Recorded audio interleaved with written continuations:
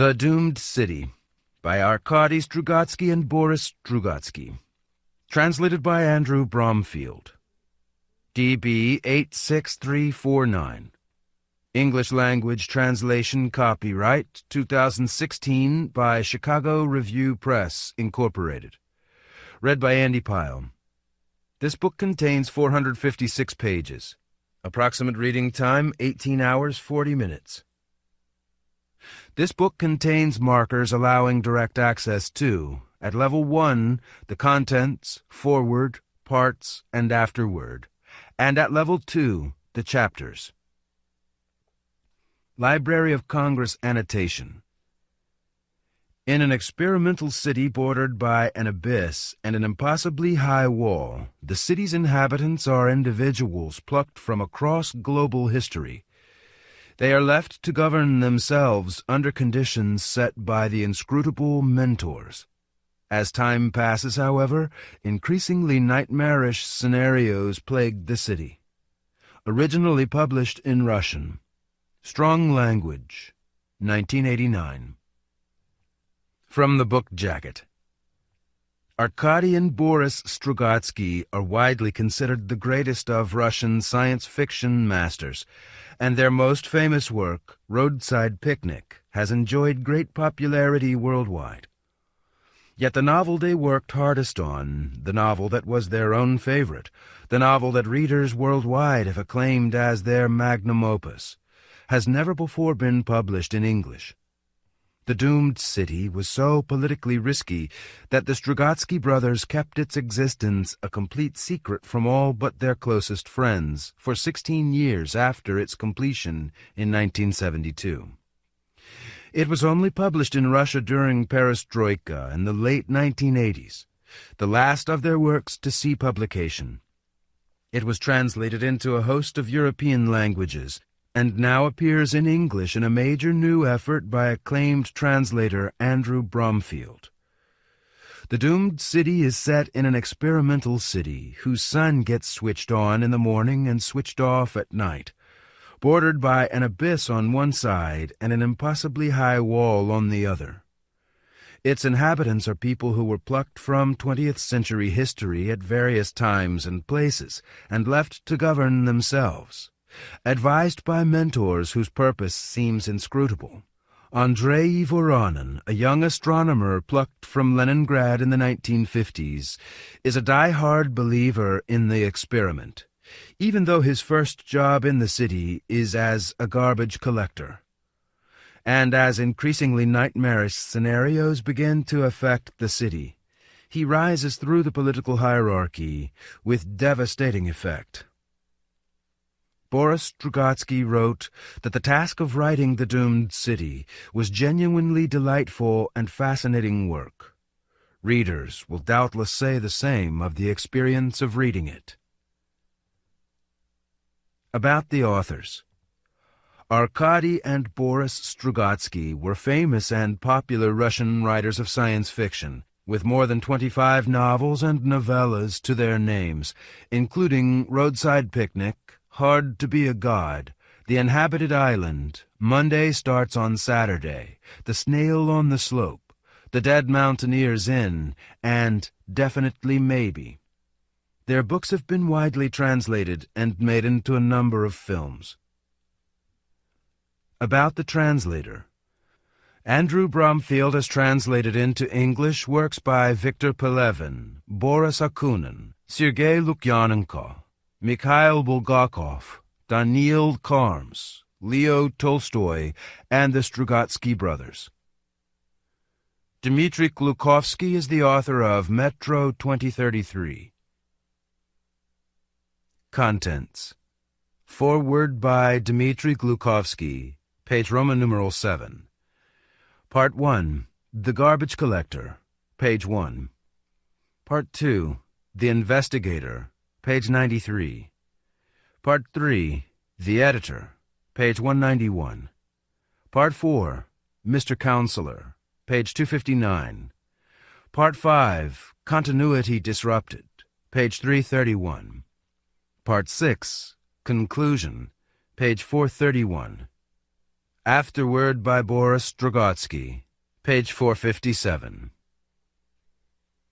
Foreword, The Experiment, by Dmitry Glukhovsky.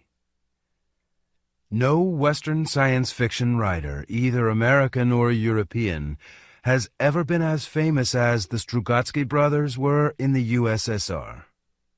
In the 1970s, whenever their latest book appeared, with an initial print run of only 500,000, only the truly fortunate were able to read it immediately.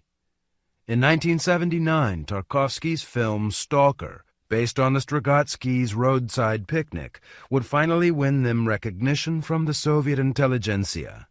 And The Enchanters, 1982, a screen adaptation of their story of magic, Monday starts on Saturday, would soon become an all-time audience favorite. But well before that, a long queue of relatives, friends, and work colleagues immediately formed for each one of those 500,000 books. Nobody found this daunting. We were used to having to stand in line and wait for the most valuable things. A month for a book, 5 years for a car, 10 years for an apartment. Of course, the difference was not merely in how many people knew the Strugatskys. The Strugatskys were known to the entire reading public of the Soviet Union, but there are also Western science fiction writers known to almost everyone. The difference is in the attitude. In the West, science fiction was always more the domain of dreamers. Science fiction literature filled a niche that it still fills to this day, a niche, moreover, that is growing narrower with every year that passes. But in the USSR, it became the absolutely genuine mainstream. The Communist Party and the government were implementing a grandiose project to remodel society, the state, the individual, and the entire world all at once. A project so fantastic that in comparison, the most audacious of writers' fantasies seemed to be no more than a forecast of what was coming tomorrow. Standard Soviet science fiction and the Strugatskys' early prose transported us into the future promised by the ideologists, a future that was just and bright, a future in which communism had triumphed and peace had reigned on Earth for a long time already. Russian had become the language of international dialogue, and all the dramatic events unfolded far out on the remote boundaries of the galaxy, to which Earthlings carried progress and prosperity. In the USSR, the present day was always hard, but the deprivations seemed justified. All of us, as a country, were simply standing in line for a happy tomorrow. And science fiction writers showed us what was waiting for us there, at the radiant shop counter of destiny, in the communist paradise. They were obliged to show it. If you went up on tiptoe, you could see the front end of the queue. In the early 1960s, Khrushchev promised the advent of communism by 1980. 5 years for a car, 10 years for an apartment, 20 years for paradise. It turned out that we could get there simply by staying alive. In paradise, rationality and humanism would be triumphant. Everything there would be honest and just. In paradise, it was explained to us, absolutely everything would be free. Society would take from each according to his abilities and give to each according to his needs. This was a plan that we were eager to believe in, and we tried to believe in it as much as we could. The Strugatskys tried too. Having grown up in wartime Leningrad, they knew and remembered the price we had to pay for victory in the war. The price we paid for the construction projects of the age, and the severity the shepherds were obliged to display if the flock they were driving along suddenly balked and refused to follow the trail to the Garden of Eden. But at the time it seemed that the end was simply too great and magnificent to ponder over the means. In fact, Any pondering could really only be done in the kitchen, among family and friends.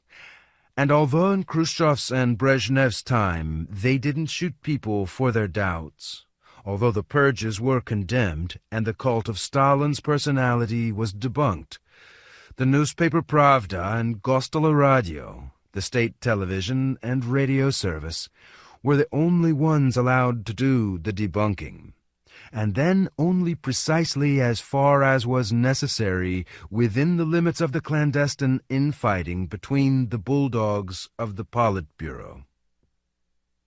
Of course, Pravda, like the rest of the press, was not merely under the control of the state. It was the state's advance guard, its assault team. And so-called serious literature was another assault team of the same kind. The novels and stories that were published naturally performed precisely delineated political and social tasks. The heroic glorification of labor and military service, the depiction of everyday Soviet happiness, and the subtle interconnections between personal relations and relations of production. Everything else, from Daniil Karms to Bulgakov and from Pasternak to Solzhenitsyn, was not recognized as literature, as if it didn't even exist at all. Writers were not supposed to create, but to serve, to color in the sketches dashed off by the Communist Party ideologists. Science fiction, however, possessed greater freedom in this respect.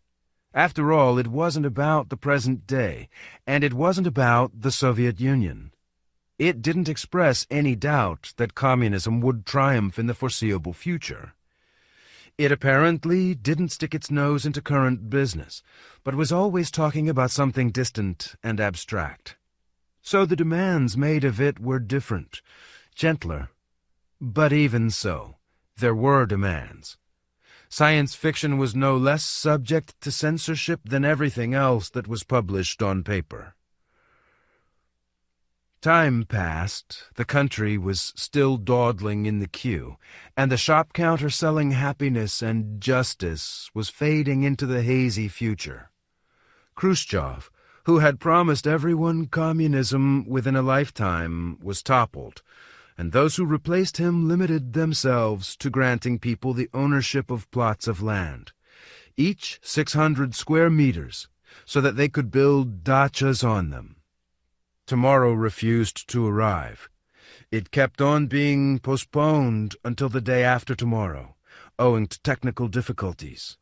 People started whispering uneasily in the queue, and as the leaders of the country grew old and relapsed into senility, the whispering grew louder. It was becoming clear that we were standing in the wrong queue, and the most frightening thing was that we might always have been standing in the wrong queue. In the Strugatskys' work, too, the whispering became more and more audible through the fanfares of lines proclaiming the happy communist future on Earth. Certainly everything on Earth was still hunky-dory and all for free, and everyone spoke Russian. But events taking place in the troubled outskirts of the galaxy sometimes suggested a different reading of the current editorial in Pravda. In the doomed city, everything apparently happens somewhere that isn't Earth, and not even on a different planet, but in a special world, a hermetic world that is located outside time and space. Its characters have been plucked out of real life, but from various countries and various times in the 20th century. Here we have a British colonel of World War I vintage. We have a German soldier who did his fighting in World War II. We have the Soviet man, Andrei, co-opted from the 1950s, and an American college professor from the 1960s. They all seem to speak the same language, but that language isn't Russian.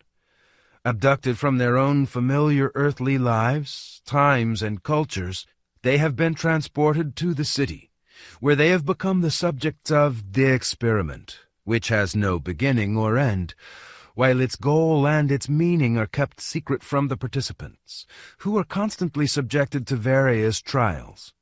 No one, in fact, has any intention at all of keeping the subjects advised about the tests that are being carried out. The organizers of the experiment look like ordinary people, just as officials of the Communist Party and case officers from the security services did. They smile just as gently and call for patience just as earnestly. And all the inhabitants of the city show patience. The doomed city was completed in 1972, but not published in full until 16 years later, after the beginning of Perestroika.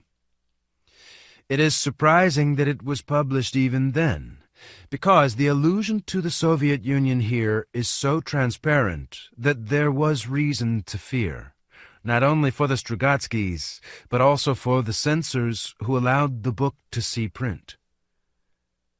Never mind the fact that it is not only inhabitants of the former Russian Empire who are enlisted to the city, that there are foreigners there too. Never mind that the regime there changes, and in some ways this city also resembles the West, perhaps even more than it resembles the Soviet Union. Never mind that the Soviet Union also exists in this book in its own right, thereby testifying that it is not the city and the city is not it. All these defensive ruses are disavowed by the theme of the endless experiment on living people. The Strugatskys, in company with the entire country, were searching for an answer to the questions, what for?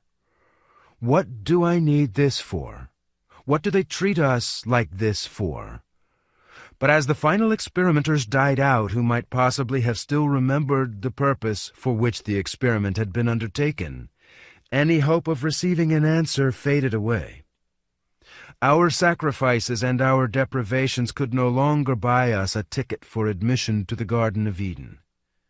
At some point, meaningful action had been transformed into eviscerated ritual, into a cargo cult. We were simply idly plodding around in circles. This queue had no beginning and no end. It was an Ouroboros, with its own tail firmly grasped in its own teeth. That is what I would have written about The Doomed City, my favorite book by the Strugatskys, a year ago.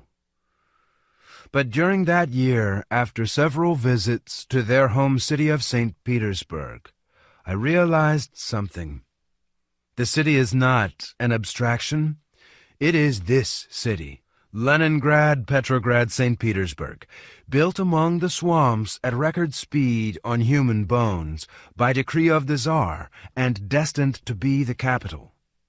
It is this city, somber and dank, not designed for human inhabitation, but obeying the order to gallantly stand and obstinately sparkle through the mist and the rust.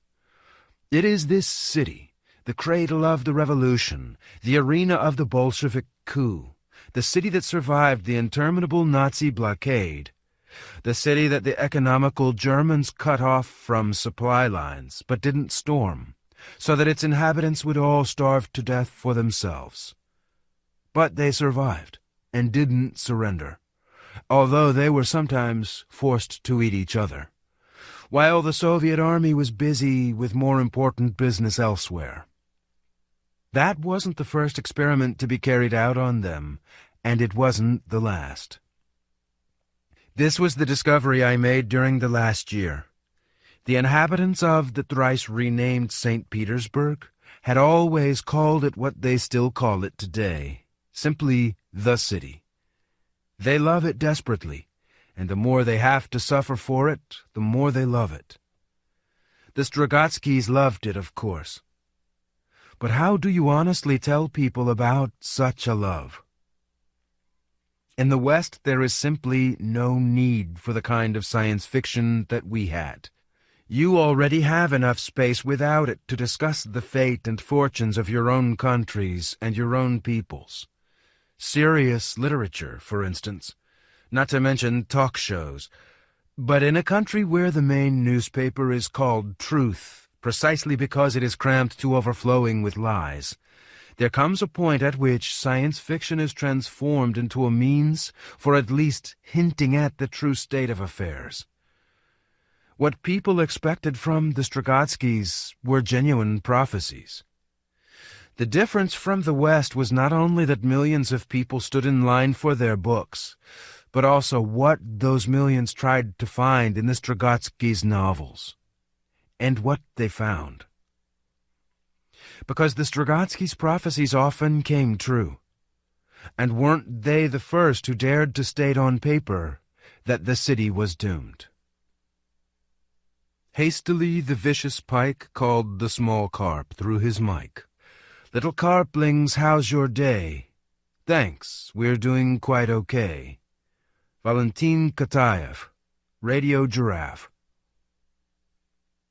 "I know thy works, and thy labor, and thy patience, and how thou canst not bear them which are evil, and thou hast tried them which say they are apostles, and are not, and hast found them liars."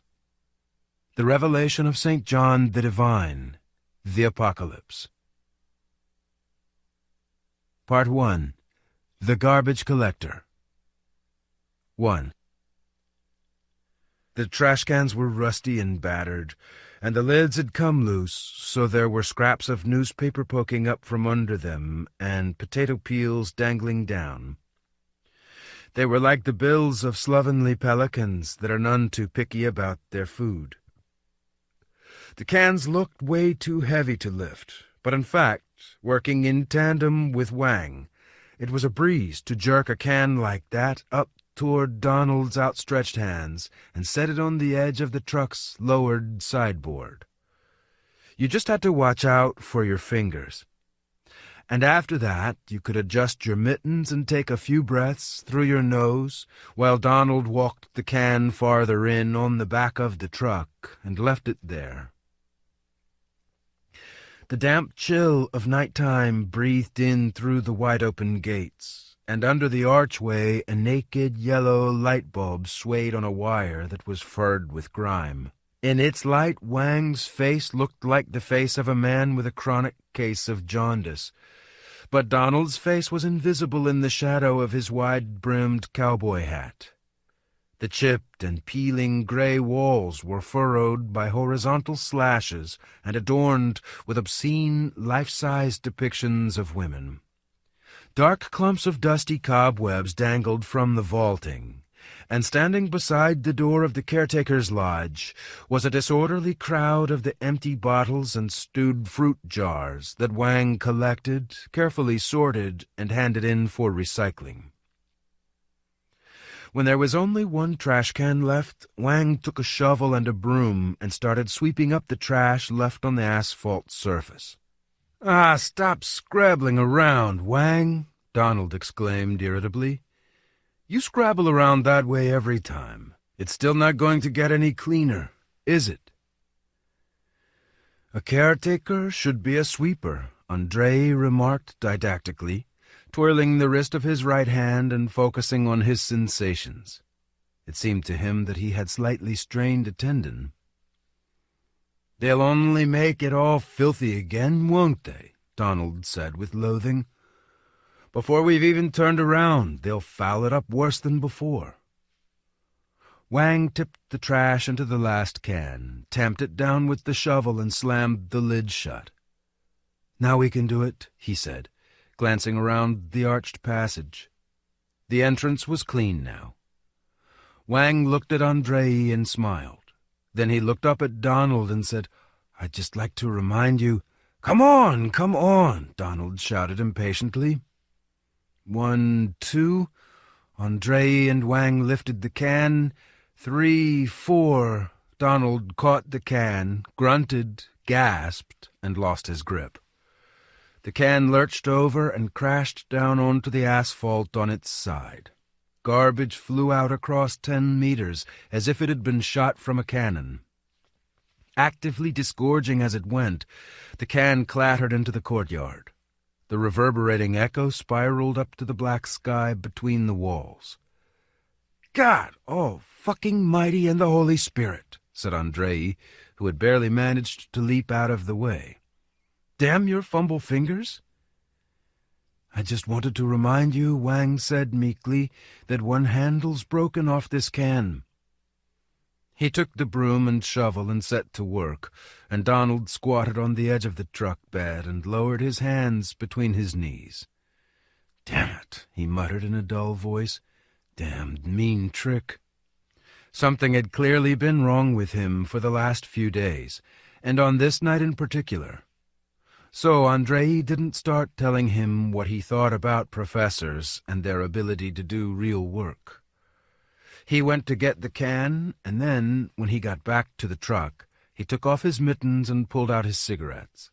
The stench from the open can was unbearable, so he lit up quickly and only then offered Donald one. Donald shook his head without speaking. His mood needed a lift.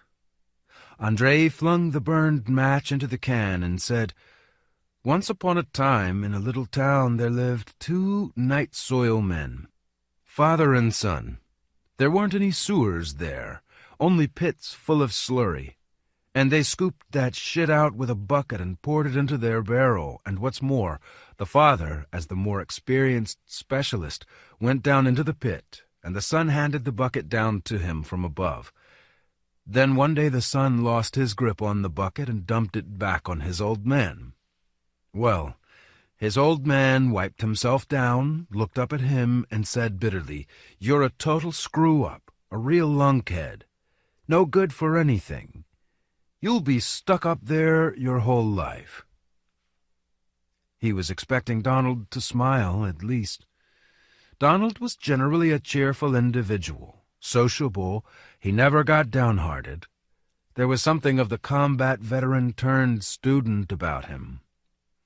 But this time Donald only cleared his throat and said in a dull voice, "You can't shovel out all the cesspits."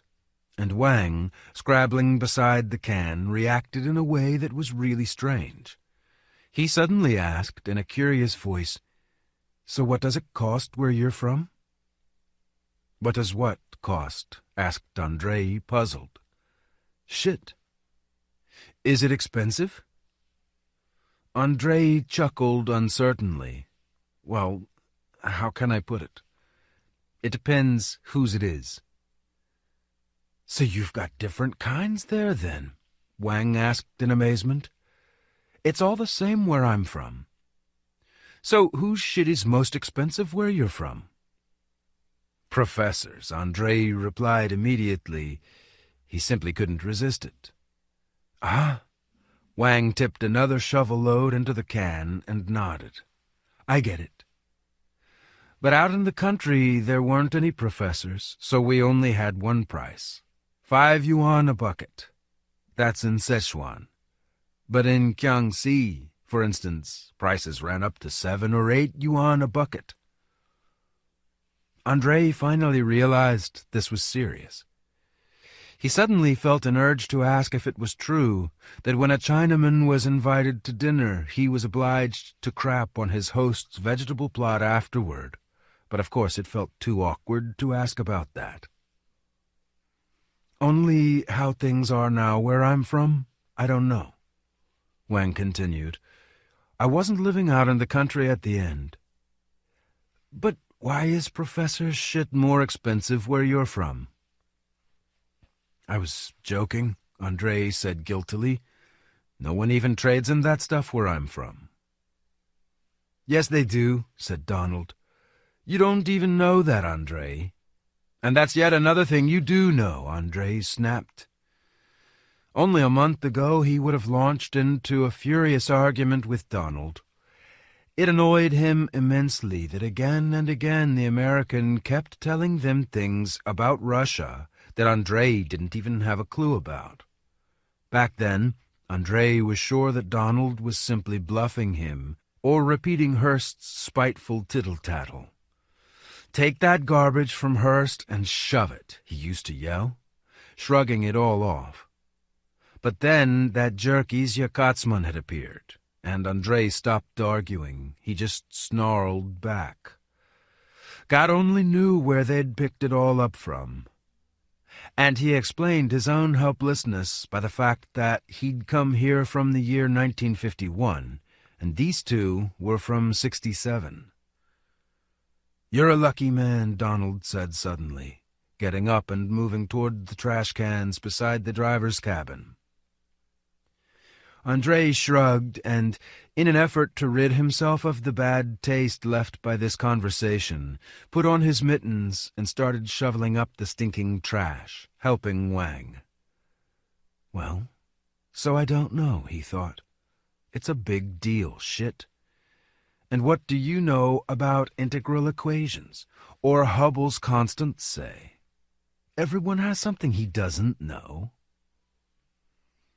Wang was stuffing the final remains of the trash into the can when the neatly proportioned figure of Police Constable Kensi Ubukata appeared in the gateway from the street. "This way, please," he said over his shoulder to someone, and saluted Andrei with 2 fingers. "Greetings, garbage collectors." A girl stepped out of the darkness of the street into the circle of yellow light and stopped beside Kensi. She was very young, no more than about 20, and really small, only up to the little policeman's shoulder. She was wearing a coarse sweater with an extremely wide neck and a short, tight skirt. Thick lipstick made her lips stand out vividly against her pale, boyish face, and her long blonde hair reached down to her shoulders. "Don't be frightened," Kensi told her with a polite smile. "They're only our garbage collectors. Perfectly harmless in a sober state. Wang," he called, "this is Selma Nagel, a new girl. Orders are to put her in your building in number 18. Is 18 free?" Wang walked over to him, removing his mittens on the way. "Yes," he said. "It's been free for a long time. Hello, Selma Nagel. I'm the caretaker. My name's Wang. If you need anything, that's the door to the caretaker's lodge. You come here." "Let me have the key," Kensi said, and saluted again. "Come on, I'll show you the way," he said to the girl. "No need," she said wearily. "I'll find it myself." "As you wish," Kensi said, and saluted again. "Here is your suitcase." The girl took the suitcase from Kensi and the key from Wang, tossed her head, and set off across the asphalt, clattering her heels and walking straight at Andrei. He stepped back to let her pass. As she walked by, he caught a strong smell of perfume and some other kind of fragrance, too. And he carried on gazing after her as she walked across the circle of yellow illumination. Her skirt was really short, just a bit longer than her sweater. Her legs were bare and white. To Andrei they seemed to glow as she walked out from under the archway into the yard. And in that darkness all he could see were her white sweater and flickering white legs. Then a door creaked, screeched, and crashed, and after that Andrei mechanically took out his cigarettes again and lit up, imagining those delicate white legs walking up the stairs, step by step. Smooth calves, dimples under the knees, enough to drive you crazy. He saw her climbing higher and higher, floor after floor, and stopping in front of the door of apartment 18, directly opposite apartment 16. Damnation. I ought to change the bed sheets at least. I haven't changed them for 3 weeks. The pillowcase is as gray as a foot rag. But what was her face like? Well, I'll be damned, I don't remember anything about what her face looked like. All I remember are the legs. He suddenly realized that no one was saying anything, not even the married man Wang, and at that moment Kensi started speaking. "I have a first cousin, once removed, Colonel Maki, a former colonel of the former Imperial Army. At first he was Mr. Oshima's adjutant, and he spent 2 years in Berlin. Then he was appointed our acting military attaché in Czechoslovakia, and he was there when the Germans entered Prague. Wang nodded to Andrei. They lifted the can with a jerk and successfully shunted it onto the back of the truck. And then, Ken-si continued at a leisurely pace, lighting up a cigarette. He fought for a while in China, somewhere in the south, I think it was, down Canton way. And then he commanded a division that landed on the Philippines, and he was one of the organizers of the famous March of Death, with 5,000 American prisoners of war. Sorry, Donald. And then he was sent to Manchuria and appointed head of the Sakhalin fortified region, where, as it happens, in order to preserve secrecy, he herded 8,000 Chinese workers into a mine shaft and blew it up. Sorry, Wang. And then he was taken prisoner by the Russians, and instead of hanging him or handing him over to the Chinese, which is the same thing, all they did was lock him up for 10 years in a concentration camp. While Ken-si was telling them all this, Andrei had time to clamber up onto the back of the truck, help Donald line up the cans there, raise the sideboard and secure it, jump back down onto the ground, and give Donald a cigarette. And now the three of them were standing in front of Ken-si and listening to him. Donald Cooper, long and stooped in a faded boiler suit, a long face with folds beside the mouth and a sharp chin with a growth of sparse gray stubble. And Wang, broad and stocky, almost necklace, in an old, neatly darned wadded jacket, a broad, brownish face, little snub nose, affable smile, dark eyes in the cracks of puffy eyelids. And Andrei was suddenly transfixed by a poignant joy at the thought that all these people from different countries, and even from different times, were all here together, and all doing one thing of great importance, each at his own post. Now he's an old man, Ken-si concluded, and he claims that the best women he ever knew were Russian women, emigrants in Harbin. He stopped speaking, dropped his cigarette butt, and painstakingly ground it to dust with the sole of his gleaming ankle boot. Andrei said, "What kind of Russian is she?" "Selma, and Nagel, too?" "Yes, she's Swedish," said Ken-si, "but all the same. The story came to me by association." "Okay, let's go," Donald said, and climbed into the cabin. "Listen, Ken-si," said Andrei, taking hold of the cabin door. "Who were you before this?" "An inspector at the foundry, and before that, minister of communal—" "No, not here. Back there." "Ah, there?" "Back there I was literary editor for the journal Hayakawa." Donald started the motor, and the vintage truck began shaking and rattling, belching out thick clouds of blue smoke. "Your right-side side light isn't working?" Ken-si shouted. "It hasn't worked in all the time we've been here," Andrei responded. "Then get it fixed. If I see it again, I'll fine you." "They set you on to hound us." "What? I can't hear." "I said, catch bandits, not drivers," Andrei yelled, trying to shout over the clanging and clattering. "What's our sidelight to you? When are they going to send all you spongers packing?" "Soon," Ken-si said. "Any time now. It won't be more than 100 years." Andrei threatened Ken-si with his fist, waved goodbye to Wang, and plumped into the seat beside Donald. The truck jerked forward, scraping one side along the wall of the archway, trundled out onto Main Street, and made a sharp turn to the right. Settling himself more comfortably so that the spring protruding from the seat wasn't pricking his backside, Andrei cast a sideways glance at Donald, who was sitting up straight, with his left hand on the steering wheel and his right on the gear shift. His hat was pushed forward over his eyes, his pointed chin was thrust out, and he was driving at top speed.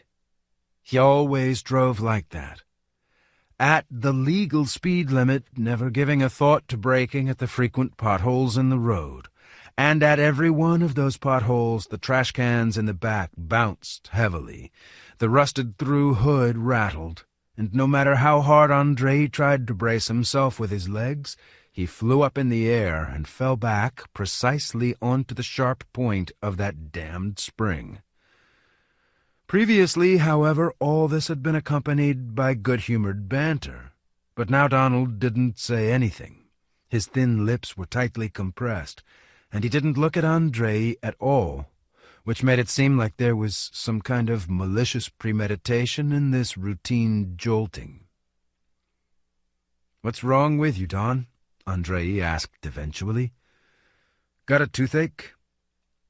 Donald twitched one shoulder briefly and didn't answer. "Really, you haven't been yourself these last few days. I can see it. Maybe I've unintentionally offended you somehow?" "Drop it, Andrei," Donald said through his teeth. "Why does it have to be about you?" And again Andrei fancied that he heard some kind of ill will, even something offensive or insulting in these words. How could a snotty kid like you offend me, a professor? But then Donald spoke again. "I meant it when I said you were lucky. You really are someone to be envied. All this just kind of washes right over you, or passes straight through you, but it runs over me like a steamroller. I haven't got a single unbroken bone left in me." "What are you talking about? I don't understand a thing." Donald said nothing, screwing up his lips. Andrei looked at him, glanced vacantly at the road ahead, squinted sideways at Donald again, scratched the back of his head, and said disconcertedly, "Word of honor, I don't understand a thing. Everything seems to be going fine." "That's why I envy you," Donald said harshly. "And that's enough about this. Just don't take any notice." "So how am I supposed to do that?" said Andrei, seriously perturbed now. "How can I not take any notice? We're all here together. You, me, the guys.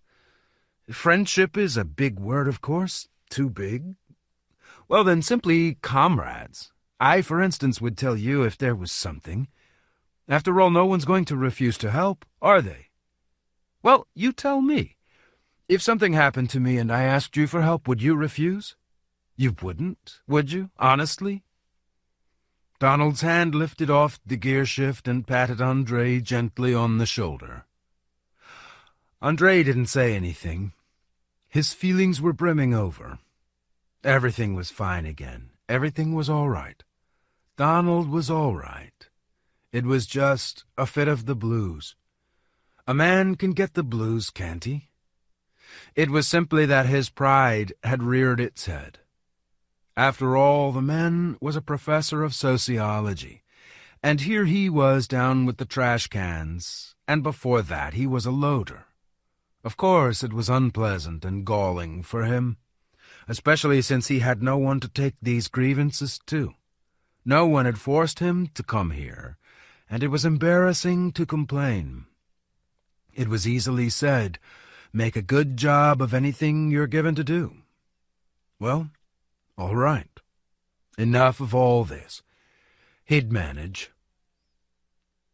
The old truck was already trundling along over diabase rendered slippery by settled mist, and the buildings on both sides had become lower and more dilapidated, and the lines of street lamps running along the street had become dimmer and sparser.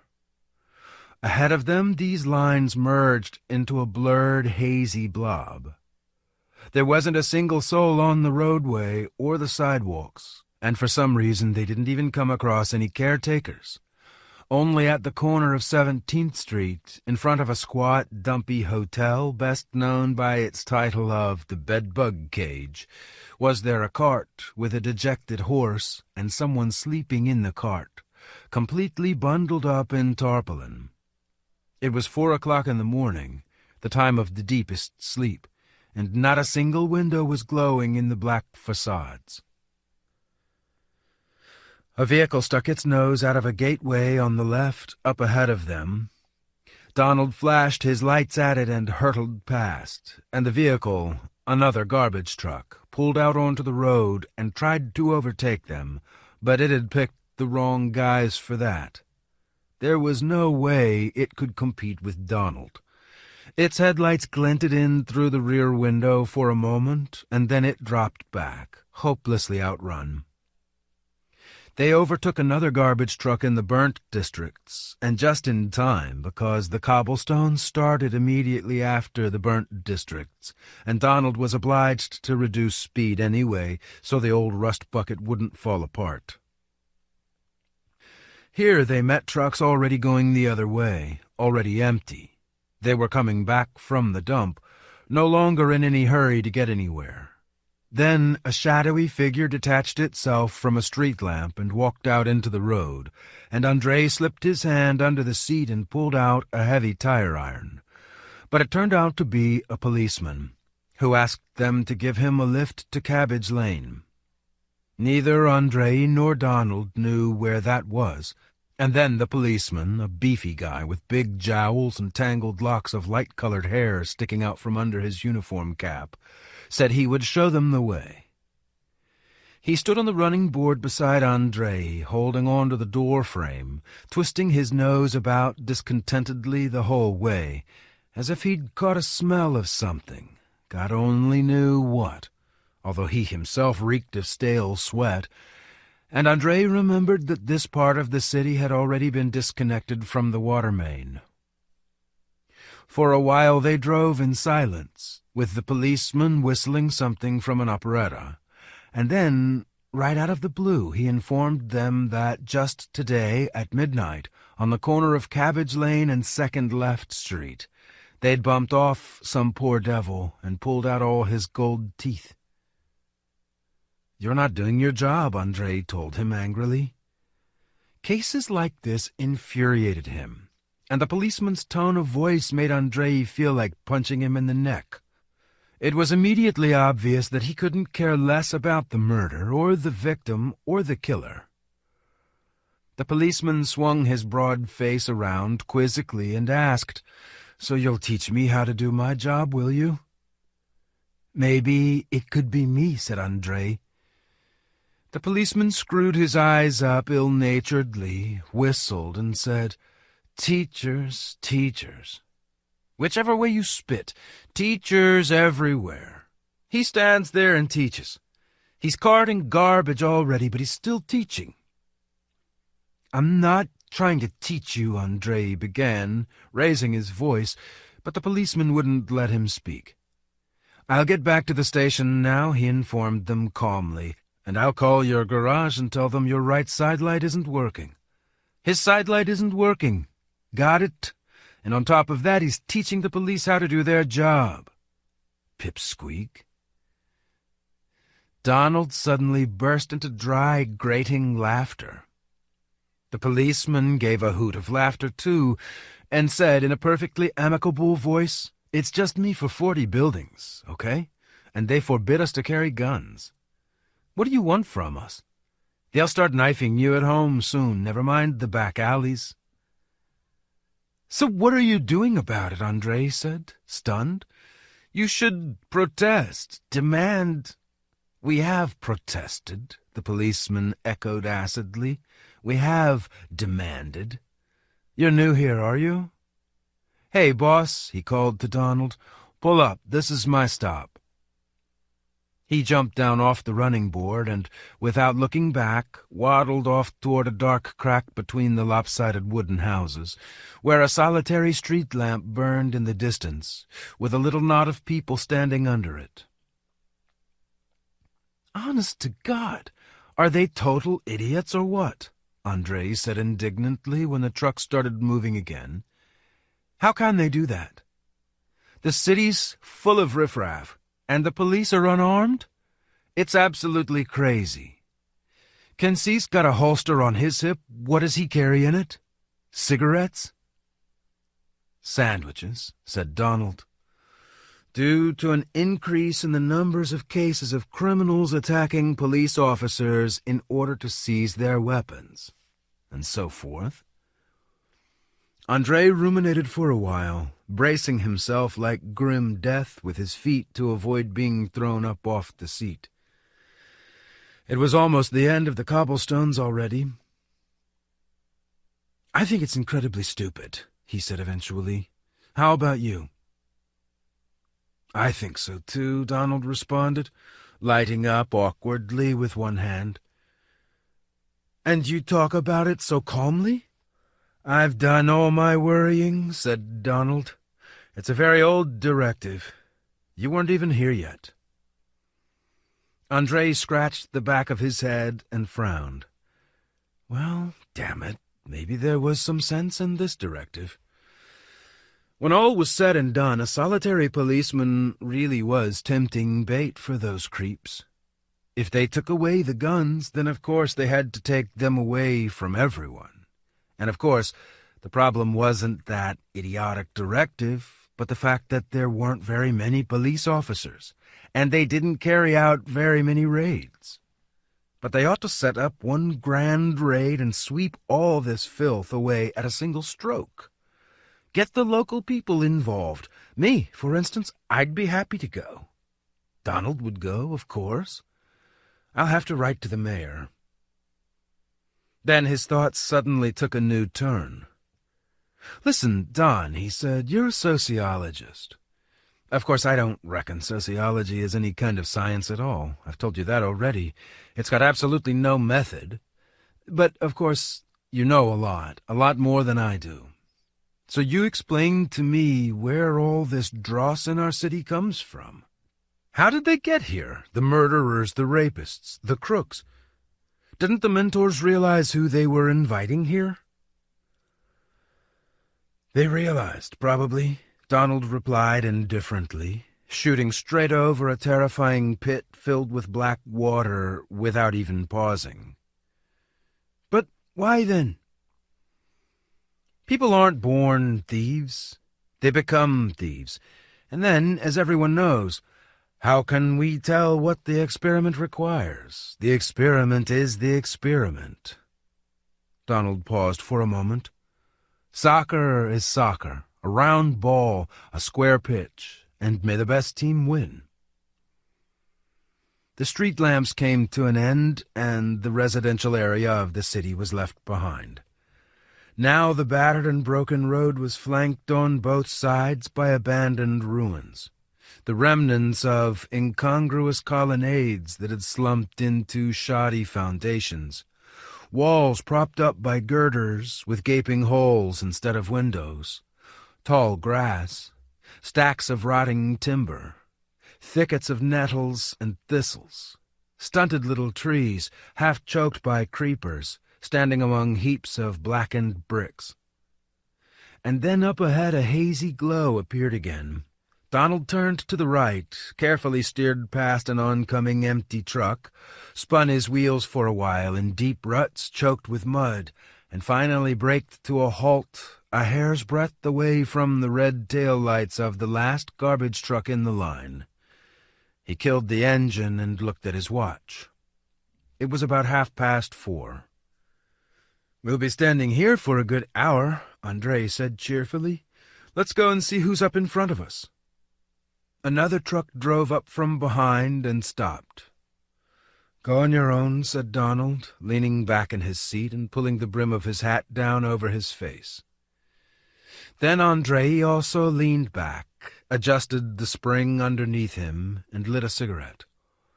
Up ahead, unloading was proceeding at full tilt. Trash can lids clattered, the tallyman's high voice shouted, 8, 10. 1,000 candle-power lamp under a flat tin plate swayed on its pole. Then suddenly voices from several different throats started yelling at once. "Where are you going? Fuck it! Pull back! You're the blind asshole here. You looking for a smack in the mouth?"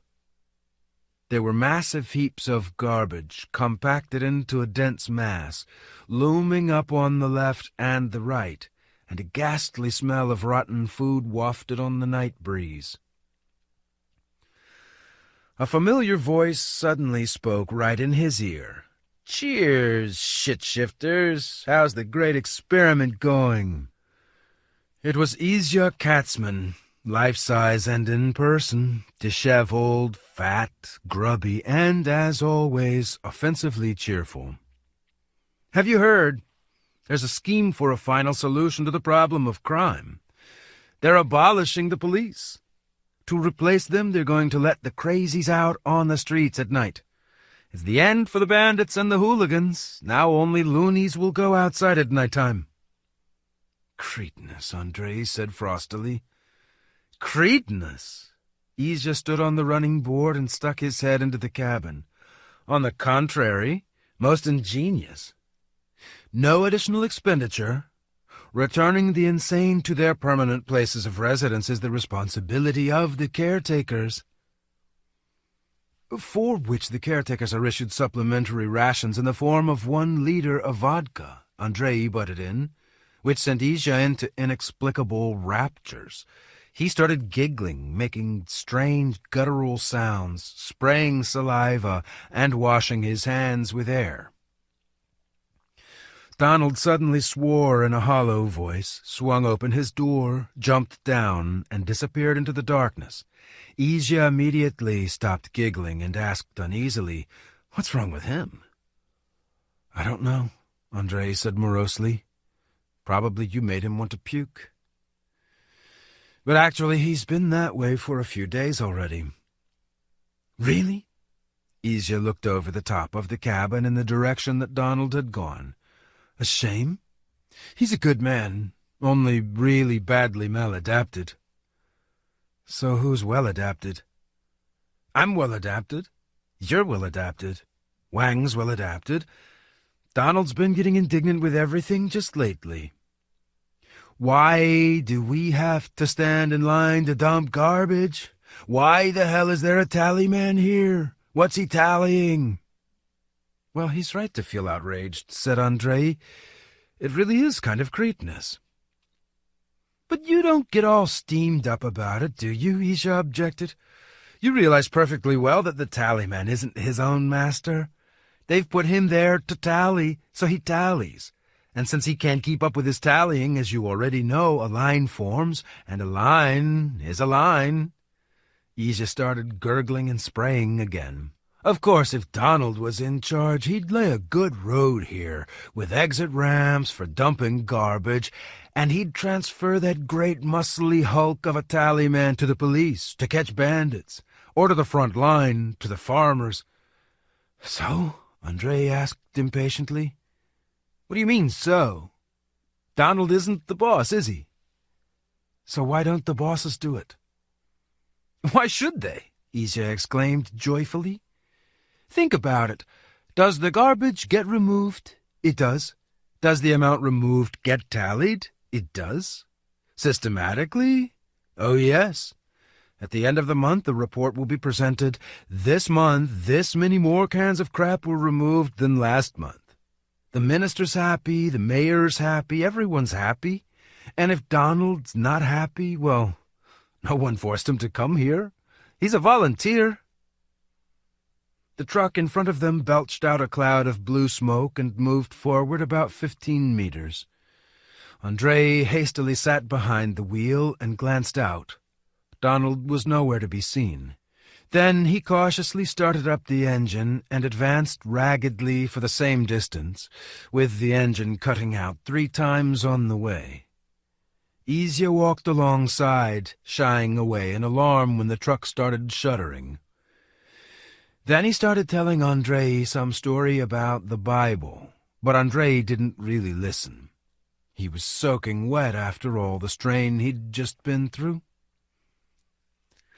Under the bright lamp they were still clanging garbage cans, and the air was thick with obscenities. Something struck the roof of the cabin and bounced off, but Andrei took no notice.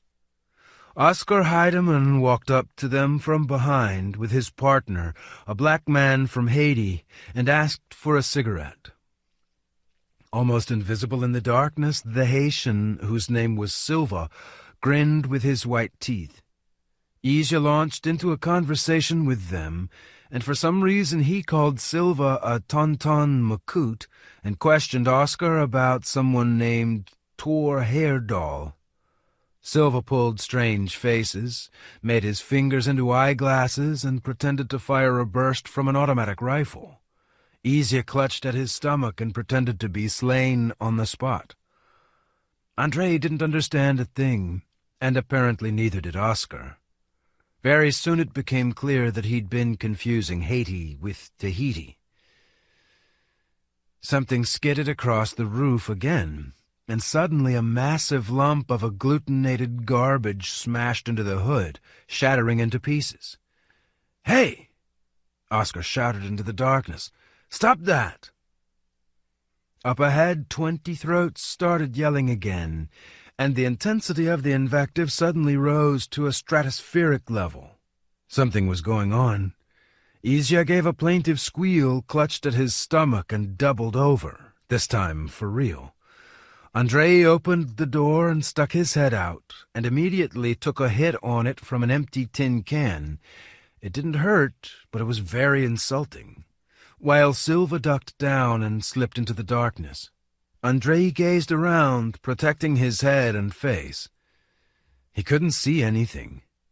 A hail of rusty cans, pieces of rotten wood, old bones, and even fragments of bricks was showering down from behind the heaps of garbage on the left. He heard a jangle of breaking glass.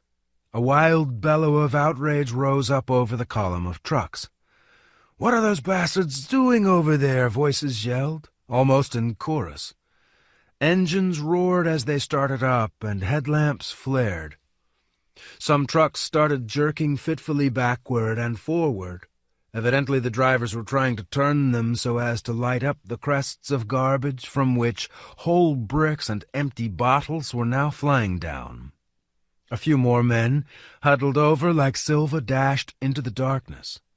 Andrei noticed in passing that Izya had crouched down beside the back of the truck with a tear-stained face and was feeling at his stomach.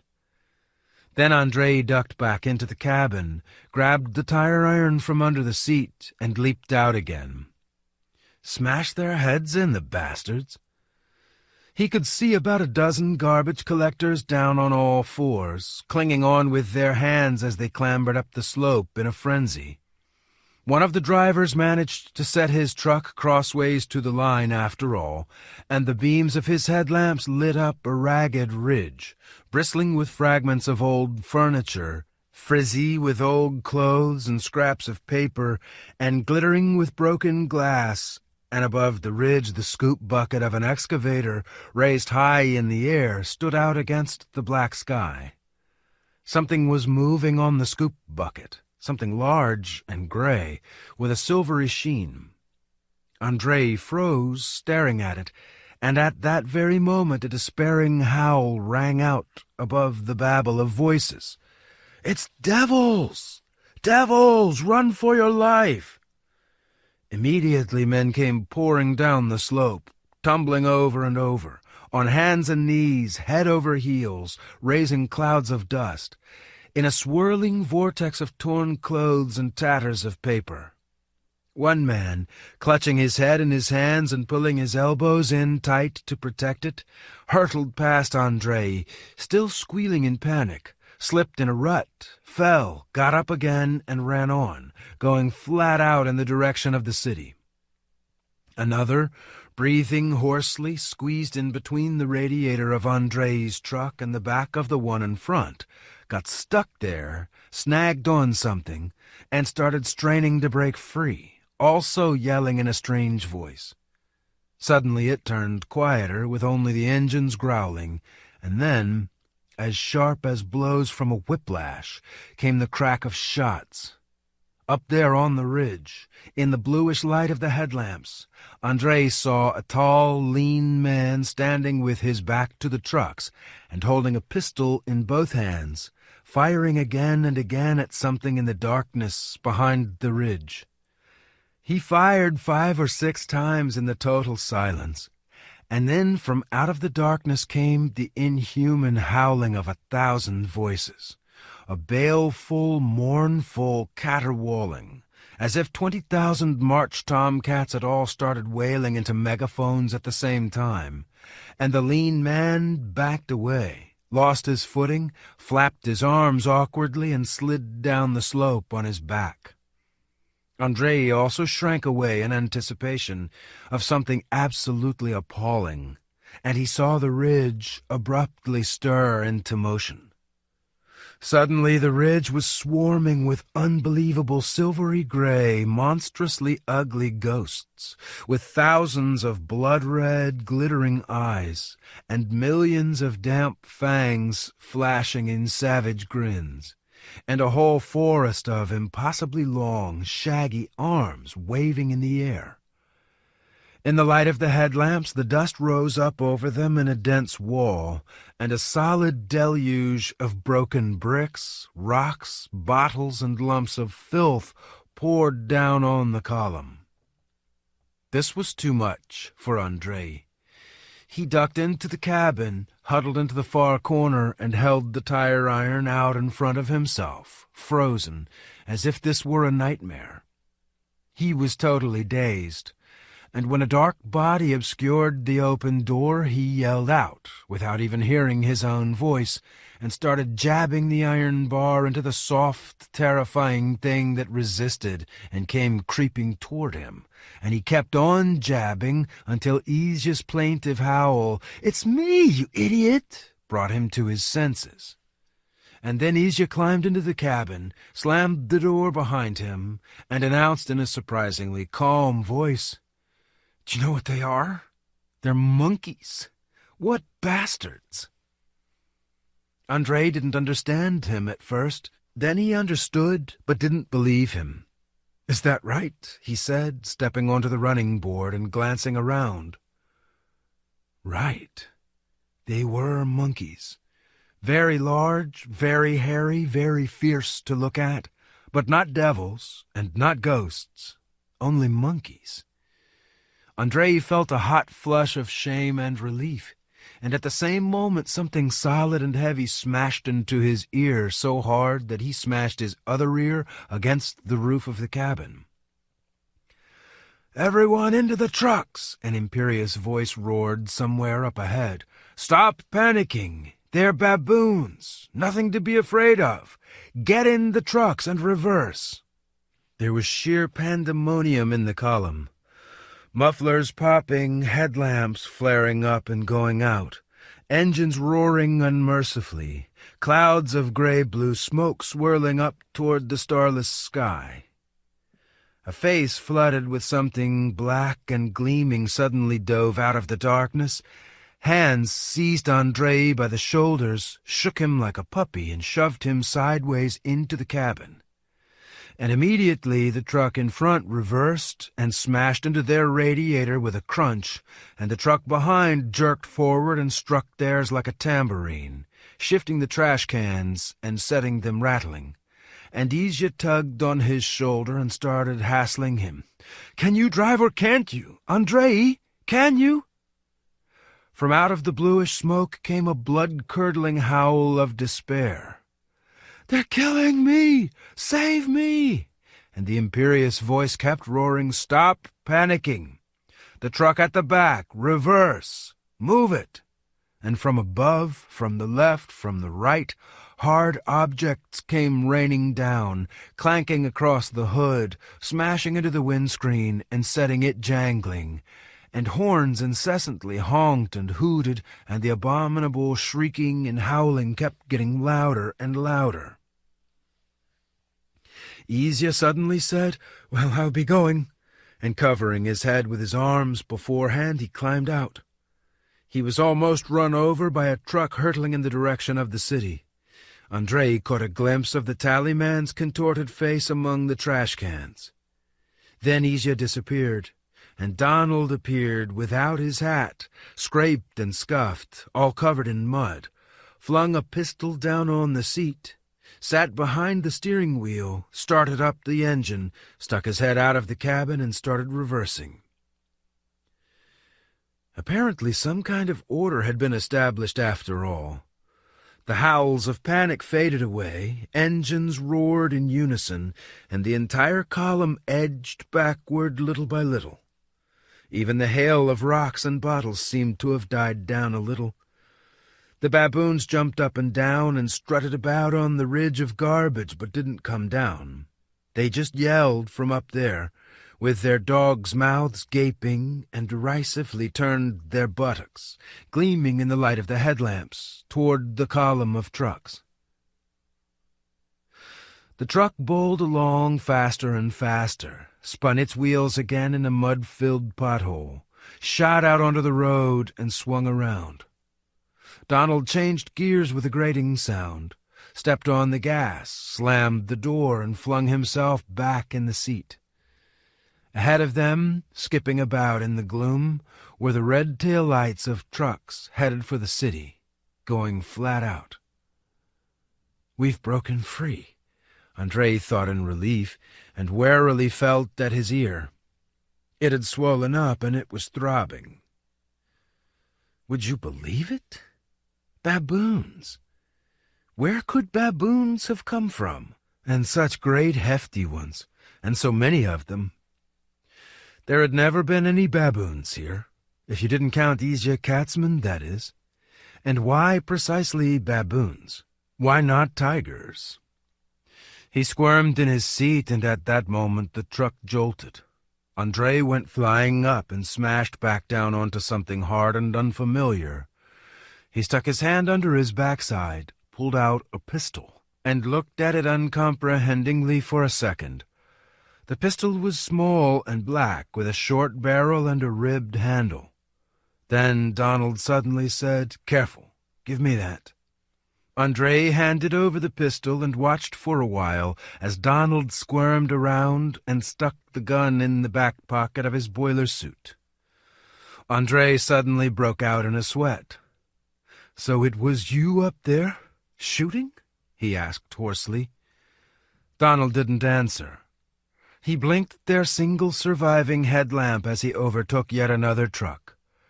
Several baboons darted through an intersection right in front of their radiator, but Andrei wasn't interested in them. "Where did you get a gun from, Don?" Again Donald didn't answer. He just made a strange gesture with his hand, an attempt to pull a non-existent hat down over his eyes.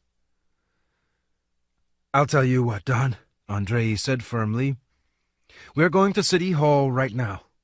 You're going to hand in the pistol and explain how you got hold of it." "Don't talk nonsense," Donald responded, screwing up his face. "Why don't you just give me a cigarette instead?" Andrei mechanically took out his pack. "It's not nonsense," he said. "I don't want to know anything. You kept it quiet, okay? It's your private business, and anyway, I trust you. But in the city, only bandits have guns. I don't want to make anything of it, but basically, I don't understand you. Basically, you've got to hand it in and explain everything. And don't go acting like it's all nonsense. I've seen the state you've been in just recently. Better go and tell them the whole story at once." Donald turned his head for a second and looked into Andrei's face. It wasn't clear what that was in his eyes. Maybe derision, maybe distress. But at that moment he seemed very old to Andrei, very infirm and somehow haggard. Andrei felt embarrassed and perplexed, but he immediately pulled himself together and repeated firmly, "Hand it in and tell them everything. Everything." "Do you realize those monkeys are headed for the city?" Donald asked. "So what?" said Andrei, bewildered. "Yes, indeed. So what?" said Donald, and burst into grisly laughter. 2. The monkeys were already in the city. They were dashing along the cornices of buildings, dangling from lamp-posts like bunches of grapes, dancing at intersections in macabre, shaggy hordes, clinging to windows, flinging cobblestones torn up out of the road, and pursuing frenzied people who had fled into the streets in nothing but their underwear. Donald stopped the truck several times to let fugitives up onto the back. The trash cans had been flung off a long time ago. Once a deranged horse, harnessed to a wagon, dashed across in front of the truck. But now there was no one sleeping in the wagon bundled up in tarpaulin, not any longer. Squatting in it, swaying to and fro, waving its massive, long, hairy arms about and wailing stridently, was a huge, burly, silvery baboon. Andrei saw the wagon crash straight into a lamppost and the horse go hurtling on, trailing the snapped traces behind it, while the baboon flitted jauntily across onto the nearest drainpipe and disappeared up onto the roof. The square in front of City Hall was a seething vortex of panic. Vehicles drove up and drove away. Policemen ran around. Disoriented people wandered around in their underwear. And at the entrance, some men had pressed some official or other up against the wall and were shouting at him, demanding something or other, while he tried to fend them off by jabbing with his cane and swinging his briefcase. "What an unholy mess," Donald said, and jumped out of the truck. They ran into the building and immediately lost each other in a stupefying crowd of men in civilian clothing, men in police uniforms, and men in underclothes. The air was filled with the confused babble of innumerable voices, and the tobacco smoke made Andrei's eyes smart. "You've got to understand, I can't, not like this, in nothing but my underpants. Open the arsenal immediately and hand out guns. Damn it all, at least hand out guns to the police. Where's the chief of police? He was hanging around here just a moment ago. My wife's still in there, can't you understand that? And my old mother-in-law? Listen, it's no big deal, after all, monkeys are just monkeys. Just imagine it. I wake up and there's someone sitting on the windowsill. And where's the chief of police? Still snoring in the sack, is he, the fat ass? We had one street lamp in our alley. They knocked it down. Kovalevsky, room 20, quickly. But surely you must agree that in just my underpants... Who can drive? Drivers. Everyone out into the square. Gather at the advertising column. But where, damn it all, is the chief of police? Has he done a runner, the lousy bastard? Right, listen up. You take some guys and get down to the foundry. Get those, those rod things for the park fencing. All of them. Take them all and get straight back here. And I hammered that hairy face so hard I broke my hand, I swear to God. And he yells, God almighty, what are you doing? It's me, Freddy. Total darned bedlam. But are air rifles any good? 3 trucks to 72nd District, 73rd District, 5 trucks. Kindly give instructions for the issue of supplementary kit. Only it has to be signed for, so they'll return it afterward. Listen, have they really got tails? Or was I seeing things? Andrei was jostled, squeezed, and pressed up against the walls of the corridor. His feet were trampled black and blue, and he himself jostled people, squeezed through between them and shouldered them aside. At first he looked for Donald, in order to be present as a witness for the defense at the confession and the handing in of the gun, and then it hit home that the baboon invasion was obviously very serious business, if it had stirred up a hornet's nest like this. And he immediately regretted that he couldn't drive a truck, didn't know where the foundry with the mysterious rods was, and couldn't issue supplementary kit to anyone, and it seemed pretty much like he was no use to anyone here. He did at least attempt to inform people about what he had seen with his own eyes. Maybe the information would prove useful, but some simply didn't listen to him, and others interrupted as soon as he began and started telling their own stories. He realized with a heavy heart that there were no familiar faces in this eddying whirlpool of uniforms and underpants. He only caught a brief glimpse of Silva, with his head bandaged up in a bloody rag, before the black man instantly disappeared. But in the meantime, measures of some kind were clearly being taken. Someone was organizing someone else and sending him somewhere. The voices were getting louder and louder, sounding more and more confident. The underpants started disappearing little by little, while the number of uniforms noticeably increased.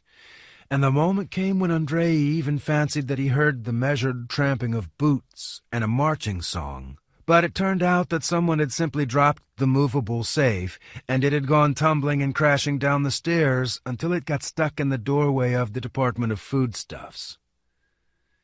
And then Andrei did spot a familiar face. A functionary, a former colleague of his from the accounts department at the Office of Weights and Measures. Elbowing his way through people coming the other way, he overtook the functionary, pressed him back against the wall, and blurted out in a single breath that he, Andrei Voronin, remember we used to work together, was a garbage operative now. I can't find anyone. Send me somewhere to do something. You must need people, surely. The functionary listened for a while, blinking crazily and making feeble, convulsive attempts to break free. Then suddenly he pushed Andrei away, yelling, "Where can I send you? Can't you see I'm taking documents to be signed?" And he took off down the corridor, almost running. Andrei made several more attempts to participate in organized activity, but everyone rebuffed him or gave him the cold shoulder. Everyone was in a terrible hurry. There was literally not a single person who was just standing there calmly and, say, drawing up a list of volunteers. With bitter resolve, Andrei started flinging open all the doors, one after another, hoping to find someone or other in charge, someone who wasn't running around, who wasn't shouting and waving his arms about. Even the most basic reasoning clearly indicated that somewhere around here there had to be something like a headquarters, a place from which all this feverish activity was being directed. The first room was empty. In the second, one man in his underpants was shouting loudly into a telephone receiver, and a second was cursing as he pulled on a regulation warehouse coat that was too tight. Protruding from under the coat was a pair of police breeches and ankle boots that had been patched over and over again, with no laces. Glancing into the third office, Andrei was lashed across the eyes by something pink with buttons and immediately recoiled, catching only a brief glimpse of a remarkably corpulent frame, clearly female. But in the fourth office, he discovered the mentor. He was sitting on the windowsill with his feet pulled up, hugging his knees and looking out through the window into the darkness illuminated by the scudding light of headlamps. When Andrei came in, the mentor turned a benign, florid face toward him, jerked his eyebrows up slightly, as he always did, and smiled. And at the sight of that smile, Andrei immediately calmed down. His rancorous anger faded away, and suddenly it was clear that everything was bound to sort itself out in the end. Everything would fall into place, and basically turn out just fine. "Just look," Andrei said, spreading his arms and smiling back. "It turns out that I'm no use to anyone. I can't drive. I don't know where the foundry is. I can't understand a thing in all this crazy uproar." "Yes," the mentor agreed sympathetically. "It's absolute mayhem." He lowered his feet off the windowsill, stuck his hands under his thighs, and dangled his legs like a child. Quite unseemly, really, even shameful. Serious adults, most of them experienced. So they're not organized enough, right, Andrei? So certain important matters have been allowed to slide. Inadequate preparedness, lack of discipline. Well, and bureaucracy, too, of course. "Yes," said Andrei, "of course. You know what I've decided? I'm going to stop trying to find anyone or trying to figure anything out. I'm just going to grab some kind of stick and go.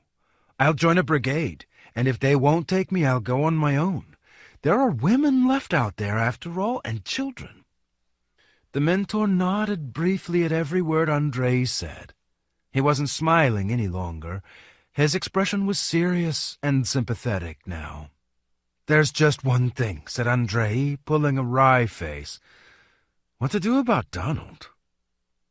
"Donald?" the mentor echoed, raising his eyebrows. "Ah, Donald Cooper?" He laughed. "Of course you think Donald Cooper must already have been arrested and repented of his sins?" "Nothing of the sort. At this precise moment, Donald Cooper is organizing a brigade of volunteers to repel this brazen invasion. And of course he isn't any kind of gangster, and he hasn't committed any crimes. And he got the gun on the black market in exchange for an old repeating watch. There's nothing to be done. He's spent his entire life with a gun in his pocket. He's used to it."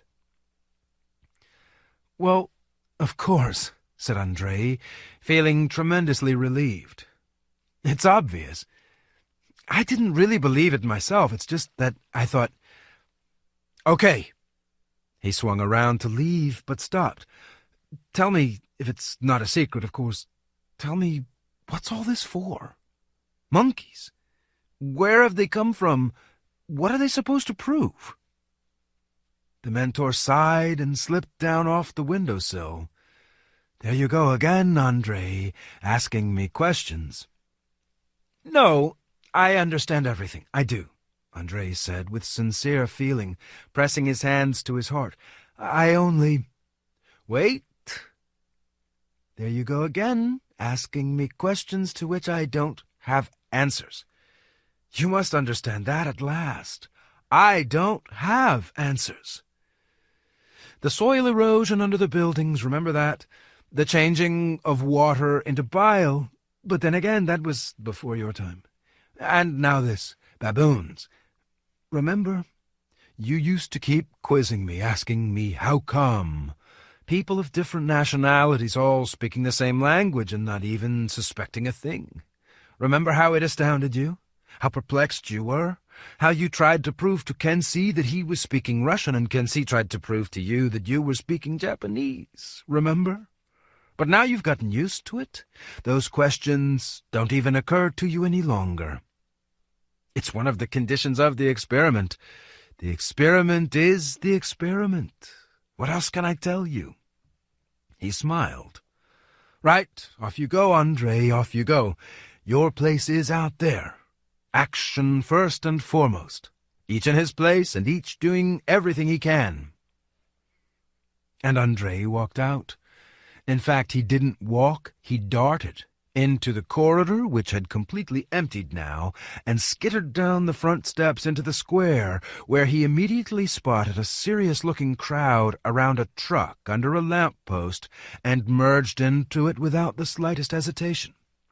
Someone thrust a heavy metal picket into his hand, and he felt armed, strong, and ready for decisive battle.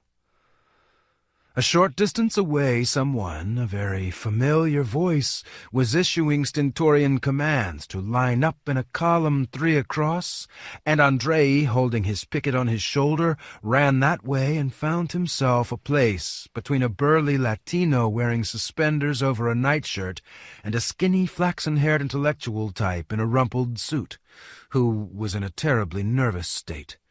He kept taking off his eyeglasses, breathing on the lenses, wiping them with a handkerchief, sticking them back on his nose, and adjusting them with his thumb and forefinger. It was a small brigade, only about 30 men, and the one giving the commands turned out to be Fritz Heiger, which was rather galling in a way, but on the other hand, Andrei had to admit that in this situation, Fritz Heiger, although he might be a random leftover from the Nazi defeat, had shown up in exactly the right place. As befitted a former non-commissioned officer of the Wehrmacht, his manner of expressing himself was forthright, and listening to him was quite repugnant. "Cover off!" he yelled, loud enough for the whole square to hear, as if he were commanding a regiment on tactical exercises. "Hey, you there in the flip-flops! Yes, you! Pull your belly in. And you, the one with your legs spread like a cow after she's been mounted? That applies to you, too. Trail pikes, Not shoulder pikes, I said trail. You, the woman in suspenders. 'Tention! Following me, forward, as you were. Forward, march! They shuffled off raggedly. Someone immediately stepped on Andrei's heel from behind. He stumbled, shoved the intellectual type with his shoulder, and the intellectual type, of course, dropped the glasses that he was wiping yet again. "Clumsy clod," Andrei said to him, losing his temper. "Be careful," the intellectual type whined in a shrill voice. "For God's sake," Andrei helped him find his glasses, and when Fritz pounced on them, choking on his fury, Andrei told him to go to hell. Andrei and the intellectual type, who kept thanking him non-stop as he stumbled along, caught up with the column and covered another 20 meters or so before they were all ordered to board the trucks. However, there was only one vehicle, a special truck for transporting wet cement.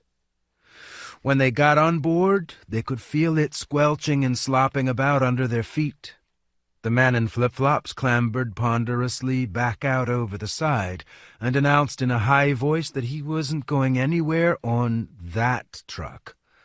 Fritz ordered him to get back onto the truck. The man protested in an even higher voice that he was wearing flip-flops and his feet were soaked. Fritz made mention of a pregnant swine. The man in the soaked flip-flops, not frightened in the least, protested that he certainly wasn't a swine, that a swine might possibly agree to ride in that filth. He offered his profound apologies to all who had agreed to ride in this pigsty, but at this point the Latino clambered down off the back of the truck, spat disdainfully at Fritz's feet, stuck his thumbs under his suspenders, and strolled away at a leisurely pace. Observing all this, Andrei experienced a certain malicious delight. Not that he approved of the actions of the man in flip-flops, let alone those of the Mexican. They had undeniably acted in an uncomradely manner and in general behaved like Philistines. But it was extremely interesting to wait and see what our bruised and battered Unterleutnant would do now, and how he would extricate himself from the situation that had arisen. Andrei was obliged to admit that the bruised and battered Unterleutnant extricated himself with honor intact. Without saying a word, Fritz swung around on his heels, hopped up onto the running board beside the driver, and commanded, "Let's go." The truck set off, and at that very moment someone switched on the sun. Struggling to stay on his feet, constantly clutching at the men next to him, Andrei watched with his neck twisted around as the crimson disk slowly kindled to a blaze at its usual spot. First, the disk trembled, seeming to pulsate, growing brighter and brighter, turning orange, then yellow, then white. And then it went out for an instant, and immediately flared up again at full power, so bright that it was impossible to look at. The new day had begun. The impenetrably black, starless sky turned a hazy light blue, sultry, with a breath of wind as hot as if it were blowing out of a desert. On all sides the city seemed to appear out of nothing. Bright, colorful, streaked with bluish shadows, huge and vast. Multiple stories heaped up on top of each other. Buildings banked up above buildings, and not a single building was like any other. And the incandescent yellow wall could be seen, rising up and disappearing into the sky on the right. And on the left, in the openings above the roofs, an azure void appeared, as if the sea were over that way, and you instantly started feeling thirsty. Out of habit, many of the men immediately looked at their watches. It was exactly 8 o'clock. They only drove for a short time. Apparently the monkey hordes hadn't reached this area yet. The streets were quiet and deserted, as always at this early hour. Here and there in the buildings, windows were being flung open, and still sleepy people were stretching drowsily and watching the truck indifferently. Women in nightcaps hung mattresses out across windowsills. On one of the balconies, a wiry old man diligently performed his morning exercises in striped underpants, with his beard fluttering.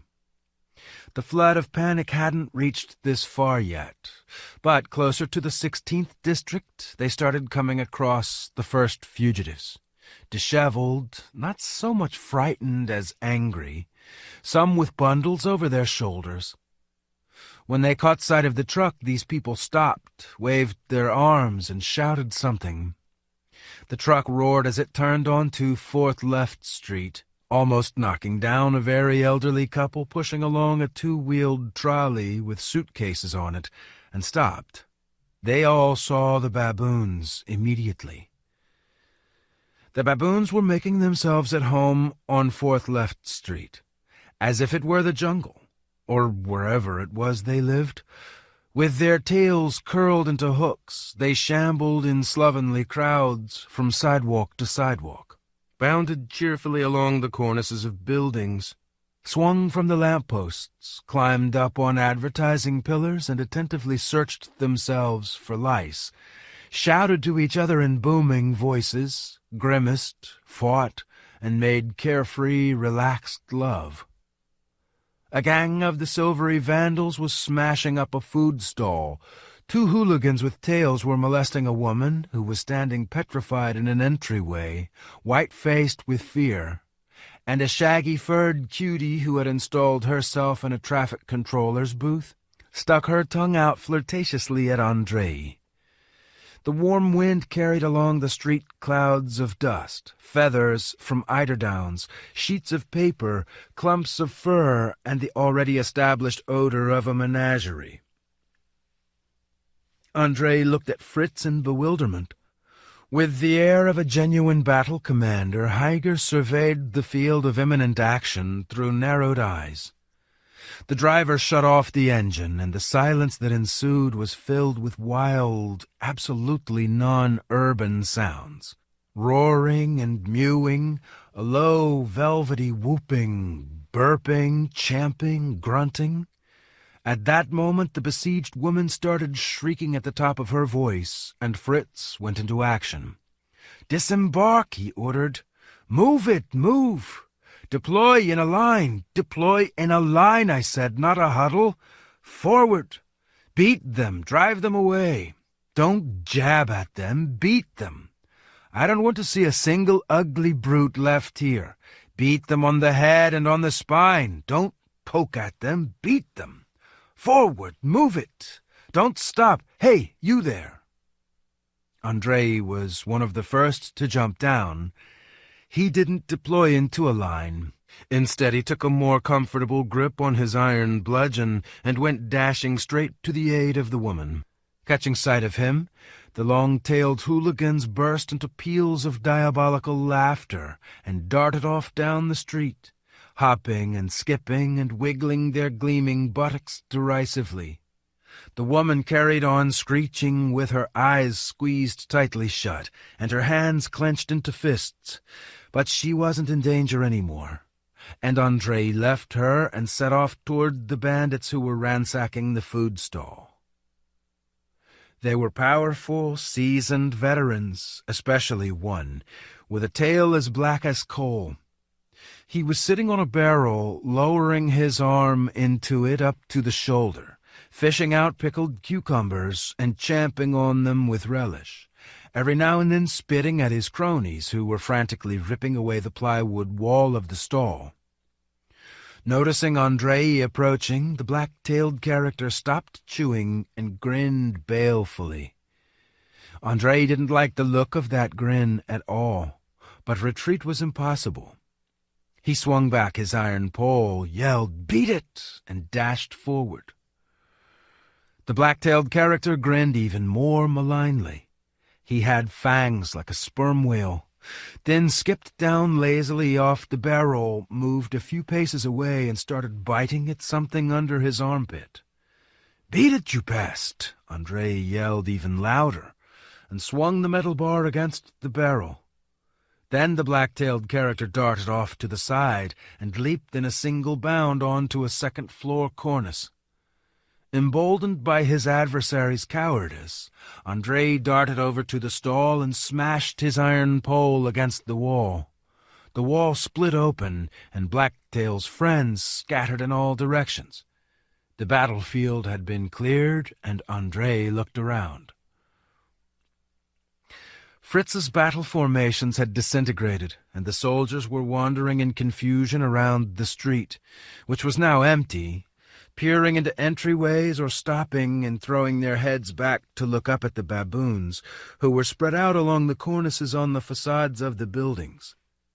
In the distance, the intellectual type was stomping along the street, whirling his pole above his head and raising clouds of dust as he pursued a lame monkey that was indolently trudging along just 2 paces ahead of him.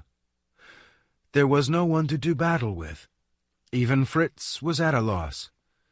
He stood there beside the truck, scowling and gnawing on his finger. Quietening down again when they sensed that they were out of danger, the baboons went back to exchanging comments, scratching themselves, and making love. The most insolent of them moved lower, ranting unmistakable abuse, grimacing mockingly, and displaying their backsides insultingly. Andrei spotted Blacktail again. He was already on the other side of the street, sitting on a lamp-post and roaring with laughter. A small, swarthy-skinned man who looked like a Greek set off toward the lamp-post with a menacing air. He took a swing and launched his iron pole up at Blacktail with all his might. There was a clang and a clatter, broken glass came showering down, and Blacktail jumped about 1 meter in the air in his surprise and almost fell, but adroitly grabbed hold with his tail, assumed his previous pose, and suddenly, arching his back, drenched the Greek with a stream of liquid fecal matter. Andrei felt the gorge rise in his throat, and he turned away. The defeat was absolute. It seemed impossible to come up with any kind of response.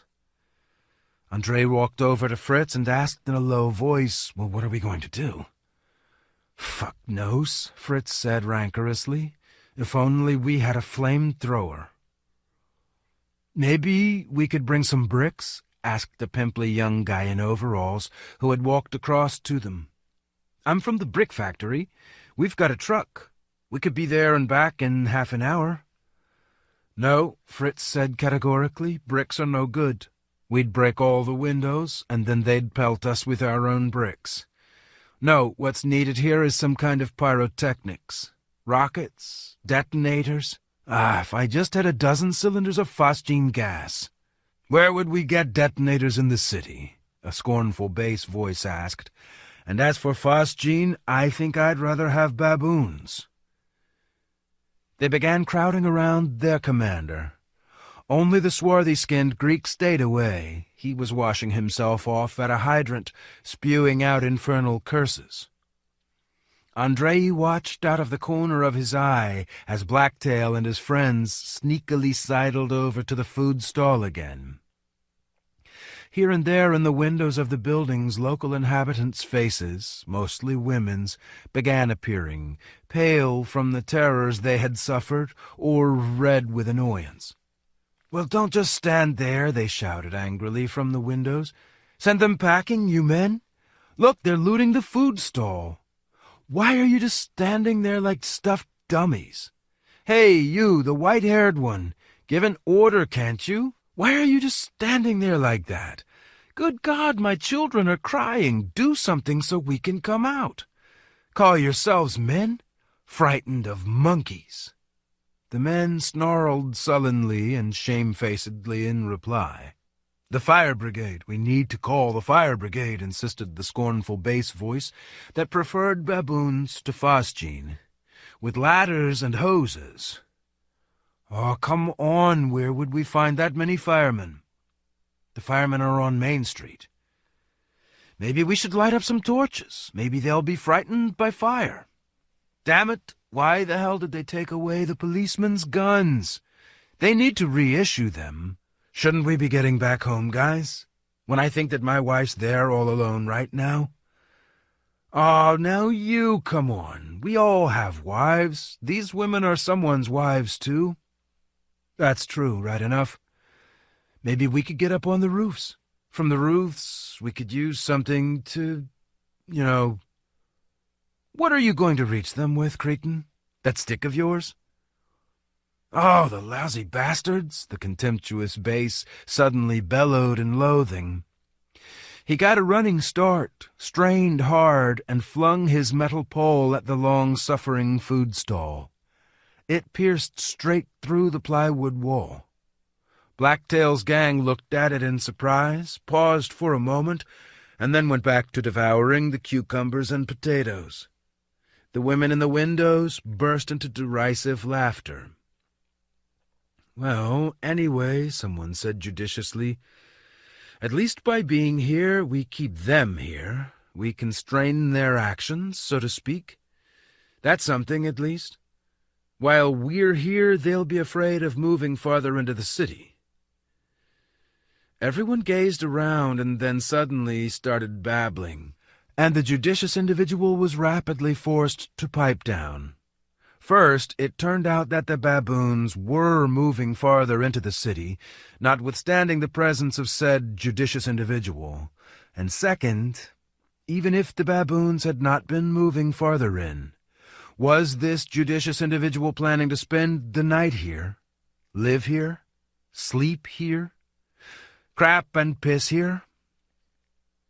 At that moment they heard the lazy clip-clopping of hooves and the creaking of a cart. Everyone looked up the street and fell silent. Approaching along the roadway at a leisurely pace was a two-horse cart. Sitting sideways on it, dozing with his legs dangling in their crude tarpaulin fabric boots, was a large man in a faded Russian-style army tunic and cotton breeches faded to match. The man's bowed head was crowned with a mop of light brown hair. He was holding the reins slackly in his huge brown hands. The horses, one chestnut, the other dapple-gray, moved their feet lazily and also seemed to be dozing on the move. "He's going to the market," someone said respectfully. "A farmer." "Right, guys, the farmers have it easy with this. When will these bastards ever reach them?" Actually, when I imagine baboons in the crops...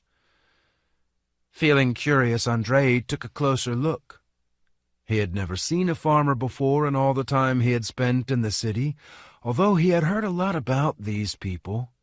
Supposedly, they were dour folk and a bit on the wild and weird side. They lived far away in wild places, where they waged a harsh struggle against swamps and jungles. They only drove into the city to sell the produce from their farms, and unlike the city people, they never changed their profession. As the cart slowly moved closer, the driver's lowered head trembled, and from time to time, without waking up, he smacked his lips and jerked lightly on the reins. Suddenly the baboons, who had been in a relatively peaceable mood so far, flew into a state of extremely vicious agitation.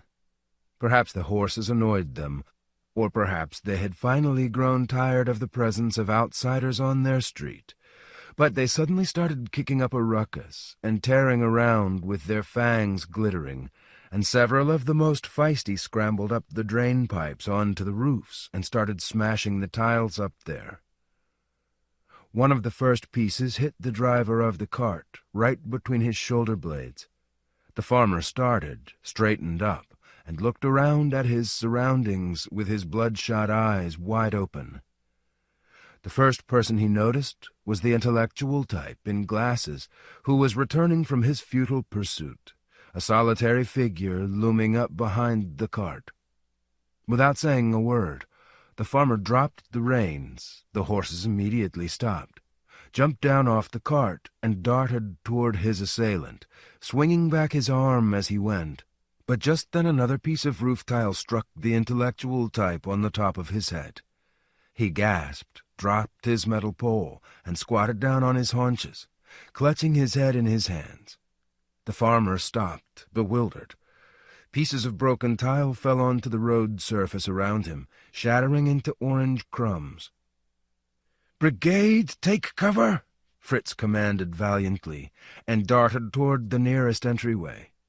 Everyone scattered, dashing in all directions. Andrei huddled against the wall in the dead zone, watching curiously as the farmer gazed around himself in total bewilderment, clearly unable to fathom even a single little thing. His clouded gaze slid over the cornices and the drain pipes, draped with raging baboons. He squeezed his eyes shut and shook his head, then opened his eyes wide again and exclaimed in a loud voice, "Hell's fucking bells!" "Take cover," they shouted to him from all sides. "Hey, Whiskers, get over here. You'll catch one to the dome, you swampland simpleton." "What the hell's going on?" the farmer asked loudly, turning toward the intellectual type, who was crawling around on all fours, trying to find his glasses. "Who are all this lot here? Can you tell me?" "Monkeys, naturally," the intellectual type responded haughtily. "Surely you can see that for yourself, my man." "Well, now, the things that go on round here," the dumbfounded farmer exclaimed, only now waking up completely. "You're always coming up with something or other." This son of the swamps was in a philosophical and well-disposed mood now. Having satisfied himself that the offense he had suffered could not really be regarded as such, he was simply rather flabbergasted by the sight of the shaggy hordes frisking along the cornices and clambering up the street lamps. He merely shook his head reproachfully and scratched his beard. But at this point the intellectual type finally found his glasses, picked up his pole, and dashed lickety-split for cover. So the farmer was left in the middle of the roadway all on his lonesome, the only target, and a rather tempting one for the hairy snipers. The highly disadvantageous nature of this position was not slow in revealing itself. A dozen large shards crashed down, shattering at his feet, and smaller debris started drumming on his shaggy head and his shoulders. "What the hell is all this?" the farmer roared. A new shard slammed into his forehead. The farmer stopped speaking and dashed lickety-split for his cart. The cart was exactly opposite Andrei, and at first he thought the farmer would slump sideways onto it, send the whole damned shebang to blazes, and race off to his swamps, as far away as possible from this dangerous place. But the man with the beard had no intention of sending the whole damned shebang to blazes. Muttering, "You damn whores," he started hastily unlashing the load on his cart with great dexterity. His broad back blocked Andrei's view of what he was doing there, but the women in the house opposite could see everything. They all suddenly started squealing at once, slammed their windows shut, and disappeared from sight. Before Andrei could even blink, the hirsute farmer had squatted down on his haunches, and a thick gun barrel, gleaming with an oily shimmer, rose up above his head, pointing toward the roofs. "As you were?" Fritz roared, and Andrei saw him dash out from somewhere on the right, moving toward the cart in huge bounds. "Now, you bastards, you shits," the bearded man muttered, performing some kind of intricate, extremely deft movements with his hands, to an accompaniment of slithering metallic clicks and jangling. Andrei tensed up in anticipation of thunder and flame, and the monkeys on the roof apparently sensed something too. They stopped hurling themselves about, hunkered down on their tails, and started twisting their dogs' heads to and fro, exchanging their comments on something in dry clicks. But Fritz was already beside the cart. He grabbed the bearded man by the shoulder and repeated peremptorily, "As you were." "Hold on," the bearded man muttered irascibly, jerking his shoulder. "Hold on, will you? Just let me cut them down, the long-tailed bastards." "I gave you an order, as you were," Fritz barked. Then the bearded man turned his face toward Fritz and slowly stood up. "What's the problem?" he asked, drawling the words with immense contempt. He was the same height as Fritz, but noticeably broader than him, across the shoulders and below the waist. "Where did you get a gun?" Fritz asked abruptly. "Show me your papers." "Why, you little snot," the bearded man said in baleful amazement. "He wants my papers. How do you like this, you white-haired louse?" Fritz disregarded the obscene gesture. Still looking the bearded man straight in the eye, he barked loud enough for the whole street to hear. "Rumor! Voronin! Friese! Come here!" Andrei was surprised to hear his own name, but he immediately pushed off from the wall and walked over to the cart, taking his time. From the other side, moving at a brisk jog, came sloping-shouldered Rumor. In the past he had been a professional boxer, and, running at full speed, one of Fritz's cronies, the small, skinny Otto Friese, a consumptive youth with large jug ears. Come on," the farmer kept muttering with an ominous leer as he observed all these preparations for combat. "I urgently request once again that you present your papers," Fritz repeated with icy politeness. "And you can stick your request up your backside," the bearded man responded indolently. He was looking mostly at Rumor now, and he had set his hand, as if by chance, on the handle of an impressive-looking whip ingeniously woven out of rawhide. Guys, Andrei admonished them. "Listen, soldier, drop it. Don't argue. We're from City Hall." "Fuck your City Hall up the ass," the soldier replied, examining Rumor balefully from head to toe. "Well, what's the problem here?" Rumor inquired in a quiet, very husky voice. "You know perfectly well," Fritz said to the bearded man, "that guns are prohibited within city limits, especially machine guns. If you have a permit, I request you to present it." "And just who are you to go asking for my permit? Are you the police or something? Some kind of Gestapo?" "We are a voluntary self-defense brigade." The bearded man smirked. "Well, defend yourselves then. If you're a self-defense brigade, who's stopping you?" A regular full-tilt jawing session was brewing up. The brigade gradually gathered around the cart. Even some of the local male population crept out of entrances, some with fire tongs, some with pokers, and some with chair legs. They gazed inquisitively at the bearded man, at the ominous machine gun perched upright on the tarpaulin, at something rounded and glassy glinting under the tarpaulin sheet. They sniffed. The farmer was enveloped in a distinctive atmosphere, compounded of the odors of sweat, garlic, sausage, and strong liquor. Andrei was surprised at the strange tenderness he felt as he examined the faded army tunic with the sweat stains under the armpits and a solitary small bronze button, not even fastened, on the collar, the fore and aft cap with the mark left by a five-pointed star, tilted down over the right eyebrow in familiar fashion, the massive tarpaulin fabric shit-crusher boots. The immense beard was probably the only thing that seemed out of place, that didn't fit the image. And then it occurred to him that for Fritz all this must evoke quite different associations and sensations. He looked at Fritz. The former Unterleutnant was standing erect, with his lips compressed into a thin line, and his nose gathered into contemptuous creases, trying to freeze the bearded man with the glare of his steely gray, genuinely Aryan eyes. "We're not required to have permits," the bearded man drawled in the meantime.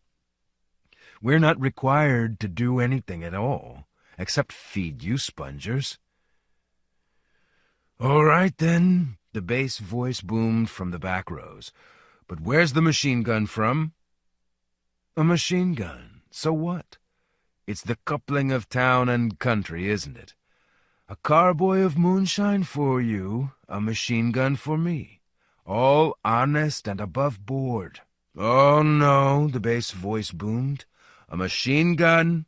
That's not just some sort of toy, not a threshing machine or something of the kind. It seems to me, the judicious individual commented, that farmers are actually allowed to have guns. No one's allowed to have guns, Frieza squeaked and blushed violently. Well, that's stupid, the judicious individual responded. Damn right it's stupid, said the bearded man. I'd like to see you out in our swamps at night in the rutting season. Whose rutting season? The intellectual type asked, with keen interest, pushing through into the front row in his glasses. The rutting season for them as needs to rut, the farmer answered him disdainfully. No, if you please, the intellectual type said hastily. I'm a biologist, you know, and I still can't— Shut up, Fritz told him. And as for you, he went on, turning to the man with the beard, I suggest that you follow me. I suggest it in order to avoid unnecessary bloodshed. Their glances clashed, and would you believe it, somehow, from some minute feature or other that only he could spot, the man with the luxurious beard sensed who he was dealing with here. His beard split apart in a malicious grin, and he pronounced in a repulsive, obnoxiously thin little voice, Milch und Eggsen? Hitler kaputt. He wasn't in the least bit afraid of bloodshed, unnecessary or any other kind. It was as if Fritz had been punched on the chin.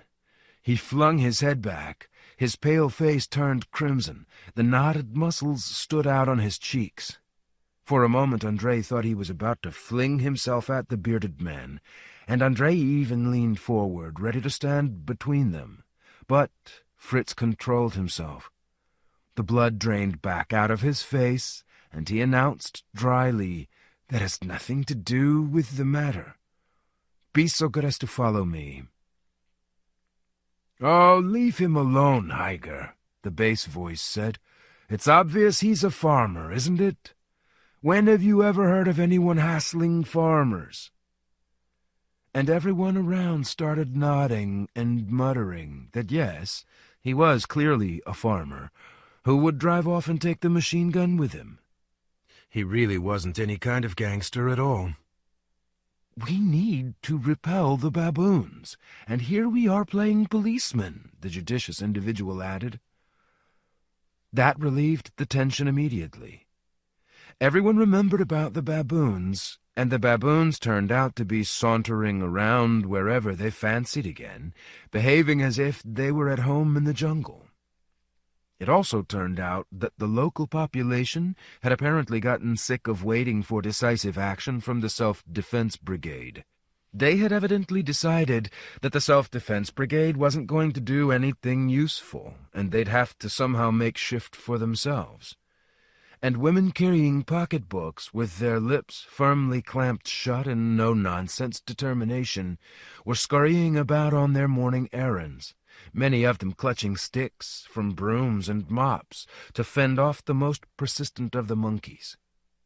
The shutters were taken down off a shop window, and the stall-keeper walked around his looted stall and groaned, scratching his back and clearly trying to figure something out.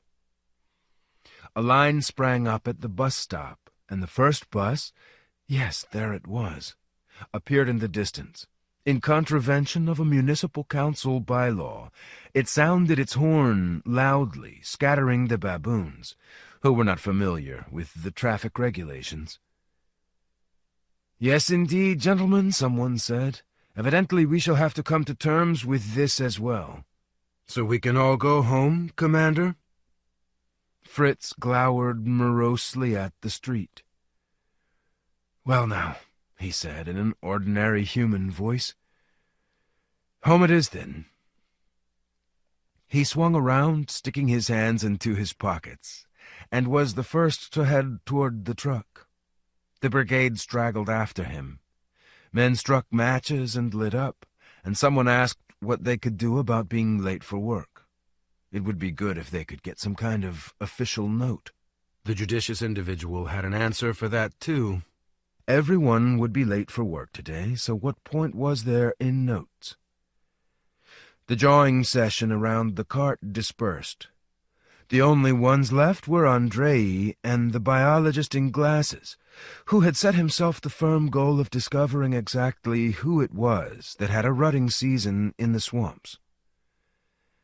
As he dismantled the machine gun and stashed it away again, the bearded man condescendingly explained that the creatures who had a rutting season in the swamps were redbacks, and the redback's brother were something like crocodiles. Had the biologist ever seen crocodiles? Right then. Only covered in fur. This red kind of fur, coarse and stiff, and when they were rutting, brother, you'd best keep your distance. In the first place, they were big brutes, the size of bulls, and in the second place, during that business, they didn't notice a thing. A house wasn't a house to them. A shed wasn't a shed. They smashed everything to splinters. The intellectual type's eyes blazed, and he listened avidly, constantly adjusting his glasses with outstretched fingers. Fritz called from the truck, "Hey, are you coming or not? Andrei?" The intellectual type glanced around at the truck, looked at his watch, groaned pitifully, and started mumbling apologies and thanks. Then he grabbed the bearded man's hand, shook it with all his might, and ran off. But Andrei stayed. He himself didn't know why he had stayed. It was a rush of something like a fit of nostalgia. It wasn't even as if he were missing the sound of spoken Russian. After all, everyone around here spoke in Russian, and it wasn't as if this man with a beard seemed to him like the incarnation of his motherland. No way.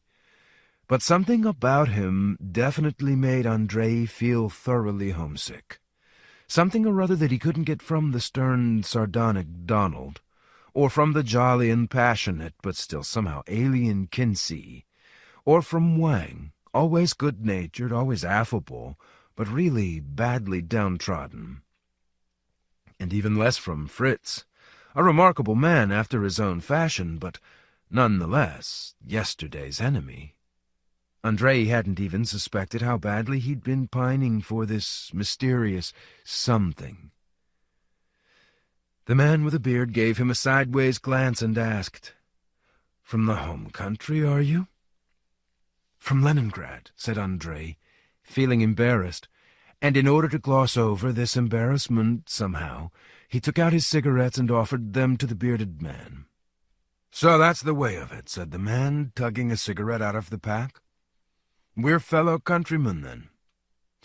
But I'm from Vologda, brother. Cherepovets. Ever heard of it? The wild and woolly Cherepovsians?" "Sure I have," Andrei exclaimed, absolutely delighted. "They've built an iron and steel works there, a ginormous industrial plant." "You don't say," the bearded man responded rather indifferently. "So they've roped in Cherepovets, too. Well, okay. And what do you do here? What's your name?"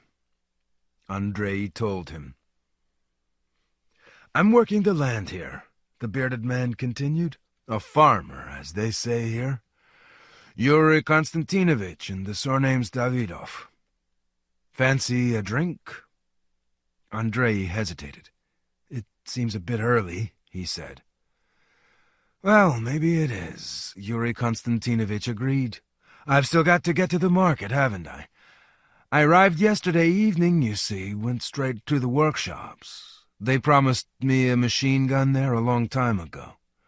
Well, it was one thing and another. I tried out the gadget, offloaded some ham, and a couple 100 liters of moonshine for them. Then I look around, and they've turned the sun off already." While he was telling Andrei all this, Davidov finished securing his load, untangled the reins, sat in the cart sideways, and started the horses moving. Andrei set off beside him. Yep, Yuri Konstantinovich continued. So here they've already switched off the sun, and this guy says to me, "Come on, let's go," he says. "I know a place near here." So we went, and we had a drink and a bite to eat. You know how it is with vodka in the city, and I had moonshine. They provide the music, and I put up the drink. Well, women, of course. Davidov waggled his beard as he reminisced, then went on, lowering his voice.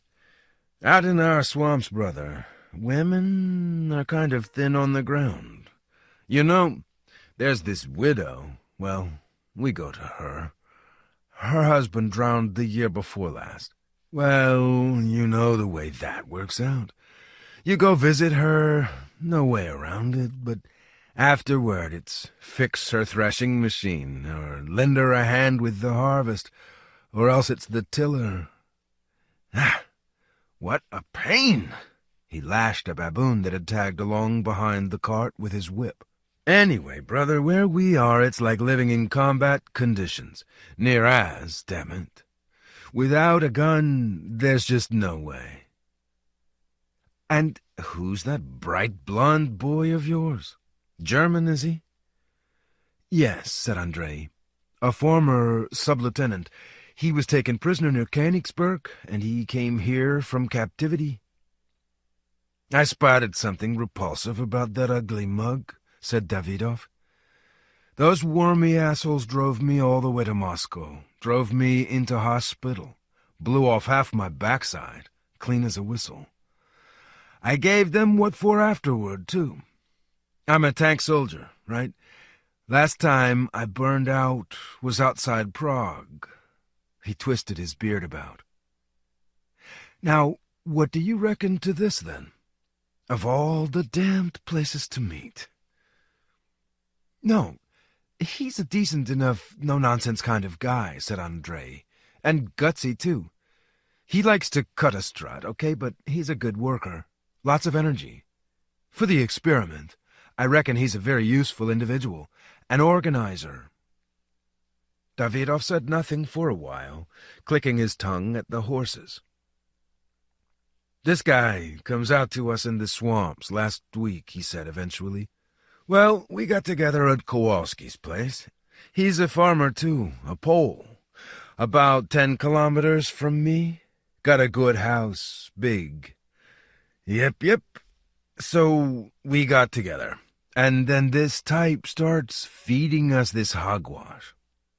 Do we, have a correct understanding of the objectives of the experiment? And he's from City Hall, the agricultural department. Well, we can see where he's heading. Let's say we do have a correct understanding, then a tax increase would be a good idea. Are you married? He suddenly asked. No, said Andrei. The reason I ask is I could do with a place to stay tonight. I've got another piece of business set up for tomorrow morning. But of course, said Andrei. No need even to ask. Come and stay the night. I've got loads of space. I'd be delighted. Well, and so would I, Davidov said with a smile. Fellow countrymen and all that. Make a note of the address, said Andrei. Have you got something to write it on? Just tell me, said Davidov. I'll remember it. It's a simple address. 105 Main Street, apartment 16. Entrance from the courtyard. If I'm not there, call round to the caretaker's place. He's a Chinese guy, Wang. I'll leave a key with him. Andrei really liked Davidov, although they clearly didn't see eye to eye on everything. What year were you born? Davidov asked. 28. And when did you leave Russia? In 51. Only 4 months ago. Uh-huh. And I left Russia for here in 47. So tell me then, Andriuka, how are things in the countryside? Have they gotten better? Well, of course, said Andrei. They've rebuilt everything. They're reducing prices every year. I didn't get out into the country after the war myself, it's true, but To judge from the movies and the books, life in the country's really good now.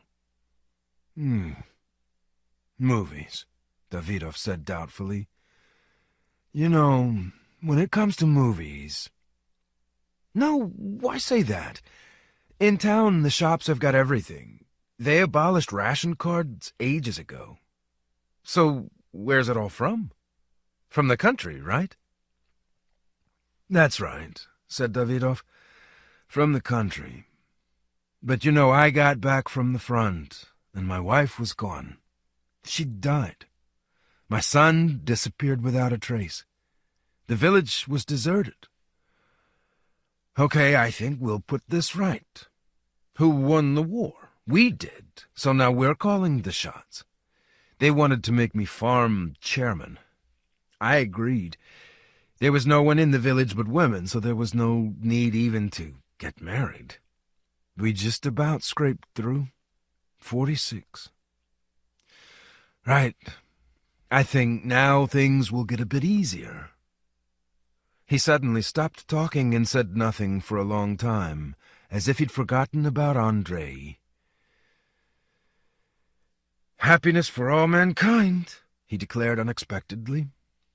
How about you? Do you believe it? Of course. And I believed that, too. No, I thought, the countryside's a dead duck. Some kind of stupid blunder, I thought.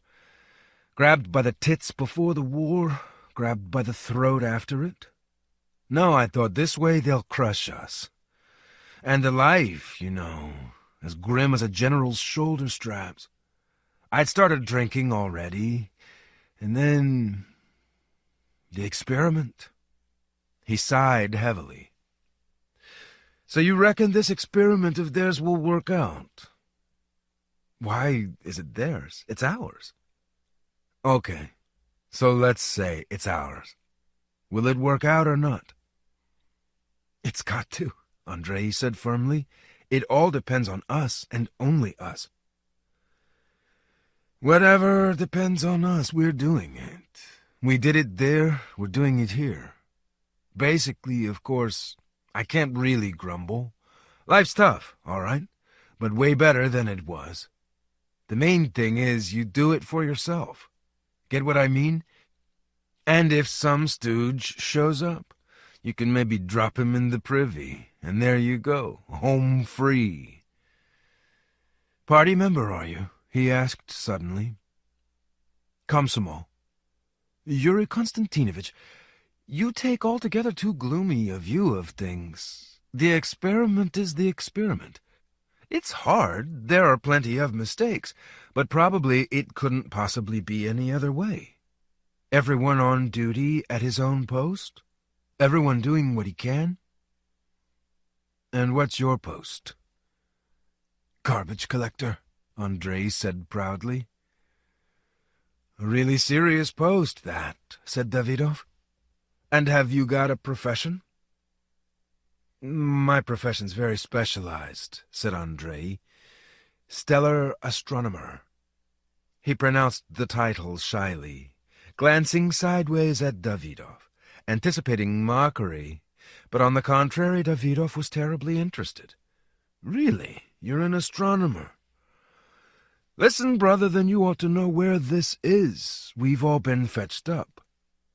Is it a planet of some kind? Or a star, maybe?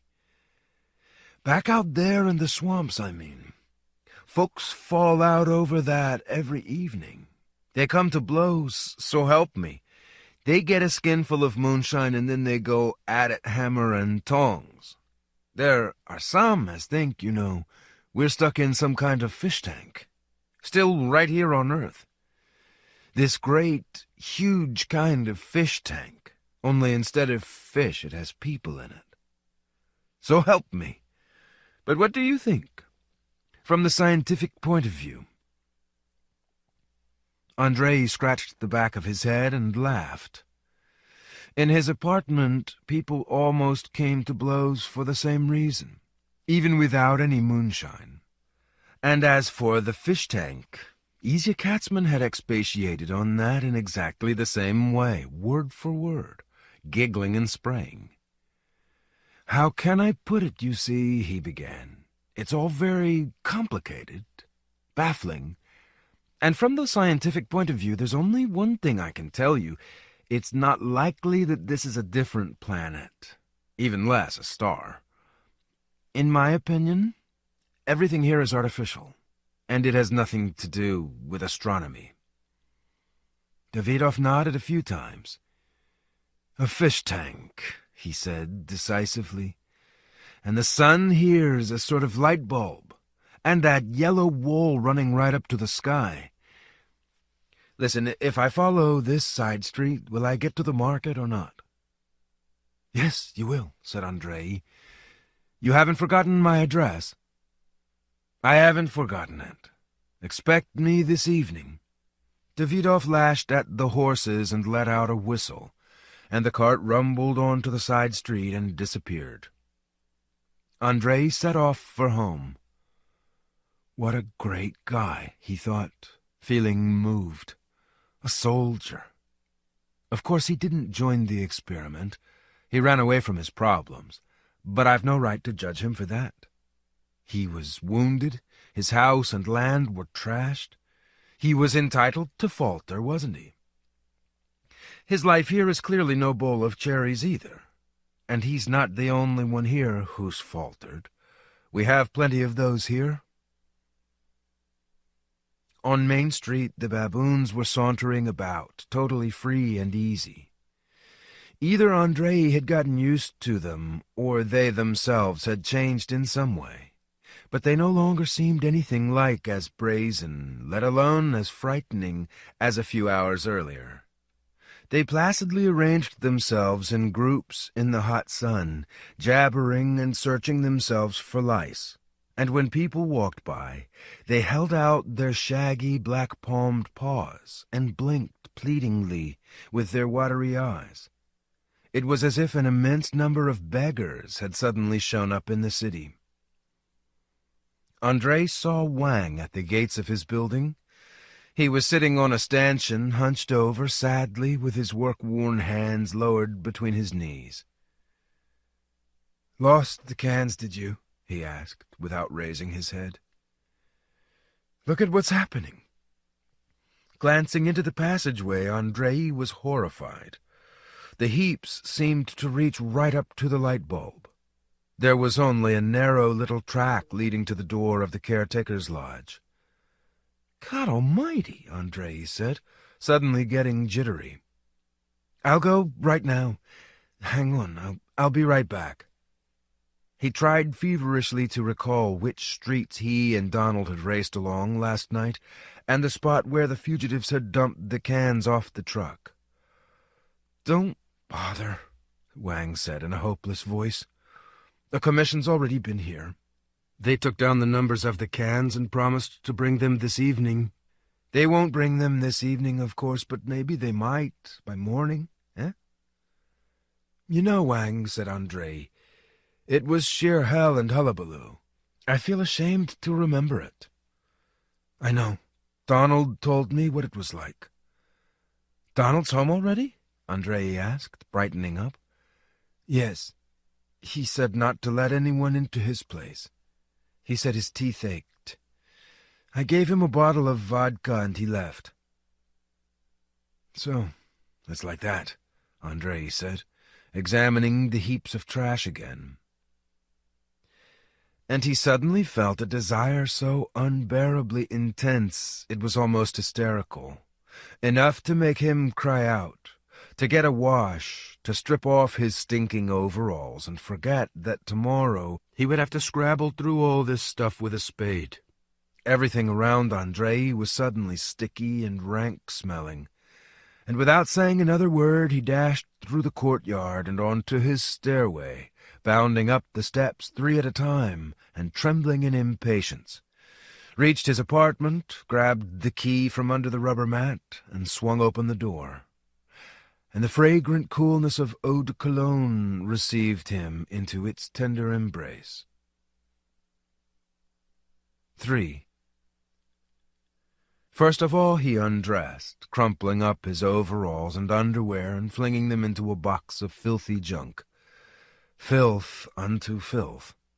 Then, standing stark naked in the center of the kitchen, he looked around and shuddered with renewed revulsion. The kitchen was submerged under heaps of dirty dishes. Plates were banked up in the corners, covered with bluish cobwebs of mold that charitably concealed black lumps of something or other. The table was crammed with murky, finger-marked wine glasses, water glasses, and empty preserved fruit jars. The sink was choked with cups and saucers. Blackened saucepans, greasy frying pans, colanders, and casseroles sat on the stools, giving off a lethargic stench. He walked over to the sink and turned the faucet on. He was in luck. The water was hot, and he set to work. After washing all the dishes, pots, and pans, he grabbed hold of a mop. He worked with zealous enthusiasm, as if he were washing the dirt off his own body. But he couldn't keep that up for all 5 rooms. He limited himself to the kitchen, the dining room, and the bedroom, merely glancing into the other rooms with a feeling of bewilderment. He simply couldn't get used to it. Just couldn't understand what one man would need so many rooms for, and such monstrously huge, musty rooms at that. He closed their doors tightly, wedging them shut with chairs. Now he ought to pop down to the shop to buy something for the evening. Davidov was coming, and some of the usual mob were bound to drop in too. But first he decided to get washed up. The water was running almost cold already, but it was still wonderful anyway. Then he put fresh sheets on the bed, and when he saw his own bed, with clean sheets and crisp, starched pillowcases, when he caught the scent of freshness that they exuded, he was suddenly overcome by a desperate urge to lay his own clean body down for a while in this long-forgotten cleanness, and he collapsed with a crash, setting the trashy springs screeching and the old polished wood creaking. Yes, it was wonderful, so cool, fragrant, and squeaky. And there on the right, within his reach, there turned out to be a pack of cigarettes, with matches. And on the left, also within range, there was a small shelf of hand-picked detective novels. It was slightly disappointing that there was no ashtray anywhere within reach, and it turned out that he had forgotten to wipe the dust off the small shelf. But these were merely insignificant details. He chose 10 little Indians, lit up, and started reading. When he woke, it was still light. He listened. The apartment and the building were silent, with only the water dripping copiously from the defective faucets, weaving a strange pattern of sound. And apart from that, everything around him was clean, and that was strange too, but at the same time inexpressibly delightful. Then there was a knock at the door. He pictured Davidov, with his powerful build and tanned skin, scented with hay and reeking of fresh alcohol, standing outside on the landing holding his horses by their bridles, with a bottle of moonshine at the ready. And then there was another knock, and he woke up completely. "Coming," he yelled, springing up and running across the bedroom, searching for his underwear. He came across a pair of stripy pajama bottoms and hastily pulled them on. The elastic was weak, and he had to hold the pants up at one side. Contrary to expectations, he couldn't hear any good-natured swearing from behind the front door, no neighing of horses or glugging of liquid. Smiling in anticipation, Andrei pulled back the latch, opened the door, gave a croak, and took a rapid step back, grabbing the cursed elastic with his other hand as well. Standing there in front of him was his recent acquaintance, Selma Nagel, the new girl from number 18. "Have you got any cigarettes?" she asked, without even a trace of neighborly conviviality. "Yes, please, come in," Andrei mumbled, backing away. She came in and walked past him, scalding him with the mingled aromas of incredible perfumes. She walked through into the dining room. Then he closed the door, and with a despairing call of, "Wait just a moment, I'll be right there," dashed into the bedroom. He said to himself. How could I? In fact, however, he didn't feel ashamed in the least. He even felt glad that he'd been caught out like this, so clean and washed, with his broad shoulders and smooth skin and magnificently developed biceps and triceps. It was actually a shame to get dressed. But after all, it was necessary to get dressed, and he stuck his hands in a suitcase and rummaged around in it, then pulled on a pair of gymnastics pants and a washed-out blue sports singlet with the intertwined letters L.U. for Leningrad University on the back and the chest.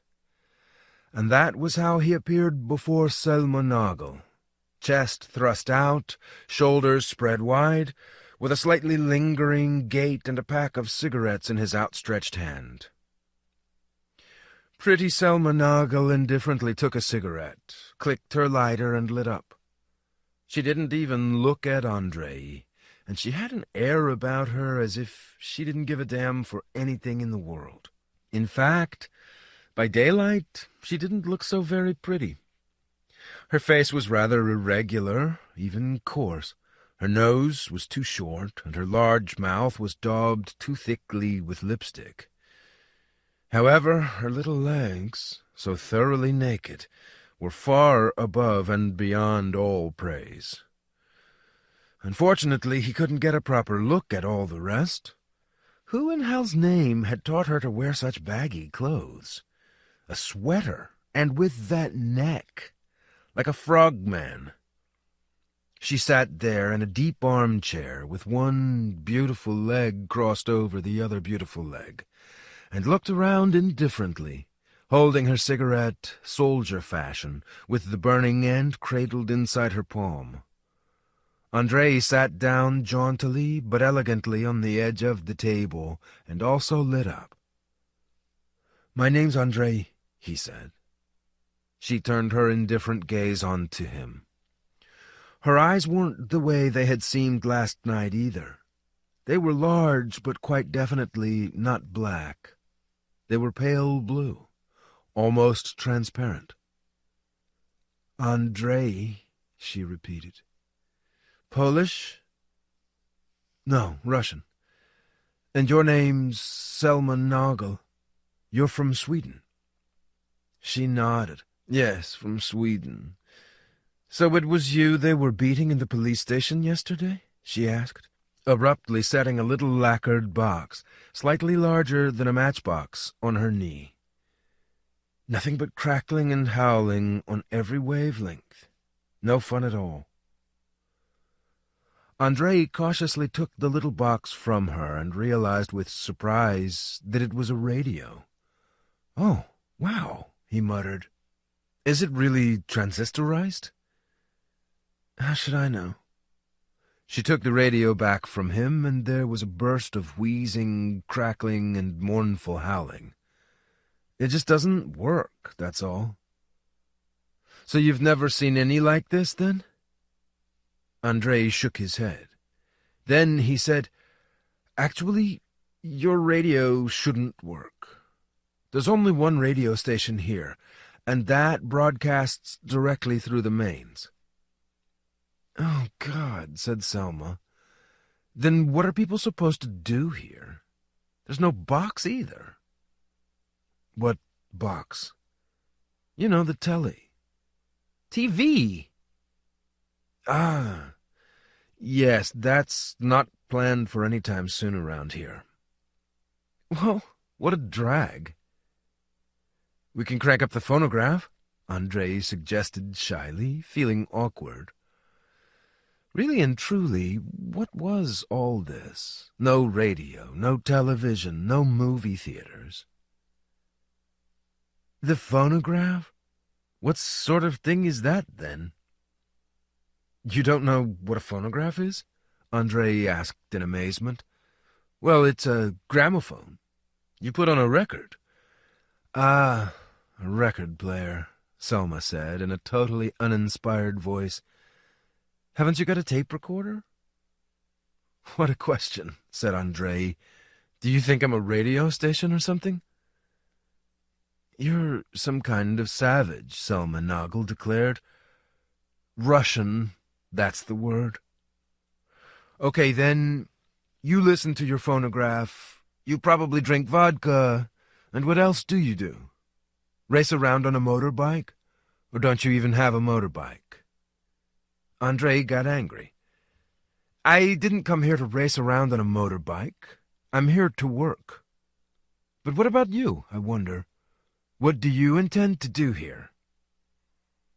He came here to work, said Selma.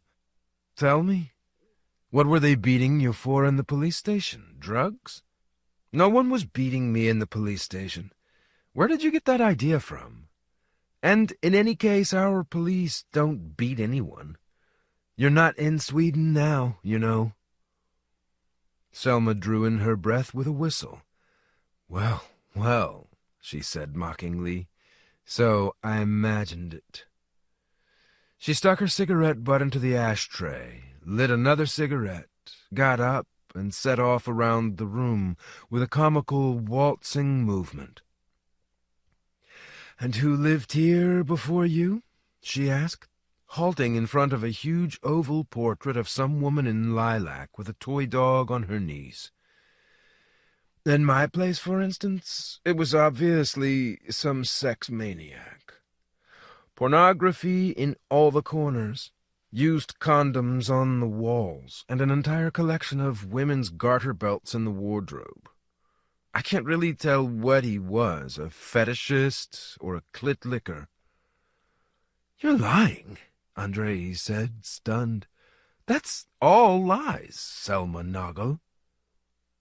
What would I tell lies for? Selma asked in astonishment. Who was it who lived there? Do you know? The mayor. The current mayor lived there. Got it? Selma said indifferently. I see. What do you see? Said Andrei. What is it that you see? He yelled, growing frenzied. What can you understand here anyway? He stopped. That wasn't something you could talk about. That was something you had to experience inside for yourself. He's probably about 50, Selma declared with the air of a connoisseur. Old age creeping up on him, the man's freaking out. Male menopause. She laughed and stared at the portrait with the toy dog again. Silence fell. Andrei gritted his teeth, feeling distressed for the mayor. The man was expansive and imposing. He had an exceptionally engaging face, with a full head of noble gray hair. He spoke beautifully at meetings of the Municipal Citizens' Council, about temperance, about proud asceticism, about strength of spirit, about inner moral fiber, charged with fortitude and virtue. And when they used to meet outside on the landing, he invariably held out his large, warm hand to be shaken, and inquired with his perennial courtesy and consideration whether the tapping of his typewriter bothered Andrei at night. He doesn't believe it, Selma suddenly burst out. She turned out not to be looking at the portrait any more, but to be examining Andrei with an angry kind of curiosity. If you don't believe it, then don't. Only it disgusts me, having to wash it all off. Isn't there any way to hire someone for that here? Hire someone? Andrei repeated obtusely. Screw you, he said malevolently. You can wash it off yourself. There's no place for whiners here. For a while they examined each other with mutual animosity. Then Selma turned her eyes away and murmured, Why the hell did I come here? What am I going to do here? Nothing special, said Andrei. He had overcome his animosity. This person needed help. Andrei had already seen plenty of new arrivals in this place. The same thing as everyone else. That's what you'll do. You'll go to the labor exchange, fill out a record card, drop it in the slot. We've got a job allocation device set up there. What were you in the other world? A fox tailor? What? Well, how can I explain it? 1, 2, spread those legs. Andrei felt stunned again. She's lying. The thought flashed through his mind. The minx is just feeding me a load of drivel, trying to make a fool out of me. And did you earn good money? He asked sarcastically. You fool, she said, almost affectionately. It's not for the money, just that it's interesting. It's out of boredom. But how could that happen? Andrei asked mournfully. What on earth were your parents thinking? You're young. You could still be studying and learning for ages and ages. What for? Selma asked. What do you mean, what for? You could make a life for yourself? Be an engineer or a teacher? You could join the Communist Party and fight for socialism? Oh, my God, Selma whispered hoarsely, collapsing into the armchair as if she'd been poleaxed and hiding her face in her hands. Andrei was frightened, but at the same time he felt a sense of pride and his own prodigious responsibility. Oh, come on now, come on, he said, awkwardly sliding closer to her. What's happened has happened. It's over. Don't get upset. Perhaps it's good that things turned out this way for you. You'll make up for everything here. I've got lots of friends, all real human beings. He recalled Izya and frowned. We'll help. We'll fight together. There's a hell of a lot of work to do here. Lots of disorder and confusion and simple trash. Every honest person counts. You can't imagine just how much trash of all kinds has come flooding in here. I don't ask them, of course, but sometimes I'd really love to. What exactly brought you here anyway? What damn use are you to anyone here? He was on the point of giving Selma a friendly, even brotherly pat on the shoulder. But at that moment, without taking her hands away from her face, she asked, So not everyone here's like that? Like what? Like you? Idiots? Oh, for crying out loud! Andrei jumped down off the table and started walking in circles around the room. What a bourgeois bitch. A whore, but she comes here, too. Thinks it's interesting, don't you see?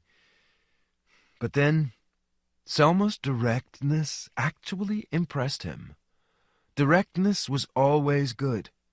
Face to face, across the barricades. Not like Izya, for instance.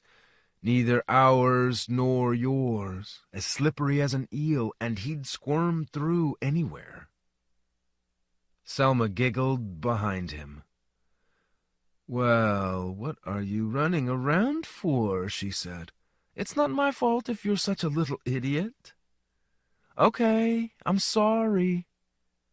Determined not to relent, Andrei resolutely sliced his open hand through the air.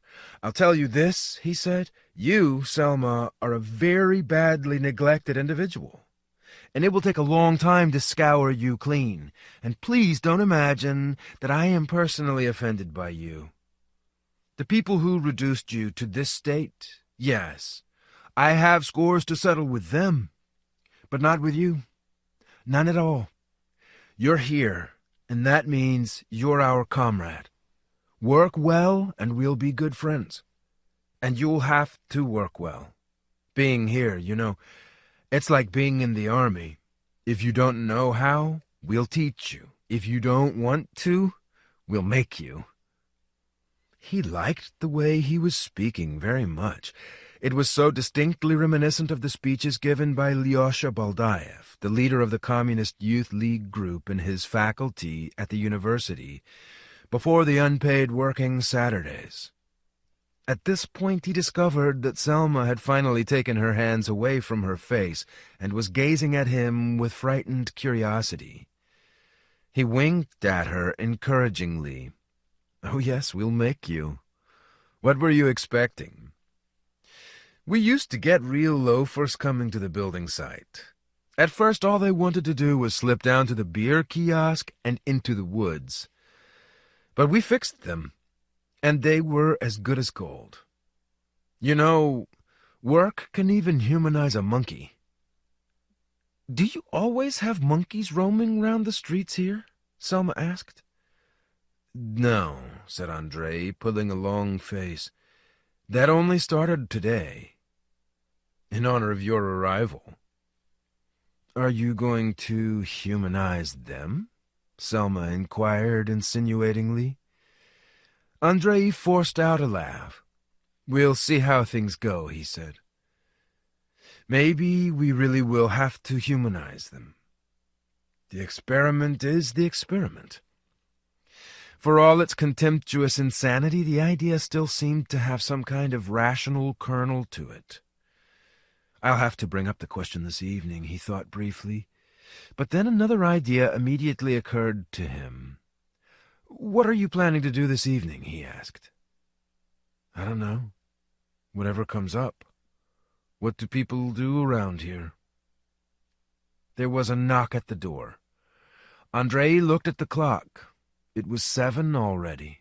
The gathering was already starting to come together. "Today you're my guest here," he told Selma firmly. With this dissolute creature, the only way to act was firmly. "I don't exactly promise a load of fun and games, but I'll introduce you to some interesting people. Deal?" Selma shrugged one little shoulder and started tidying her hair. Andrei went to open the door. Someone was already hammering on it with his heel. It was Izya Katzman. "Have you got a woman in here or what?" he asked while he was still in the doorway. "And when will you finally get a doorbell put in? That's what I'd like to know." As always, for the first few minutes of his appearance at a gathering, Izya's hair was neatly combed, his shirt collar was stiffly starched, and his cuffs positively gleamed. His narrow, well-ironed tie was arranged with great precision along the nose-navel axis. Nonetheless, Andrei would still have preferred to see Donald or Ken C. right now. Come in, blabbermouth," he said. "What's wrong with you today, showing up before everyone else?" "I knew you had a woman here," Izya replied, rubbing his hands and giggling. "So I hurried over to take a peek." They walked into the dining room, and Izya made straight for Selma with broad, rapid strides. "Izya Katzman," he introduced himself in a velvety voice, "garbage collector." "Selma Nagel," Selma responded indolently. "Tramp." Izya actually grunted in delight and solicitously kissed the hand held out to him. "By the way," he said, turning to Andrei and then back to Selma, "have you heard? The Council of District Commissioners is considering a draft resolution." He lifted one finger in the air and raised his voice. "Concerning the regularization of the situation that has arisen in connection with the presence within the city limits of large aggregations of dog-headed monkeys. Oof! It is proposed to register all the monkeys, fit them with metal collars and discs bearing their names, and then assign them to institutions and private individuals, who will be responsible for them henceforth." He started giggling, then grunting, and then began hammering his right fist into the open palm of his left hand, with shrill, lingering little groans. "Superb! All other work has been abandoned. All the factories are producing collars and name discs. Our Mr. Mayor is personally taking into his care 3 mature baboons and is calling on the public to follow his example. Will you take in a female baboon, Andrei? Selma will be against it, but such is the requirement of the experiment. And as everyone knows, the experiment is the experiment. I hope you are in no doubt, Selma, that the experiment is definitely an experiment. Neither excrement, nor exponent, nor even a permanent wave, that is, but precisely the experiment. Struggling to make himself heard above the gurgling and groaning, Andrei said, "There you go again. Waffle, waffle, waffle." This was what he had dreaded most of all. This kind of nihilistic, couldn't-care-less attitude was bound to have a highly subversive impact on someone new. Of course, it was so incredibly alluring to wander from building to building like this, giggling and spraying disdainful spittle right and left, instead of gritting your teeth, and Izya stopped giggling and started striding agitatedly around the room. "Perhaps it is waffle," he said. "Possibly. But as usual, Andrei, you understand damn all about the psychology of the management. Exactly what, in your opinion, is the function of the management?" "To manage," said Andrei, rising to the challenge. "To manage, and not to waffle, by the way, not to prattle. To coordinate the activities of the citizens and organizations." "Stop. Coordinate activities? To what end? What is the ultimate goal of this coordination?" Andrei shrugged. "That's elementary. The universal good. Order. The creation of optimal conditions for advancing—" "Oh!" Izya thrust his finger into the air again. His mouth fell slightly open and his eyes rolled up. "Oh!" he repeated, and fell silent again. Selma watched him delightedly. "Order!" Izya proclaimed. "Order!" His eyes rolled back even farther. "And now imagine that in the city entrusted to you, countless herds of baboons appear. You can't drive them out. You haven't got the guts for it. You can't feed them on a centralized basis either. There isn't enough grub, not enough reserves. The baboons are begging in the street. Outrageous disorder. We do not have and cannot have any beggars. The baboons crap without cleaning up after themselves, and no one intends to clean up after them. What is the conclusion begging to be drawn from all this?" "Well, in any case, it's not to put collars on them," said Andrei. "Correct," Izya said approvingly. "Of course it's not to put collars on them. The very first no-nonsense conclusion begging to be drawn is conceal the existence of the baboons. Pretend that they are not even here. But that, unfortunately, is also impossible. There are too many of them. And so far our management remains nauseatingly democratic. And then a brilliantly simple idea appears. Regularize the presence of the baboons. Legitimize the chaos and outrage, thereby rendering them an element of the harmonious order intrinsic to the administration of our good mayor. Instead of herds and gangs of beggars and hooligans, we have sweet household pets. We all love animals. Queen Victoria loved animals. Darwin loved animals. Even Beria, so they say, loved some animals. Not to mention Hitler. Our King Gustav loves animals too, Selma put in. He has cats. Excellent, Izya exclaimed, slamming his fist into his palm. King Gustav has cats, and Andrei Voronin has his own personal baboon. And if he really loves animals a lot, even 2 baboons. Andrei gave up and went off to the kitchen to check his food reserves. While he was rummaging in the little cupboards, unfolding and carefully sniffing at dusty little packets with stale, darkened contents, In the dining room, Isia's voice carried on, booming without a break, and Selma's laughter rang out, mingling with Isia's own grunting and gurgling. There was nothing to eat. A bag of potatoes that had already begun to sprout, a dubious can of sprats, and an absolutely stony loaf of bread. Then Andrei delved into the drawer of the kitchen table and counted his cash again. He had some cash, just enough to last until payday, as long as he was economical with it and didn't invite any guests but went visiting other people instead. "They'll drive me into the grave," Andrei thought gloomily. "Damn it, I've had enough. I'll bleed them all dry. What do they think I've got here, some kind of cook shop? The baboons?" At this point there was another knock at the door, and Andrei went to open it, chuckling malevolently. He noticed in passing that Selma was sitting on the table with her hands stuck under herself and her painted mouth stretched out to her ears. Like a real little bitch. And Isia was pontificating in front of her, waving his baboon-like arms around, and all his gloss had deserted him. The knot of his tie was under his right ear. His hair was standing up on end, and his shirt cuffs were gray.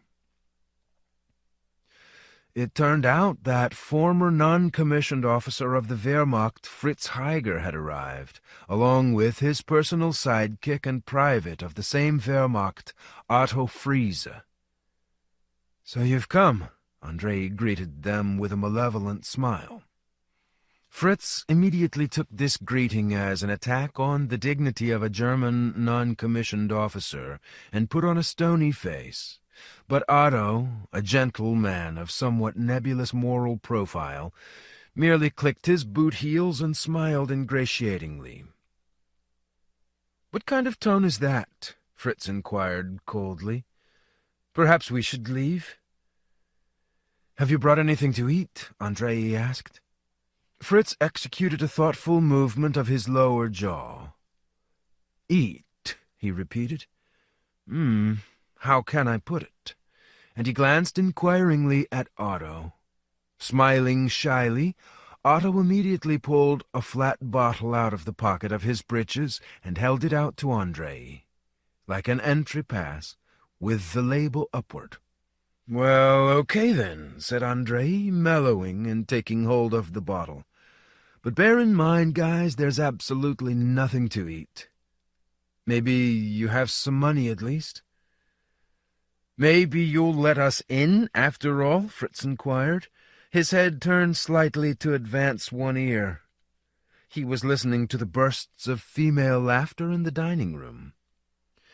Andrei let them into the hallway and said, "Money, cash up front." "Even here we are unable to avoid reparations, Otto," said Fritz, opening his wallet. "Here."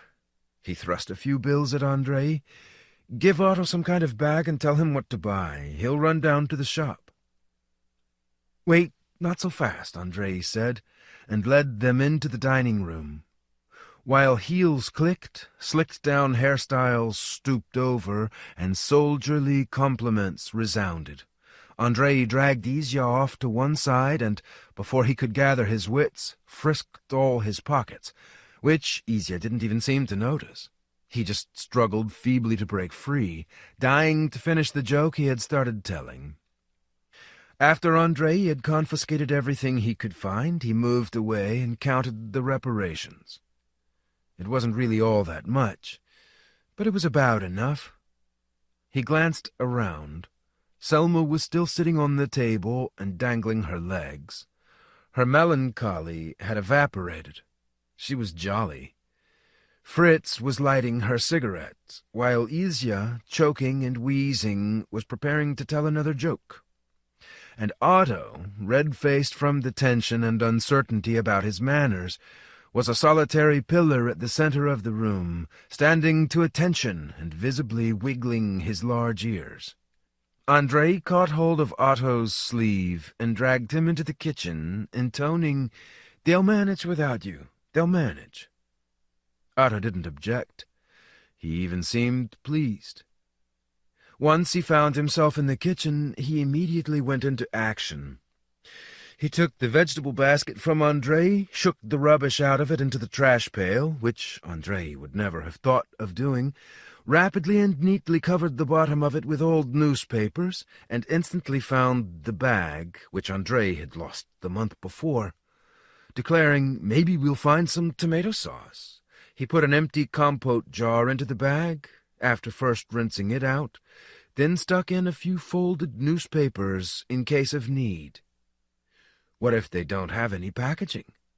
So that Andrei's contribution was limited to moving the money from one pocket to the other, stepping impatiently from one foot to the other and intoning mournfully, "That'll do now. That's enough. Let's go, shall we?" "Are you going as well?" Otto asked in awed surprise when he finished getting everything together. "Yes, why?" "I can do it on my own," said Otto. On my own. It's quicker with two. You get in line for the counter, I get in line for the till." "That's true," said Otto. "Yes, of course." They went out through the back entrance and walked down the back staircase. On the way they startled a baboon.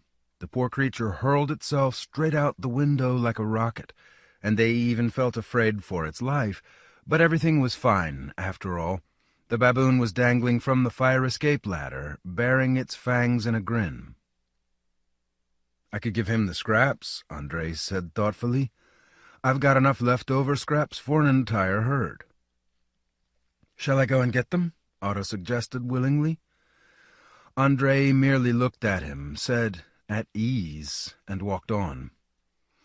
The stairway already stank a bit. In fact, it had always stunk a bit here anyway, but now a distinctly new whiff had entered, and after walking down another flight they discovered its source, and more than just one. "Yes, Wang will have a bit more work to do," said Andrei. "God forbid that I should end up as a caretaker right now." "Who are you working as at the moment?" "A minister's deputy," Otto replied despondently. "This is the third day already." "Which minister?" Andrei inquired. "What's it called? Professional training." "Is it hard?" "I don't understand a thing," Otto said dismally. "Lots and lots of documents, instructions, reports, estimates, budgets, and no one else there understands anything either.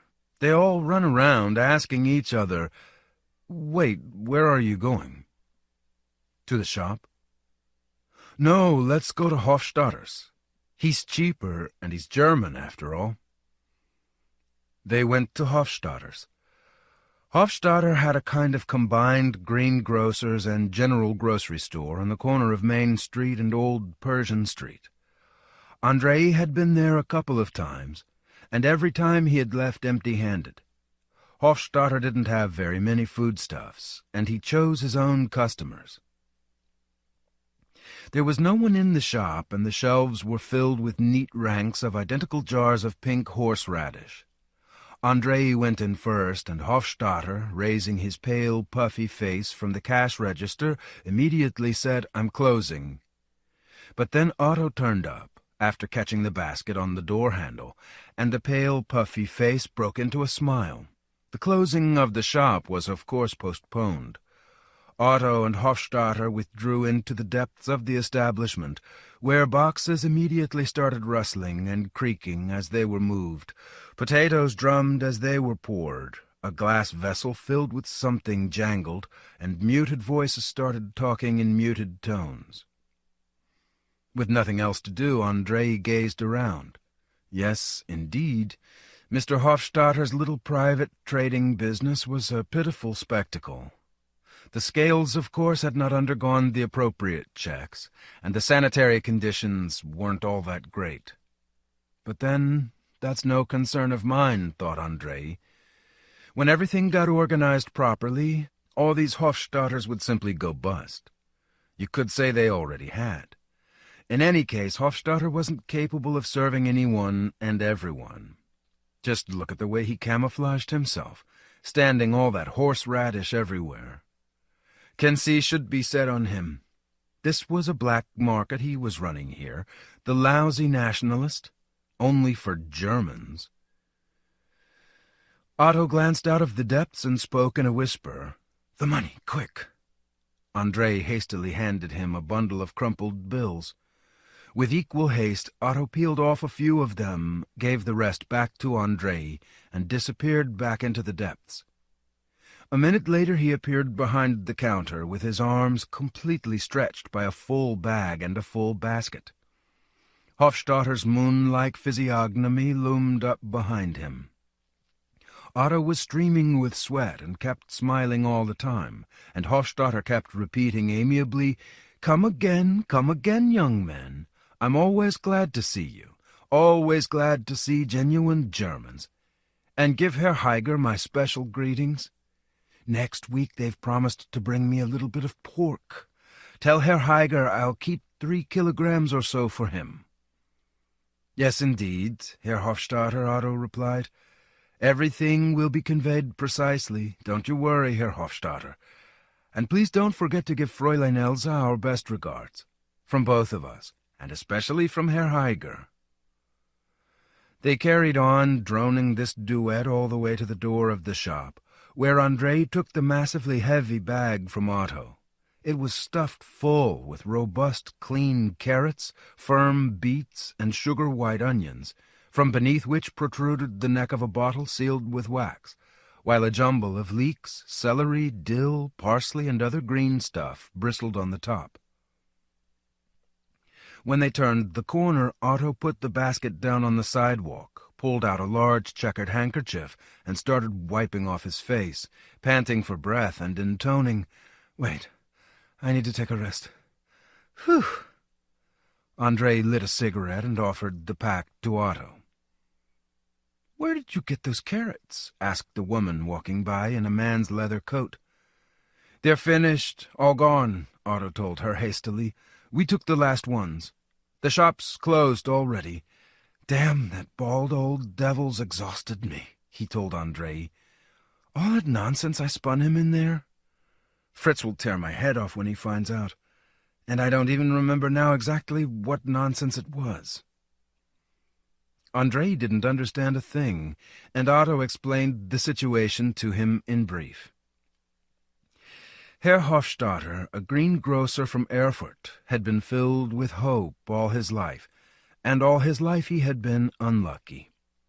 When in 1932 some Jew made a beggar of him by opening a large modern greengrocer's shop across the street from his, Hofstadter realized that he was a true German and joined a brigade of stormtroopers.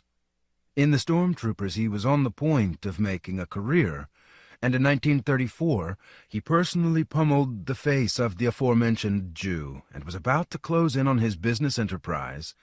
But then came the disaster of Worms' denunciation, and Hofstadter was purged.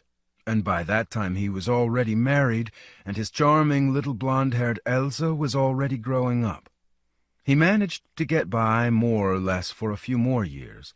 Then he was called up into the army and was about to embark on the conquest of Europe, but at Dunkirk he was bombed by his own side's planes and received a massive piece of shrapnel in the lungs, so that instead of ending up in Paris he found himself in a military hospital in Dresden, where he lay until 1945, and was on the point of being discharged when the Allied air forces made their famous raid that destroyed Dresden in a single night.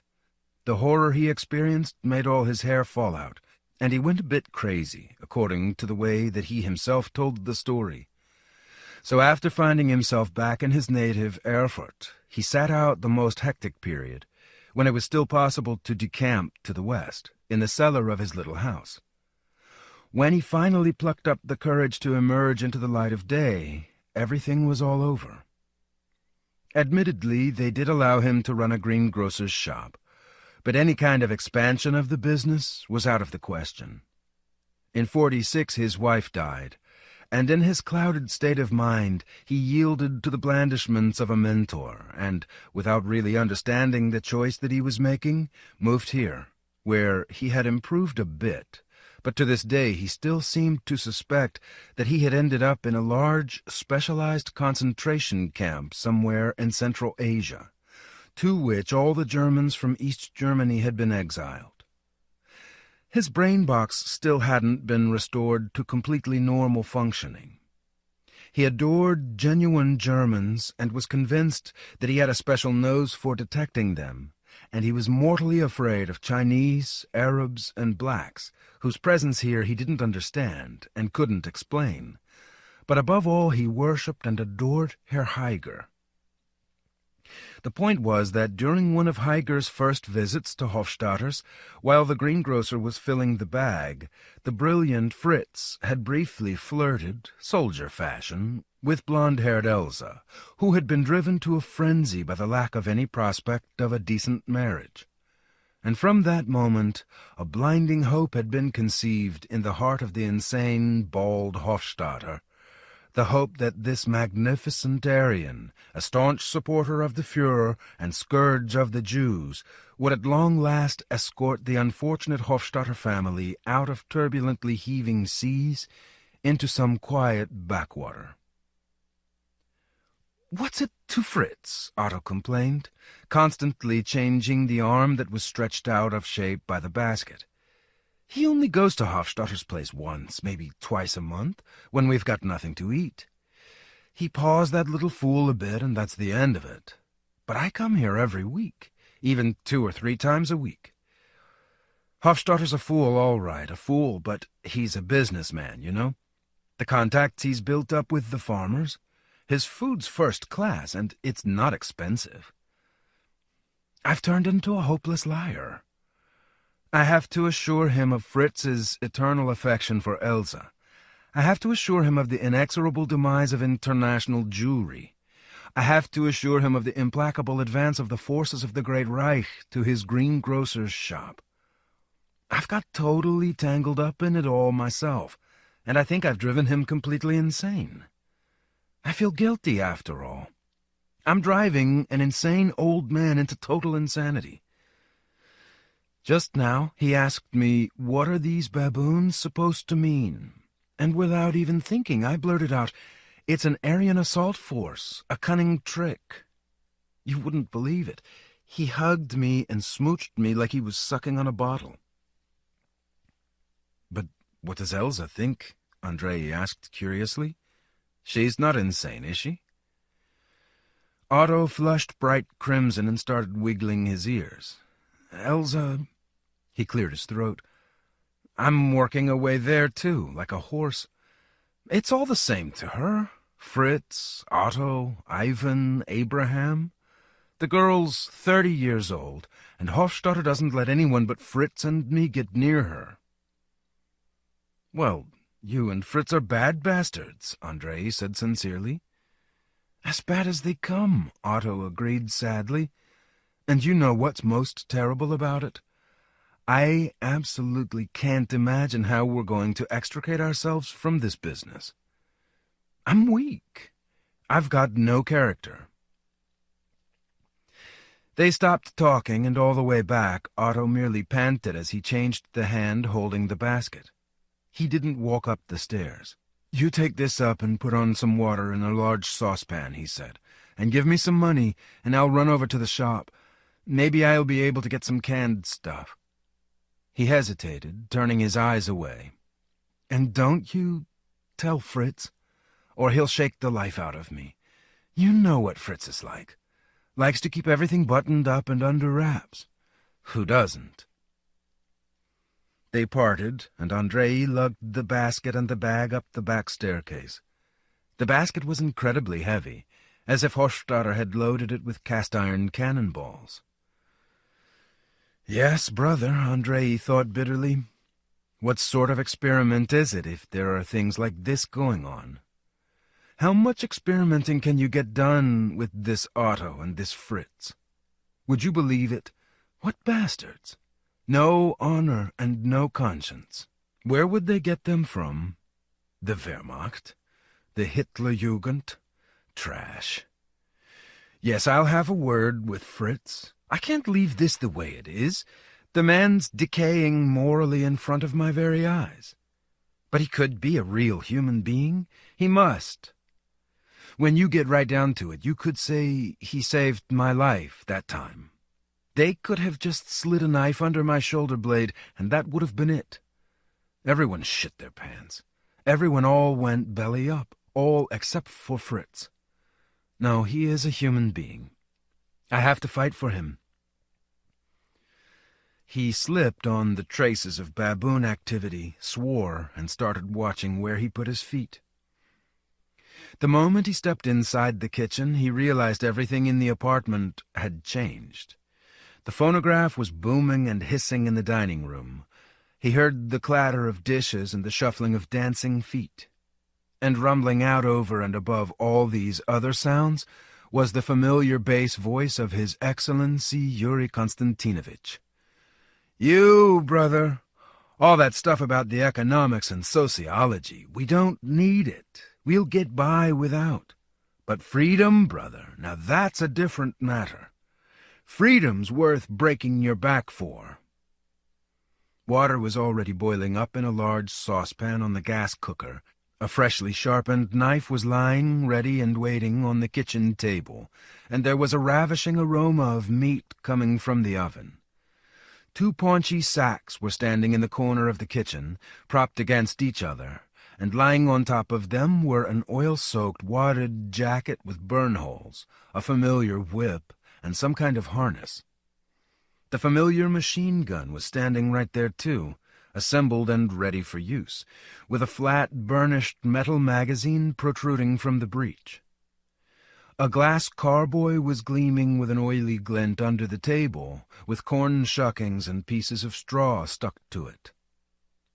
Andrei put down the basket and the bag. "Hey, you loafers!" he yelled. "The water's boiling." Davidov's rumbling bass fell silent, and Selma appeared in the doorway, red-faced and with her eyes glowing. Fritz towered up behind her shoulder. Apparently they had just been dancing, and the Aryan had no intention of taking his massive red paws off Selma's waist just yet. "Hofstadter sends you his greetings," said Andrei. "Elsa is concerned that you don't call round. The child will be a month old soon, after all." "Stupid jokes," Fritz declared in disgust, but he took his paws away. "Where's Otto?" "It's true, the water is boiling," Selma declared in surprise. "Now what do we do with it?" "Take the knife," said Andrei, "and start peeling the potatoes. And I think you're very fond of potato salad, aren't you, Fritz? So you get on with it, and I'll go and play the part of the host." He was about to walk into the dining room, but Izya Katzman intercepted him in the doorway.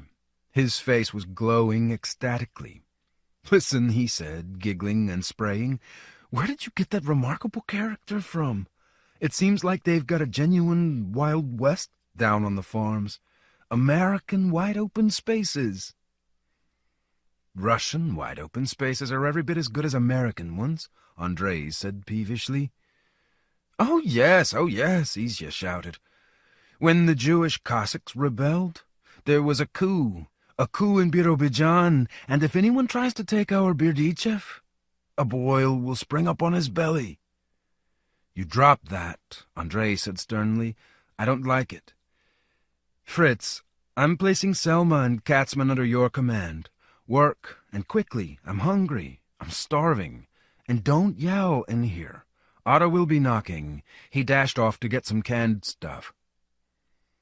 Having put everyone in their places, Andrei hurried into the dining room, where, first of all, he exchanged a firm handshake with Yuri Konstantinovich.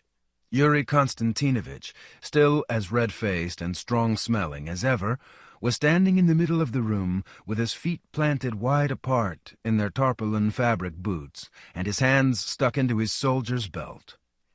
His eyes were merry and slightly wild. Andrei had often seen eyes like that in the faces of harum-scarum men who liked hard work and strong drink, and had no fear of anything on earth. "There," said Davidov, "I've come, just as I promised. Have you seen the big bottle? That's for you. The potatoes are for you two. 2 sacks. They wanted to give me, a certain something for them, but I thought, what the hell do I want all this for? I'll drive them round to a good man instead. They live here, rotting away in their stone mansions, never seeing the light of day. Listen, Andrei, I was just telling Kensi here, the Japanese, I told him, give it all up, guys. What is there round here that you haven't seen already? Collect up your little kids, your women, your girls, and all come on out to us. Kensi, still in uniform after his spell of duty, but with his tunic unbuttoned, was working away awkwardly with one hand, trying to set the table with miscellaneous dishes. His left hand was bound up with a bandage. He smiled and nodded to Davidov. "That's what it will come to, Yura," he said. "Next there'll be an invasion of squids, and then every last one of us will move out to those swamps of yours." Why bother to wait for those... what do you call them? To hell with those damned squids. Tomorrow morning I'm leaving empty, nothing in the cart. I can easily load up 3 families. "You're not a family man, are you?" he asked, turning to Andrei. "God has spared me," said Andrei. "Then who's this girl to you? Or isn't she yours?" "She's new here, just arrived last night." "So what could be better? A pleasant young lady. Take her and let's go, eh? We've got air out there. We've got milk out there. You probably haven't drunk any fresh milk in a year, have you? And I keep on wondering why there's no milk in your shops. I've got 3 cows all to myself. I hand over that milk to the state. I feed myself with it. I feed the pigs with it. I pour it away on the ground. You settle at our place, you'll see, and you'll wake up in the morning to go out into the field, and your very own cow will give you a pitcher of steaming fresh milk, straight from the cow, eh?" He winked strenuously with both eyes, one after the other, laughed, whacked Andrei on the shoulder, then set off across the room, making the floorboards creak loudly, stopped the phonograph, and came back again. "And the air there? You haven't even got any air left here. You've got a menagerie here, that's all the air you've got. Can see, why keep making it so hard on yourself? Call the girl. Let her set the table." "She's peeling potatoes in there," Andrei said with a smile. Then he pulled himself up short and started helping Kensi. Davidov was a really great guy. He felt very close to him, as if they'd known each other for a whole year already. So, what if he really did it? Took off to the swamps. Milk or no milk, the life there had to be really healthy. Just look at the way Davidov was standing there, like a statue. "Someone's knocking," Davidov told him. "Shall I open up, or will you go yourself?" "Just a moment," Andrei said, and went to the front door. Standing outside the door was Wang, without his wadded jacket now, wearing a blue serge shirt down to his knees and a waffle-weave towel wrapped around his head. "They brought the cans," he said with a joyful smile. "So screw them then," Andrei responded no less joyfully. "The cans can wait. Why are you alone? Where's Meilin?" "She's at home," said Wang. "She's very tired. She's sleeping. Our son's taken sick." "Well, come in, don't just stand there. Come on, I'll introduce you to a fine human being." "We've already met," Wang said as he walked into the dining room. "Ah, Vanya!" Davidov shouted delightedly. "So you're here as well." "Yes," he said, turning back to Kensi. "I knew Andrei was a regular guy. Look, all the good people get together at his place. Take you, now. Or that little Jew, what's his name? Well, now we'll have a whale of a feast. I'll go and take a look at what they're fiddling with for so long in there. There's nothing at all to do, and they've made a huge job out of it." Wang quickly squeezed Kensi away from the table and began neatly and deftly rearranging the knives and forks. Kensi adjusted his bandage with his free hand and his teeth. Andrei waded in to help him. "Donald still hasn't shown up," he said in a concerned voice. "He locked himself in," Wang responded. "Said he wasn't to be disturbed." "He's been down in the dumps recently for some reason, guys. Okay, forget about him. Listen, Kensi, what's wrong with your hand?" Kensi pulled a wry face as he answered, "A baboon snapped at me. What a bastard! Bit right through to the bone." "You don't say," Andrei exclaimed, astonished. "I thought they were kind of placid." "Sure, very placid, when someone catches you and starts riveting a collar around your neck." "What collar?" "Directive 57.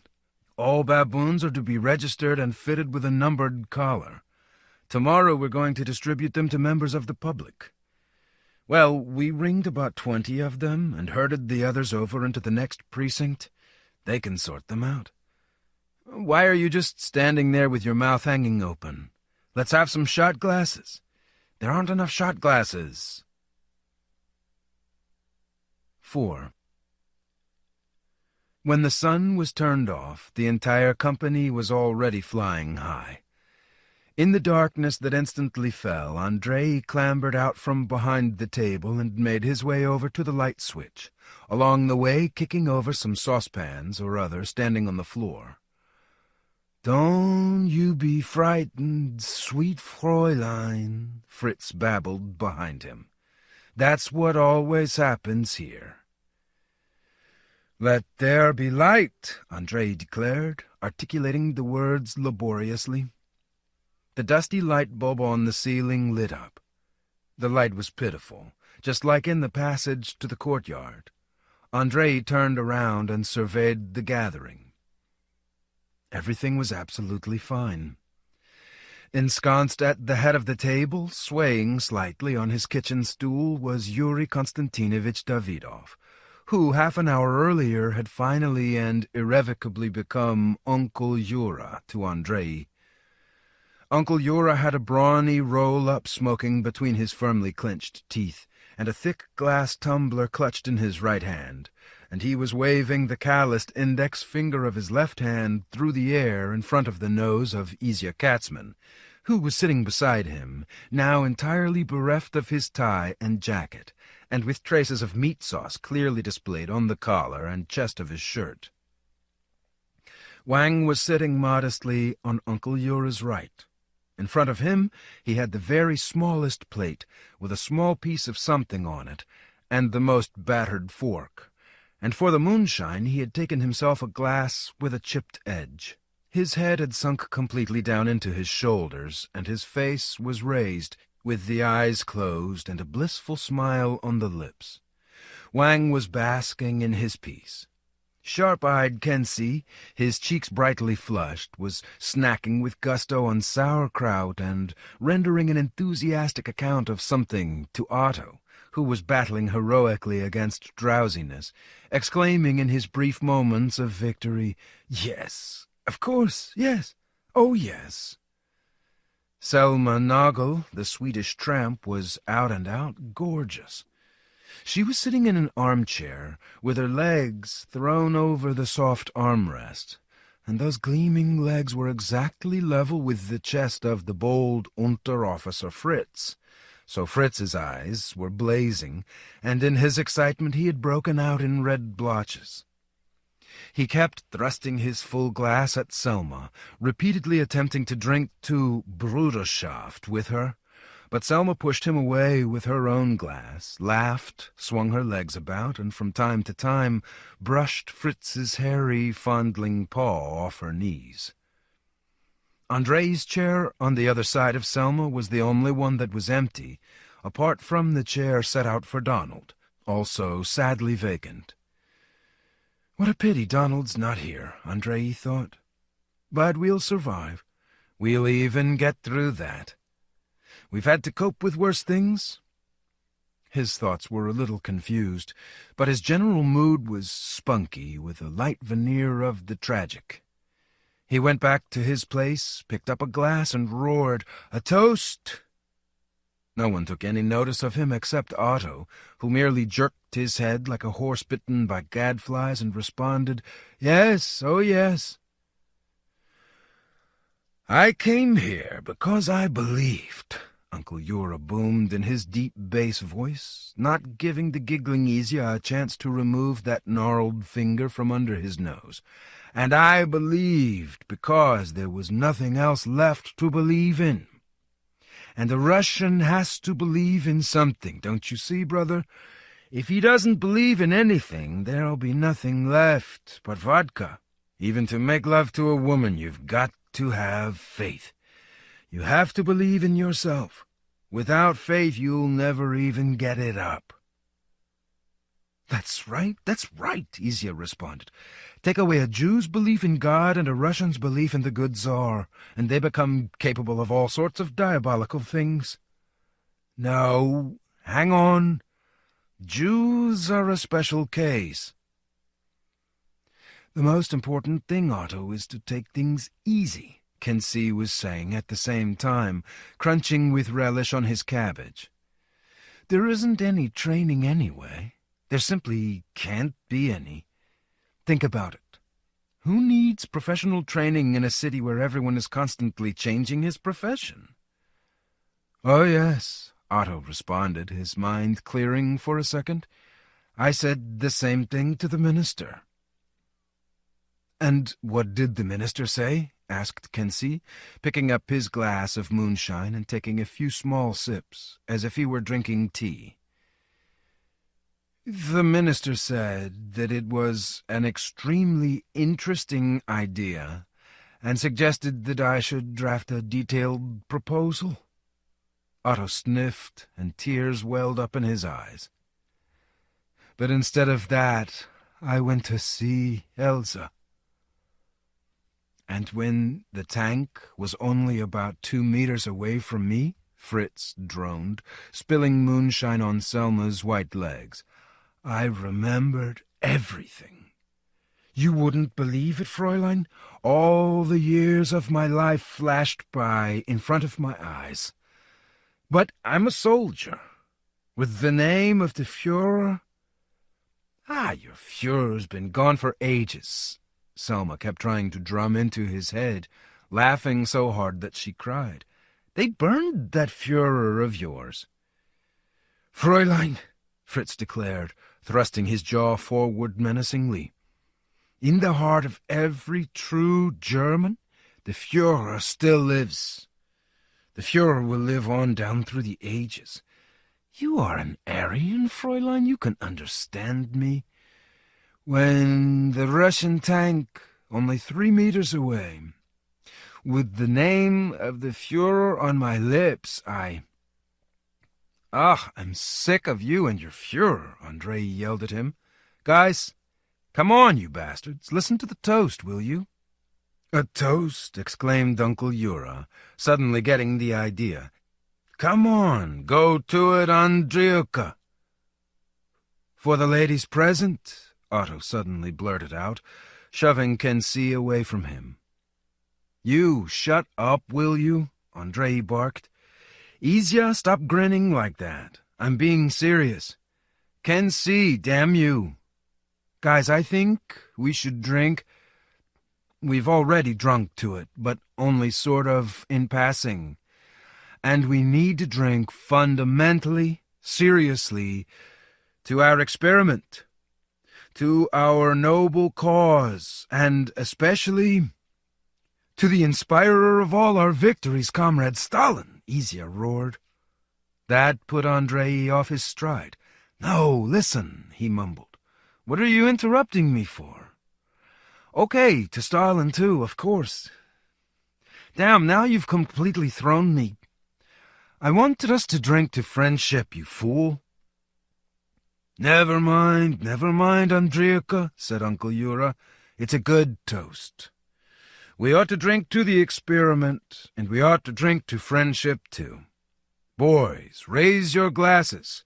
We'll drink to friendship and to everything turning out just fine." "And I'll drink to Stalin," Selma piped up stubbornly. "And to Mao Zedong.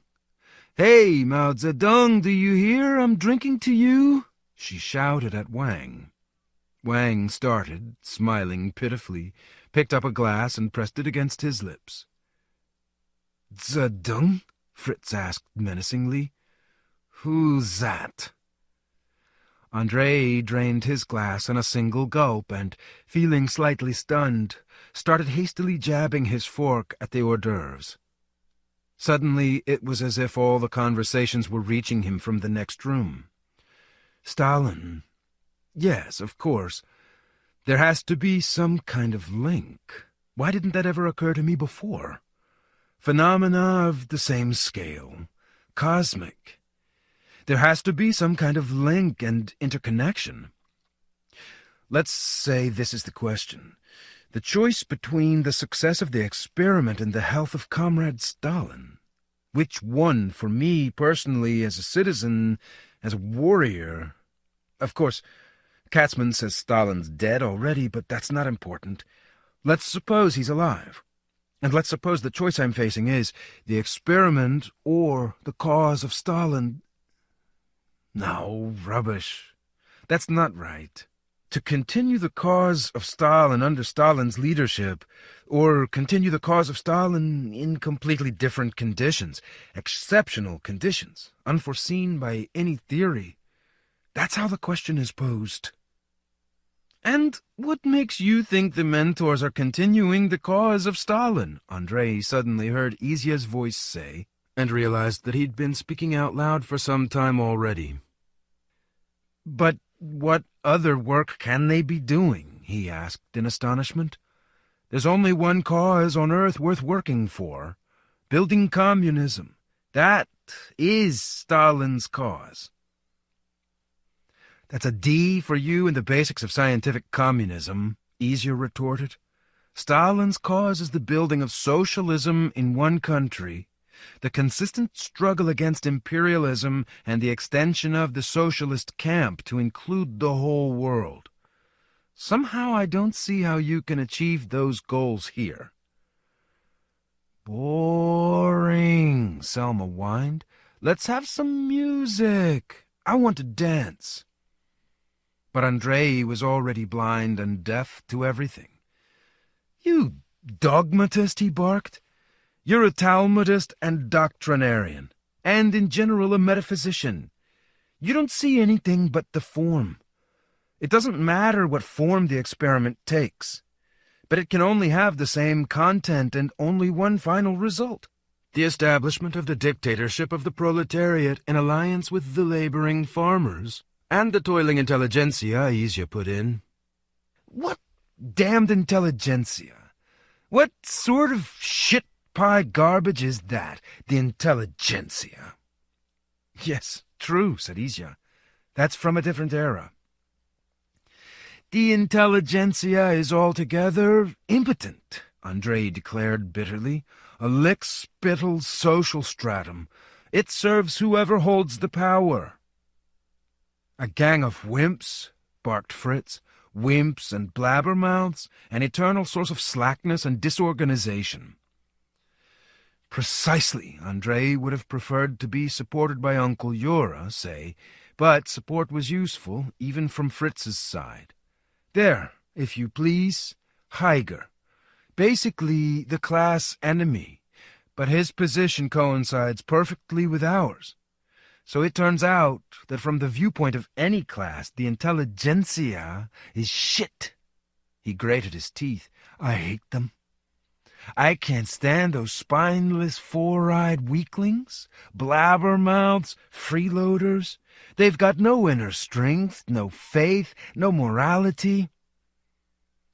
When I hear the word culture, I reach for my gun, Fritz proclaimed in a metallic voice. No, said Andrei. I part company with you there. You drop that. Culture is the great heritage of the liberated people. What's needed here is a dialectical... Somewhere close by, the phonograph was thundering, and Otto was stumbling around drunkenly, dancing with drunken Selma. But Andrei wasn't interested in that. The best part of all was just beginning. the thing for which he loved these get-togethers more than anything else in the world. The argument. "Down with culture," Izya howled, skipping from one empty chair to another in order to move closer to Andrei. "It's got nothing to do with our experiment. What is the goal of the experiment? That's the question. You just tell me that." "I already told you. To create a model of communist society." "What in hell's name would the mentors want with a model of communist society? Judge for yourself, cabbage head." "And why not?" "Why not?" "What I think, though, is this," said Uncle Yura. "The mentors aren't real human beings. They're, how can I put it? A different species, I suppose. They've planted us in a fish tank, or something like a zoological garden, and they're watching to see what happens." "Did you think that up for yourself, Yuri Konstantinovich?" Izya asked, and turned toward him, suddenly immensely interested. Uncle Yura fingered his right cheekbone and replied evasively, "It emerged in the course of debate." Izya actually slammed his fist down on the table. "How incredible!" he exclaimed enthusiastically. "Why? Where does it all come from? Why do the most different kinds of people, and people who basically think in entirely conformist terms, come up with this idea that the mentors are not human in origin? The idea that the experiment is being conducted by higher powers of some kind?" "Well, for instance, I asked him straight out," Kensi put in, "Are you aliens?" He avoided giving a direct answer, but he didn't actually deny it. "And I was told they're human beings from a different dimension," said Andrei. It felt awkward talking about the mentor, like discussing family matters with outsiders. "But I'm not sure I understood correctly. Maybe it was just allegorical." "But I won't have it," Fritz abruptly declared. "I'm not an insect. I am myself." "Aha!" he exclaimed, swinging his hand through the air. "I'd never have ended up here if I hadn't been taken prisoner, would I?" "But why?" said Izya. "Why?" "I feel some kind of internal protest all the time, too, and I can't understand what's wrong. Maybe, in the long run, their goals are close to ours." "That's what I've been telling you," Andrei exclaimed delightedly. "Not in that sense," said Izya, gesturing impatiently. "It's not all as straightforward as you make it out to be. They're trying to figure out the human race, right? Make sense of it. And problem number one for us is the very same, making sense of the human race, of ourselves. Maybe by figuring things out for themselves, they'll help us figure things out as well." "No, my friends," said Kensi, swaying his head from side to side. Don't flatter yourselves. They're preparing to colonize the earth, and they're using you and me to study the psychology of their future slaves." "But why think that, Kensi?" Andrei said disappointedly. "Why these terrible assumptions? If you ask me, thinking about them that way is simply unfair." "Well, I probably don't really think that," Kensi replied. "It's just that I have this strange sort of feeling. All these baboons, the transformation of the water, the general bedlam day after day. One fine day they'll hand us a confusion of tongues, too. It seems like they're systematically preparing us for some appalling kind of world that we're going to live in henceforth, now and forever, and unto the ages of ages. It's like at Okinawa. I was just a little kid then. The war was going on, and the Okinawa boys and girls like me were forbidden to speak their own dialect. Nothing but Japanese.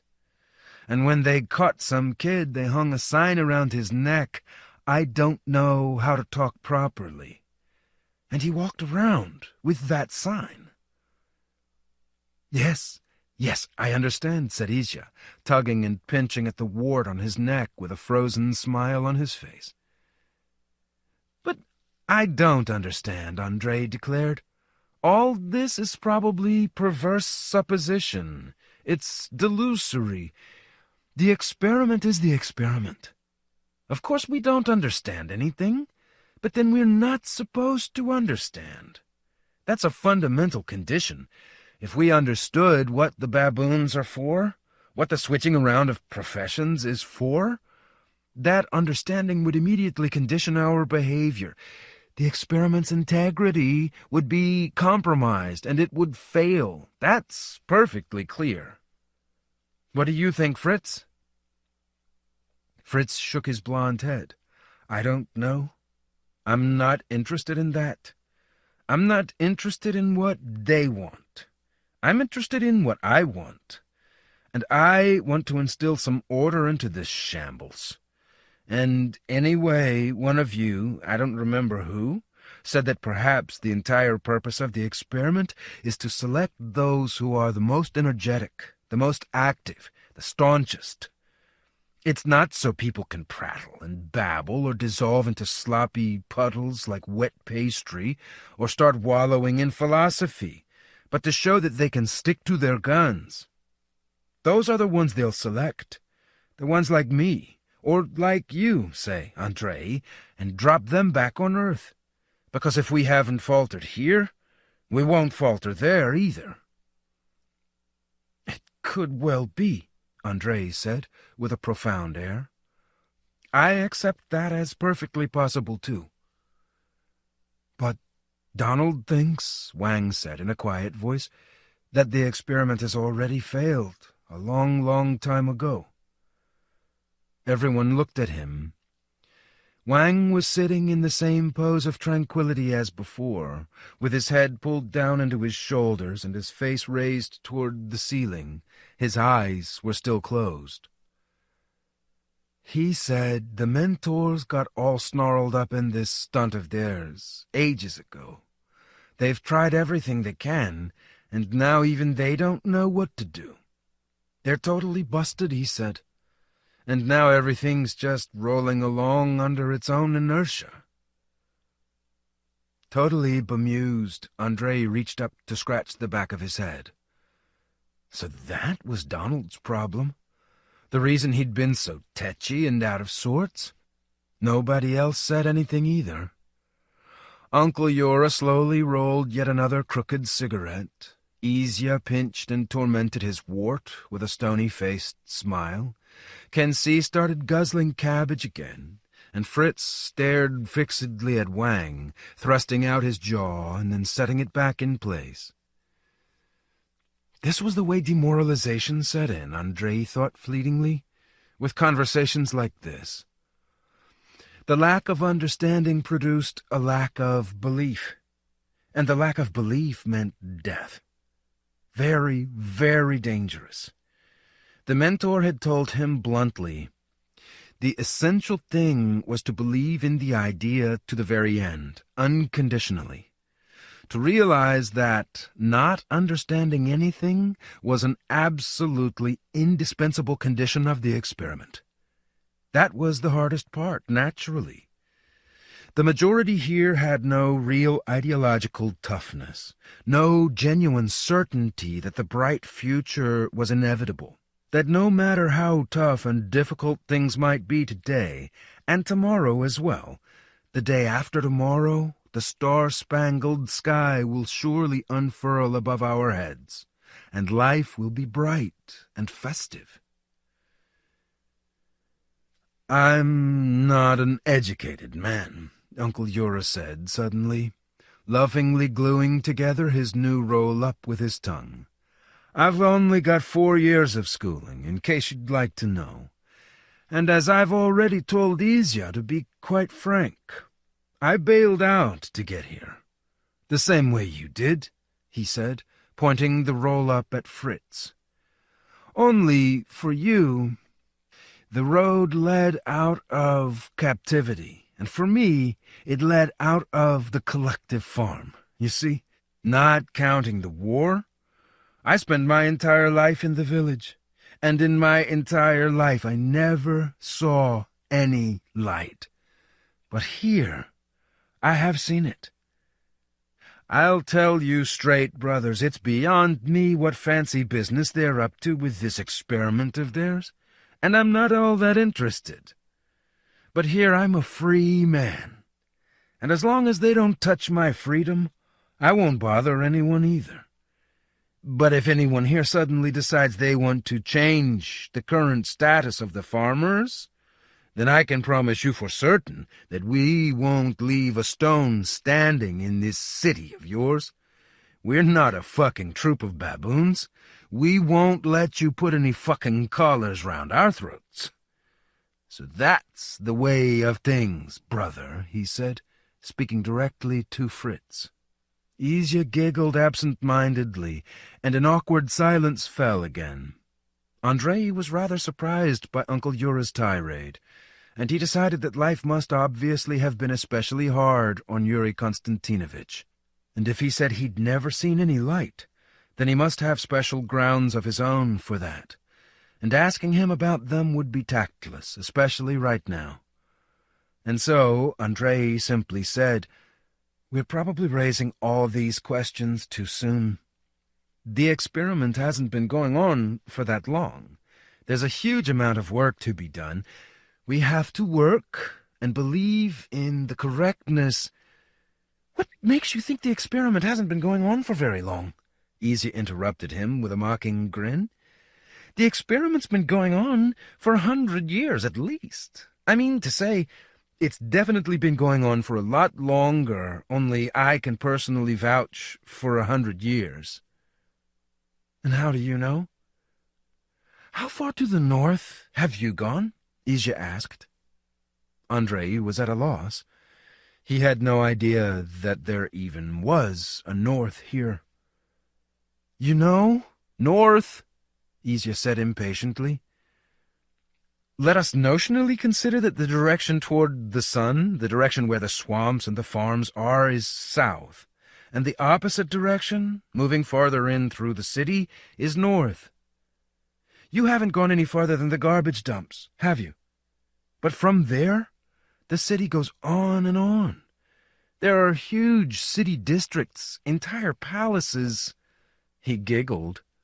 "Palaces and hovels. There's no one there now, of course, because there's no water. But someone used to live there once, and let me tell you, that once was a pretty long time ago.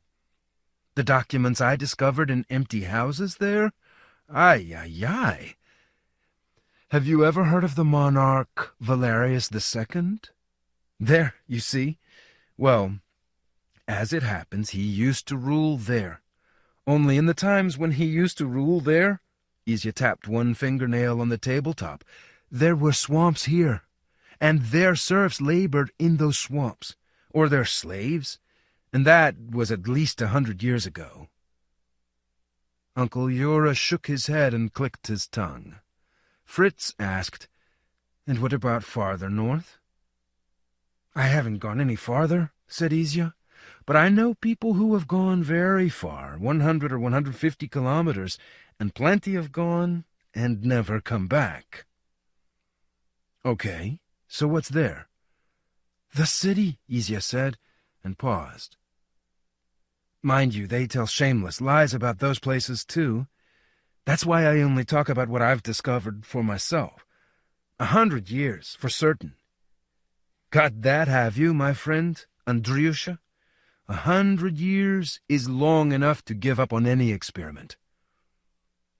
"Well, okay, just hang on, will you?" Andrei muttered, flustered. "But they haven't given up on it," he exclaimed, perking up. "If they're still bringing in new people all the time, they haven't dropped it. They haven't despaired. It's just that the problem that's been set is extremely complex."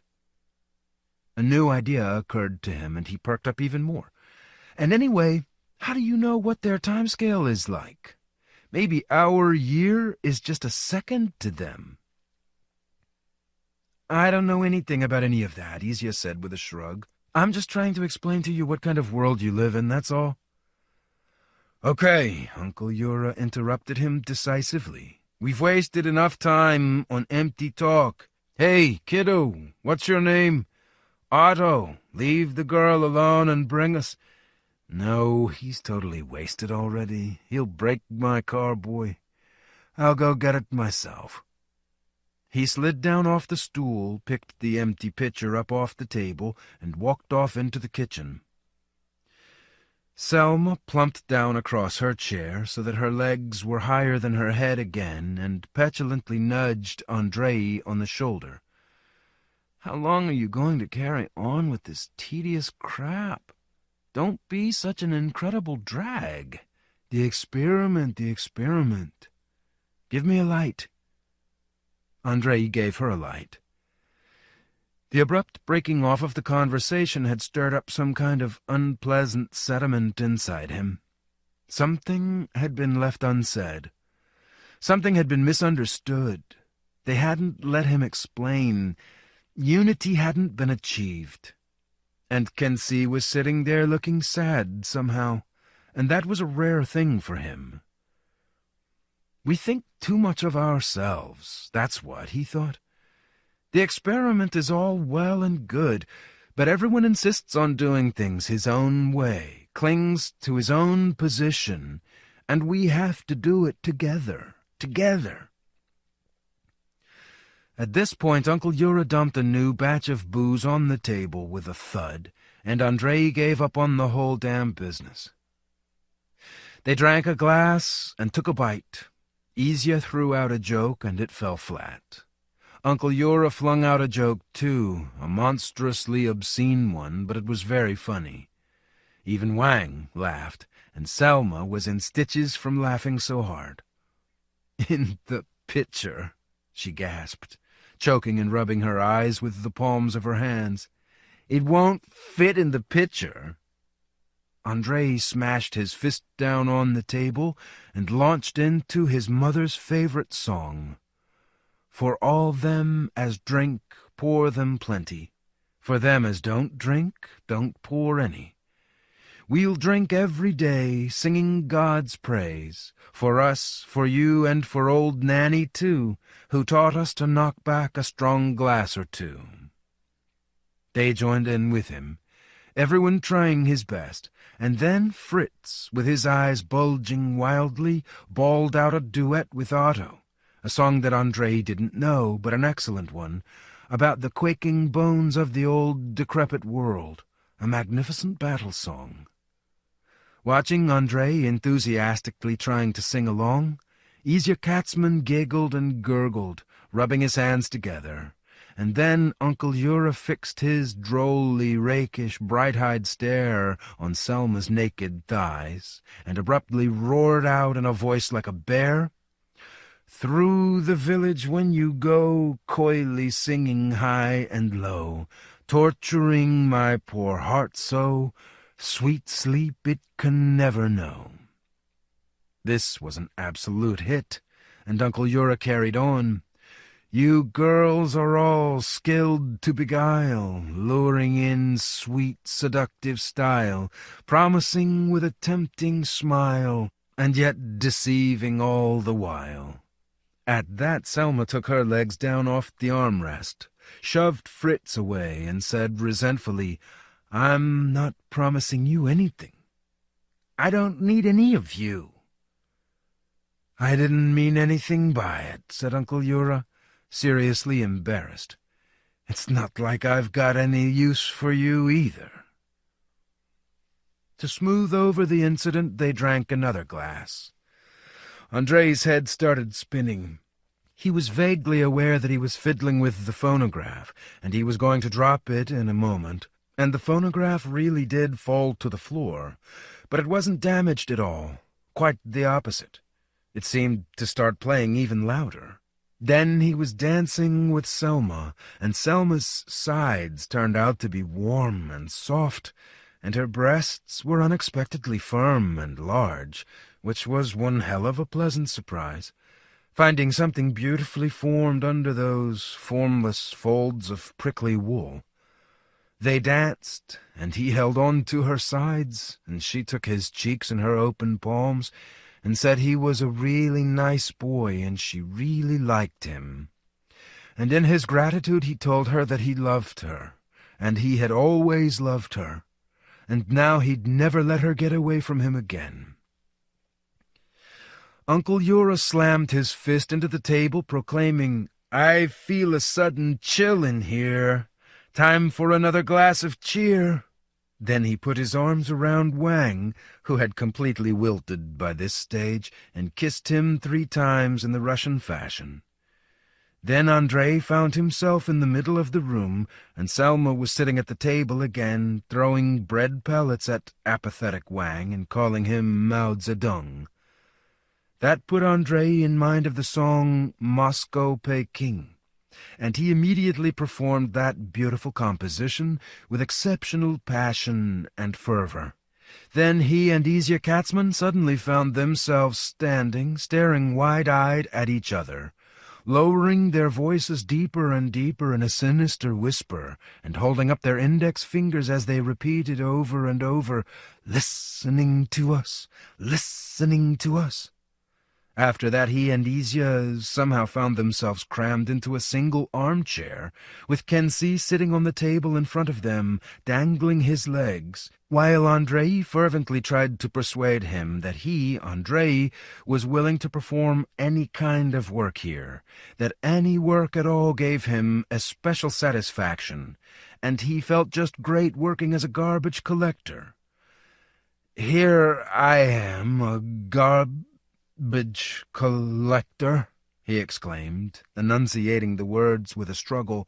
"A grabbage collector." And Izya, spitting in Andrei's ear, kept harping on about something unpleasant, something offensive, saying that Andrei actually experienced a sweet humiliation from being a garbage collector. "Yes, I'm a grabbage collector." That he was so intelligent, so well-read and capable, fit for much greater things. But even so he bore his heavy cross with patience and dignity, unlike certain others. Then Selma appeared, bringing him immediate consolation. She was soft and affectionate, and she did everything he wanted, and she didn't contradict him, and at that point there was a sweet, devastating gap in his sense impressions. And when he surfaced from out of that gap, his lips were puffy and dry, and Selma was already sleeping on his bed. He straightened her skirt with a paternal gesture, flung the blanket over her, adjusted his own attire appropriately, and went back out into the dining room, trying to walk with a brisk stride and stumbling on the way over the outstretched legs of poor Otto, who was sleeping on a chair in the hideously uncomfortable pose of a man killed by a shot to the back of the neck. Towering up on the table was the large carboy itself, and all the revelers were sitting there, propping up their tousle-haired heads and warbling in a soft-voiced chorus. In the desolate depths of the steppe a coachman was freezing, and large tears were rolling down out of Fritz's pale Aryan eyes. Andrei was about to join in when there was a knock at the door. He opened it, and a woman wrapped in a shawl, dressed in her underskirt with boots on her bare feet, asked if the caretaker was here. Andrei shook Wang awake and explained to him where he was and what was required of him. "Thanks, Andrei," Wang said after listening carefully to him, and left, feebly shuffling his feet. The others finished singing the song about the coachman and the steppe, and Uncle Yura suggested a drink to folks at home not grieving, but then it turned out that Fritz was asleep, so he couldn't clink glasses. "That's it then," said Uncle. "That means this will be the last one." But before they drank one last glass, Izya Katzman, who had suddenly turned strangely serious, rendered one more solo, a song that Andrei didn't entirely understand, but apparently Uncle Yura understood it perfectly well. The song included the refrain Ave Maria and an absolutely appalling verse that seemed to come from a different planet. They sent the prophet up the river a short while later, and in the Commie Republic he gave up the ghost. The Labor Union Committee gave the dour investigator a free month in Teberdah for devotion to his post. When Izya finished singing, there was silence for a while. Then Uncle Yura abruptly smashed his massively heavy fist into the tabletop and swore at length in exceptionally florid style, following which he grabbed a glass and started swigging from it without any toasts at all. And Kensi, following some strange association that only he could understand, performed another song in an extremely unpleasant, squeaky, and vehement voice about how, if the Japanese soldiers were all to start pissing at once against the Great Wall of China, a rainbow would appear above the Gobi Desert. About how the Imperial Army was in London today, tomorrow it would be in Moscow, and the next morning it would drink tea in Chicago. That the sons of Yamato had settled the banks of the Ganges and were catching crocodiles with fishing rods. Then he fell silent, tried to light a cigarette, broke several matches, and suddenly out of the blue told them about a little girl he used to be friends with in Okinawa. She was 14 years old, and she lived in the house opposite his. One day some drunken soldiers raped her, and when her father went to the police to complain, gendarmes showed up and took him and the girl away, and Kensi never saw them again. Nobody was saying anything when Wang stuck his head into the dining room, called Kensi's name, and beckoned to him. "That's the way things go," Uncle Yura said gloomily. "And just look. The same thing in the West, and back home in Russia, and in the yellow-skinned countries. The same story everywhere. Power is unjust. Ah, no, brothers. What would I want to go back there for? I'd rather be here." Kensi came back, pale-faced and preoccupied, and started looking for his belt. His uniform tunic was already fully buttoned. "Has something happened?" Andrei asked. "Yes, something has happened," Kensi replied in a crisp staccato voice, adjusting his holster. "Donald Cooper shot himself about an hour ago." Part 2. The Investigator. 1. Andrei suddenly had a headache from hell. He crushed his cigarette butt into the overflowing ashtray with a sense of loathing, pulled out the middle drawer of his desk, and looked to see if there were any tablets in there. There weren't any. Just a massive army pistol lying on top of a jumble of old documents and little tattered cardboard boxes of assorted petty stationery items lurking in the corners, plus a littering of gnawed pencil stumps, tobacco crumbs, and broken cigarettes. All this only made his headache worse. Andrei slammed the drawer shut, propped his head up with his hands over his face, and started watching Peter Block through the cracks between his fingers. Peter Block, a.k.a. Tailbone, was sitting a short distance away on a stool, with his red mitts calmly folded together on his knees, blinking indifferently and licking his lips from time to time. He clearly didn't have a headache, but it was obvious that he was feeling thirsty. And he probably wanted a smoke, too. Andrei tore his hands away from his face with an effort, poured himself some lukewarm water from a carafe, and drank half a glassful, subduing a mild spasm. Peter Block licked his lips. His gray eyes were as inexpressive and empty as ever. His massive, gristly Adam's apple set off on a long glide down the skinny, grubby neck, protruding from his unbuttoned shirt collar, and then bobbed back up to his chin. "Well," said Andrei. "I don't know," Tailbone replied hoarsely. "I don't remember anything like that." "You bastard, thought Andrei. You animal. "So what's this you've told us?" he asked. "You hit the grocery store on Wool Lane. You remember when you hit it. You remember who you hit it with, too. Good. You hit Dreyfus's Cafe, and you remember when you hit it and who with as well. But for some reason you've forgotten about Hofstadter's shop. And that was your latest job, wasn't it, Block?" "I really couldn't say that, Mr. Investigator," Tailbone responded with excruciatingly loathsome politeness. "I beg your pardon, but that's just someone trying to set me up. Since we quit after the Dreyfus place, you know, since we chose the path of complete rehabilitation and socially useful employment, well, since then I haven't done any more jobs of that kind." "Hofstadter identified you." "I really do beg your pardon, Mr. Investigator." The note of irony in Tailbone's voice was clearly audible now. "But Mr. Hofstadter is a bit screwy, after all. Everybody knows that. So he's got everything confused, hasn't he? I've been in his shop, sure I have, to buy a few potatoes or onions. I noticed before that he wasn't quite right in the head, begging your pardon, and if I'd known how things would turn out, I'd have stopped going to his place. I mean, just look. Would you ever?"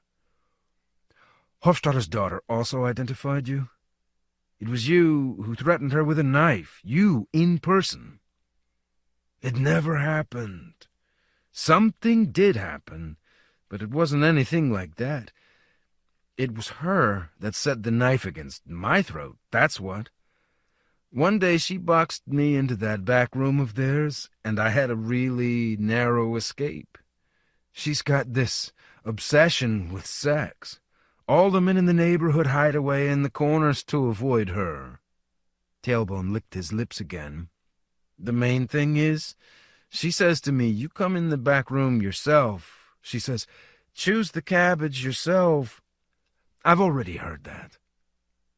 Tell me again what you did and where you went on the night of the 24th, in detail, starting from the moment the sun was switched off." Tailbone raised his eyes to the ceiling. "Right then," he began. "When the sun was switched off, I was sitting in a beer parlor on the corner of Jersey and 2nd playing cards. Then Jack Lever invited me to another beer parlor, so we went, and on the way we dropped by Jack's place. We wanted to pick up his broad, but we stayed too long and started drinking there. Jack got tanked, and his broad put him to bed and threw me out. I went off home to sleep, but I was totally plastered, and along the way I tangled with these guys. 3 of them there were. They were drunk, too. I don't know any of them. I'd never seen them before in my life. They gave me such a battering. I don't remember anything after that. I just came round in the morning right on the edge of the cliff, barely made it back home. I went to bed, and then they came to get me." Andrei leafed through the case file and found the medical evaluation. The sheet of paper was already slightly greasy. "The only fact confirmed here is that you were drunk," he said. "The medical evaluation does not confirm that you had been beaten up. No traces of a beating were discovered on your body." "So the guys did a tidy job then," Tailbone said approvingly. "So they had stockings filled with sand. All my ribs are still aching even now. And they refused to put me in the hospital. I'll croak in your cells here, then you'll all have to answer for me." "They didn't ache for 3 days. Then the moment we presented you with the medical evaluation, they suddenly started aching." "What do you mean they didn't ache? I was in agony. They were aching so bad. I couldn't stand it any longer, so I started complaining." "Stop lying, Block," Andrei said wearily. "It's obscene just to listen to you." He was sick and tired of this slimeball. A bandit, a gangster, literally caught with the goods, and Andrei still couldn't nail him. "I haven't got enough experience, that's what it is. The others have this kind spilling their guts in no time flat." Meanwhile, Tailbone began sighing woefully, screwed up his face pitiably, rolled his pupils back up under his forehead, and started swaying on his seat, moaning feebly and clearly intending to collapse in a faint as adroitly as he could, so they would give him a glass of water and pack him off to sleep in his cell. Andrei watched these loathsome antics through the cracks between his fingers, with hate in his heart. "Come on, then, come on," he thought. "Just you dare puke on my floor. I'll make you wipe it all up with blotting paper, you son of a bitch." The door opened, and Senior Investigator Fritz Heiger strode confidently into the office. Casting an indifferent glance at Tailbone doubled over on the stool, he walked across to the desk and perched sideways on the papers. Without bothering to ask, he shook several cigarettes out of Andrei's pack, stuck one in his teeth, and arranged the others neatly in a slim silver cigarette case. Andrei struck a match, and Fritz took a drag, nodded as an expression of gratitude, and blew out a stream of smoke toward the ceiling. "The boss told me to take the black centipedes case off you," he said in a low voice. "That's if you don't mind, of course." He lowered his voice even further and puckered his lips significantly. "Apparently the Solicitor General came down on our boss like a ton of bricks. Now he's calling everyone to his office and giving them an earful, too. Just wait. He'll get around to you soon." Fritz took another drag and looked at Tailbone. The suspect, who had been straining his neck to catch what the bosses were whispering about, immediately cringed and emitted a pitiful moan. "Looks like you're done with this one, right?" Andrei shook his head abruptly. He felt ashamed. This was the second time in the last 10 days that Fritz had come to take a case from him. "Oh, really?" Fritz said in surprise. He studied Tailbone for a few seconds, sizing him up, then spoke under his breath, "With your permission," and slipped off the desk without waiting for a reply. Walking right up close to the suspect, he leaned down over him compassionately, holding his cigarette away at arm's length. "Hurting all over?" he inquired sympathetically. Tailbone moaned in the affirmative. "Like a drink?" Tailbone groaned again and reached out a trembling paw. "And you'd probably like a smoke, too, I suppose?" Tailbone half opened one eye distrustfully. "He's hurting all over, the poor soul," Fritz said loudly, but without turning toward Andrei. "It's a shame to watch a man suffering so badly. He hurts here, and he hurts here, and he hurts here, too." As he repeated these words, varying the tone of his voice, Fritz made short, obscure movements with the hand that wasn't holding the cigarette. Tailbone's pitiful lowing suddenly broke off, to be replaced by squawking gasps of surprise, and his face turned pale. "Get up, you bastard!" Fritz suddenly yelled at the top of his voice, taking a step back. Tailbone immediately jumped to his feet, and Fritz swung a horrific punch into his stomach. Tailbone swayed forward, and Fritz landed an open-palm uppercut on his chin with a dull thud. Tailbone swayed backward, knocking over the stool, and fell on his back. "Get up!" Fritz roared again. Sobbing and gasping for breath, Tailbone started hastily scrabbling across the floor. Fritz bounded over to him, grabbed his collar, and jerked him up onto his feet. Tailbone's face was completely white now, with a green glint to it. His eyes were goggling crazily, and he was sweating profusely. Wrinkling up his face in disgust, Andrei looked down at the floor and started fumbling in the pack of cigarettes with trembling fingers, struggling to catch hold of a cigarette. He had to do something, but it wasn't clear what.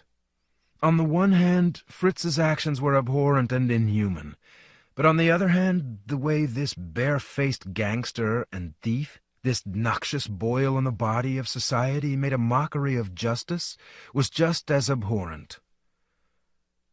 "I believe you're dissatisfied with your treatment," Fritz's ingratiating voice was saying in the meantime. "I believe you're even thinking of making a complaint. Well then, my name is Friedrich Heiger, Senior Investigator Friedrich Heiger." Andrei forced himself to look up. Tailbone was standing there, stretched out to his full height, but with his entire body leaning back, and Fritz was standing right up close, leaning down toward Tailbone and hovering over him menacingly, with his fists propped against his sides. "You can complain. You know who my present boss is. But do you know who used to be my boss before? A certain Reichsfuhrer SS Heinrich Himmler. Ever heard that name before? And do you know where I used to work before? In an organization that went by the name of the Gestapo. And do you know what I was famous for in that organization?" A phone rang, and Andrei picked up the receiver. "Investigator Voronin here," he said through his teeth. "Martinelli," replied a slightly strangled voice that sounded short of breath. "Come to my office, Voronin, immediately." Andrei hung up. He realized he was going to get a humongous bawling out from the boss, but right now he was glad to get out of this office, as far as possible from Tailbone's crazed eyes, from Fritz's savagely thrust-out jaw, out of the congealing atmosphere of the torture chamber. What was Fritz doing this for? The Gestapo? Himmler? "The boss wants me in his office," he announced in a strange, squeaky voice that didn't seem to be his own, mechanically pulling out the drawer of the desk and putting the pistol in his holster so that he would report in due form. "Good luck," Fritz responded without turning around. "I'll be here for a while, don't worry." Andrei walked toward the door, moving faster and faster as he went, and shot out into the corridor like a rocket. Beneath the gloomy vaulted ceiling, a cool, odorous silence reigned, with several ragged individuals of the male sex sitting motionless on a long wooden garden bench under the strict gaze of the guard on duty. Andrei walked past a row of closed doors and into the detention cells, past a stairway landing on which several young investigators from the latest intake puffed continually on cigarettes as they passionately explained their cases to each other, went up to the third floor and knocked on the door of his boss's office. The boss was in a somber mood. His thick cheeks were drooping, his sparse teeth were bared in menace, he was breathing heavily through his mouth with a whistling sound, and he glowered at Andrei from under his brows. "Sit down," he growled. Andrei sat down, put his hands on his knees, and stared out the window. The window was covered with bars, and the darkness outside it was impenetrable. About 11 o'clock, he thought. I've wasted so much time on that slimeball. "How many cases do you have?" asked the boss. 8. "How many do you intend to close by the end of the quarter?" 1. "That's not good." Andrei didn't say anything. "Your work record's poor, Voronin, poor," the boss said hoarsely, tormented by his shortness of breath. "I know," Andrei said humbly. "I just can't get into the swing of it." "Well, it's about time you did," said the boss, raising his voice to a whistling hiss. "You've been working here all this time, and you've only closed 3 pitiful cases. You're not fulfilling your duty to the experiment, Voronin, and after all, you have people you can learn from, people you can ask for advice. Look at the way that friend of yours works, for instance. I mean Friedrich, he has his shortcomings, of course, but there's no point in you just adopting his faults. You can adopt his virtues, too, Voronin. You came to us together, and he's already closed 11 cases. "I don't know how to work like that," Andrei said gloomily. "Learn. You have to learn. We're all learning. You're Friedrich didn't come here from law school either, but he works, and he works pretty well. Just look, he's already a senior investigator. And some people think it's time he was made deputy head of the criminal sector. Yes, but they're not happy with you, Voronin. For instance, what progress are you making on the building case? None at all, said Andrei. That isn't a case. It's just nonsense. Some kind of mystification. Why is it mystification when there's testimony from witnesses? When there are victims? People are disappearing, Voronin. I can't see how it's possible to conduct a case based on legends and rumors, Andrei said morosely. The boss strained and coughed, wheezing and whistling. You've got to use your brains, Voronin, he hissed. Rumors and legends, yes. A mystical atmosphere, yes. But what for? Who needs that? Where did the rumors come from? Who started them? Who's spreading them? What for? And most important of all, where are the people disappearing to? Do you understand me, Voronin? Andrei plucked up his courage and said, I understand you, boss, but this case isn't for me. I prefer dealing with simple criminal matters. The city's swarming with lowlifes, and I prefer growing tomatoes, said the boss. I adore tomatoes, and for some reason you can't get them here for love or money. This is your job, Voronin, and no one's interested in what you prefer. You've been given the building case, so kindly get on with it. I can see for myself that you're a fumbler. Under different circumstances, I wouldn't have given you the building case, but under the present circumstances, I am giving it to you. Why? Because you are one of us, Voronin. Because you are not just going through the motions. You're fighting a battle here. Because you didn't come here for your own sake, but for the experiment. There aren't many people like that, Voronin. And that's why I'm going to tell you something that officers of your rank aren't supposed to know. The boss leaned back in his chair and said nothing for a while, with his chest whistling even more loudly and his teeth completely bared in a grin. We fight against gangsters, racketeers, and hooligans. Everyone knows that. That's good. It's necessary. But they aren't our danger number one, Voronin. First, there's a natural phenomenon that exists here. It's called the anti-city. Ever heard of it? No, you haven't, and you shouldn't have. You shouldn't have heard of it. And don't let anyone ever hear of it from you. It's an official secret with a 00 number. The anti-city. We have information that there are settlements of some kind to the north of us. 1, 2, several? We don't know. But they know all about us. There could be an invasion, Voronin. It's very dangerous. The end of our city. The end of the experiment. Espionage is being committed. Sabotage and acts of subversion are being attempted. Panicky rumors and calumnies are being spread. Is the situation clear, Voronin? I can see that it is.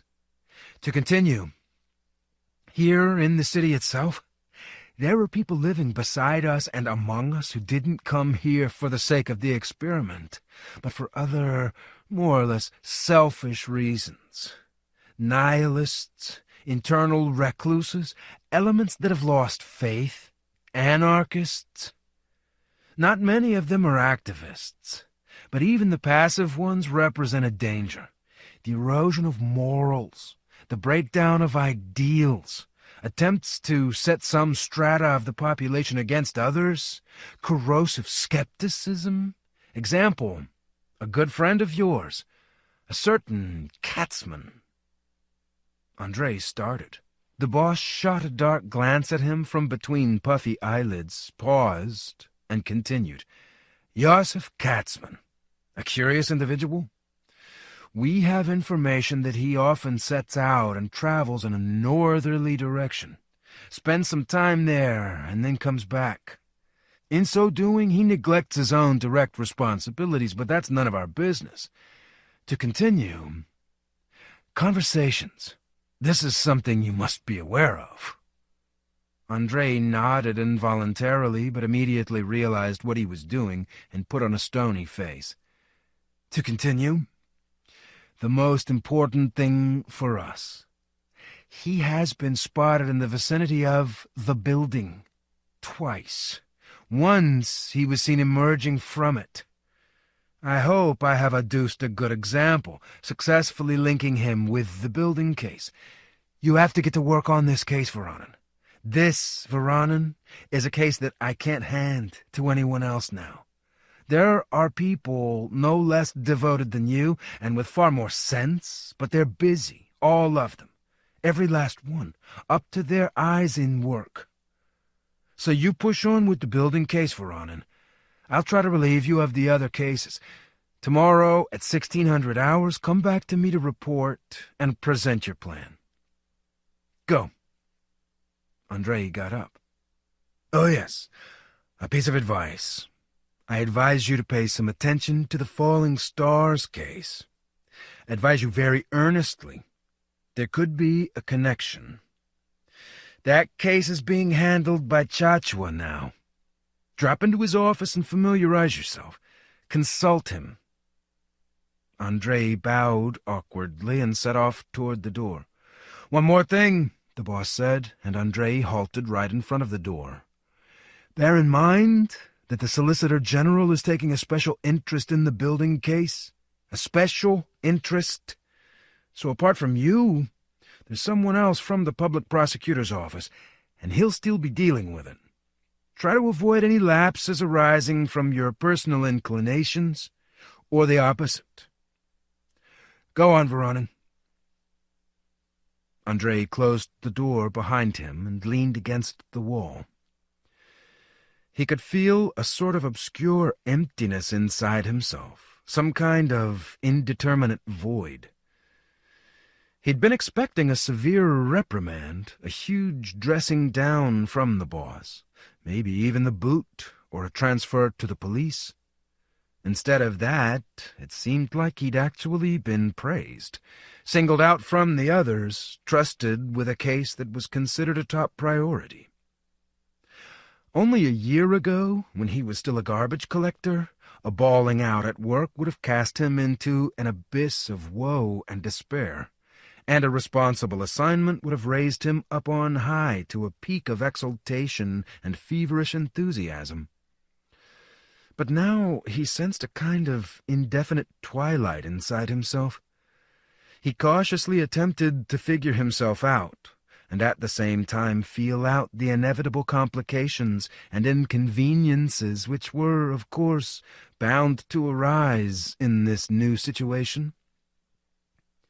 Izya Katzman, a blabbermouth, a windbag, a vicious, venomous tongue, a cynic, and at the same time, there was no way around it, totally unmercenary, kind-hearted, absolutely unselfish, even to the point of stupidity, basically helpless when it came to worldly matters. And the building case, and the anti-city. Damn it all. Okay, we'll figure this out. He went back to his office and was rather nonplussed to discover Fritz there. Fritz was sitting at Andrei's desk, smoking Andrei's cigarettes and carefully leafing through Andrei's cases, extracted from Andrei's safe. "Well, then, did you get the full works?" Fritz asked, looking up at Andrei. Without answering, Andrei took a cigarette, lit up, and inhaled deeply several times. Then he looked around for somewhere to sit and saw an empty stool. "Listen, where's that guy?" "In the slammer," Fritz replied contemptuously. "I sent him off to the slammer for the night, with orders not to give him anything to eat, drink, or smoke. He coughed up the goods, meek as a lamb, a complete confession, and he named another two we didn't even know about. But to wrap things up, the slime ball has to be taught a lesson. I'll give you the record of interrogation." He tossed a few files from one spot to another. "I've filed the record. You'll find it yourself. Tomorrow you can hand it on to the prosecutor's office. It has some curious things he told me in it. They'll come in handy sometime." Andrei smoked, looking at that long, well-groomed face and those keen, watery eyes, and he couldn't help admiring the confident movements of those large, genuinely manly hands. Fritz had grown recently. There was almost nothing left in him of the pompous young non-commissioned officer. The rather blunt insolence had been replaced by focused confidence. He no longer took offense at jokes. He didn't put on a stony face and didn't play the jackass at all. At one point he had become a frequent visitor to Selma's place, and then they'd had some kind of bust-up, and Andrei had had a few words with him as well. And Fritz had calmly withdrawn. "What are you gawping at me like that for?" Fritz inquired with benign curiosity. "Still can't pull yourself together after the shellacking? Never mind, old buddy. A shellacking from the boss is a subordinate's holiday of the heart." "Hey, listen," said Andrei. "What did you act out that little operetta for? Himmler, the Gestapo. What sort of innovative investigative practice is that?" "Operetta?" said Fritz, jerking up his right eyebrow. "That, my old buddy, works like a shot from a gun." He slammed shut an open case file and got up from the desk. "I'm surprised you haven't figured that out for yourself. I assure you, if you'd told him you used to work in the Cheka or the GPU and clicked a pair of manicure scissors under his nose, you'd have had him kissing your boots. You know, I've picked out a few of your cases. With the heap you have here, you'll never plow through them in a year. So I'll take them off your hands, and we can settle up somehow later." Andrei gave him a grateful look, and Fritz gave him a friendly wink in reply. A helpful kind of guy, Fritz. And a sound comrade. So maybe that was the way the work should be done. Why the hell bother using kid gloves on this garbage? And it was true. Everyone over there in the West had been frightened half to death with talk of the Cheka's basement rooms, and when it came to filthy carrion like that tailbone, any means were good. "Well, any questions?" asked Fritz. "No? Then I'll be going." He tucked the case files under his arm and stepped out from behind the desk. "Oh, yes," said Andrei, suddenly remembering. "You haven't taken the building case, by any chance, have you? Leave that one." "The building case? My dear man, my altruism doesn't extend that far. You can figure out the building case yourself somehow." "Uh-huh," Andrei said with morose determination. "Myself. By the way," he said, remembering something else, "falling stars. What sort of case is that? I know the name all right, but what's it all about? What sort of stars they are, I don't recall." Fritz wrinkled up his forehead and gave Andrei a curious glance. "There is a case by that name," he said. "They haven't really handed it off to you, have they? Then you're a goner. Chachua's got it. A desperate case, absolutely hopeless." "No," Andrei said with a sigh. "No one's handed it to me. It's just that the boss suggested I should familiarize myself with it. A series of some kind of ritual killings, isn't it? Or is it?" "No, it's not exactly that. Although maybe it is that. That case, my friend, has been dragging on for years. Every now and then they find people smashed to smithereens at the foot of the wall.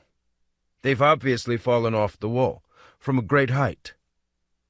"What do you mean, off the wall?" Andrei asked, in amazement. "Is it really possible to climb up it? It's smooth.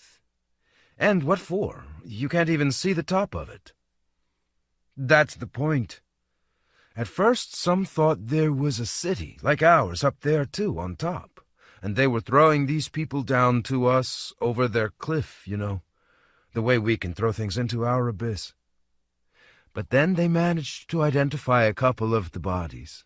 They were ours, all right. Local residents. No one has the slightest idea how they managed to clamber up there.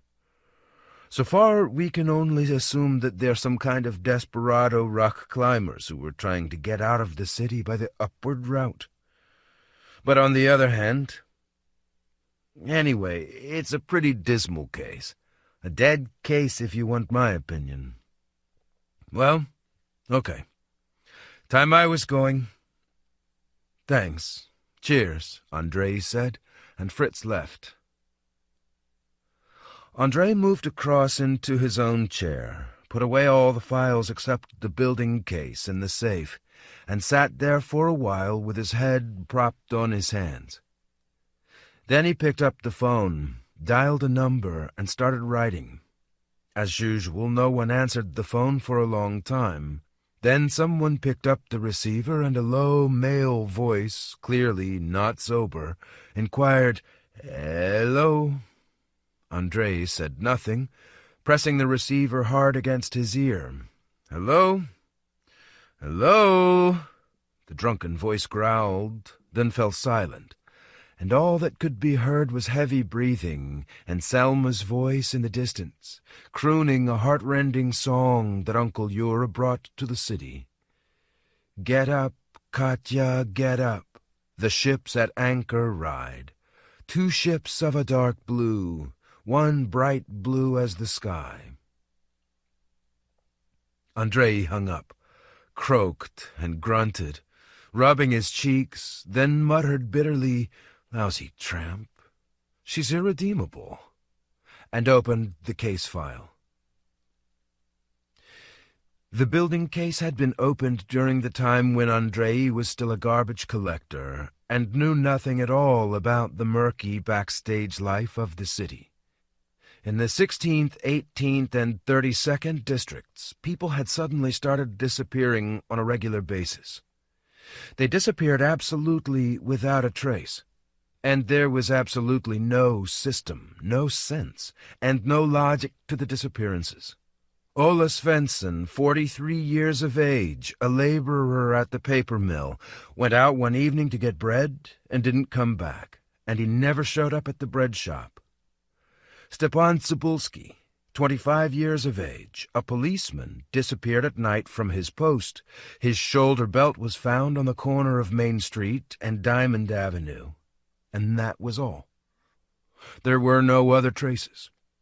Monica Lehrer, 55 years of age, a seamstress, took her Spitz out for a walk before bed.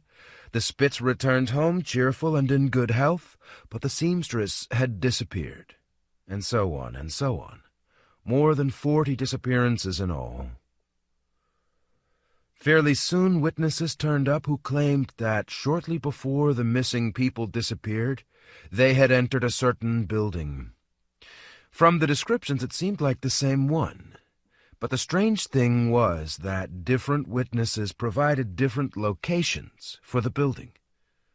Josef Humboldt, 63 years of age, a hairdresser, walked into a 3-story red brick building on the corner of 2nd Wright Street and Greystone Lane, in full view of Leo Paltus, who knew him personally, and since that time no one had seen Josef Humboldt again.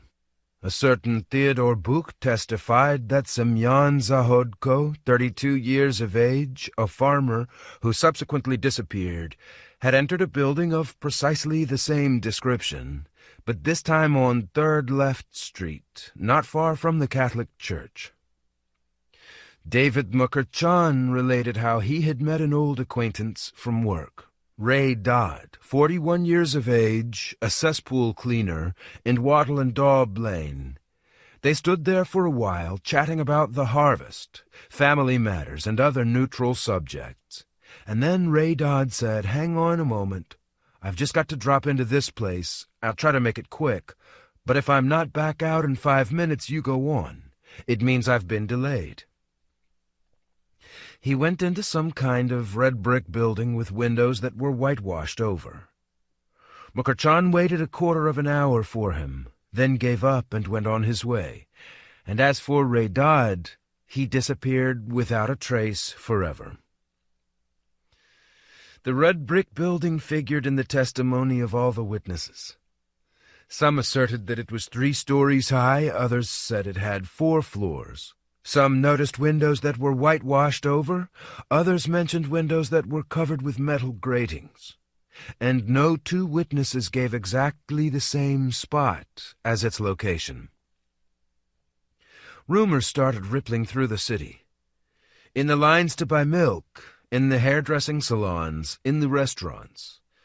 It was passed on by word of mouth in an ominous whisper.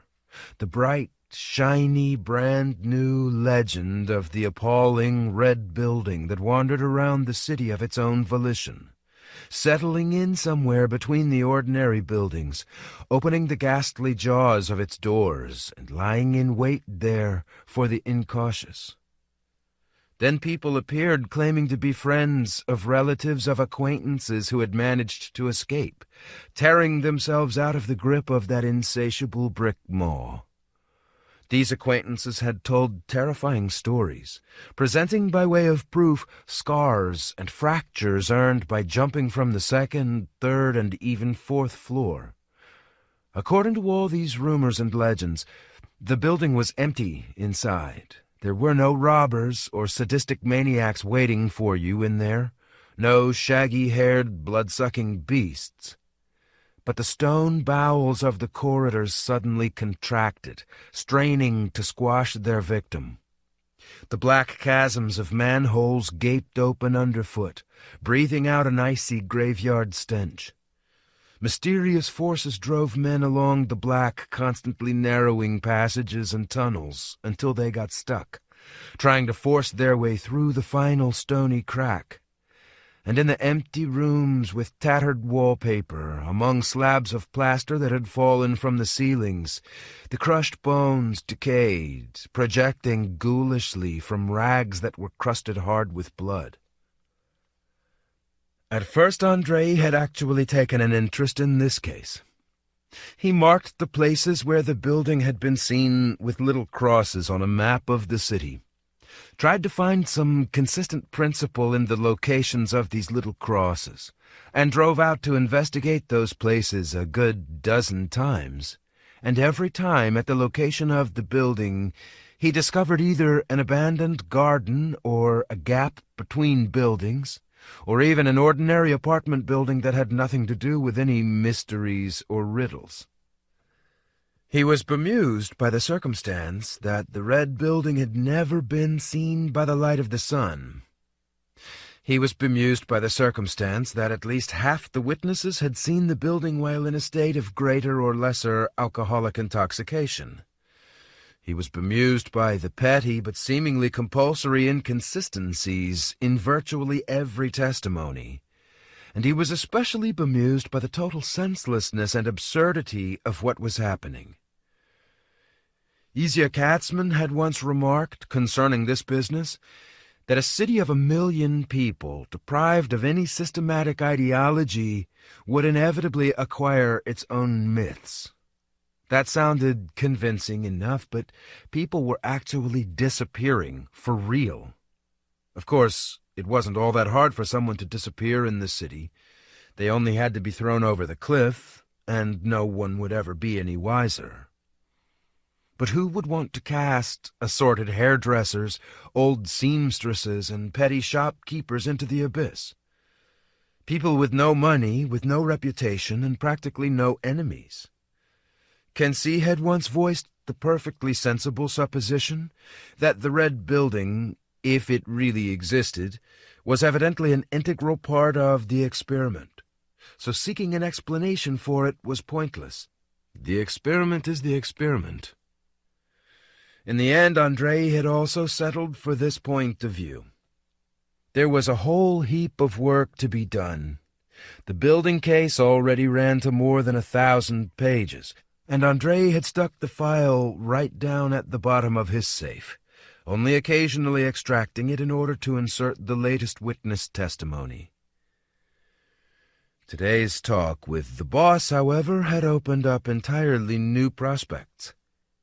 If there really were people in the city who had set themselves the task, or for whom someone else had set the task, of creating an atmosphere of panic and terror among the general population, that lent many aspects of the building case some comprehensibility. And then the inconsistency of the testimony from the so-called witnesses could be explained by the distortion of rumors as they were passed on, and the disappearances were transformed into ordinary murders, intended to intensify the atmosphere of terror. The constantly active sources, the distribution centers of this murky, sinister haze, now had to be sought out among the welter of idle gossip, fearful whispers, and lies. Andrei took a clean sheet of paper and began slowly drafting out a plan, word by word and point by point. A little while later he had come up with the following. Primary goal: identify sources of rumors, arrest said sources, and identify control center. Basic methods: repeat questioning of all witnesses who have previously provided testimony in a sober condition. Pursue links in the chain to identify and question individuals who claim they have been inside the building. Identify possible links between these individuals and the witnesses. Take into account A. Information provided by agents, B. Inconsistencies in the testimony. Andrei chewed on his pencil for a moment, squinted at the lamp, and remembered another thing. Contact Petrov. At one time, this Petrov had really gotten Andrei's goat. His wife had disappeared, and for some reason he decided that the Red Building had swallowed her. Since then he had abandoned all his other business and devoted himself to searching for the building. He wrote countless notes to the prosecutor's office, which were promptly forwarded to the investigation department and ended up with Andrei. He wandered around the city at night, was taken into the police station several times on suspicion of criminal intent, and raised Cain there, which got him locked up for 10 days, and when he got out, he carried on with his search. Andrei wrote out summonses for him and 2 other witnesses, handed the summonses to the duty guard with orders to see they were delivered immediately, and went to see Chachua. Chachua, an immense Caucasian who had run to fat, with almost no forehead but a gigantic nose, was reclining on the sofa in his office, surrounded by swollen case files, and sleeping. Andrei shook him. "Eh?" Chachua said hoarsely as he woke up. "What happened?" "Nothing happened," Andrei said angrily. He couldn't stand this kind of lax behavior in people. "Give me the Falling Stars case." Chachua sat up, his face beaming with joy. "Are you taking it?" he asked with a predatory twitch of his phenomenal nose. "Don't go getting all happy. It's only to take a look." "Listen, what do you want to just look at it for?" Chachua exclaimed passionately. "Take the case off my hands completely. You're handsome, young, and full of energy. The boss holds you up as an example to everyone. You'll soon have this case unraveled. You'll just clamber up that yellow wall and unravel it quick as a flash. It's a piece of cake for you." Andrei gazed at Chachua's nose, immense and hooked, with a web of crimson veinlets covering its bridge and bunches of coarse black hairs protruding from its nostrils. This nose lived a life of its own, apart from Chachua. It obviously just didn't want to know about the concerns of Investigator Chachua. It wanted everyone around it to quaff ice-cold Kakhetian wine out of large glasses, following it down with juicy kebabs and moist, crunchy green herbs and salads. It wanted everyone to dance, clutching the hems of their sleeves in their fingers, with passionate cries of "Assa!" It wanted to bury itself in fragrant blonde hair and hover above sumptuous naked breasts. Oh, it wanted many things, that magnificent, life-loving hedonist of a nose, and its multitudinous desires were all candidly expressed in its various independent movements and changes of color, and the range of sounds that it emitted. "And if you can close this case," said Chachua, rolling the olives of his eyes back up under his low forehead, "oh, my God, what fame that will earn you, what honor! Do you think Chachua would offer you this case if he could climb up the yellow wall himself? Not for anything would Chachua offer you this case. It's a gold mine, and I'm only offering it to you. Lots of people have come to me and asked for it. No, I thought, none of you can handle it. Voronen's the only one who can handle it. I thought, okay, that's enough," Andrei said in annoyance. "Just cut the gab, will you, and let me have the file. I haven't got time to waste on singing along here with you." Still prattling, complaining, and boasting, Chachua lazily got up, shuffling his feet across the littered floor, walked over to the safe and started rummaging around in it, while Andrei watched his massive, broad shoulders and thought that Chachua was probably one of the best investigators in the department. He was simply a brilliant investigator. He had the highest percentage of closed cases, but he hadn't been able to get anywhere with this falling stars case. No one had been able to get anywhere with this case. Not Chachua, not the investigator before him, and not the investigator before that. Chachua took out a pile of plump, greasy files, and they leafed through the final pages together. Andrei carefully noted down on a separate piece of paper the names and addresses of the 2 individuals who had been identified, and also the small number of distinguishing characteristics that had been determined for some of the unidentified victims. "What a case!" Chachua exclaimed, clicking his tongue. 11 bodies, and you're turning it down. Oh yes, Voronen, you don't know your own good luck when you see it. You Russians always were idiots. You were idiots in the other world, and you're still idiots in this one. What do you want this for, anyway?" he asked, suddenly curious. Andrei explained what he intended to do as coherently as he could. Chachua grasped the essence quickly enough, but didn't evince any particular delight at the idea. Try it, he said lethargically. "I have my doubts, though. What's your building compared to my wall? The building's a figment, but the wall, there it is, just a kilometer away. Ah, no, Voronen, we'll never get to the bottom of this case." But then, when Andrei was already at the door, Chachua called after him, "Well, if something does come up, you get right back to me." "Okay," said Andrei, "of course." "Listen," said Chachua, wrinkling up his fat forehead in concentration and wiggling his nose. Andrei stopped and looked at him expectantly. "I've been wanting to ask you for a long time." Chachua's face turned serious. "In 1917, you had a little bust-up in Petrograd. How did that turn out, huh?" Andrei spat and walked out, slamming the door, to peals of laughter from the delighted Caucasian. Chachua had caught him out again with that idiotic joke. It would be better not to talk to him at all.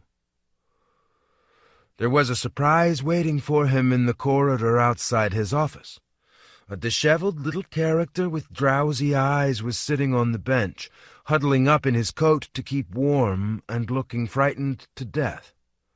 The duty guard at the small desk with the telephone jumped to his feet and gallantly barked out, "Witness Ano Sari, delivered in accordance with your summons, Mr. Investigator." Andrei gazed at him, dumbfounded. "In accordance with my summons?" The duty guard was rather dumbfounded, too. "You told me yourself," he said resentfully. "Half an hour ago. You handed me the summonses and ordered me to deliver them immediately." "My God," said Andrei, "the summonses! I ordered you to deliver the summonses immediately, damn you, for tomorrow at 10 in the morning. He glanced at pale, smiling Sorry with the white ankle ties of his long johns dangling out from under his trousers, then looked at the duty officer again. "And are they going to bring the others right now?" he asked. "Yes, sir," the duty officer replied morosely. "I did what I was told to do." "I'll report you," said Andrei, barely able to control himself. "You'll be transferred to street duty, herding the crazies back home in the morning. Then I'll watch you in your misery." "Well, then," he said, turning to Sorry, "since this is the way things have turned out, come in." He pointed out the stool to the witness, sat down at the desk, and glanced at the clock. It was shortly after midnight. His hopes of getting a good night's sleep before a heavy day tomorrow had miserably evaporated. "Right, then," he said with a sigh, opened the building case file, leafed through the immense pile of reports, statements, references, and forensic testimony, found the sheet with the previous testimony provided by Sorry, 43 years of age, a saxophone player in the 2nd Municipal Theater, divorced, and ran his eyes over it one more time. "Right, then," he repeated. "Actually, what I need to do is check a few things relating to the testimony you gave the police a month ago." By all means," said Sorry, eagerly leaning forward and holding his coat closed across his chest in a womanish kind of gesture. "You testified that at 23:40 hours on September 8th of this year, your acquaintance Ella Stremberg entered the so-called Red Building as you watched, and at that time the building was located on Parrott Street, in the gap between Delicatessen number 115 and Strem's Pharmacy. Do you confirm that testimony?" Yes, I confirm it. That's absolutely the way everything was.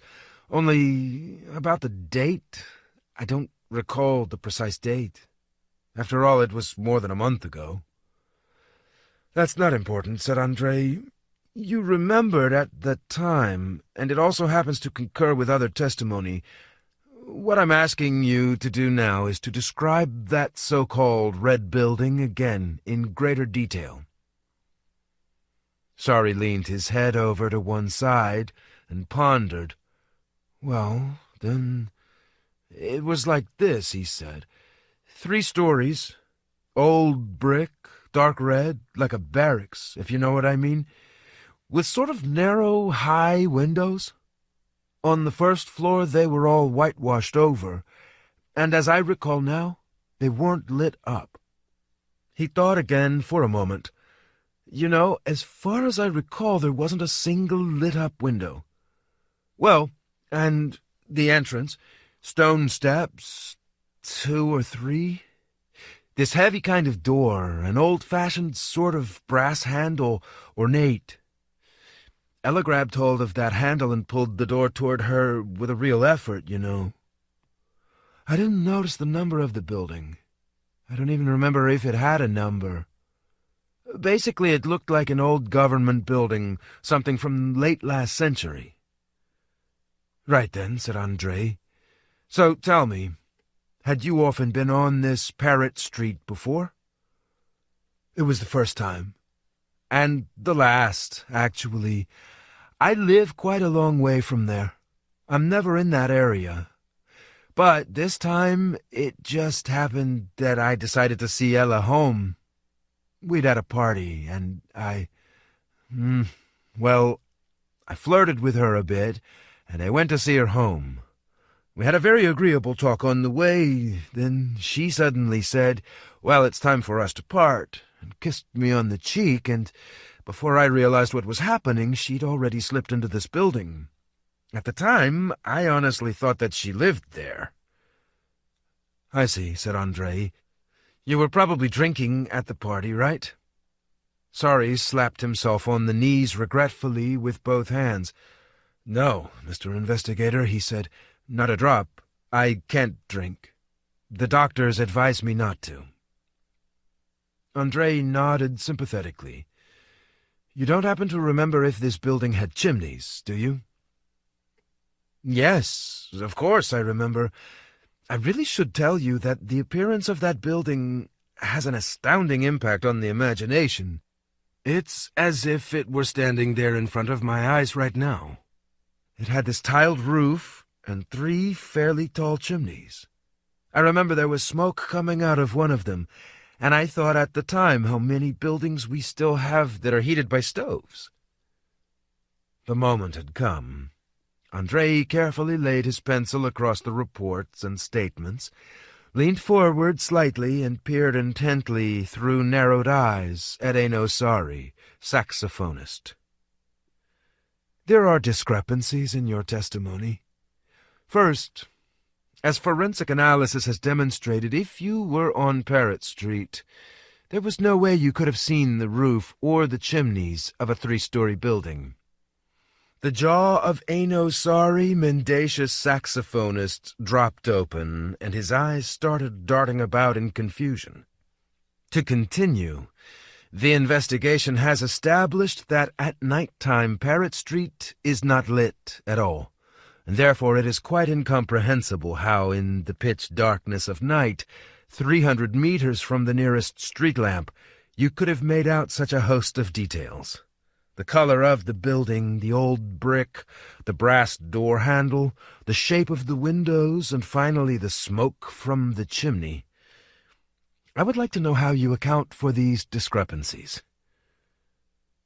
For a while, Enosari merely opened and closed his mouth without a sound.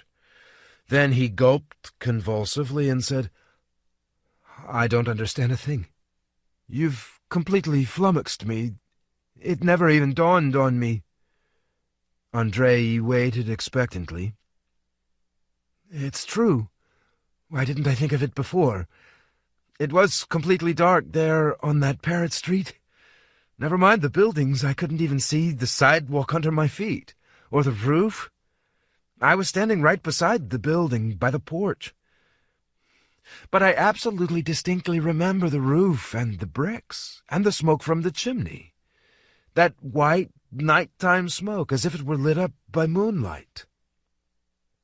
"Yes, that is strange," Andrei said in a wooden voice. "And the handle on the door, brass and polished by the touch of so many hands. Such a subtle pattern of flowers and little leaves. I could draw it now if I knew how to draw.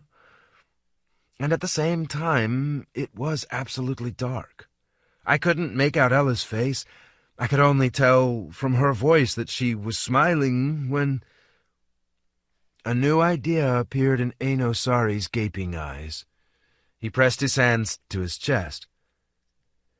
"Mr. Investigator," he said in a despairing voice, "at this moment my head is filled with confusion, but I realize quite clearly that I'm testifying against myself, leading you to suspect me.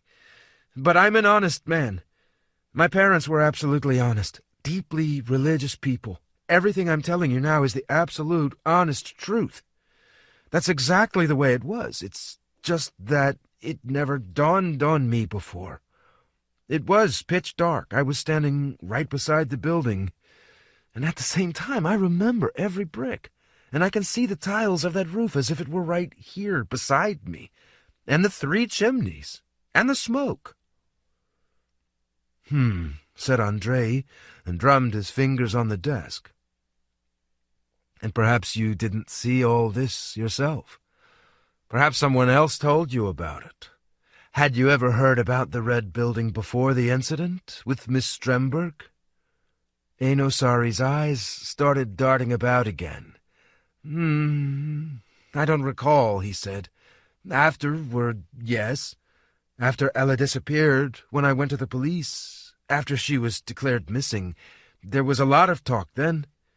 But before that—" "Mr. Investigator," he declared solemnly, "I can't swear that I didn't hear anything about the Red Building before Ella disappeared, but I can swear that I don't remember anything about it." Andrei picked up a pen and started writing the record of interrogation. At the same time, he spoke in a deliberately monotonous, officious voice, intended to inspire in the suspect a state of dreary melancholy and a sense of implacable fate propelled by the impeccable mechanism of justice. "You must realize, Mr. Sorry, that the investigation cannot be satisfied with your testimony. Ella Stremberg disappeared without a trace, and you, Mr. Sorry, were the last person to see her. The red building that you have described in such detail here does not exist on Parrott Street. The description that you give of the red building is not credible, since it contradicts the elementary laws of physics. And finally, as the investigation is aware, Ella Stremberg lived in an entirely different district, a long way from Parrott Street. That in itself is not evidence against you, of course, but it does arouse additional suspicions. I am obliged to detain you from this moment until a number of circumstances have been clarified. Please read the report of the interrogation and sign it." Not saying a word, Aino Sari approached the desk and signed each page of the report without even reading it. The pencil was trembling in his hand, his narrow jaw had dropped, and it was trembling too. Afterward he walked back to the stool, shuffling his feet, sat down limply, and said through gritted teeth, "I wish to emphasize once again, Mr. Investigator, that in providing my testimony—" His voice broke off, and he gulped again. "In providing my testimony, I was aware that I was acting against my own interests. I could have made something up. I could have lied. I could easily not have become involved in the search at all. Nobody knew that I had left to see Ella home." "This declaration of yours," Andrei said in an indifferent voice, "is already included in the report. If you're not guilty of anything, you are in no danger. You will now be shown to a detention cell. Take this sheet of paper and pencil.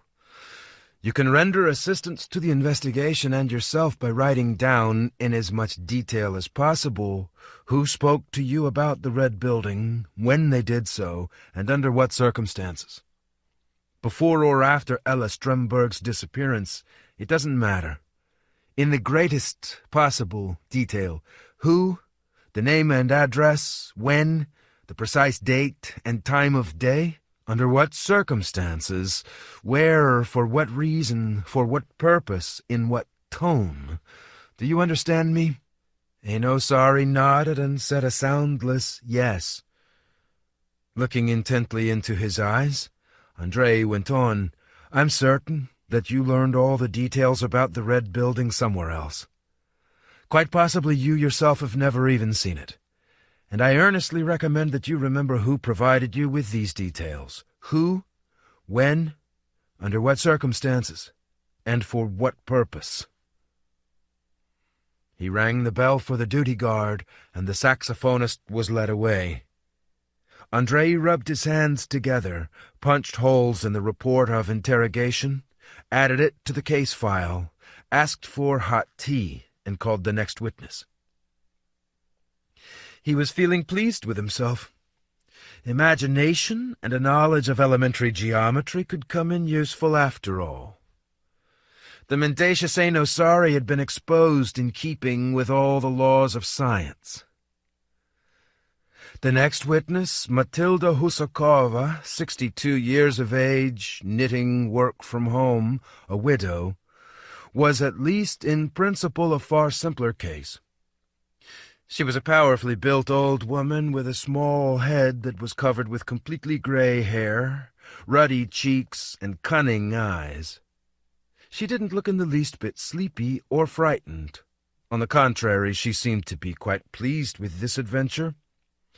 She had turned up at the prosecutor's office with her basket, balls of different-colored wool, and a selection of needles, and in the office she immediately perched on the stool, put on her eyeglasses, and started working away with her needles. "It has come to the attention of the investigation, Pani Husakova, that some time ago, speaking among friends, you told the story of what had happened to a certain František, who supposedly entered the so-called Red Building, Had various adventures there and only escaped with some difficulty. Is that true?" The aged Matilda laughed, deftly tugged out one needle and set in another, and answered without looking up from her knitting, "It is. That happened. I told people that story, and more than once, only I'd like to know how the investigation came to find out about it. I don't believe I have any acquaintances among the judiciary."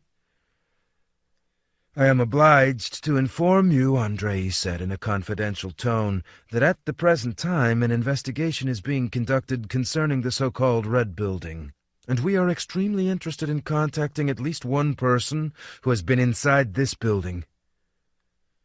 Matilda Husakova wasn't listening to him. She put her knitting down on her knees and looked thoughtfully at the wall. "Who could have informed them?" she said. "Everyone at Liza's place is reliable, unless Carmen let it slip somewhere afterward. That old blabbermouth." "At Frida's place?" She shook her head. "No, it couldn't be at Frida's place. There's that individual who visits Lyuba, a repulsive kind of old man with really shifty eyes and always letting Lyuba buy his drinks. Now that's something I never expected. And now it seems I'm supposed to figure out who it was and whose place it was at. Under the Germans we kept our lips buttoned up tight. After 48 it was keep stum again and keep an eye out. We only opened our mouths just a little bit in our golden spring. Then bang, the Russians arrived in their tanks. Shut your mouth again, mind your tongue. So I came here, and it's the same picture all over again. Pardon me, Pani Husakova," Andrei interrupted her, "but in my opinion you're taking a perverse view of the situation. After all, as far as I understand, you haven't committed any crime. We regard you only as a witness, someone who can help, who— sweetheart, what kind of helpers are there in this business? The police is the police." "No, not at all," said Andrei, pressing one hand to his heart for greater conviction. "We are looking for a gang of criminals. They abduct people, and all the indications are that they kill them. Someone who has been in their clutches could render invaluable service to the investigation." "Are you telling me, sweetheart," said the old woman, "are you telling me that you believe in this Red Building?" "Why, don't you believe in it?" asked Andrei, rather taken aback. Before the old woman could even reply, the door of the office opened slightly, a hubbub of agitated voices burst in from the corridor, and a squat individual with a thick head of black hair appeared in the crack, shouting back into the corridor, "Yes, it's urgent. I have to see him urgently." Andrei frowned, but then the figure was dragged back out into the corridor, and the door slammed shut. "I'm sorry we were interrupted," said Andrei. "I think you wanted to tell me that you yourself don't believe in the Red Building?" Still working away with her needles, aged Matilda shrugged one shoulder. "Well, what grown-up person could believe in that? This house, you see, it runs around from one place to another. Inside it all the doors have teeth. You go up the stairs, and you end up in the basement. Of course, anything can happen in these parts. The experiment is the experiment, but this is really over the top, after all. No, I don't believe in it. Who do you take me for, to go believing in cock-and-bull stories like that? Of course, every city has buildings that swallow people up, and ours probably has some of its own, too. But it's hardly likely that those houses go running around from one place to another. And as I understand it, the stairs in them are perfectly normal." "I beg your pardon, Pani Husakova," said Andrei. "But then why do you tell everyone these cock-and-bull stories?" "Why not tell them, if people listen? People are bored with things, especially old folks like us." So did you just make it up yourself? Aged Matilda opened her mouth to answer, but at that moment Andrei's phone started trilling desperately right in his ear. Andrei cursed and grabbed the receiver. "Andrei, sweetie pie." Selma's very drunk voice said in the earpiece, "I've locked them all out. Locked them out. Why aren't you coming?" "Sorry," said Andrei, chewing on his lip and squinting at the old woman. "I'm really busy right now. I'll call you." "But that's not what I want," Selma declared. "I love you. I'm waiting for you. I'm all drunk and all naked and waiting for you. I'm cold." "Selma," Andrei said, speaking right into the receiver, lowering his voice, "quit acting like a fool. I'm very busy." "You won't find another girl like me anyway. Not in this shit house. I've curled right up tight in a ball. Absolutely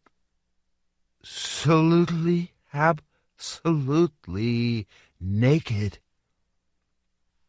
"I'll come in half an hour," Andrei said hastily. "You little fool. In half an hour I'll be asleep already. Whoever takes half an hour?" "Okay then, Selma, see you in a while," said Andrei, cursing the day and the hour when he gave this dissipated female his office phone number. "Well, you just go to hell," Selma suddenly yelled and hung up. She probably slammed the receiver down so hard that she smashed the phone into pieces. Gritting his teeth in fury, Andrei carefully put down his own receiver and sat there for a few seconds, not even daring to look up as his thoughts scattered in confusion. Then he cleared his throat. "Well then," he said, so you told the stories just for the sake of it, out of boredom?" He finally recalled his last question. "So should I take you to mean by that you made up the entire story about František yourself?" The old woman opened her mouth again to answer, but once again nothing came of it. The door swung open, the duty officer appeared in the doorway, saluted smartly, and reported, "I beg your pardon, Mr. Investigator. The witness Petrov is demanding that you question him immediately because he has something to tell." Andrei's eyes misted over darkly. He slammed both fists down on the desk and yelled so loud it set his own ears ringing, "Damn you, duty guard! Don't you know the regulations? What do you mean by butting in here with your Petrov? Where do you think you are? In the bathroom at home. About turn. Quick march." The duty guard disappeared in a flash. Andrei, feeling his lips trembling, poured himself some water from his carafe with trembling hands and drank it. His throat was raw after that wild bellow. He glanced sullenly at the old woman. Aged Matilda was still knitting away as if nothing at all had happened. "I beg your pardon," he mumbled. "Never mind, young man," Matilda reassured him. "I'm not offended by you. So, you asked if maybe I made it all up myself. No, sweetheart, I didn't. How could I possibly think up something like that? Of all things, stairs that you walk up but end up going down? I could never imagine anything like that, not even in a dream. I told it the way I was told it." "And who exactly told it to you?" Still carrying on with her knitting, the old woman shook her head. "Now that I can't recall. A woman was telling people about it in a line somewhere. Supposedly this František was the son-in-law of some woman she knew. She was lying, too, of course. Standing in line, you can sometimes hear things they'll never print in any newspapers." "And when was this, more or less?" Andrei asked, gradually recovering his composure and already annoyed with himself for charging head-on at things like a bull at a gate. "About 2 months ago, probably. Maybe 3. "Right. I've screwed up the interrogation," Andrei thought bitterly. "Damn it, I've screwed up the interrogation because of that slut and that jackass guard. No, I won't let that go. I'll give that bonehead a real roasting. I'll make him dance. He'll be chasing lunatics through that chilly morning air. Right, okay. But now what do I do with the old woman? The old woman's clammed up, hasn't she? Doesn't want to name any names. But are you sure, Pani Husakova, that you don't remember that woman's name?" "I don't, sweetheart, I don't remember it at all," aged Matilda responded cheerfully, working away deftly with her glittering needles. "But perhaps your friends remember?" The needle's movement slowed a little. "After all, you did tell them the name, right?" Andrei went on. "So it's quite possible, isn't it, that their memories might be slightly better?" Matilda shrugged one shoulder again and said nothing. Andrei leaned back in his chair. "Well, this is the situation in which you and I find ourselves, Pani Husakova. You have either forgotten the name of that woman, or you simply don't want to tell it to us. But your women friends do remember it. That means we'll have to detain you here for a little while, so that you can't warn your friends, and we'll be obliged to keep you here until either you or one of your friends remembers who you heard this story from." "That's up to you," Pani Husakova said meekly. "That's all well and good," said Andrei. "But while you're trying to remember and we're wasting time on your friends, people will carry on disappearing. The bad guys will be chortling and rubbing their hands in glee. And all this will happen because of your strange prejudice against the investigative agencies." Aged Matilda didn't answer. She just pursed her wrinkled lips stubbornly. "You must understand what an absurd situation we have here," Andrei continued, trying to hammer home the point. "Here we are, kept busy day and night by all sorts of slimeballs, lowlifes, and scum, and then an honest person comes in and absolutely refuses to help us. What are we supposed to make of that? It's totally bizarre. And this childish trick of yours is pointless in any case. If you won't remember, your friends will. And we'll find out that woman's name anyway. We'll get to František, and he'll help us take out the entire nest of villains. As long as the thugs don't take him out first, as a dangerous witness, and if they do kill him, you'll be the guilty one, Pani Husakova. Not in the eyes of the court, of course, not in the eyes of the law, but from the viewpoint of conscience, the viewpoint of humanity."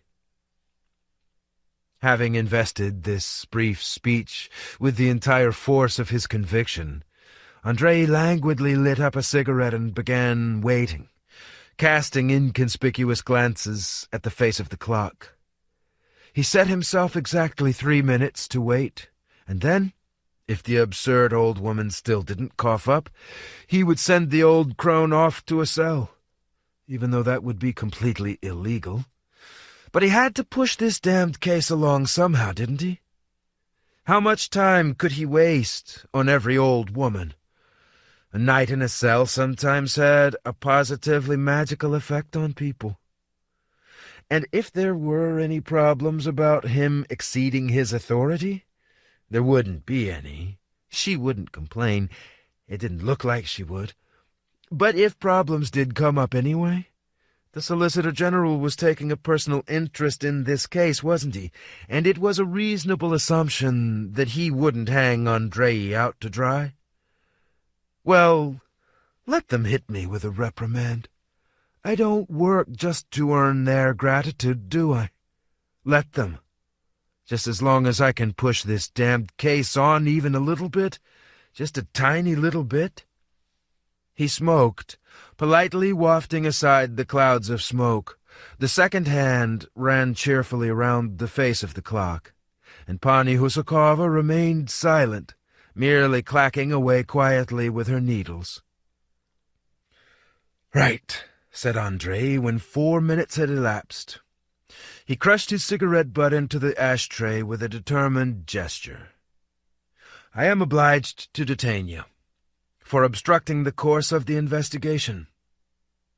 It's entirely up to you, Pani Husakova, but to my mind this is some kind of puerile nonsense. Here, sign the record of interrogation and you'll be escorted to a cell."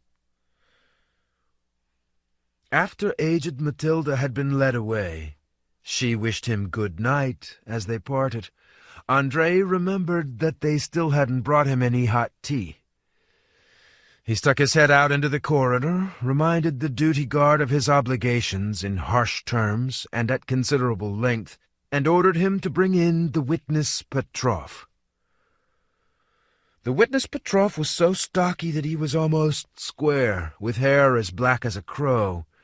He looked like the classic gangster, a 24-carat mafioso. He sat down firmly on the stool without saying a word and started watching sullenly as Andrei sipped his tea. "What is it then, Petrov?" Andrei said to him good-naturedly. "You come bursting in here, creating havoc, preventing me from working, and now you don't say anything." "What's the point of talking to you spongers?" Petrov said spitefully. "You should have moved your ass sooner. It's too late now." "And what's happened that's such an emergency?" Andrei inquired, turning a deaf ear to the spongers and all the rest. "What's happened is that while you were blabbing in here, sticking to your shitty regulations, I saw the building." Andrei carefully put his spoon in his glass. "What building?" he asked. "You can't possibly be serious," said Petrov, instantly flying into a rage. "Are you joking around with me here? What building?" "The red one." "That building! The bastard's standing right there on Main Street and people are walking into it. And here you are sipping on your tea, tormenting some silly old women." "Hang on now, hang on," said Andrei, taking a map of the city out of the file. "Where did you see it? When?" "It was just now when they were driving me here. I tell the idiot stop, and he steps on the gas. I tell the duty guard here, get a police unit there, quick, and he dithers like a fart in a trance." "Where did you see it? At what spot?" "You know the synagogue?" "Yes," said Andrei, finding the synagogue on the map. "Well, then, it's between the synagogue and the movie theater. There's this dingy dump down there." On the map there was a small square with a fountain and a children's playground marked between the synagogue and the New Illusion movie theater. Andrei chewed on the end of his pencil. "When was it you saw it?" he asked. "It was 12:20, Petrov said morosely. "And now it's probably almost 1 already. Don't expect it to wait for you. Sometimes I've run there in 15 or 20 minutes and it was gone already, so this time—" He gestured hopelessly. Andrei picked up the phone and gave an order. "A motorcycle with a sidecar and 1 police officer. Immediately." 2. The motorcycle roared along Main Street, bouncing over the battered asphalt surface. Andrei hunched over, hiding his face behind the windscreen of the sidecar, but he was still chilled to the bone. He ought to have brought his uniform greatcoat. Every now and then loonies who were completely blue from the cold leaped off the sidewalk, skipping and weaving toward the motorcycle and yelling something that was drowned out by the noise of the motor. Then the police motorcyclist braked, swearing through his teeth as he dodged away from the outstretched, clutching hands, broke through the lines of striped robes, and immediately revved up the motorbike again so hard that Andrei was flung backward. Apart from the loonies, there wasn't anyone else in the street. Only once did they come across a patrol car slowly cruising along with an orange light blinking on its roof, and they saw a baboon running across the square in front of City Hall.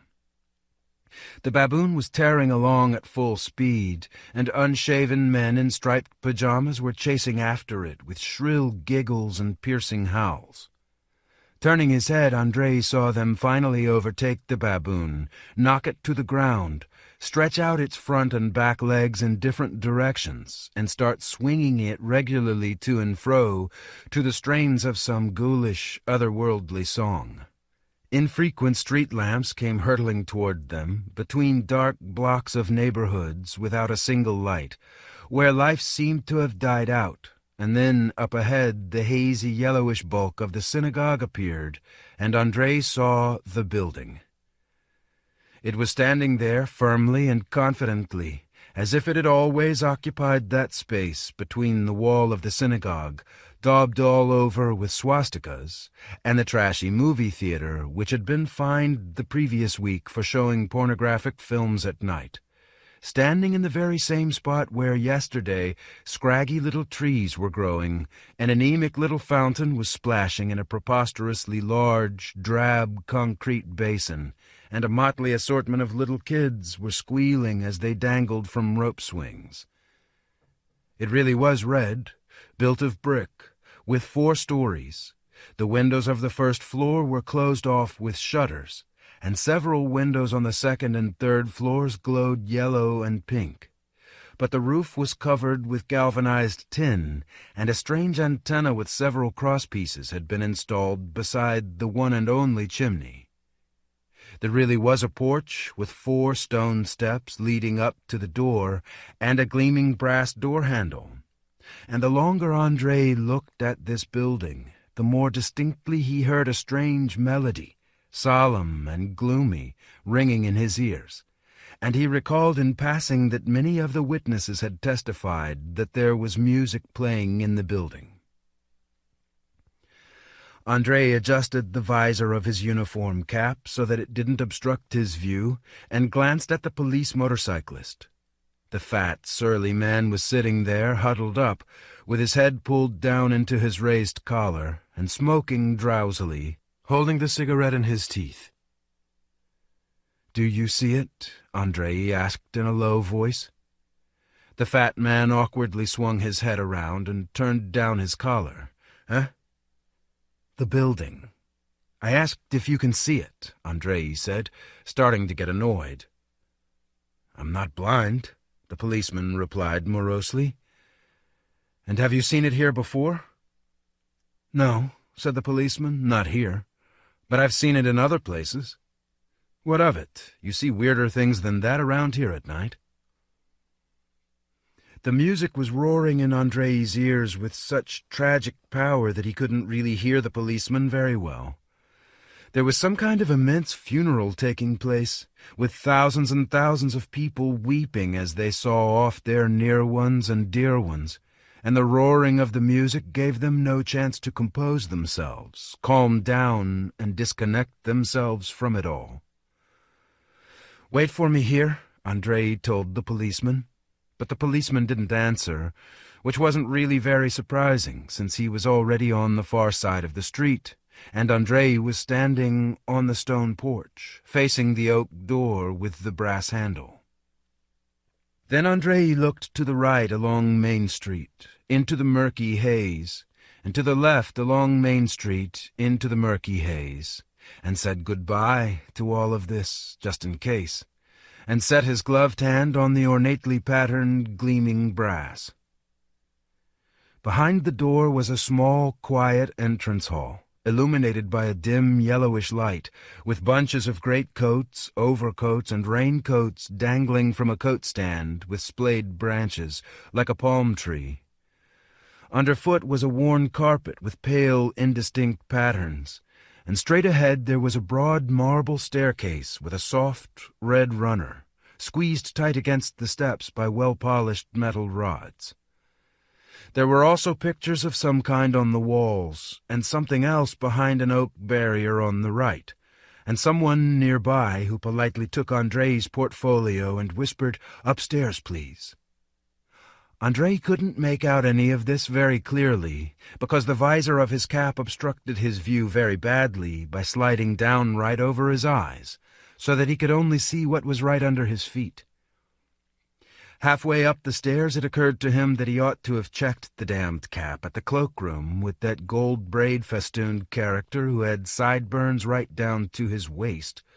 But it was too late now, and everything here was arranged so that you had to do things at the right time or not do them at all, and it was impossible to take back a single move or a single action that he had made. And with a sigh of relief he strode up the final step and took off the cap. The moment he appeared in the doorway, everyone got to their feet, but he didn't look at any of them. He saw only his partner, a short, elderly man in a pre-war-style uniform and gleaming box-calf leather boots, who reminded him painfully of someone and at the same time was entirely unfamiliar. Everyone stood motionless along the walls, the white marble walls decorated in gold and purple and draped with bright multicolored banners. No, not multicolored. Everything was red and gold. Only red and gold, and huge panels of purple and gold fabric hung down from the infinitely distant ceiling, like the materialized ribbons of some incredible northern lights. They all stood along the walls with their tall semicircular niches, and hiding in the twilight of the niches were haughtily modest busts of marble, plaster, bronze, gold, malachite, stainless steel. Those niches breathed out the chill of the grave. Everyone was freezing. Everyone was furtively rubbing their hands together and huddling up against the cold, but they all stood at attention, looking straight ahead. And only the elderly man in the semi-military uniform, Andrei's partner, Andrei's adversary, strode about slowly with silent steps in the empty space at the center of the hall, with his massive graying head tilted slightly forward, and his hands held behind his back, with the left hand clutching the wrist of the right.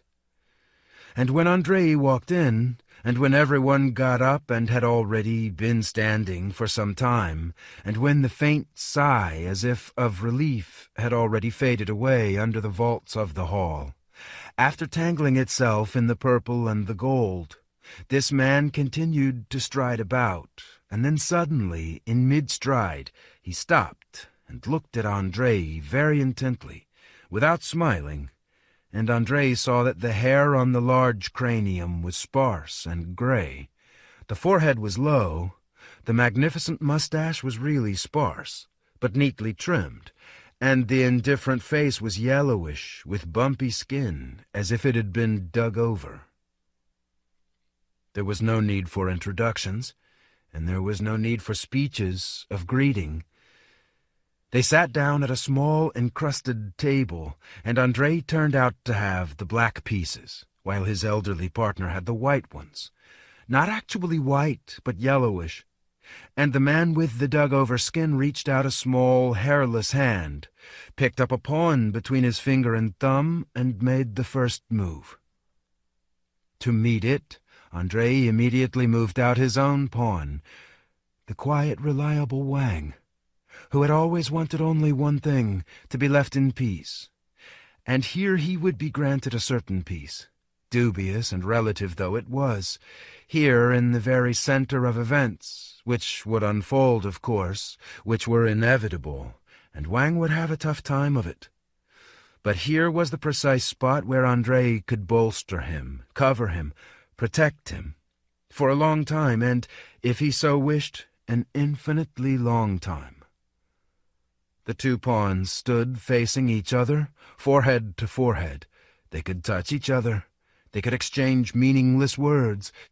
They could simply be quietly proud of themselves, proud of the fact that they, simple pawns, had defined the main axis around which the entire game would now unfold. But they couldn't do anything to each other. They were neutral toward each other. They were in different combat dimensions. Small, yellow, shapeless Wang, with his head pulled down into his shoulders in customary fashion, and a thick-set little individual with crooked cavalryman's legs, wearing a Caucasian felt cloak and a tall astrakhan hat, with a prodigiously opulent mustache, high cheekbones, and slightly slanting eyes. Equilibrium had been restored on the board again, and this equilibrium ought to last for quite a long time, because Andrei knew that his partner was a genius of caution, who always considered men to be the most valuable thing of all, which meant that for the immediate future nothing could threaten Wang. And Andrei sought out Wang in the ranks along the walls, and smiled ever so slightly at him, but immediately turned his eyes away, because they had caught Donald's intent, sad gaze. His partner thought, slowly and deliberately tapping the cardboard tube of his long papirosa on the mother-of-pearl-encrusted surface of the small table, and Andrei squinted once again at the frozen ranks. But this time he was looking not at his own men, but at the men whom his adversary had at his disposal. There were almost no faces that he knew. Some surprisingly cultured-looking men in civilian clothes, with beards and pince-nez, wearing old-fashioned neckties and vests. Some military men in unfamiliar uniforms, with numerous diamonds on their collar tabs, with medals bolted onto mounts covered with shut silk ribbons. Where did he get men like that from? Thought Andrei, feeling rather surprised, and looked again at the white pawn that had been moved out. This pawn, at least, was very familiar to him, a man of once legendary fame who, so the adults whispered, had failed to justify the hopes placed in him, and had now, so to speak, left the stage. The man clearly knew that himself, but was not particularly mournful. He stood there with his crooked legs firmly planted on the parquet floor, twirling the wings of his gigantic mustache, peering around under his brows, and giving off an acrid smell of vodka and horse sweat. Andrei's partner raised his hand above the board and moved a second pawn. Andrei closed his eyes. He hadn't been expecting this at all. How could it be? Immediately? Like this? Who was it? A handsome, pale face, inspired, yet at the same time rendered repulsive by a strange hauteur. A bluish pince-nez, an elegant curly beard, a shock of black hair above a light forehead. Andrei had never seen this man before and couldn't say who he was, but he was evidently someone of importance, because he was talking peremptorily and briskly with the crooked little man in the felt cloak, who only twitched his mustache, twitched his jaw muscles, and kept turning his slanting eyes off to the side, like some huge wildcat facing a confident trainer. But Andrei had no interest in their relationship. Wang's fate was in the balance, the fate of little Wang, who had suffered torment all his life, who had his head pulled right down into his shoulders now, prepared already for the very worst, hopelessly submissive in his preparedness, and now there were only three possibilities. Wang is taken, Wang takes, or Andrei leaves everything just as it is, suspending the lives of these two in uncertainty, in the exalted language of strategy that would be called Queen's Gambit Declined. And Andrei was familiar with that continuation, and he knew it was recommended in the textbooks. He knew that it was elementary, but he couldn't bear the idea of Wang hanging by a thread for hour after hour, breaking out in a cold sweat in fear of imminent death. And the pressure on him would keep building up and up, until finally the monstrous tension at this point became absolutely intolerable. The gigantic bloody abscess burst, and not a trace would be left of Wang. I couldn't bear that, thought Andrei.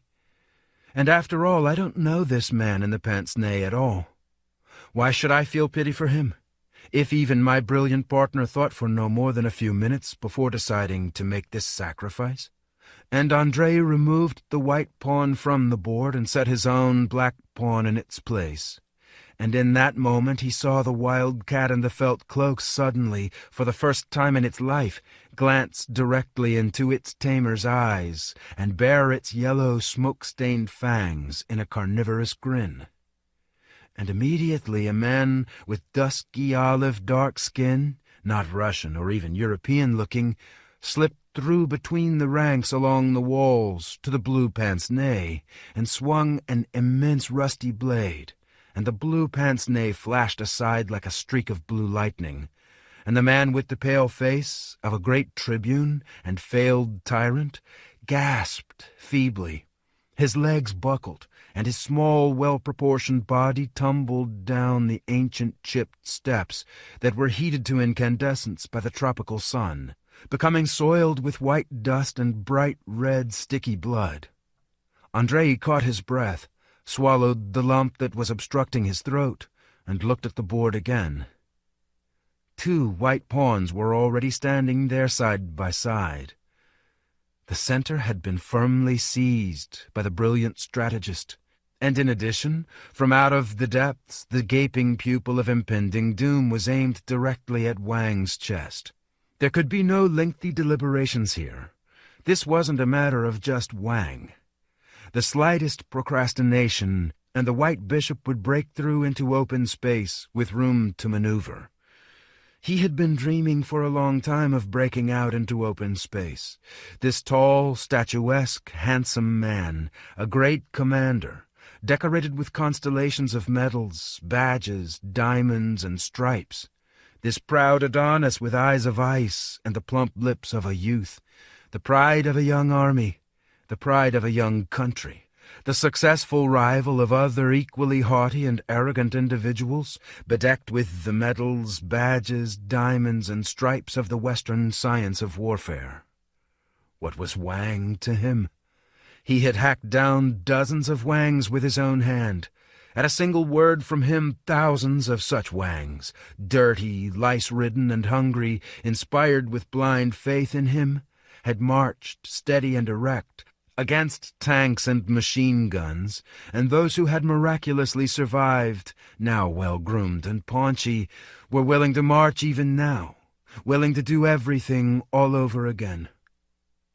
No, Andrei must not let this man have either Wang or the center, and he quickly advanced a pawn that was waiting there to be used, without looking to see who it was, and thinking of only one thing: covering Wang, bolstering him, defending him, if only from the rear, showing the great tank commander that Wang was, of course, in his power, but he could not move beyond Wang.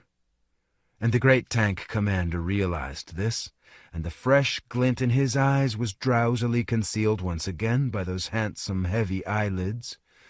But evidently he had forgotten, exactly as Andrei had forgotten, and now suddenly realized with some appalling inner flash of insight, that it was not they, the pawns and bishops, who decided everything here, and not even the castles, and not even the queens. And immediately the small, hairless hand slowly rose over the board, and Andrei, already realizing what was about to happen, croaked hoarsely, "Jadoub," and in accordance with the noble code of the game, and so hastily that his fingers actually cramped, he swapped Wang and the piece that was supporting him. Fortune favored him with a pale smile. Wang was now supporting, and Wang's place had been taken by Volka Seufertis, with whom Andrei had shared a school desk for 6 years, and who had already died anyway in 49, during an operation on a stomach ulcer. His brilliant partner's eyebrows slowly rose up, and the brownish, speckled eyes narrowed in mocking surprise. Of course he found this move ludicrous and incomprehensible. It was nonsensical from both the tactical and, especially, the strategic point of view. Continuing the movement of his small, weak hand, he halted it above the bishop, paused for a few more seconds, pondering, and then his fingers closed confidently on the lacquered head of the piece, and the bishop lunged forward and knocked gently against the black pawn, pushing it aside and establishing itself in its place. The brilliant strategist then slowly carried the taken pawn off the board, and a small group of intent, business-like people in white coats had already surrounded the gurney on which Volka Soifertis was lying. Andrei's eyes caught one last glimpse of the dark features, corroded by illness, and the gurney disappeared through the doors of the operating theater. Glancing at the great tank commander, Andrei saw in his gray, transparent eyes the same terror and oppressive perplexity that he felt himself. The tank commander was blinking rapidly, watching the brilliant strategist without understanding a thing. He was accustomed to thinking in terms of the movements through space of immense masses of machines and men. In his naivety and simple-mindedness, he was accustomed to believing that everything would always be decided by his armor-plated armadas, rolling on confidently through foreign lands, and by the multi-engined airborne fortresses, stuffed with bombs and parachutists, sailing through the skies above foreign lands. He had done everything possible to make sure that this clear dream could be realized at any moment necessary. Of course, he had sometimes indulged in certain doubts as to whether the brilliant strategist was really so very brilliant and would be able to unequivocally determine that moment and the necessary directions of the armor-plated blows. But even so, it was impossible for him to understand how it was possible to sacrifice precisely him, so talented, so assiduous, and so unique, how it was possible to sacrifice everything that had been created by such immense labor and effort. Andrei quickly removed him from the board, away with him, and set Wang in his place. Men in blue peaked caps squeezed through the ranks, grabbed the great tank commander crudely by the shoulders and arms, took away his weapon, punched the handsome thoroughbred face with a crunch, and dragged him off to a prison cell. And the brilliant strategist leaned back in his chair, narrowed his eyes in satisfaction, folded his hands together on his stomach, and started twiddling his thumbs. He was content. He had given a bishop for a pawn, and was very content. And then Andrei suddenly realized that in the strategist's eyes everything looked entirely different. He had deftly and unexpectedly removed the bishop that had been hindering him, and received a pawn into the bargain. That was how things looked in reality. The great strategist was more than a strategist. A strategist always circles around within the limits of his strategy. The great strategist had abandoned all limits. Strategy was merely an insignificant element of his game. It was as incidental for him as it was for Andrei, a casual kind of move made on a whim. The great strategist had become great precisely because he had realized, or perhaps he had known since the day he was born, that it is not the one who knows how to play according to all the rules who wins. The one who wins is the one who is able to abandon all the rules at any moment when it is necessary, to impose his own rules, unknown to his opponent, on the game, and, when necessary, abandon them too. Whoever said that one's own pieces are less dangerous than the pieces of one's opponent? Rubbish. One's own pieces are far more dangerous than the pieces of one's opponent. Whoever said that the king has to be protected and moved out of danger of check? Rubbish. There are no kings that cannot be replaced, if necessary, by some knight or even pawn. Whoever said that a pawn, after breaking through to the final row of squares, is obliged to become another piece? Nonsense. Sometimes it can be far more useful to leave it as a pawn. Let it stand on the edge of the abyss as an example to the other pawns. The damned cap kept sliding farther and farther down over Andrei's eyes, making it harder and harder for him to follow what was going on around him. However, He could hear that the dignified silence no longer existed in the hall. He heard the clattering of tableware, a babble of many voices, the sounds of an orchestra tuning up. He caught a whiff of kitchen fumes. Someone declared in a loud, squeaky voice that rang through the entire house, "George, I'm devilishly hungry. Tell them to bring me a glass of curaçao and some pineapple quickly." "I beg your pardon," someone said with austere politeness, right in Andrei's ear, squeezing in between Andrei and the board. He caught a glimpse of black coat-tails and polished lacquer shoes, and a hand raised high in the air, bearing a loaded tray, drifted over his head. And a white hand also placed a glass of champagne by Andrei's elbow. The brilliant strategist had finally tapped and kneaded his papirosa into a state fit for smoking. He lit up, and hazy bluish smoke drifted out of his hairy nostrils, getting tangled in his magnificent but rather sparse mustache. And meanwhile the game continued. Andrei defended convulsively, retreated, maneuvered, and so far he had managed to act so that only people who were already dead anyway were lost. There they had carried away Donald with a bullet through his heart, and beside the wine-glass on the table they had placed his pistol and suicide note. "Rejoice not in arriving, in departing do not grieve. Give the pistol to Voronin. It will come in handy sometime."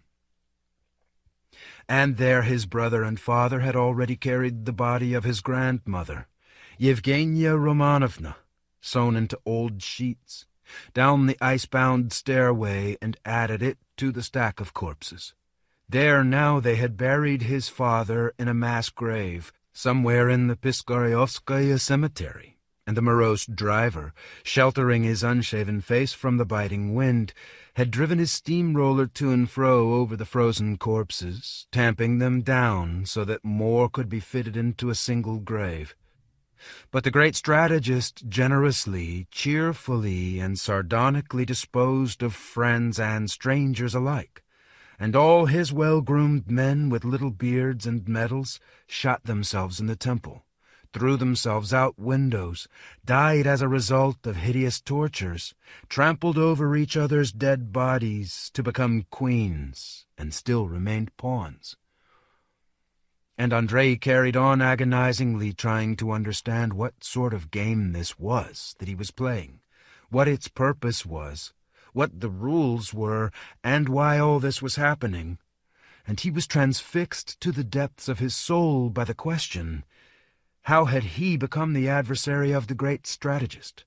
He, a faithful soldier in the strategist's army, prepared at any moment to die for him, prepared to kill for him, not knowing any other goals except his goals, not believing in any means except the means indicated by him, not distinguishing the plans of the great strategist from the plans of the universe.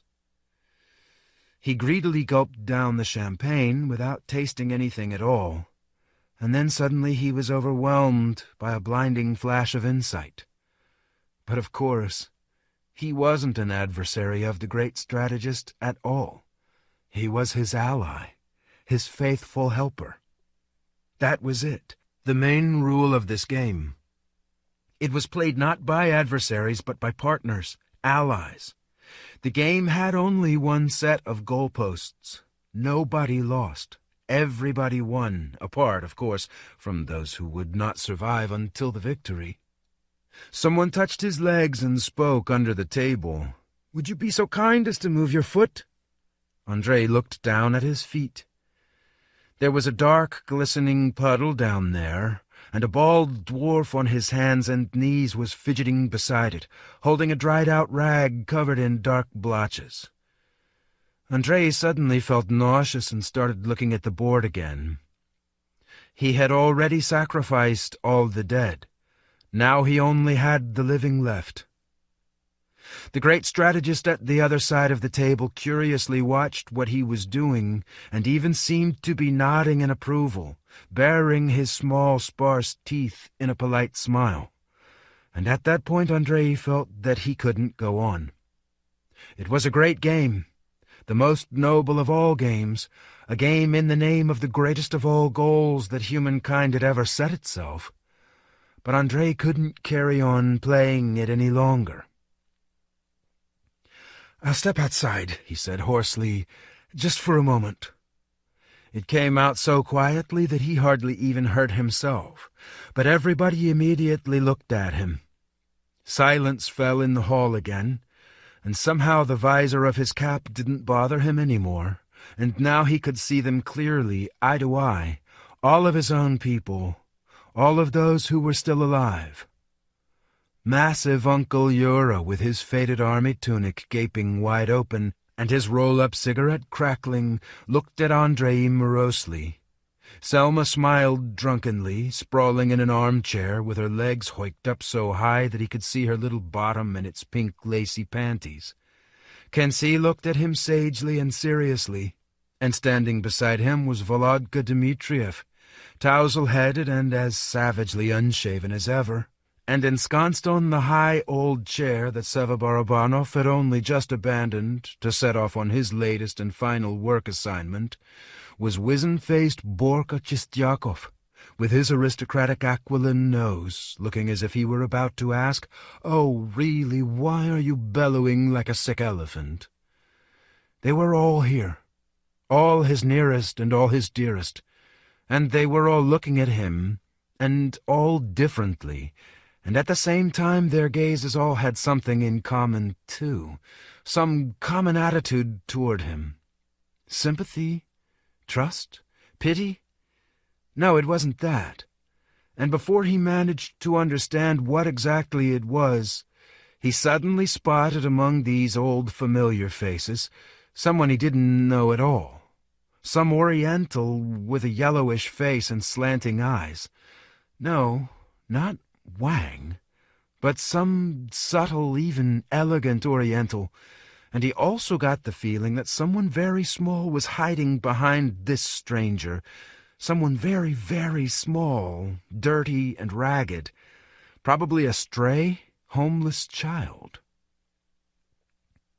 He got up abruptly, moved the chair back with a scraping sound, and turned away from them all, and after gesturing indefinitely in the direction and for the attention of the great strategist, he walked out of the hall, squeezing through between shoulders and stomachs, pushing some people aside, and as if to console him someone mumbled somewhere close by, "Well, the rules allow it. Let him take a moment to think and reflect on things. We just have to stop the clock." Absolutely exhausted and soaked in sweat, he managed to reach the landing of the stairway and sat down directly on the carpet, not far from a torridly blazing fireplace. His cap had slipped down over his eyes again, so he didn't even try to make out what sort of fireplace this was and what sort of people were sitting around the fireplace. He only sensed the soft, dry heat on his wet body that felt as if it had been badly beaten, and saw the half-dried but still sticky blotches on his shoes, and through the cozy crackling of the blazing logs he heard someone telling a story with measured elegance, listening closely to the sound of his own voice. Just imagine, a handsome fellow, shoulders like a barn door, a holder of all 3 degrees of the Order of Glory, and let me tell you, they didn't award a full set of those orders to just anybody. They were even rarer than heroes of the Soviet Union. Well, a fine comrade, an excellent student, and all the rest of it. And yet, let me tell you, he had a certain strange quirk. He would turn up for a party at the pad of some pampered son of a general or marshal, but as soon as everyone paired up and started wandering off, it was out into the hallway, set his cap at a jaunty angle, and bye-bye. At first they thought he must have some abiding love of his own, but no, every now and again the boys would meet him in public places, in Gorky Park, say, or in various different clubs, with these absolute sluts, and always with different ones. I met him like that myself once. I looked, well, what a choice! As ugly as sin, stockings flapping round skinny legs, plastered with makeup. It's horrible to speak of it. And back then, by the way, there wasn't any makeup like there is nowadays. The girls used to line their eyebrows with boot blacking, as near as, damn it. Anyway, a glaring mésalliance, as they say. But he didn't mind. Leading her along, arm in arm, spinning her some kind of line, all in due order, and she simply melting. She's proud and ashamed at the same time, happy as a pig in a peach orchard. And then, one day, at a bachelor get-together, we cornered him. "Come on, out with it. What is it with these perverted tastes of yours? How can you even walk with those whores without feeling sick, when the very finest beauties are pining for you?" And let me tell you, in the academy we had a Department of Education, a privileged little spot. They only accepted girls from the most illustrious families there. Well, at first he tried to laugh it off. Then he gave in and told us something quite amazing. "Comrades," he said, "I know that I'm blessed with all the appurtenances, so to speak. I'm handsome, with medals, bright-eyed and bushy-tailed. I know all this about myself," he said, "and I've received plenty of notes about it, too. But there was this thing," he said, "that just happened to me. I suddenly saw the misery of our women. Right through the war they never saw a single chink of light. They were starving all the time. They slaved away doing real men's work. Poor and homely, without even the slightest idea of what it's like to be beautiful and desired. And so," he said, "I set myself the goal of giving at least a few of them an experience so bright and vivid that they would have something to remember for the rest of their lives. I meet this streetcar driver," he said, "or a worker from the hammer and sickle factory, or a miserable little teacher, who couldn't have counted on any particular happiness even without the war. And now that so many men have been killed, she can't see any ships at all coming in through the waves. I spent 2 or 3 evenings with them," he said, "and then I disappear. Of course, when we part, I lie. I say I'm going on a long work assignment or something else that sounds plausible, and they're left with this bright memory. At least some kind of bright spark in their lives," he said. "I don't know," he said, "how it all looks from the viewpoint of high morals, but I have the feeling that by doing this I'm fulfilling at least some tiny little part of our male duty." When he told us all this, we were dumbfounded. Later on, of course, we started arguing, but the whole thing made a quite exceptional impression on us. He disappeared soon afterward, in fact. Back then a lot of us disappeared like that. Orders from Army Command, and in the Army you don't ask where you're going and what for. I never saw him again. Neither did I, thought Andrei. I never saw him again either. There were 2 letters, one to our mother and one to me. And our mother received a notification. "Your son, Sergei Mikhailovich Voronin, died an honorable death while carrying out a combat mission from the Army Command." It was in Korea. Under the pink watercolor sky of Korea, where the great strategist first tried his strength in a skirmish with American imperialism. He played his great game there, and Seryozha was left there, with his full set of orders of glory. I don't want it. I don't want this game. Maybe that's the way everything has to be. Maybe nothing is possible without playing this game.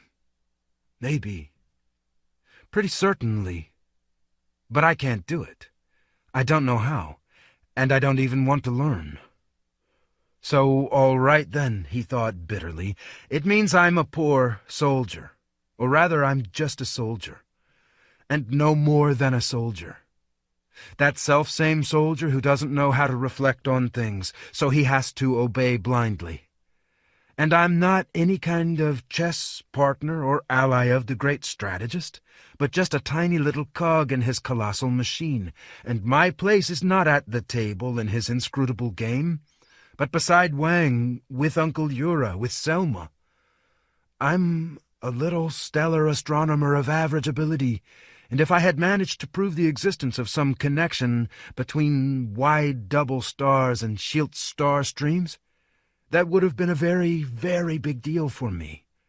But as for solving great problems and achieving great things...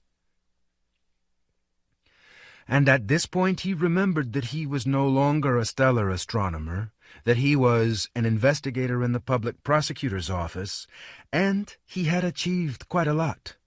Using a specially trained network of agents and distinct investigative procedures to pinpoint this mysterious red building and infiltrate it, exposing its sinister secrets and creating all the necessary conditions for the successful elimination of this malignant phenomenon from our life. Lifting himself up on his hands, he slid down a step lower. If I go back to the table now, he thought, I'll never get out of the building. It will devour me.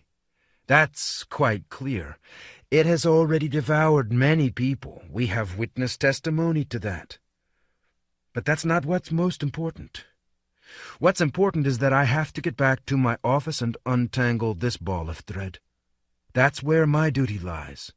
That's my responsibility, what I have to do now. Everything else is a mirage. He slid down another 2 steps. He had to break free of the mirage and get back to work. There was nothing accidental about all this. Everything here had been superbly thought through. It was a hideous illusion, fabricated by provocateurs in an attempt to destroy belief in the ultimate victory, to pervert the concepts of morality and duty. And it was no accident that the sordid little New Illusion movie theater was there at one side of the building. New? There was nothing new about pornography, but that place called itself new. Who were they fooling? But what was on the other side? The synagogue. He slid down the steps going full tilt, and reached a door with the word exit on it. And after he had already taken hold of the handle, when he was still overcoming the resistance of the creaking spring, he suddenly realized what the common element was in all the eyes fixed on him up there. Reproach. They knew that he wouldn't come back. He still hadn't realized it himself, but they already knew for certain. He tumbled out into the street, avidly gulped down a huge mouthful of the damp, misty air, and his heart thrilled with joy to see that everything was still the same out here. Murky gloom along Main Street to the right, murky gloom along Main Street to the left. And there, in front of him, just across the street, was the motorcycle with the sidecar and the police driver, soundly asleep, with his head completely submerged in his collar. The fat bastard's dozing, Andrei thought affectionately. He's worn out. And then a voice inside him suddenly declared loudly, "Time!" And Andrei groaned and burst into tears of desperation, only now recalling the most important, the most terrible rule of the game. The rule invented specially to deal with namby-pamby sissies from the intelligentsia like him. Anyone who breaks off the game loses all his pieces. Andrei swung back around with a howl of "Don't!" and reached out for the brass door handle. But it was too late. The building was already leaving, slowly backing away into the impenetrable gloom of the shadowy back alleys behind the synagogue and the New Illusion. It crept away with a palpable rustling and grating, with its window panes rattling and floor beams creaking. A tile fell off the roof and smashed on a stone step of the porch.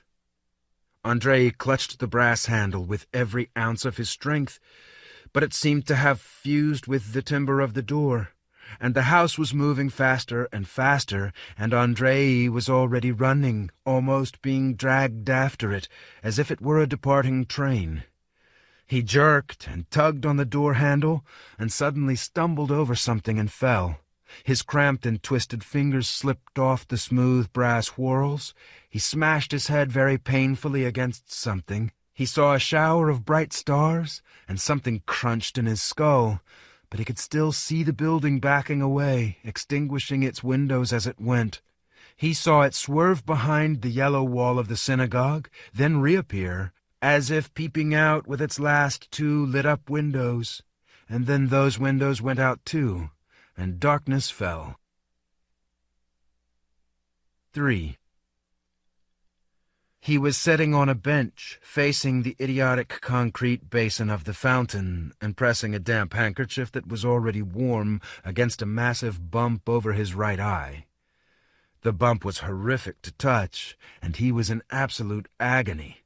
The ache in his head felt so bad. He was afraid his skull might be fractured.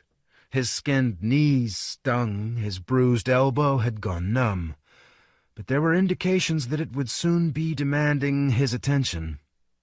Perhaps, however, all this was really for the best. All this lent what was happening an emphatic, crude reality. There was no more building. There was no strategist or dark, sticky puddle under a table. There was no game of chess. There was no betrayal. There was nothing but a man who was strolling absent-mindedly through the dark and had tumbled over the low concrete barrier straight into the idiotic basin, smashing his stupid head and the rest of his body against the damp concrete. In fact, of course, Andrei realized only too well that it wasn't all as simple as that. But it was comforting to think that it had all really been a delirious delusion. That he really had tripped and smashed his head. That really made it all quite amusing, and it was certainly convenient. What do I do now? He thought hazily. So I've found the building. I've been inside it and seen it for myself. But what next? Don't go trying to stuff my head, my poor aching head, with all that bombastic garbage about rumors and myths and all the rest of that stupid propaganda. That's just for starters. So, don't forget. Actually, that was my mistake. I think I was the one stuffing everyone else's heads. I have to release that guy right away. What's his name? The flute man. I wonder if that Ella of his played chess in there too. Shit, but my head is hurting like hell. The handkerchief had gotten really warm now. Andrei got up with a grunt, hobbled across to the fountain, leaned over the edge, and held the damp rag in the ice-cold stream for a while. Someone was hammering on his lump with passionate fury from the inside. How about that for a myth? A.k.a. a mirage. He squeezed out the handkerchief, pressed it against the painful spot again, and looked across the street. The fat policeman was still sleeping. Fat scumbag, Andrei thought rancorously. Some sentry you are. Why did I bother to bring you? Just so you could catch up on your shut-eye, was it? I could have been bumped off 100 times here. And then, of course, after that jerk had caught up on his sleep, he would have shown up at the public prosecutor's office in the morning and reported as a matter of routine that the investigator went into the Red Building last night and never came back out again. Andrei spent some time imagining how glorious it would feel right now to fill a bucket with icy water, sneak up to the fat bastard and pour the entire bucketful down the back of his neck. Wouldn't that just make him freak? That was how the boys used to amuse themselves at the training camp. If someone dozed off, they tied a shoe to his private parts with the laces, then put that huge, filthy shit-crusher on his face. Still half asleep, the guy would go berserk and savagely launch the shoe into space with all his might. It was very funny. Andrei went back to the bench and found that he had acquired a companion. A scraggy little man dressed completely in black. Even his shirt was black, was sitting there with one leg crossed over the other, holding an old-fashioned bowler hat on his knees. Probably the caretaker from the synagogue. Andrei gingerly sat down beside him, cautiously probing the boundaries of the lump through the damp handkerchief. "Well, all right," the little man said in a clear, old voice. "But what comes next?" "Nothing special," said Andrei. "We'll catch all of them. I won't just leave things like this." "And then?" the old man persisted. "I don't know," Andrei said after a moment's thought. "Maybe some other abomination will turn up. The experiment is the experiment. It's not for long." "It's forever and ever," the old man remarked. "According to every religion, it's forever." "Religion's got nothing to do with this," Andrei objected. "You still think that, even now?" the old man asked in surprise. "Of course. That's what I've always thought." "All right, let's not talk about that for now. The experiment is the experiment. A rope is just a piece of string. Plenty of people here console themselves like that, almost everybody. Which, by the way, is something that not a single religion foresaw. But I'm talking about something else. Why have we been left with freedom of will, even here? You'd think that in the kingdom of absolute evil, in a kingdom with abandoned hope written on its gates." Andrei waited for a continuation, but none came, and he said, "You have a rather strange perspective on all this. This isn't a kingdom of absolute evil. It's more like chaos, and we're here to put it in order. And how can we put it in order if we don't possess free will?" "An interesting idea," the old man said thoughtfully. "That had never occurred to me. So you believe that we've been given another chance, something like a penal battalion, to wash away the blood of our transgressions at the front line of the eternal battle between good and evil." "What's the battle with evil got to do with anything?" asked Andrei, starting to get annoyed. "Evil is something deliberate and purposeful." "You're a Manichaean," the old man interrupted. "I'm a Komsomol member," Andrei protested, getting even more annoyed and feeling a terrific upsurge of belief and certainty. "Evil is always a class phenomenon. There's no such thing as evil in general. But everything's all muddled up here because this is the experiment. We have been given chaos, and if we can't cope with it, we'll go back to what we had there, to class stratification and all the rest of the garbage. Either we master chaos and transform it into the new, beautiful forms of human relations that are called communism." The old man listened for a while in bemused silence. "Well, well," he said eventually, with immense surprise. "Who could ever have thought it? Who could ever have expected it? Communist propaganda here. It's not even a schism, it's—" He paused for a moment. "But then, the ideas of communism are akin to the ideas of early Christianity, aren't they?" "That's a lie," Andrei protested angrily. "An invention of the priests. Early Christianity was an ideology of resignation, the ideology of slaves. But we are rebels. We won't leave a single stone unturned here, and then we'll go back there, we'll go home, and rebuild everything there the same way as we've rebuilt it here." "You're Lucifer," the old man said with reverential horror. "The proud spirit. Have you really not resigned yourself to your lot?" Andrei carefully turned the handkerchief cold side down and looked at the little old man suspiciously. "Lucifer? I see. And who exactly would you be, then?" "I'm a louse," the old man replied tersely. That was kind of hard to argue with. "I'm an insignificant insect. No one," the old man explained. "I was no one there, and I'm no one here, too." He paused for a moment.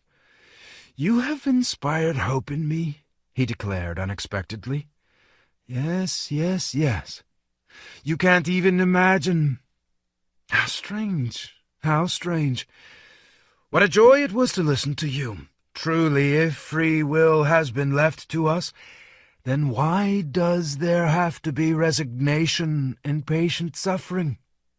Yes, I regard this meeting as the most significant episode in all the time that I have been here. Andrei examined him with alert hostility. He was mocking him, the old coot. No, it didn't look like it.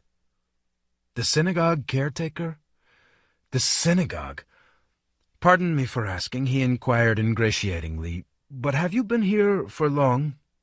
I mean, sitting here on this bench? No, not very long. At first I was sitting on a stool over there in that entranceway. There's a stool in there. But after the building went away, I moved to the bench. Aha, said Andrei. So you saw the building then? Of course I did, the old man replied with dignity. I sat there listening to the music and crying. Crying, Andrei repeated, agonizingly racking his brains to figure all this out. Tell me, are you a Jew? The old man started. Good Lord, no. What kind of question is that? I'm a Catholic, a faithful and, alas, unworthy son of the Roman Catholic Church. I have nothing against Judaism, of course, but why did you ask about that? No special reason, Andrei said evasively. So you don't have anything to do with the synagogue, then? Not really, said the old man, apart from the fact that I often sit here in this little square, and the caretaker comes here sometimes. He giggled in embarrassment. He and I engage in religious disputes. But what about the building? Andrei asked, squeezing his eyes shut to fight the pain in his skull. The building? Well, when the building comes, obviously we can't sit here. In that case, we have to wait until it leaves. So this isn't the first time you've seen it, then? Of course not. It comes almost every night. Of course, today it stayed longer than usual. Hang on, said Andrei. And do you know what building that is? It's hard not to recognize it, the old man said in a quiet voice. Before, in the other life, I saw images and descriptions of it quite often. It's described in detail in the Confessions of St. Anthony. That's not a canonical text now, for us Catholics. Anyway, I've read it. And there appeared unto me a house, living and moving, and it did make obscene movements, and within I saw through the windows people who walked through its rooms, slept, and took food.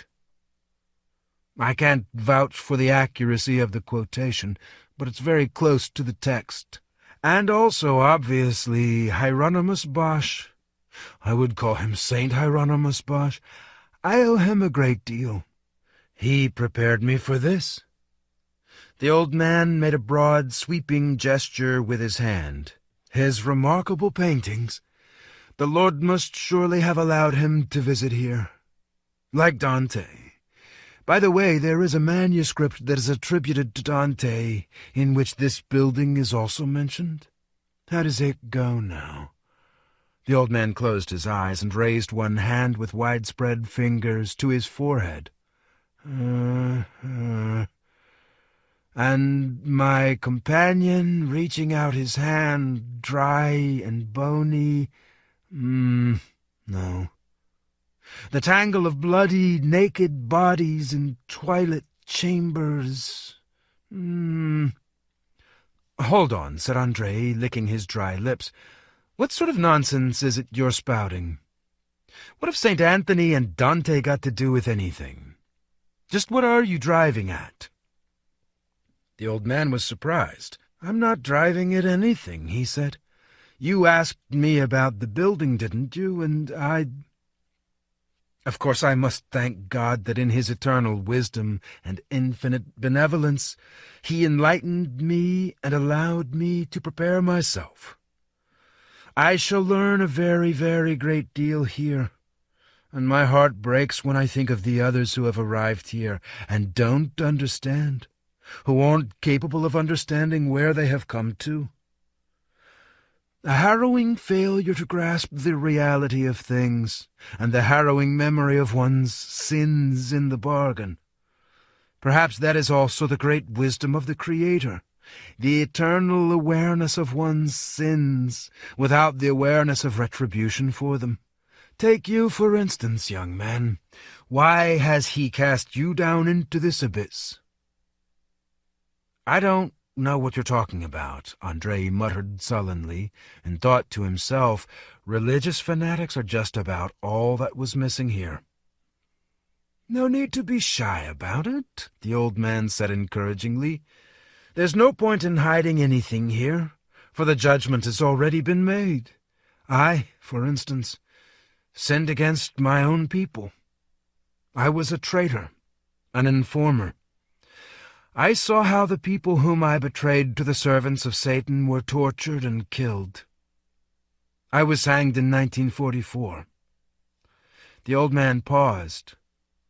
And when did you die?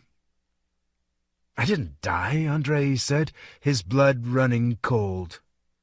The old man nodded with a smile. Yes, that's what many people think, he said, but they're mistaken. History records cases in which people have been taken up to heaven while alive, but no one has ever heard of them being exiled alive, as a punishment, to hell. Andrei listened, staring at him in a daze. You've simply forgotten, the old man went on. There was a war. Bombs were falling in the streets. You were running to a bomb shelter, and suddenly a blast, pain, and everything disappeared. And afterward a vision of an angel speaking benignly in parables. And here you are. He nodded sagely again, thrusting out his lower lip. Yes, undoubtedly that is where the impression of free will comes from. Now I understand. It's inertia. Merely inertia, young man. You spoke with such conviction that you even shook me somewhat. The organization of chaos, a new world? No, it's merely inertia. It should pass off in time. Don't forget, hell is eternal. There is no way back, and you're still only in the first circle. Are you serious? Andrei asked in a slightly squeaky voice. You know all this yourself, the old man said gently. You know it all perfectly well. It's just that you're an atheist, a young man, and you don't want to admit to yourself that all your life, short as it was, you were wrong. Your obtuse and ignorant teachers taught you that ahead of you there was nothing, an empty void, putrefaction, that you could expect neither gratitude nor retribution for what you had done. And you accepted these squalid ideas because you were so very young. You possessed excellent bodily health, and death was merely a distant abstraction for you. Having committed evil, you always hoped to escape punishment, because the ones who could punish you were men exactly the same as you. And if you happened by chance to do good, you demanded immediate reward from those who were exactly like you. You were ludicrous. Now you understand that, of course. I can see it in your face. He suddenly laughed. We had an engineer in our underground organization, a materialist. He and I often argued about life after death. My God, how he used to mock me. Pop, he used to say, you and I will finish off this pointless argument in heaven. And you know, I'm still searching for him here. I search, but I simply can't find him. Perhaps there was some truth in his joke. Perhaps he really did go to heaven, as a martyr. He certainly died an agonizing death. And I'm here. Nocturnal disputes about life and death, a familiar voice suddenly croaked right in Andrei's ear, and the bench quaked as Izya Katzman, in his customary disheveled and shock-headed condition, plumped himself down on the other side of Andrei. In his left hand he was clutching a light-colored document file, and with his right he immediately started fiddling with his wart. As always, he was in a state of ecstatic exultation. Trying to sound as casual as possible, Andrei said, "This elderly gentleman here believes that we are all in hell." "The elderly gentleman is absolutely right," Izya immediately retorted, and started giggling. "At least, if it's not hell, it's something entirely indistinguishable from it in all its manifestations. However, you must admit, Pan Stupalski, that you have not yet discovered in my career while alive even a single transgression for which I deserved to be dispatched to this place. I didn't even commit adultery. I was so stupid."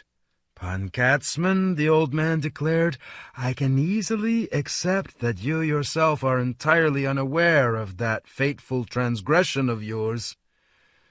Possibly, Izya readily agreed. "From the look of you," he said, addressing Andrei, "you have been in the Red Building. Well, how did you like it in there?"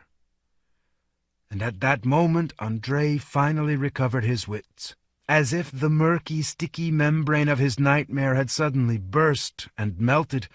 The pain in his head had faded away, and now he could distinguish everything around him sharply and clearly, and Main Street stopped being murky and misty, and it turned out that the policeman wasn't sleeping on the motorcycle at all, but sauntering along the sidewalk with the red tip of his cigarette glowing, casting glances in the direction of the bench. "My God," Andrei thought, almost in horror, "what am I doing here? After all, I'm an investigator. Time's passing by, and here I am engaging in idle banter with this crackpot, and then Katzman's here. Katzman? How did he get here?" "How do you know where I've been?" he asked abruptly. "It's not hard to guess," said Izya, giggling. "You should take a look at yourself in the mirror." "I'm asking you a serious question," said Andrei, raising his voice. The old man suddenly got up. "Good night, Panove," he said, transferring the bowler hat to his head with a smooth movement. "Pleasant dreams." Andrei took no notice of him. He looked at Izya, but Izya, plucking at his wart and gently bobbing up and down on the spot, watched as the old man moved away, grinned from ear to ear, and was already choking and grunting in anticipation. "Well," said Andrei. "What a character," Izya declared admiringly. "Ah, what a character." "You're a fool, Voronin, as always. You don't have a clue about anything. Do you know who that is? That's the famous Pan Stupalski the Judas. He betrayed 248 people to the Gestapo in Lodz. He was exposed twice, and both times he somehow managed to wriggle out of it and put someone else in his place.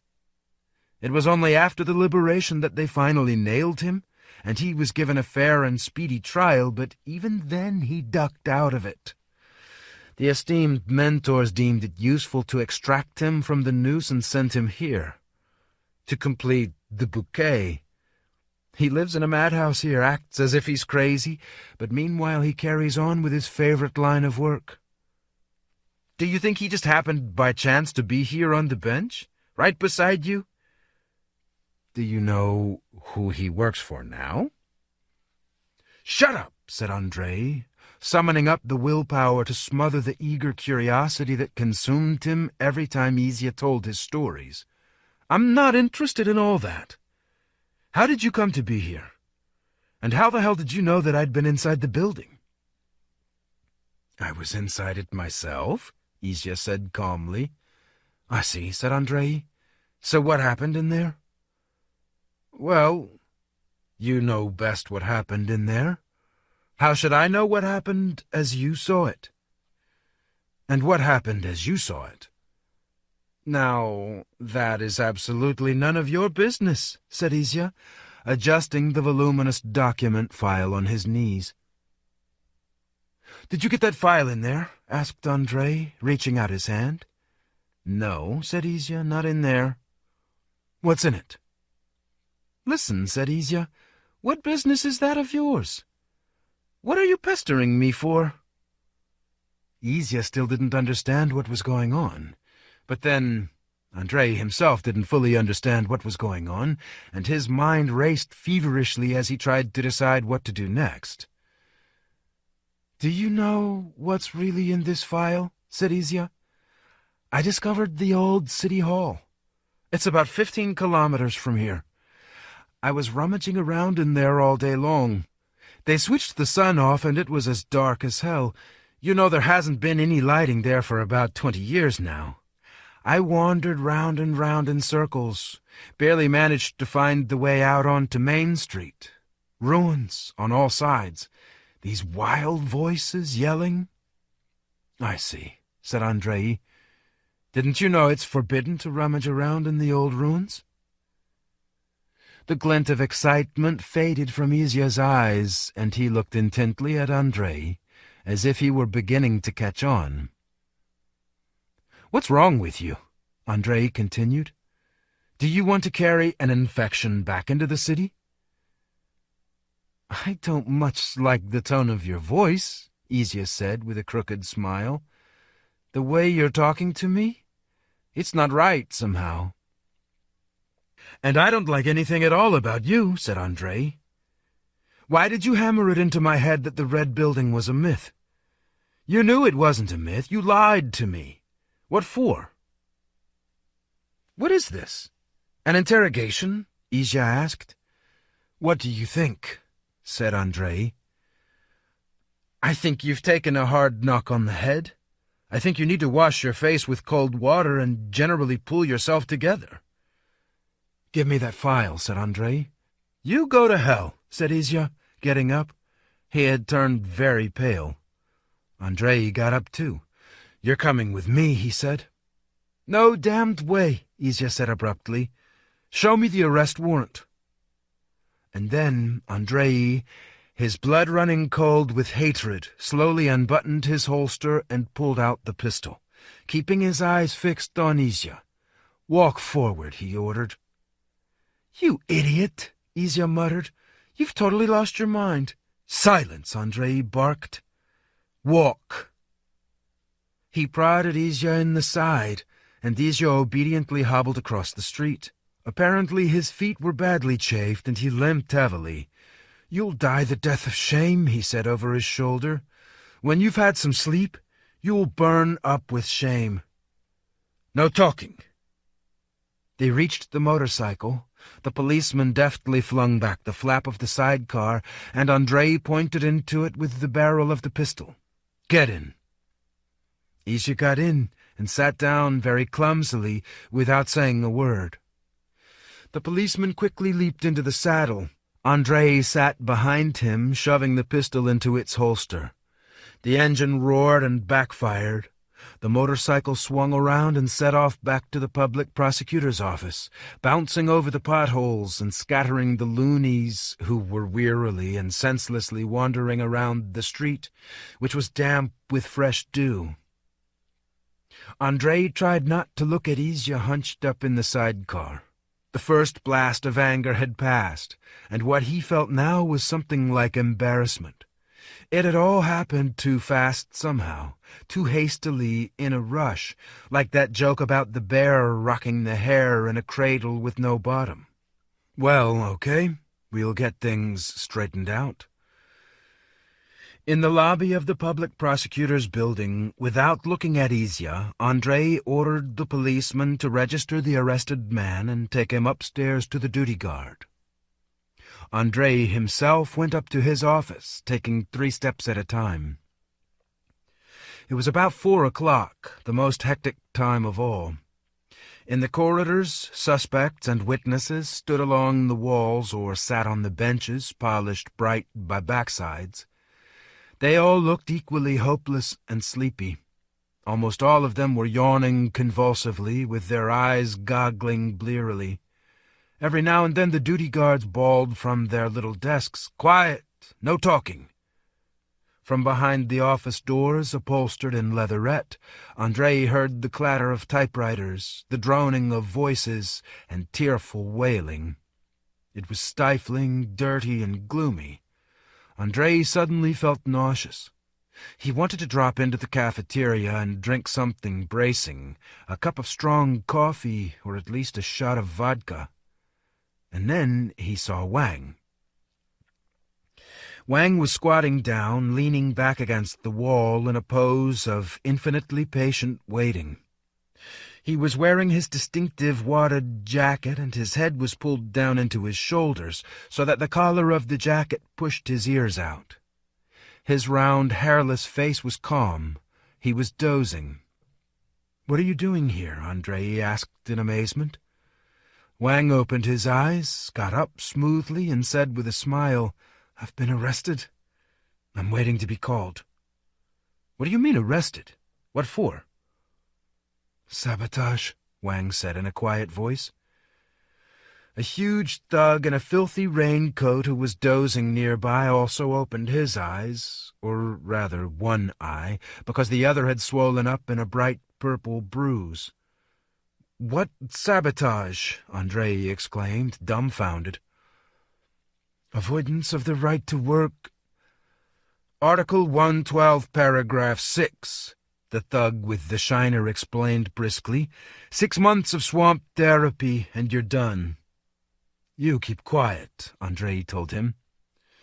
The thug flashed his purple eye at him and chuckled. Immediately remembering the bump on his own forehead, Andrei felt it quite distinctly, and wheezed peaceably, "I can keep quiet. Why not keep quiet when everything's clear without words anyway?" "No talking," the duty guard bawled menacingly. "Who's that there slouching against the wall? Right, unslouch yourself." "Wait," Andrei said to Wang, "where have you been summoned to?" "Here?" He pointed to the door of room number 22, trying to recall whose office that was.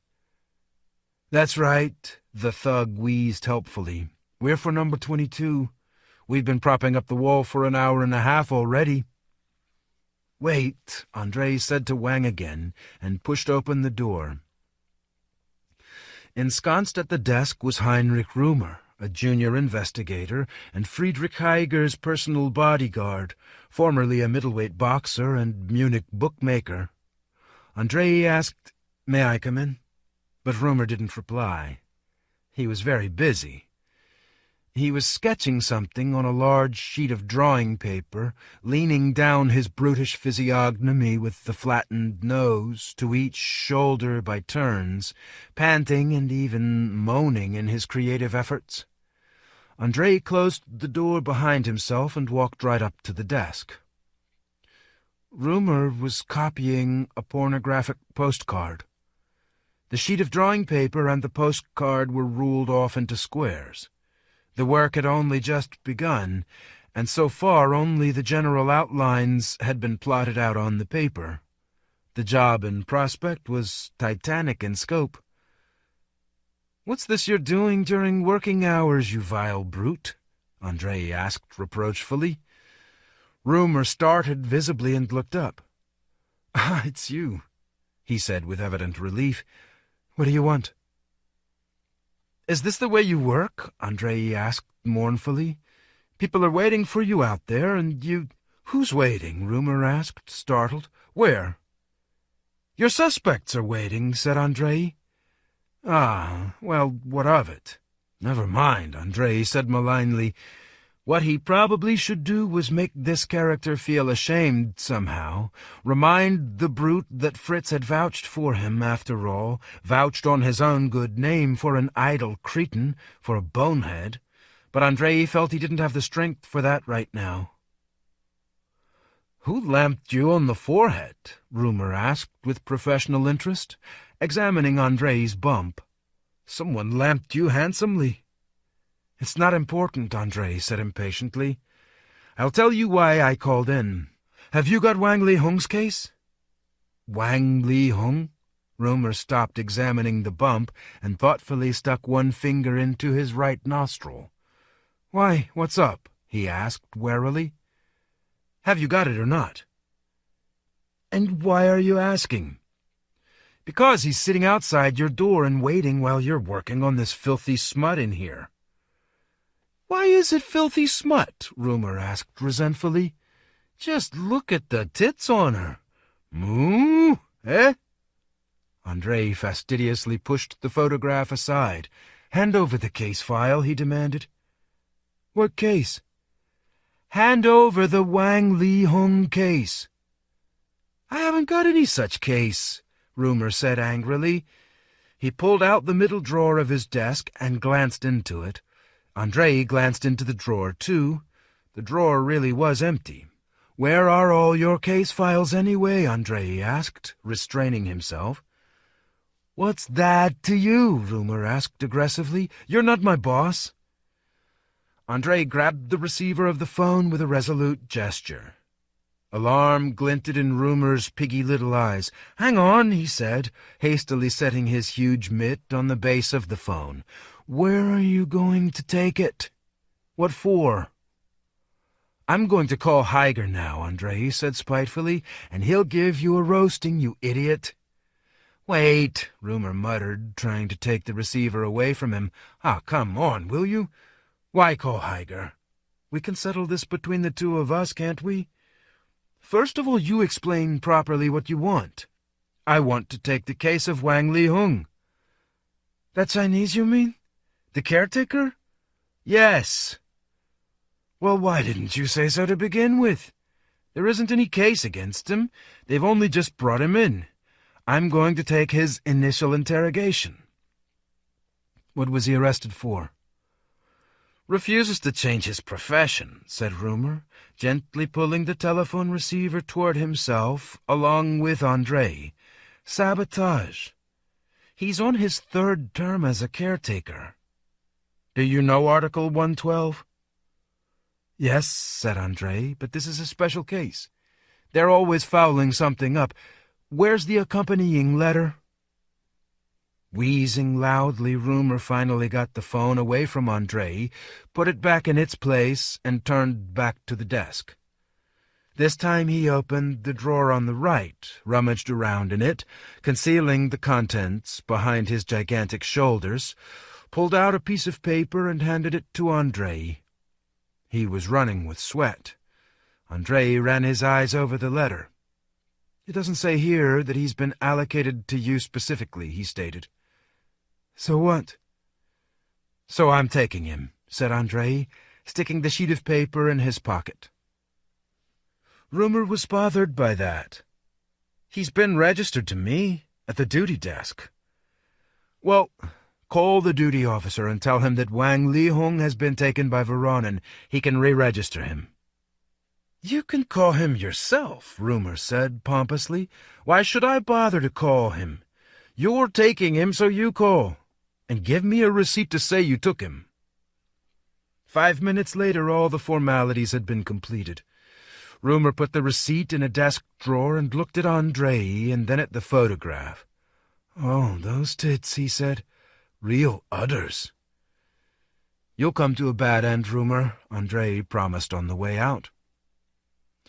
In the corridor, he took Wang by the elbow without saying a word and drew him along. Wang submitted without asking any questions, and it occurred to Andrei that Wang would have gone just as silently and uncomplainingly to the firing squad, the torture chamber, and any other form of humiliation. Andrei couldn't understand that. There was something bestial and subhuman about this resignation, and at the same time something exalted that aroused an inexplicable respect, because vaguely discernible behind this resignation was some unearthly kind of understanding of the profound, hidden, eternal, essential nature of what was happening, an understanding of its eternal futility, and therefore of the unworthiness of resistance. East is east, and west is west. A deceitful and unjust line, but somehow in this case it seemed apt. "Well, what's this that's happened to you? Tell me about it." And Wang was immediately telling the story in his measured, storytelling voice. "A week ago, the district employment officer came to my caretaker's lodge and reminded me that I was in blatant contravention of the law on diversified labor. He was right. I really am in blatant contravention of that law. The labor exchange has sent me a notification 3 times, and 3 times I have thrown it in the trash. The officer informed me that if I continued to shirk my responsibilities, I could be in serious trouble. And then it occurred to me that there were cases when the machine left someone in their former job. So that day I went to the labor exchange and put my record card in the machine. I was unlucky. I was given a job as director of a footwear plant. But I had decided in advance that I wouldn't move to a new job, and I stayed on as a caretaker. This evening 2 policemen came for me and brought me here. That's how it all happened."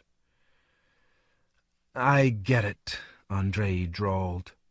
But he didn't really get anything. "Listen, would you like some tea? We can order tea and sandwiches here, for free." "That would be a great inconvenience," Wang protested. "Please don't bother." "What do you mean, inconvenience?" Andrei said angrily, and ordered 2 glasses of tea and sandwiches over the phone.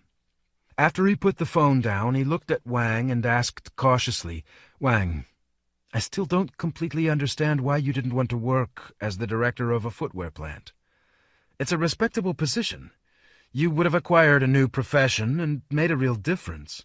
After all, you're a very efficient and industrious person. And I know that footwear plant. Pilfering goes on there all the time. They carry out shoes by the crateful. That wouldn't happen with you there. And then the pay's much better there, and you have a wife and a child, don't you? What's the problem?" "Well, I think it will be hard for you to understand," Wang said thoughtfully. "What is there to understand?" Andrei asked impatiently. "It's obvious that it's better to be the director of an industrial plant than to spend your whole life raking up trash, or even worse, to slave away in the swamps for 6 months. Wang shook his round head. "No, it isn't better," he said. "The best place of all to be in is one from which you can't fall. You can't understand that, Andrei." "Why do you have to fall at all?" asked Andrei, puzzled. "I don't know why, but it's bound to happen. Or you have to make such a great effort to hold on that it's better to fall immediately. I know, I've been through all that." A policeman with a sleepy face brought the tea and saluted, swaying on his feet, then edged back out into the corridor.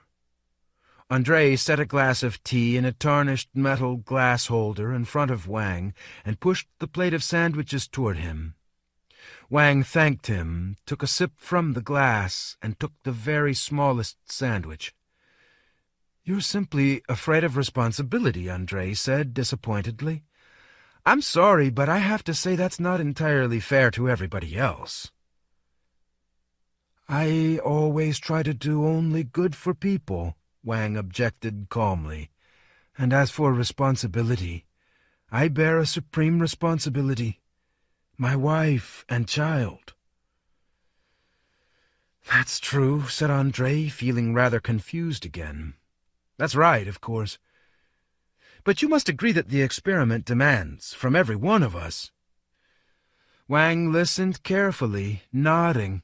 When Andrei finished, he said, "I understand you. You are right in your own way. But then, you came here to build, didn't you? And I ran away to get here. You seek battle and victory. I seek repose. We are very different, Andrei. What does that mean, repose? You're slandering yourself. If you sought repose, you would have found a cozy little corner somewhere and lived there like a pig in clover. Cozy little corners are 10 a penny around here, but you've chosen the dirtiest, most unpopular job of all, and you work honestly, without begrudging the effort or the time. What sort of repose is that? Repose of the soul, Andrei? Inner repose, said Wang. At peace with oneself and the universe. Andrei drummed his fingers on the table. Well, then, do you intend to be a caretaker for the rest of your life? Not necessarily a caretaker, said Wang. When I arrived here, I was a laborer in a warehouse at first. Then the machine appointed me the mayor's secretary. I refused, and I was sent to the swamps. I worked off my 6 months and came back, and by law, as a punished convict, I was given the very lowest job. But then the machine started pushing me upward again. I went to the director of the labor exchange and explained everything to him, as I have to you. The director of the exchange was a Jew. He had arrived here from an extermination camp, and he understood me very well. For as long as he was the director, they didn't bother me. Wang paused. About 2 months ago, he disappeared. They say he was found murdered. You probably know about that. And it all started all over again. Never mind. I'll do my time in the swamps and go back to being a caretaker. It will be a lot easier for me now. My son's a big boy now, and Uncle Yura will help me out in the swamps. At this point, Andrei caught himself gawping wide-eyed at Wang in a way that was incredibly rude, as if it weren't Wang sitting there in front of him, but some strange outlandish creature. But then, Wang really was outlandish. My God, thought Andrei, what kind of life must a man have had to be reduced to a philosophy like this? Yes, I have to help him. I'm duty-bound. But how? Well, all right, he said eventually. Have it your own way. Only there's absolutely no point in you going to the swamps. Do you happen to know who's the director of the labor exchange now? Otto Friese, said Wang. What? Otto? Then what's the problem? Yes, I would go to him. Only he's such a little child, isn't he? He doesn't understand anything, and he's afraid of everything. Andrei grabbed the telephone directory, found the number, and picked up the phone. He had to wait a long time. Otto was obviously sleeping like a log. Eventually he answered in a halting voice that was angry and frightened. Director Otto Friese here? Hello, Otto, said Andrei. This is Voronin from the public prosecutor's office. The public prosecutor's office? What can I do for you? What is this? Aren't you awake yet? Andrei asked angrily. Has Elsa worn you out, then? This is Andrei here. Voronin. Huh? Andrei? Otto said in a completely different voice. What are you doing, calling in the middle of the night like this? My heart's pounding, damn it. What do you want? Andrei explained the situation. As he expected, everything went through without a hitch. Yes, Otto had always thought that Wang was in the right place. Yes, he definitely did think that Wang would never make a director of an industrial plant. He quite openly and unambiguously admired Wang's desire to remain in such an unenviable job. We could do with more people like that here. Everyone's trying to climb upward, like a bunch of mountain rangers. He indignantly rejected the very idea of sending Wang to the swamps, and as far as the law was concerned, he was filled with pious outrage at the idiots and bureaucratic cretins who had replaced the living spirit of the law with its dead letter. After all, the law existed to hinder the efforts of various tricksters to worm their way up, and it shouldn't affect people who wanted to stay at the bottom in any way. The director of the labor exchange clearly understood all this. "Yes," he repeated. "Oh, yes, of course." Andrei was left, however, with the vague, ludicrous, and annoying impression that Otto would have agreed to any proposal that he, Andrei Voronin, made. For instance, to appoint Wang as mayor, or, on the contrary, lock him away in a cell. Otto had always felt a certain morbid gratitude to Andrei, probably because Andrei was the only person in their set, and perhaps in the entire city, who treated Otto like a human being. But, after all, the point at hand was really the most important thing, wasn't it? "I'll see that it's done," Otto repeated for the 10th time. "You can stop worrying, Andrei. I'll issue the instructions, and no one will bother Wang again." They left it at that. Andrei put down the phone and started writing out an exit pass for Wang. "Will you go right now?" he asked, still writing. "Or will you wait for the sun? Think about it. The streets are dangerous at this hour." "Thank you," Wang murmured. "Thank you."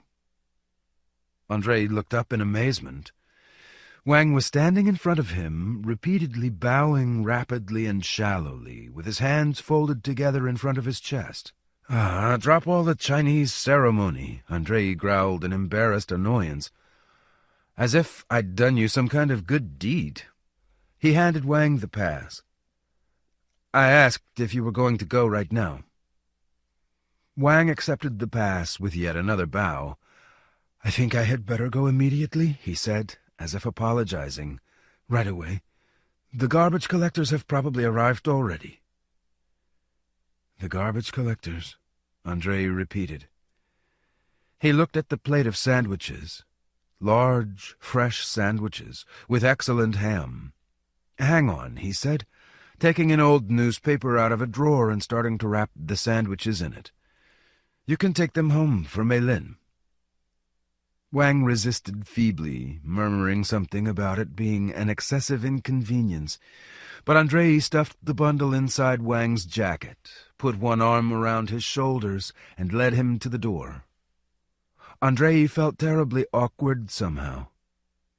Both Otto and Wang had reacted strangely to his actions. After all, he'd only tried to be just, to do everything correctly and rationally, and it had turned out like the damnedest sort of thing. Some kind of charity work, or string-pulling, or cronyism. He hastily tried to find the right words, dry and matter-of-fact words that would emphasize the official nature and legality of the situation. And suddenly he thought he'd found them. He stopped, raised his chin, looked Wang over from head to foot, and said coolly, "Citizen Wang, on behalf of the Public Prosecutor's Office, I offer you our profound apologies for your illegal detention. I assure you that it will never happen again." And after that he felt totally embarrassed. What kind of nonsense was that? In the first place, Wang's detention had not, strictly speaking, been illegal. And second, the investigator Voronin couldn't give any assurances about anything. He didn't have that right. And at that point he saw Wang's eyes, that strange look, so familiar in its strangeness, and he suddenly remembered, and the memory was like a wave of scalding heat. "Wang," he said, his voice suddenly hoarse, "I want to ask you something, Wang." He stopped. It was stupid to ask, pointless, and already too late not to ask. Wang looked up at him, expectant. "Wang," said Andrei, and cleared his throat, "where were you at 2:00 this morning?" Wang wasn't surprised. "They came for me at 2:00, he said. "I was washing down the stairs." "And before that?" "Before that I collected the trash. Meilin helped me. Then she went to bed and I went to wash down the stairs." "Yes," said Andrei. "That's what I thought.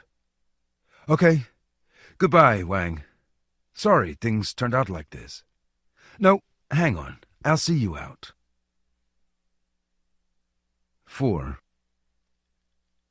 Before he summoned Izya, Andrei thought the whole thing through again. First, he forbade himself to take a biased approach to Izya. The fact that Izya was a cynic, a know-it-all, and a blabbermouth, that he was prepared to ridicule, and he did ridicule everything in the world, that he was slovenly and sprayed saliva when he spoke, giggled repulsively, and lived with a widow like a kept man, and nobody had any idea how he earned a living. In this instance, all of that must be absolutely irrelevant. Andrei also had to discard root and branch, the primitive idea that Katzman was a simple disseminator of panicky rumors about the Red Building and other mystical phenomena. The Red Building was a reality, a mysterious, fantastic reality. It wasn't clear what it was for and who needed it, but it was a reality. At this point, Andrei checked in the first aid kit and spread disinfectant on his oozing bump, looking in a little mirror. In this plan, Katzman was primarily a witness. What was he doing in the Red House? How often did he visit it?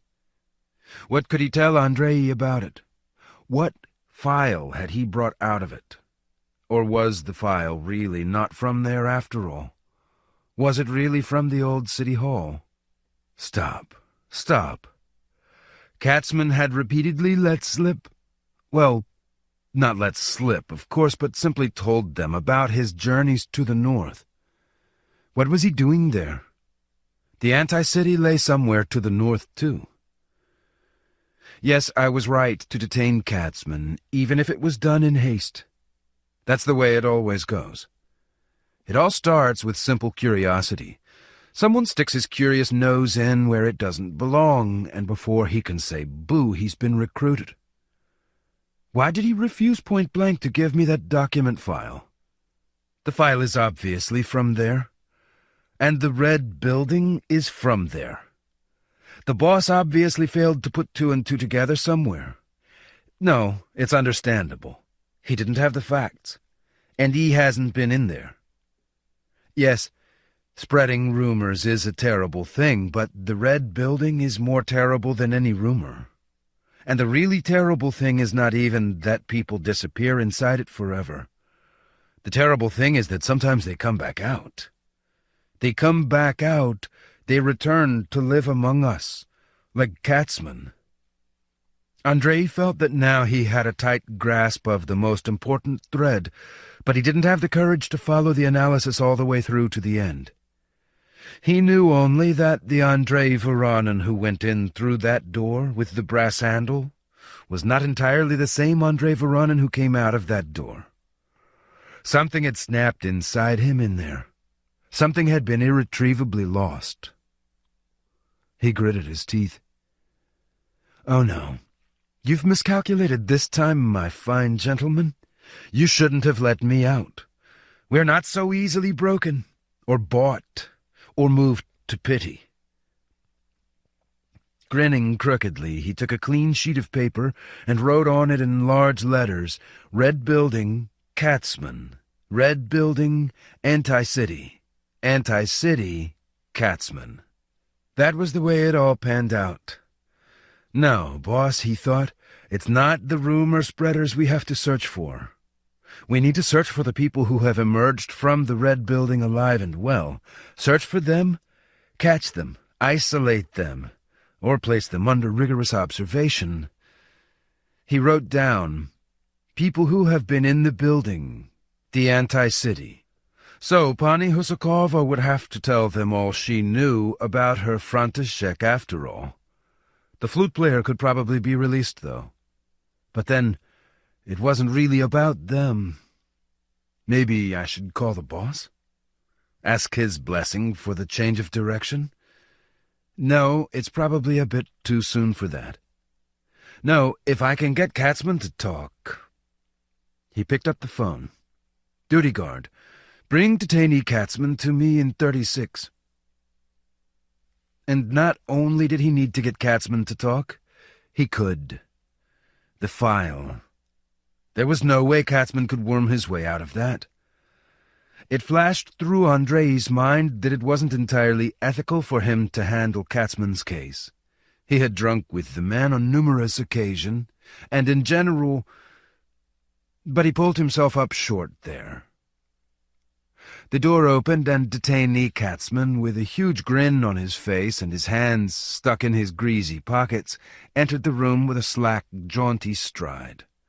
"Sit down," Andrei said coolly, jerking his chin in the direction of the stool. "Thank you," said the detainee, grinning even more widely. "I see you haven't snapped out of it yet." It was all water off a duck's back to him, the creep. Katzman sat down, tugged at the wart on his neck, and glanced curiously around the office. And then a cold shiver ran down Andrei's spine. The detainee didn't have the file with him. "Where's the file?" Andrei asked, trying to speak calmly. "What file?" Katzman inquired brazenly. Andrei grabbed up the phone. "Duty guard, where is detainee Katzman's document file?" "What file?" the duty guard asked obtusely. "I'll just take a look." "Katzman, The following items were confiscated from detainee Katzman. Handkerchiefs, 2, wallet, 1, empty, worn.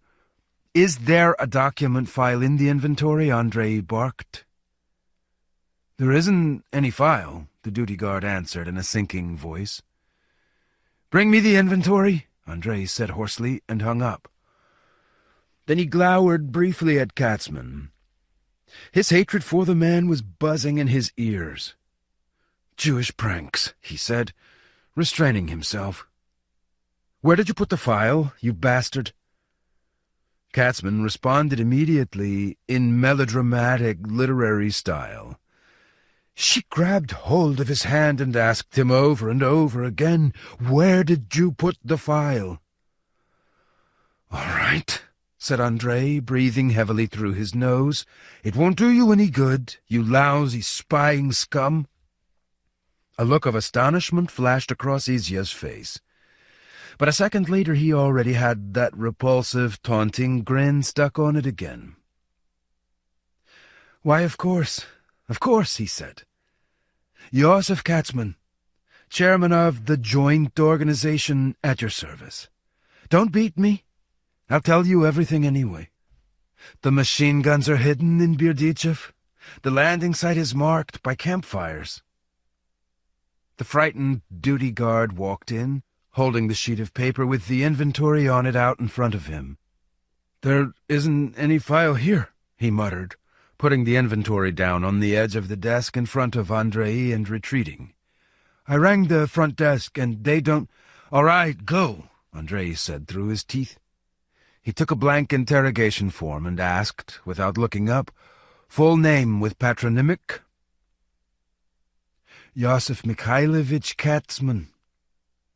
"Year of birth?" 36. "Nationality?" "Yes," Katzman said, and giggled. Andrei raised his head. "Yes, what?" "Listen, Andrei," said Izya. "I don't understand what's going on with you today, but bear in mind that you'll destroy your entire career with me like this. I'm warning you as an old friend." "Answer the questions," Andrei said in a strangled voice. "Nationality?" "Just don't you forget how they took Dr. Timashuk's medal away from her," said Izya. But Andrei didn't know who Dr. Timashuk was. "Nationality." "Jewish," Izya said, with loathing. "Citizenship?" "USSR." "Religious affiliation?" "None." "Political affiliation?" "None." "Education?" "Higher. Herzen Pedagogical Institute, Leningrad." "Criminal record?" "None." "Earthly year of departure?" 1968. "Point of departure?" Leningrad. Reason for departure? Curiosity. Period of residence in the city? 4 years. Present profession? Statistician at the Department of Municipal Services. List previous professions. General laborer, senior municipal archivist, office clerk at the municipal slaughterhouse, garbage collector, blacksmith. I think that's all. Family status. Adulterer, Izya replied, smirking. Andrei put down the pen, lit up, and studied the detainee through the blue smoke for a while. Izya was grinning. Izya was unkempt and shock-headed. Izya was sardonic. But Andrei knew this man well, and he could see that Izya was nervous. He obviously had something to be nervous about, even though he had managed to ditch the file. And very deftly, it must be said. He obviously realized now that he was being dealt with in earnest. That was why his eyes were narrowed nervously, and the corners of his grinning mouth were trembling. "Well then, suspect Katzman," Andrei said in a tried and tested, chilly tone of voice, "I seriously recommend you adopt a respectful attitude toward the investigation if you don't wish to make your own situation any worse." Izya stopped smiling. "All right," he said. "Then I demand to be informed of the charge against me, and also the article under which I have been detained. Furthermore, I demand a lawyer. From this moment on, I won't say another word without a lawyer." Andrei chuckled to himself. "You have been detained under Article 12 of the Criminal Procedural Code concerning the preventative detention of individuals whose continued presence at liberty could constitute a public danger. You are accused of illegal contacts with hostile elements, concealing or destroying material evidence at the time of arrest, and also of violating the municipal ordinance that forbids travel beyond the city limits for public health reasons. You have violated this ordinance on a regular basis. And as for a lawyer, the public prosecutor's office cannot provide you with a lawyer until 3 days have elapsed following the time of arrest. In accordance with the aforementioned Article 12 of the Criminal Procedural Code. In addition, let me clarify. You may formally protest, register complaints, and enter appeals only after you have satisfactorily replied to the questions of the initial interrogation. All in accordance with the said Article 12. Is all that clear?" He had been studying Izya's face, and he could see that everything was clear to him. It was also absolutely clear that Izya would answer the questions and wait until the 3 days were over. At the mention of the 3-day period, Izya had unmistakably caught his breath. "Now that you have received this clarification," Andrei said, picking up the pen again, "let us proceed. Your family status." "Unmarried," said Izya. "Home address." "What?" asked Izya. He had clearly been thinking about something else. "Your home address. Where do you live?"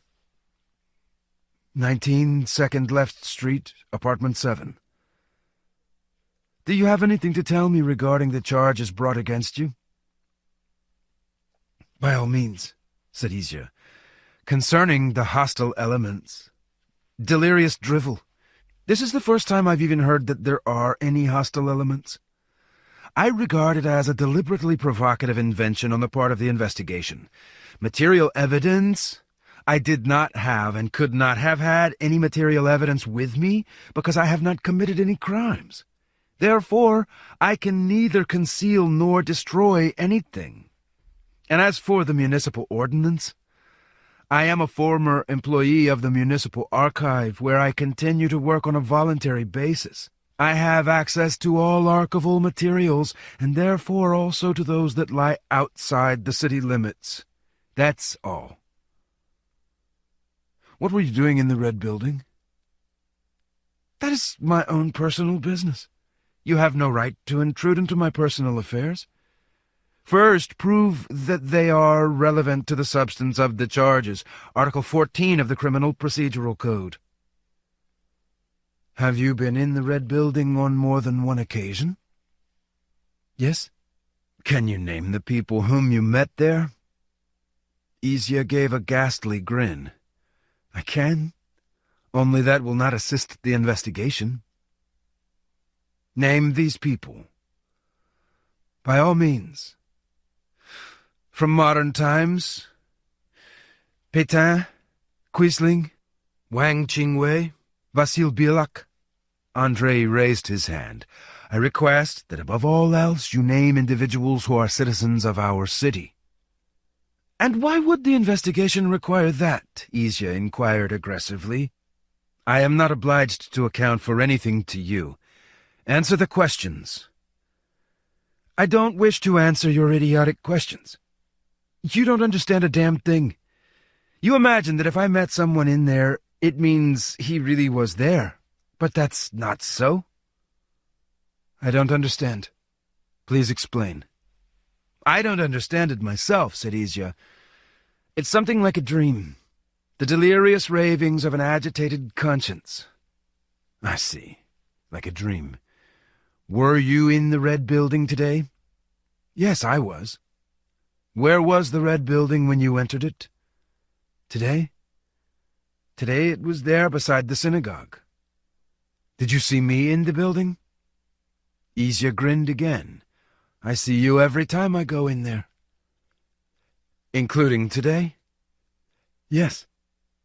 What was I doing? Engaging in lewd behavior, Izya said with relish. Specifically, you were copulating, Citizen Voronin, copulating with numerous girls at the same time and simultaneously preaching high principles to eunuchs, impressing on them that you were not engaging in this activity for your own pleasure, but for the good of all mankind. Andrei gritted his teeth. And what were you doing? He asked after a brief pause. I won't tell you that. That's my right. You're lying, Andrei said. You didn't see me there. Here are your own words. From the look of you, you've been in the Red Building. Consequently, you did not see me there. Why are you lying? I wouldn't dream of it, Izya replied breezily. It's just that I felt ashamed for you and decided to make you think I hadn't seen you there. But now, of course, things have changed. Now I am obliged to tell the truth. Andrei leaned back and flung the pen behind his chair. You say it's a kind of dream. Then what difference does it make if you saw me or didn't see me in a dream? Why try to make me think anything? That's not it, said Izya. I was simply embarrassed to let you know what I really think of you sometimes. But I shouldn't have been. Andrei shook his head dubiously. Well, all right. Did you bring the document file out of the Red Building, too? From out of your own dream, so to say? Izya's face froze. What file? He asked nervously. What is this file you keep asking about all the time? I didn't have any file. Drop it, Katzman, said Andrei, closing his eyes wearily. I saw the file. The police officer saw the file. That old man saw the file. Pan Stupolsky. You'll have to provide an explanation at the trial in any case. Don't exacerbate matters. Izya's eyes wandered across the wall. He sat there stony-faced and said nothing. Let's assume the file wasn't from the Red House, Andrei continued. Then did you obtain it outside the city limits? Who from? Who gave it to you, Katzman? Izya said nothing. What was in that file? Andrei got up and walked around the office with his hands clasped behind his back. An individual has a file in his hands. The individual is arrested. On the way to the prosecutor's office, the individual disposes of the file secretly. Why? The file evidently contains documents that are compromising for this individual. Do you follow the train of my logic, Katzman? The file was obtained outside city limits. What kind of documents obtained outside city limits can compromise an inhabitant of our city? What kind? Tell me, Katzman. Izya looked up at the ceiling, worrying away relentlessly at his wart. Only don't try to worm your way out of it, Katzman, Andrei warned him. Don't try to sell me another of your cock-and-bull stories. I can see right through you. What was in the file? Lists? Addresses? Instructions? Izya suddenly slapped himself on the knee. Listen, you idiot, he roared. What sort of garbage are you spouting here? Who put all this into your head, you poor simpleton? What lists? What addresses? You crummy, pathetic Major Pronin? You've known me for 3 years. You know that I rummage around in the ruins, that I study the history of the city. Why the hell do you keep trying to pin some idiotic charge of spying on me? Think about it. Who can do any spying here? What for? Who for? What was in the file? Andrei barked out at the top of his lungs. Stop prevaricating and give me a straight answer. What was in the file? At that Izya snapped. His eyes bulged out, suffused with blood. You can just go to hell with your files, he squealed in a falsetto voice. I'm not going to tell you anything. You're a fool, an idiot, a gendarme scumbag. He squealed, sprayed, swore, and gestured obscenely, and then Andrei took a clean sheet of paper and wrote at the top of it, Testimony of the suspect, I, Katzman, concerning the document file that was seen in his possession and subsequently disappeared without a trace. He waited until Izya quieted down and said good-naturedly, Let me tell you this, Izya, unofficially. Your case is petty trash. I know you got tangled up in this business without even thinking, thanks to that idiotic curiosity of yours. If you'd like to know, we've had you in our sights for 6 months already, and my advice to you is to sit over here and write down everything just the way it is. I can't promise you much, but I'll do everything that lies in my power for you. Sit down and write. I'll come back in half an hour. Trying not to look at Izya, who had fallen quiet out of sheer exhaustion, and feeling disgusted by his own hypocrisy, but consoling himself with the thought that, in this instance, the goal quite definitely justified the means.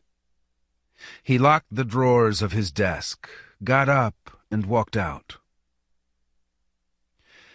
In the corridor he beckoned to the assistant duty guard, stood him at the door, and went off to the cafeteria. He had an ugly feeling in his heart and a foul, sticky taste in his mouth, as if he had gorged himself on shit. The interrogation had turned out skewed and unconvincing somehow. He'd screwed up the Red Building connection totally and absolutely. He shouldn't even have gotten into it at this stage. And the way he'd lost the file was a real blunder. The file was the only real clue, and he had ignominiously let it slip through his fingers. For gaffes like that, he ought to be thrown out of the public prosecutor's office in disgrace. Fritz probably wouldn't have let it slip away from him. Fritz would immediately have realized what the real goods were. Damned sentimentality. Of course it was. They'd drunk together, shot the breeze together. He was Andrei's buddy, a Soviet guy. But what a chance it was, he thought, to rake them all in at once. And the boss goofed, too. Rumors, gossip. There's an entire network of them working away right under his nose, and I'm supposed to search for the source of the rumors. Andrei walked up to the counter, took a shot glass of vodka, and tossed it down with a feeling of revulsion. Where had Izya put that damned file, after all? Had he really just thrown it out on the road? Probably. He hadn't eaten it, had he? Maybe Andrei should send someone to look for it. Too late. Loonies, baboons, caretakers. No, the way our work's organized is all wrong. It's all wrong. Why is such important information as the existence of the anti-city kept secret even from employees of the investigation department? Why, they ought to write about it every day in the newspapers and put up posters in the streets. We need show trials. I'd have had this Katzman pegged ages ago. On the other hand, of course, you have to know how to think for yourself, too. Since such a grandiose undertaking as the experiment exists, and since people of the most various classes and political persuasions have been roped into it, it means that a certain stratification will inevitably arise. Contradictions, dynamic contradictions, if you like, an antagonistic struggle. The opponents of the experiment must be exposed sooner or later, those people who disagree with it in class terms, and also those who try to warp it to suit their own interests. The déclassé element, those who lack moral fiber, and corrupted individuals like Katzman. All sorts of cosmopolitans. A natural process. I could have figured out for myself the way all this ought to develop. A small, firm hand was laid on his shoulder, and he swung around. It was the crime reporter from the City Gazette, Kensi Ubukata. "What are you musing about, investigator?" he asked. "Untangling a knotty case. Share your thoughts with the public. The public loves knotty cases. Eh?" "Hi, Kensi," Andrei said in a tired voice. "Have a glass of vodka?" "Yes, if there's information to go with it." "I've got nothing for you except vodka." "Okay, I'll take the vodka without the information." They drank a shot each and snacked on limp pickles. "I've just come from your boss," said Kensi, spitting out the tail of a pickle. "He's a very flexible sort of individual. One trend is rising and another is falling. The process of equipping solitary cells with wash basins is almost complete, and not a single word about the question that I'm interested in." "And what are you interested in?" Andrei asked absent-mindedly. "Right now I'm interested in disappearances. In the last 15 days, 11 people have disappeared without a trace in the city. Maybe you know something about that?" "I know they disappeared. I know they haven't been found." "Who's handling the case?" "It's not likely to be just one case," said Andrei. "You should ask the boss that." Kensi shook his head. "Somehow just recently the gentlemen investigators have been referring me to their boss, or to Heiger a bit too often. There's been a sudden proliferation of mysteries in our little democratic community. You wouldn't happen to have metamorphosed into secret police at some odd moment, would you?"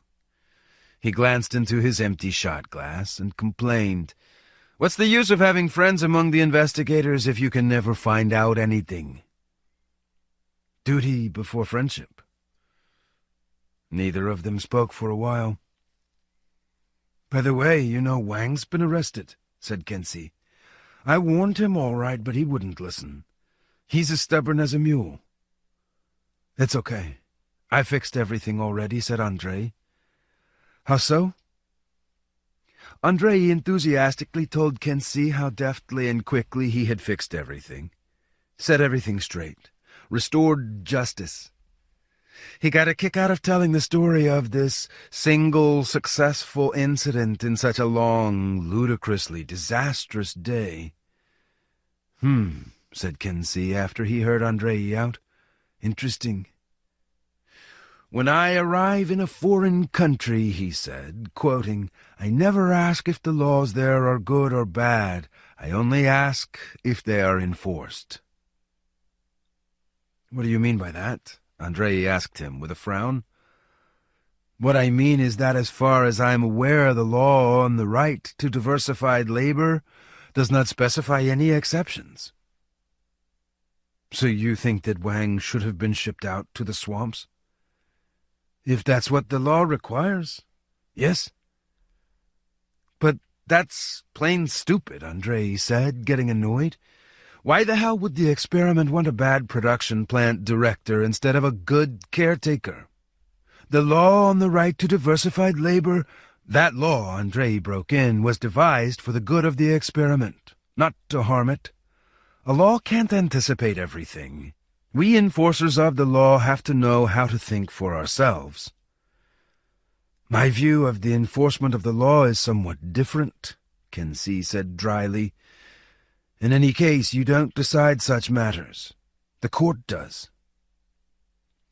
The court would have shipped him off to the swamps, said Andrei. But he has a wife and a child. Dura lex, sed lex, said Kensi. That adage was invented by bureaucrats. That adage, Kensi said gravely, was invented by people who wished to preserve a unified legal basis for the social coexistence of a disparate mass of free human beings. That's exactly it. Disparate, said Andrei, seizing on the word. There simply cannot be a single law for all. There is no single law for the exploiter and the exploited. Now, if Wang had refused to move from being a director to being a caretaker, it's not your job to interpret the law, Kensi said coldly. The court exists to do that.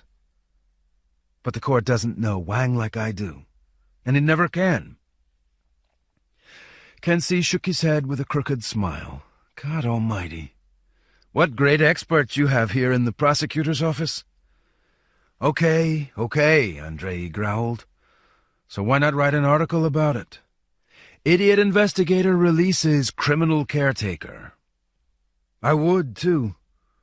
Only I'd feel sorry for Wang. I wouldn't feel sorry for you at all, you fool. Well, I feel sorry for Wang, too, don't I? Said Andrei. But you're an investigator, Kensi retorted, and I'm not. I'm not bound by the laws. You know what? Said Andrei. Just stop hassling me, for Christ's sake. My head's spinning already without you lending a hand. Kensi looked up and chuckled. Yes, I can see that. It's written on your forehead. Was there a raid? No, said Andrei. I just tripped over something. He looked at his watch. Another shot? Thanks, but no more, said Kensi, getting up. I can't drink so much with every investigator. I only drink with the ones who give me information. Well, screw you then, said Andrei. Chachua's just shown up over there. Go ask him about the falling stars. He's been making really great progress. He was boasting about it today. Only don't forget that he's a very modest guy. He'll deny everything. Just don't let him off the hook. Pump him really hard, and you'll end up with a real gem. Moving chairs aside, Kensi set off toward Chachua, who was dejectedly hunched over a skinny little meat risoli, and Andrei gently strolled over to the door, smirking vengefully. I'd just love to wait and watch Chachua bellow, he thought. Too bad there's no time for that. Right then. Citizen Katzman, how have you been getting on? And God help you, Citizen Katzman, if you feed me any more of that hogwash. I won't stand for it, Citizen Katzman. In room 36, every possible light had been turned on. Citizen Katzman was standing there, leaning his shoulder against the open safe, avidly leafing through some case or other, fiddling with his wart in his usual fashion, and grinning like a Cheshire cat at something. "What the hell?" said Andrei, caught off guard. "Who gave you permission? What sort of behavior is this, damn it?" Isha looked up at him with a mindless expression in his eyes, grinned even wider, and said, "I never realized what a huge, tangled mess you'd made of the Red Building." Andrei tore the file out of Isha's hands, slammed the metal door shut with a clang, grabbed him by the shoulder and shoved him toward the stool. "Sit down, Katzman," he said, straining every nerve to control himself. Fury blurred everything in front of his eyes. Have you written that statement? Listen, said Izya, this place is simply full of idiots. There's 150 of you cretins sitting here, and you still can't understand. But Andrei wasn't looking at him any longer. He was looking at the sheet of paper with the title Testimony of the Suspect I. Katzman. There wasn't any testimony, but there was a pen drawing instead, a male sex organ, life-size. You bastard, Andrei exclaimed and choked. You scumbag! He tore the phone off the hook and dialed a number with a trembling finger. Fritz, it's Voronin here. With his free hand, he ripped open his collar. I really need your help here. Please, come over to my room right now. What's the problem? Heiger asked in annoyance. I'm about to go home. Please, please, said Andrei, raising his voice. Just come over here. He hung up and looked at Izya, and immediately discovered he couldn't look at him. So he started looking through him instead. Izya burbled and giggled on his stool, rubbing his hands together and talking non-stop, pontificating about something with a repulsive, self-righteous sort of glibness. Something about the Red Building, about conscience, about idiotic witnesses. Andrei didn't listen. He didn't hear anything. The decision he had taken filled him with fear and a sort of diabolical merriment.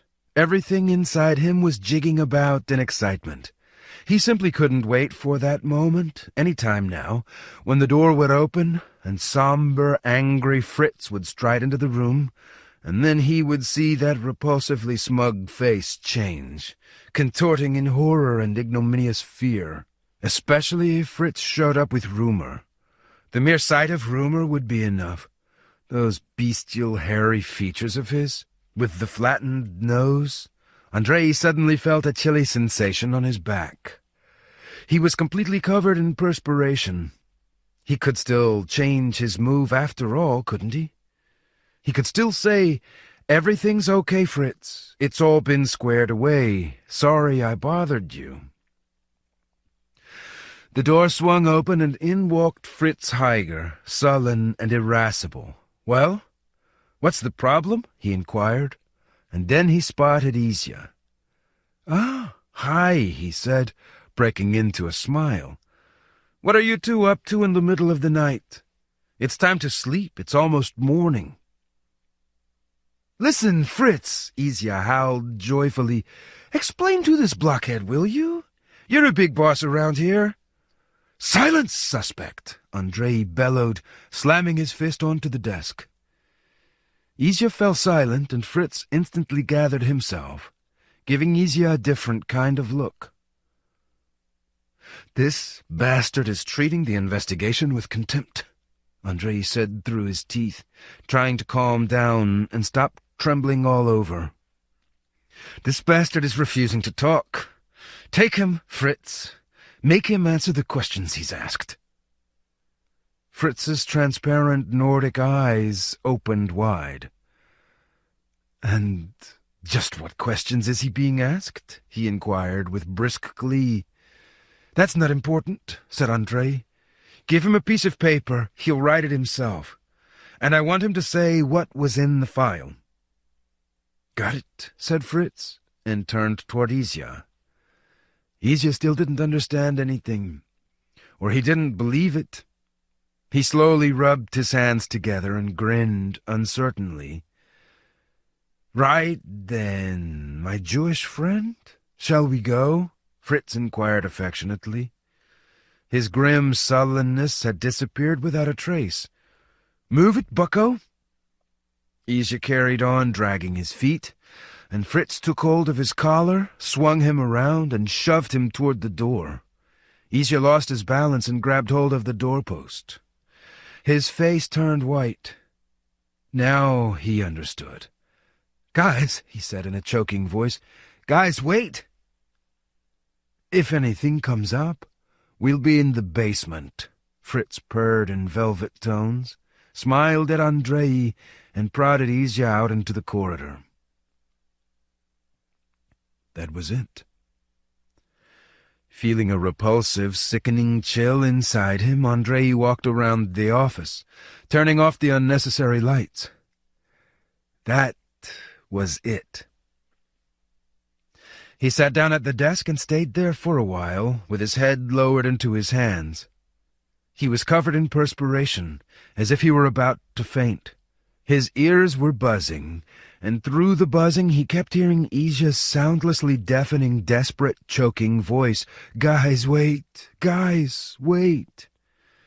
And there was the sound of music, solemnly roaring, feet clacking and shuffling across a parquet floor, the clatter of dishes and indistinct mumbling. "A glass of curacao and some pineapple quickly." He tore his hands away from his face and stared blankly at the drawing of the male sex organ. He took the sheet of paper and started tearing it into long, narrow strips, then threw the paper noodles into the trash basket and buried his face in his hands again. That was it. He had to wait. Summon up his patience and wait. Then everything would be justified. The nauseous feeling would pass off, and he'd be able to breathe a sigh of relief. "Yes, Andrei, sometimes one even has to resort to this," he heard a familiar, calm voice say.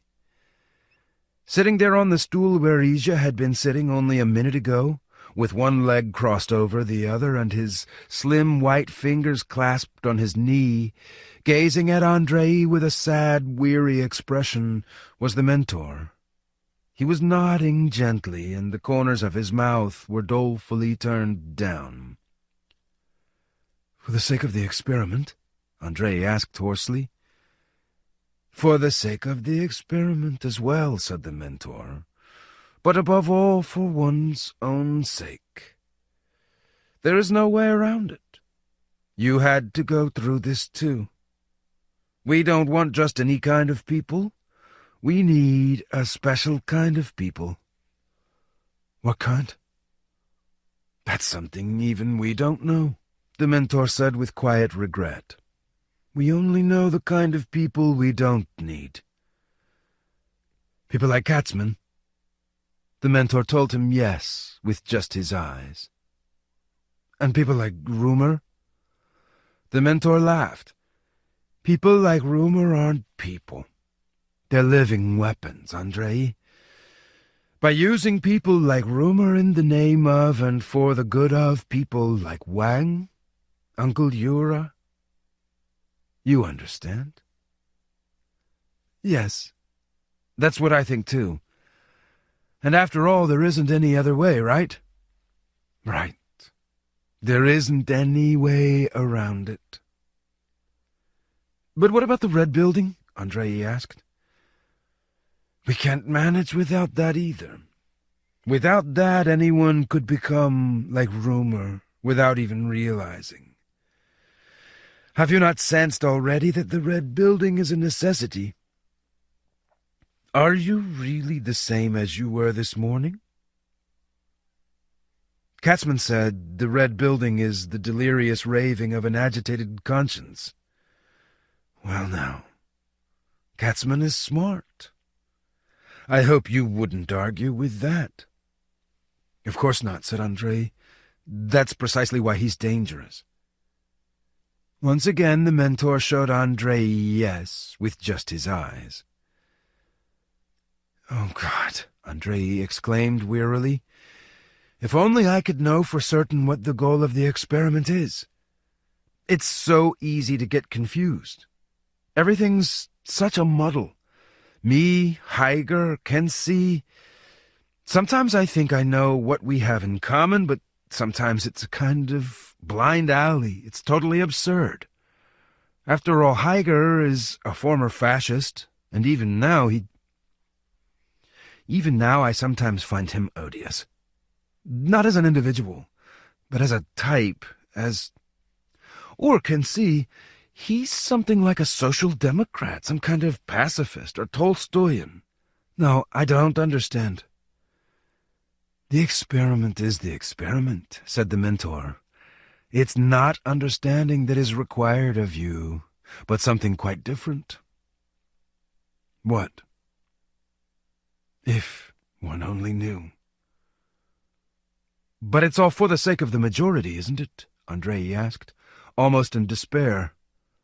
"Of course," said the mentor. "For the sake of the benighted, downtrodden, entirely innocent, ignorant majority." "Which must be raised up," Andrei eagerly put in, "enlightened and made the master of the earth. Yes, that I understand. You can go to any lengths for the sake of that." He paused, agonizingly gathering his scattered thoughts. "And there's still the anti-city," he said hesitantly, "and that's very dangerous, right?" "Very," said the mentor. "And then, even if I'm not entirely certain about Katzman, I still acted correctly. We have no right to take any risks." "Absolutely," said the mentor. He was smiling. He was pleased with Andrei. Andrei could sense it. The only man who never makes a mistake is the man who does nothing. It's not mistakes that are dangerous. Passivity is dangerous. Specious fastidiousness is dangerous.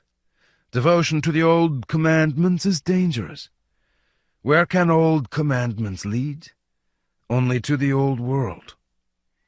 "Yes," Andrei said excitedly, "I understand that very clearly.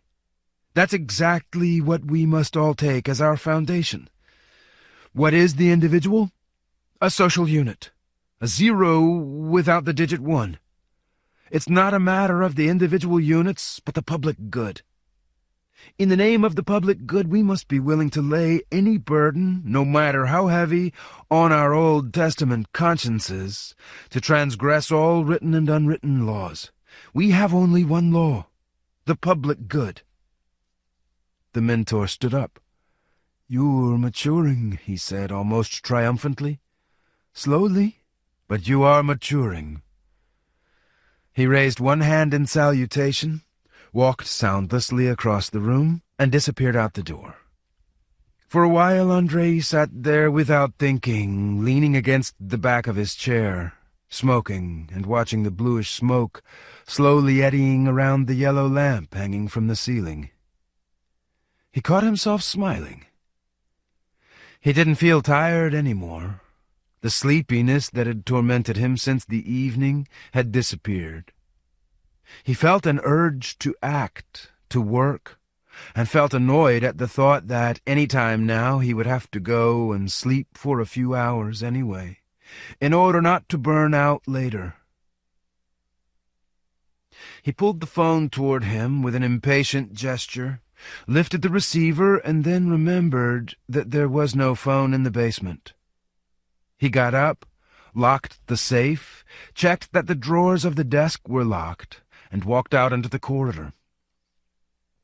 The corridor was empty, and the police officer on duty was dozing at his little desk. "You're asleep at your post," Andrei remarked reproachfully as he walked by. The building was filled with a resounding silence, as it always was at this time, a few minutes before the sun was switched on. A sleepy cleaning lady was slowly trailing a damp rag across the concrete floor. The windows in the corridors were wide open. The stinking vapors of hundreds of human bodies crept out into the darkness and dispersed as they were displaced by the cold morning air. With his heels clattering on the slippery iron stairway, Andrei went down into the basement, gestured casually with his hand for the guard who had jumped to his feet to sit back down, and swung open the low iron door. Fritz Heiger, with no jacket and the sleeves of his shirt rolled up, was standing beside the rusty wash-basin, whistling a little march that Andrei vaguely knew, and rubbing his hairy, raw-boned hands with eau de cologne. There was no one else in the room. "Ah, it's you," said Fritz. "That's good. I was just going to come up and see you. Give me a cigarette, I've run out." Andrei handed him the pack. Fritz pulled out a cigarette, kneaded it, stuck it in his mouth, and looked at Andrei with a smirk on his face. "Well?" Andrei asked impatiently. "Well, what?" Fritz lit up and dragged on it with relish. "You were way off the mark. He's no spy. He's not even—" "But how come?" said Andrei, stunned. "What about the file?" Fritz chortled, squeezing the cigarette into the corner of his large mouth, and splashed out more eau de cologne onto his broad palm. "Our little Jew is a superhuman womanizer," he said pedantically. "He had love letters in that file. He was on his way from a woman's place. He'd quarreled with her and taken back his letters. But he's scared shitless of that widow of his. So, being no fool, as you know very well, he tried to get rid of that file at the first convenient moment. He says he dumped it down a manhole in the road, and that's a great pity." Fritz continued even more pedantically. "That file, Citizen Investigator, ought to have been confiscated immediately. It would have made grade 1 dirt, and we would have had our little Jew by the short and curlies." Fritz demonstrated where the short and curlies were. Fresh bruises were visible on his knuckles. But anyway, he signed a little report of interrogation for us, so at least we got a tuft of wool from our mangy sheep. Andrei fumbled for a chair and sat down. His legs wouldn't hold him up. He glanced around again. "I'll tell you what," said Fritz, rolling down his sleeves and fiddling with his cufflinks. "I see you've got a bump on your forehead. Now, you go to the dock and get that bump logged. I've already broken Rumor's nose and sent him to the infirmary, just as a precaution. During interrogation, the suspect Katzman attacked Investigator Voronin and Junior Investigator Rumor, causing them bodily harm. Forced to defend themselves, and so on. Got it?" "Got it," Andrei muttered, mechanically feeling at his bump. He looked around again. "But where is he?" he asked with an effort. That gorilla Rumor went overboard again," Fritz said in annoyance, buttoning up his jacket. "Broke his arm, right here.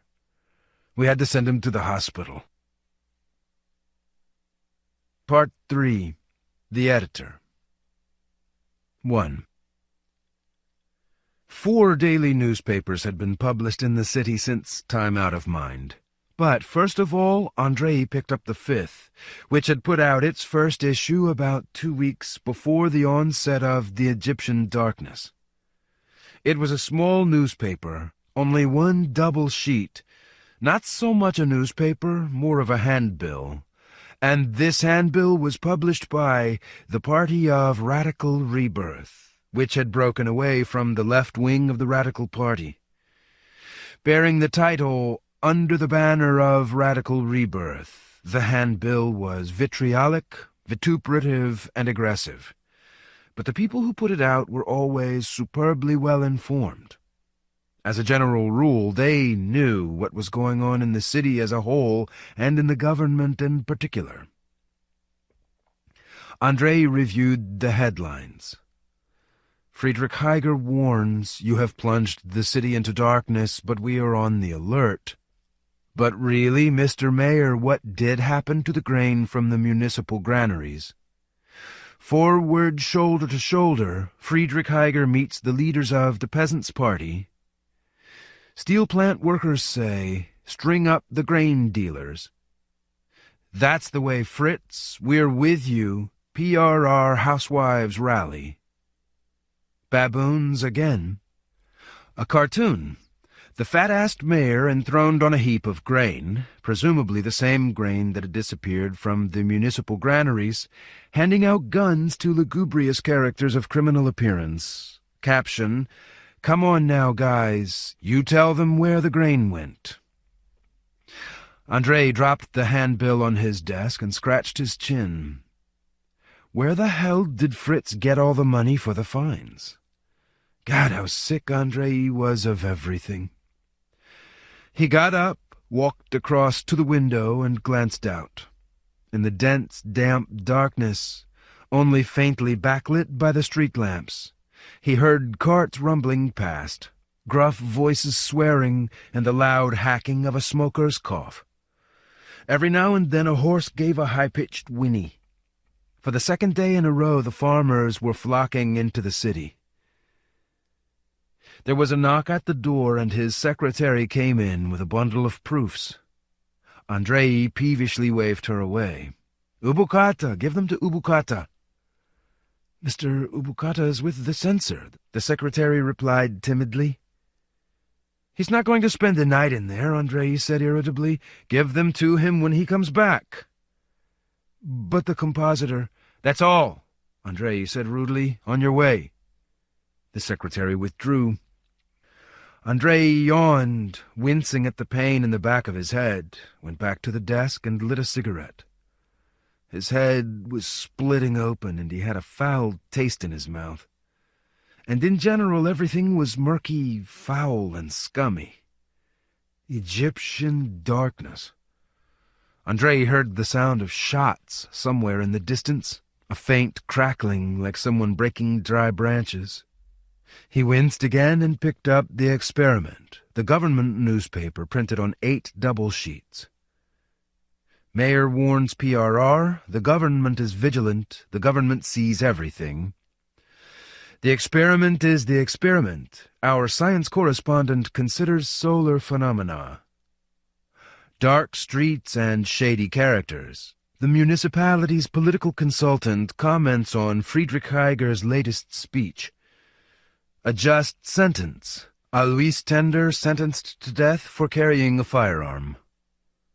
Something up there's broken. It's okay, they'll fix it, says master electrician Theodore U. Peters.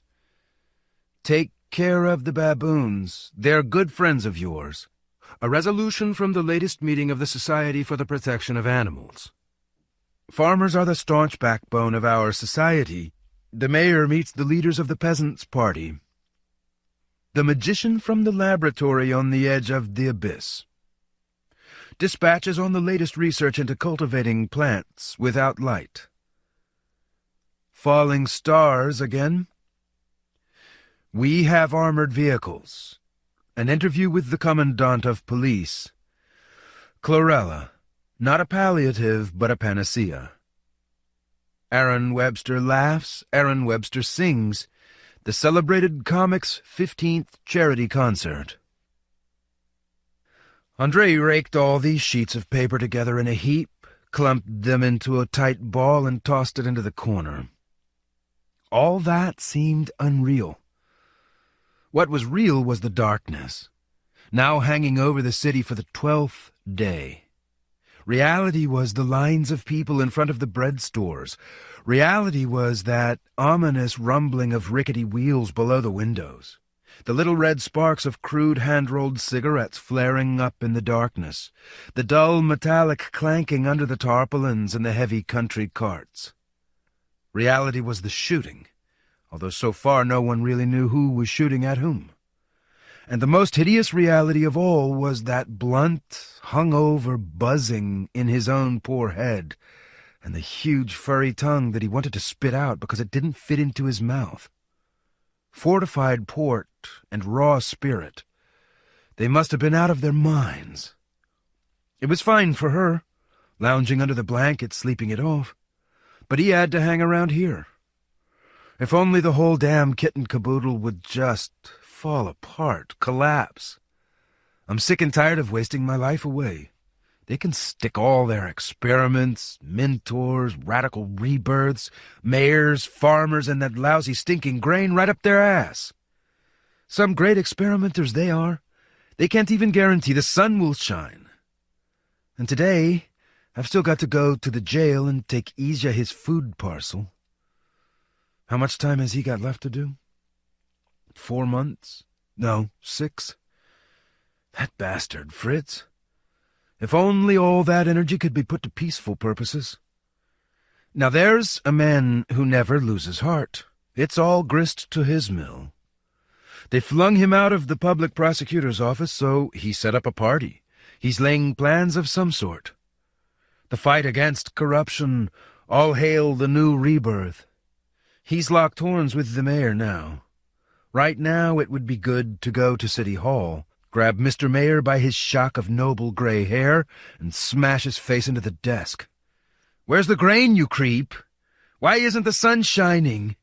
And then land a good kick on his ass, and again and again. The door swung open and crashed into the wall, and little Kensi came tearing in. Andrei could see immediately that he was in a fury. Eyes narrowed to slits, teeth bared, raven-black thatch standing up on end. Andrei groaned to himself. "Now he'll drag me into another fight with someone," he thought drearily. Kensi walked over and slammed down a pile of proofs, savagely crisscrossed with red pencil, onto Andrei's desk. "I'm not going to print this," he declared. "It's sabotage." "Now what's your problem, Andrei?" he asked. "Been scrapping with the censor, have you?"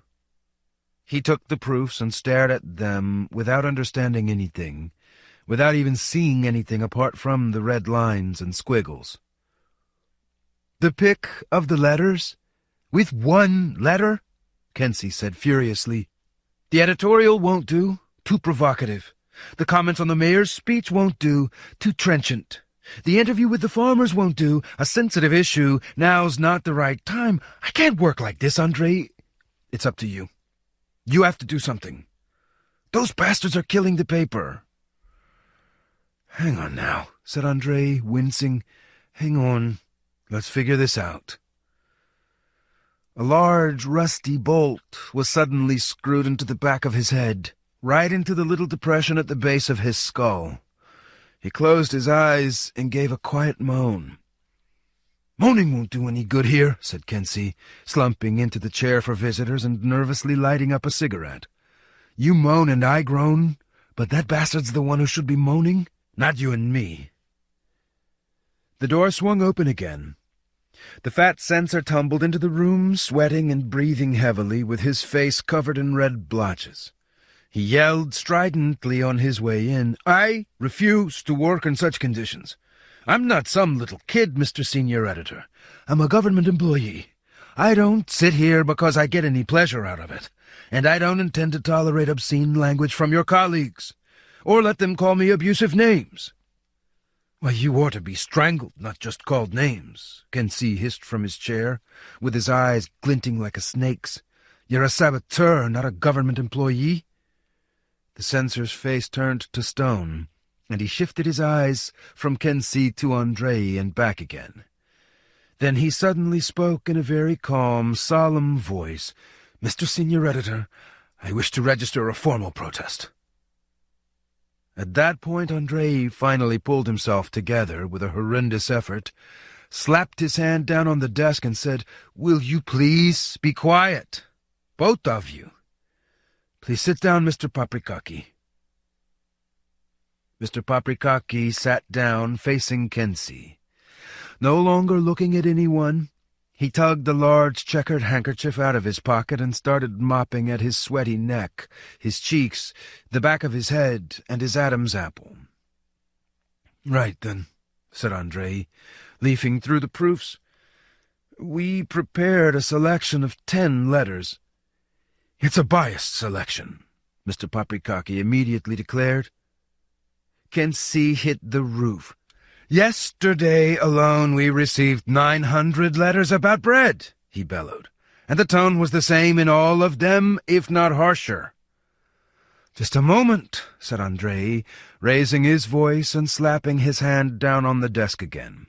"Let me speak. And if you don't want to, you can both go out in the corridor and carry on haggling there. Well, now, Mr. Paprikaki, our selection is based on a thoroughgoing analysis of the letters received by our office. Mr. Ubukata is absolutely right. We are in possession of correspondence that is far harsher and far less restrained in tone. And furthermore, we have even included in the selection one letter that directly supports the government, although it was the only one of its kind in all the 7,000 letters that we— "I have no objection to that letter," the censor interrupted. "I should think not," said Kensi. "You wrote it yourself." "That's a lie!" the censor exclaimed in a squeal that screwed the rusty bolt back into that little depression under Andrei's skull. "Well, if not you, then someone else from your mob," said Kinsey. "You're the blackmailer," the censor shouted, breaking out in red blotches again. This was a strange outburst, and for a while there was silence. Andrei picked through the proofs. "So far we have worked with you reasonably well, Mr. Paprikaki," he said in a conciliatory tone. "I'm sure we just need to find a compromise of some kind now, too." The censor flapped his cheeks. "Mr. Voronin," he said soulfully, "what does all this have to do with me? Mr. Rubukata is an intemperate individual, always looking for a chance to vent his spleen, and he doesn't care who he vents it on. But you must understand that I am acting strictly in accordance with my instructions. A rebellion is brewing in the city. The farmers are ready to launch a massacre at any moment. The police are unreliable. Do you really want blood? Conflagrations? I have children. I don't want any of that. And you don't want it either. At times like this, the press should serve to alleviate the situation, not exacerbate it. That's the official position, and I must say that I entirely agree with it. But even if I didn't agree, I am obliged. It is my official responsibility. Only yesterday the censor of the Express was arrested for collusion, for aiding and abetting subversive elements." "I understand you perfectly, Mr. Paprikaki," Andrei said with every last ounce of goodwill that he could muster. "But after all, you must see that the selection is perfectly moderate, and you must understand that precisely because these are such difficult times, we cannot act as the government's yes-men.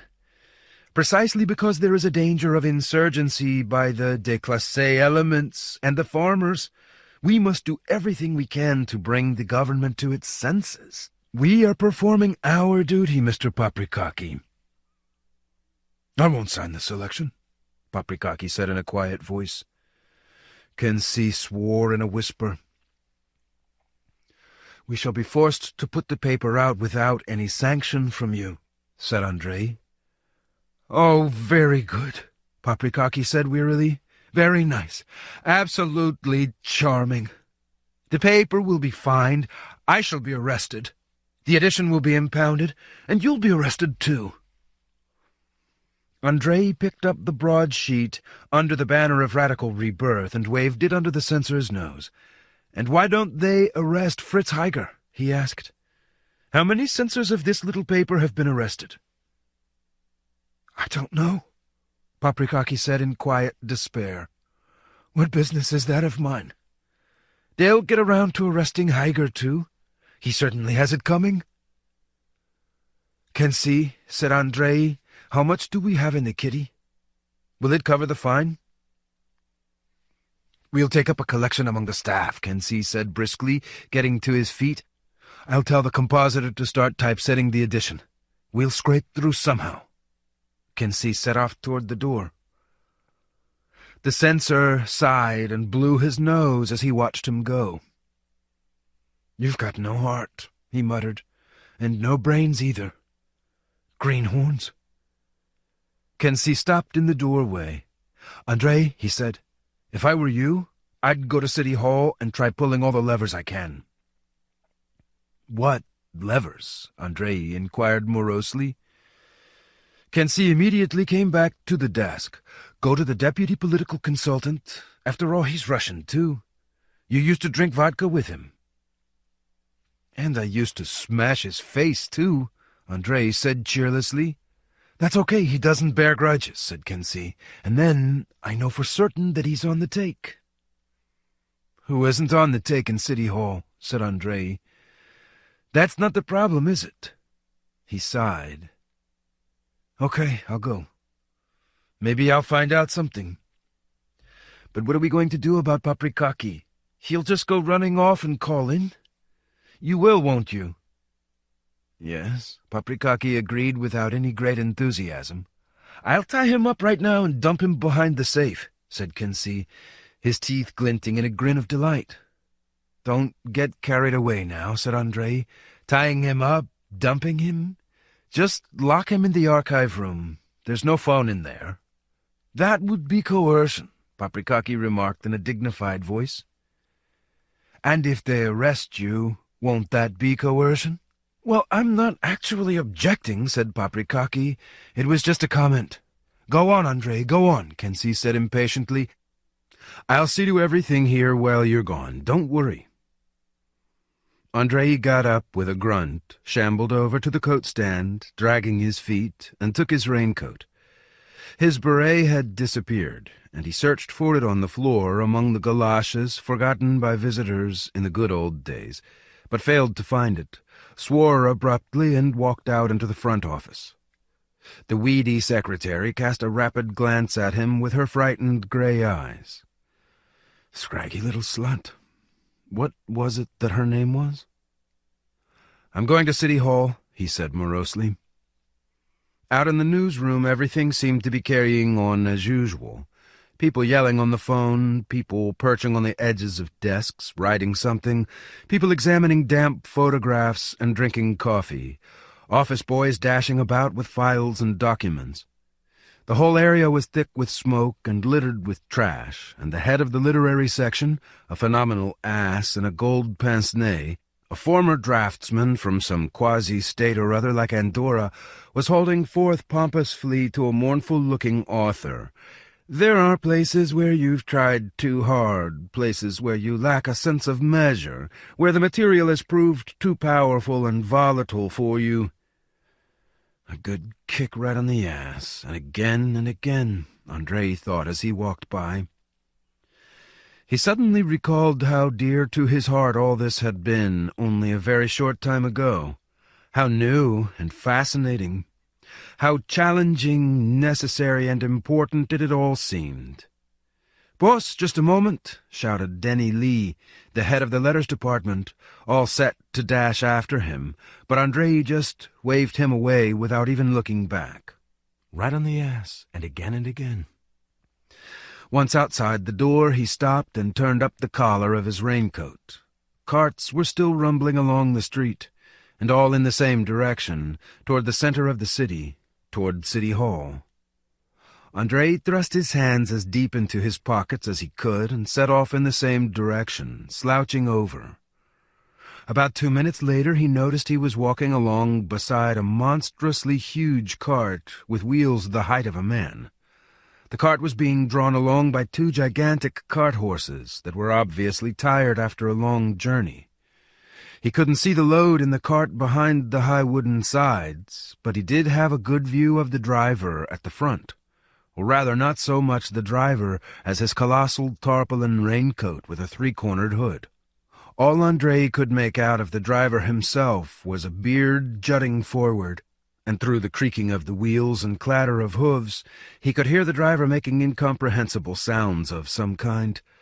He was either urging on his horses or releasing excess gas in his simple-minded country manner. He's going into the city, too, thought Andrei.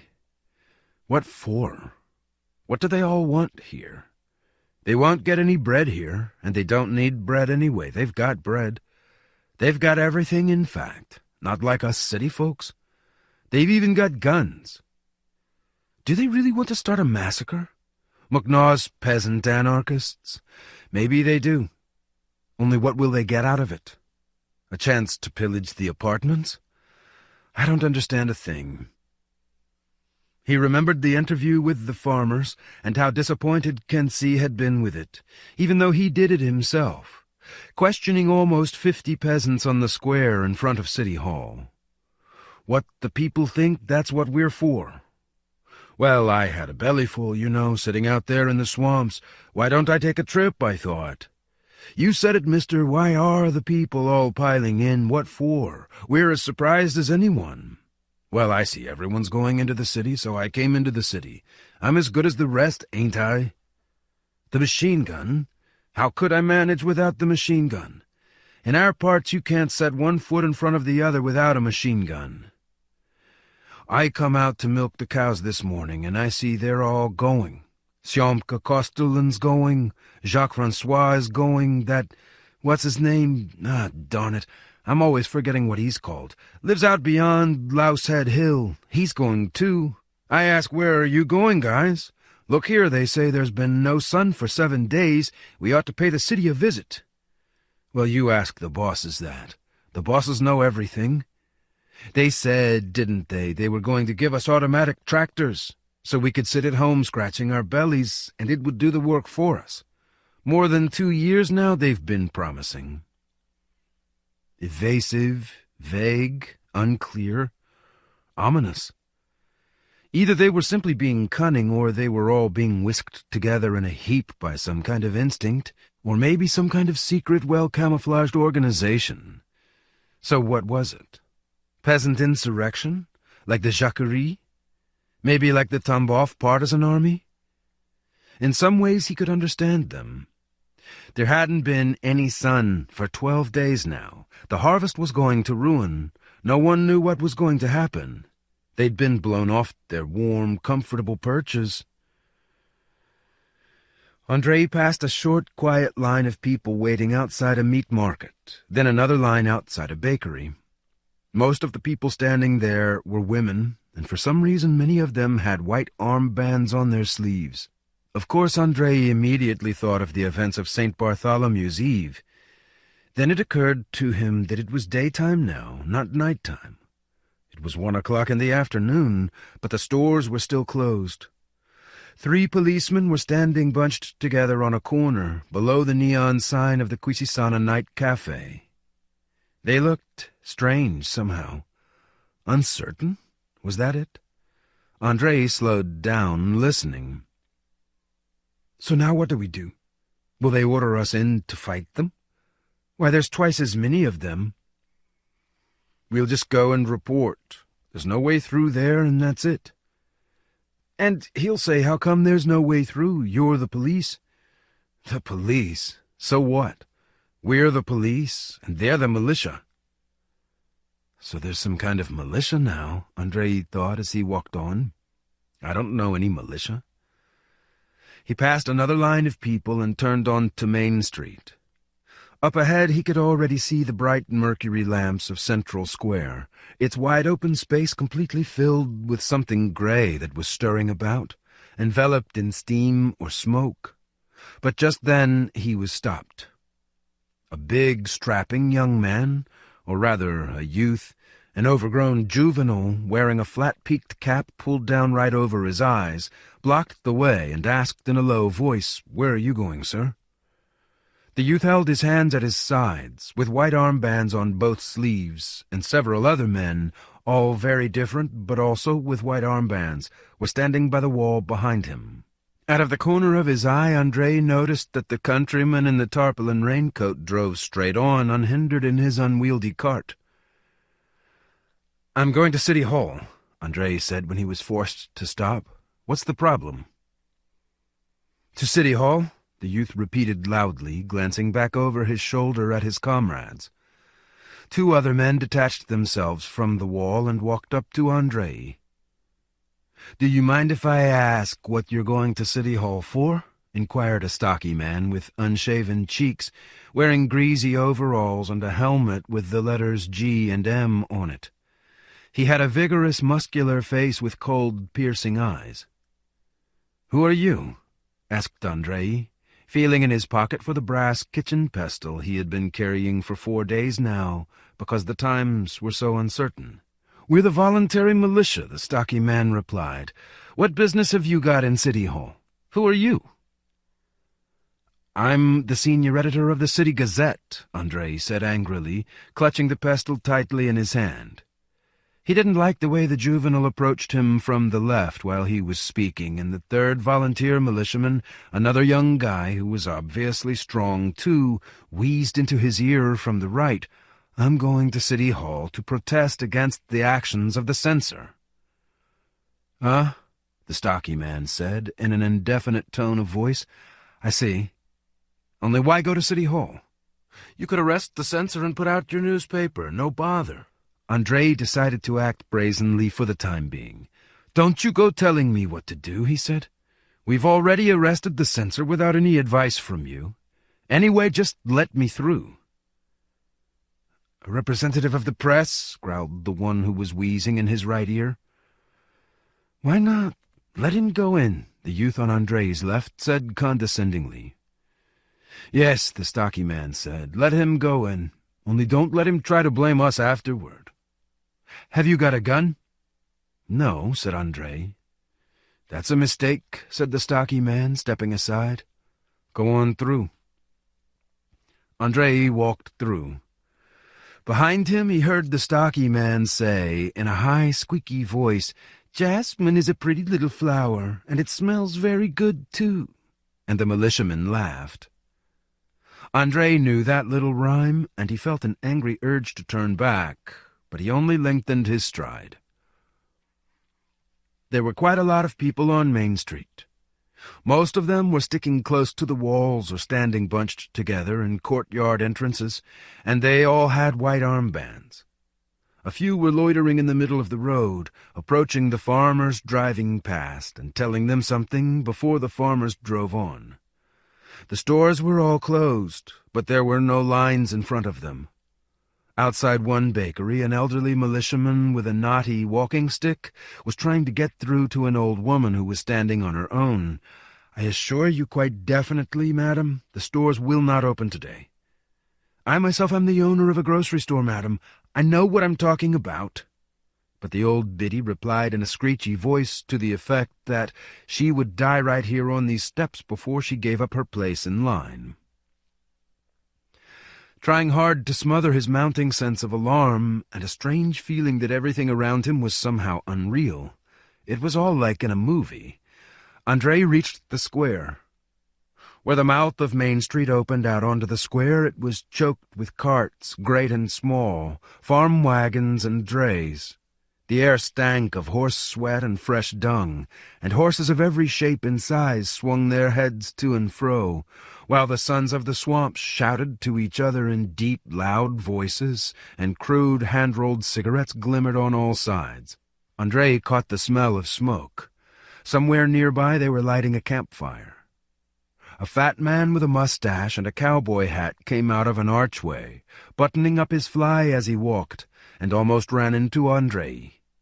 The man swore good-naturedly and started picking his way between the carts, calling out in a barking voice to someone named Sidor. "Come this way, Sidor, into the yard. You can do it there.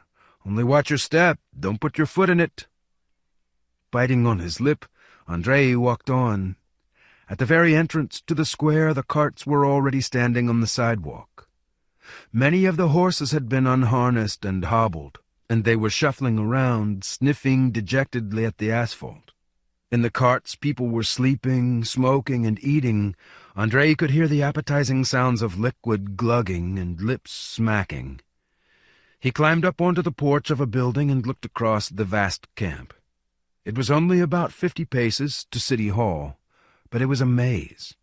Campfires crackled and smoked, and the smoke, tinted gray-blue by the mercury lamps, drifted over the covered wagons and massive carts and was drawn into Main Street, as if into some gigantic chimney.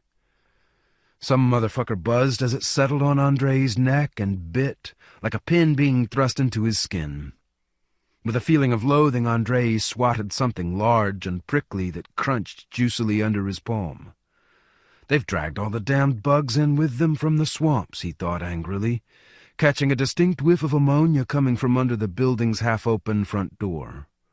Jumping down onto the sidewalk, he set off decisively into the maze of horses, stepping in something soft and crumbly in his first few strides. The ponderous rounded form of City Hall towered up over the square like a 5-story bastion. Most of the windows were dark, with only a few lit up, and the elevator shafts set on the outside of the walls glowed a dim yellow. The farmers' camp surrounded the building in a ring, and between the carts and City Hall there was an empty space, illuminated by bright street lamps on fancy cast-iron columns. Farmers, almost all of them armed, were jostling together under the street lamps, and at the entrance to City Hall a line of policemen stood facing them, their badges of rank indicating that they were mostly sergeants and officers. Andrei was already pushing his way through the armed crowd when someone called his name. He stopped and turned his head.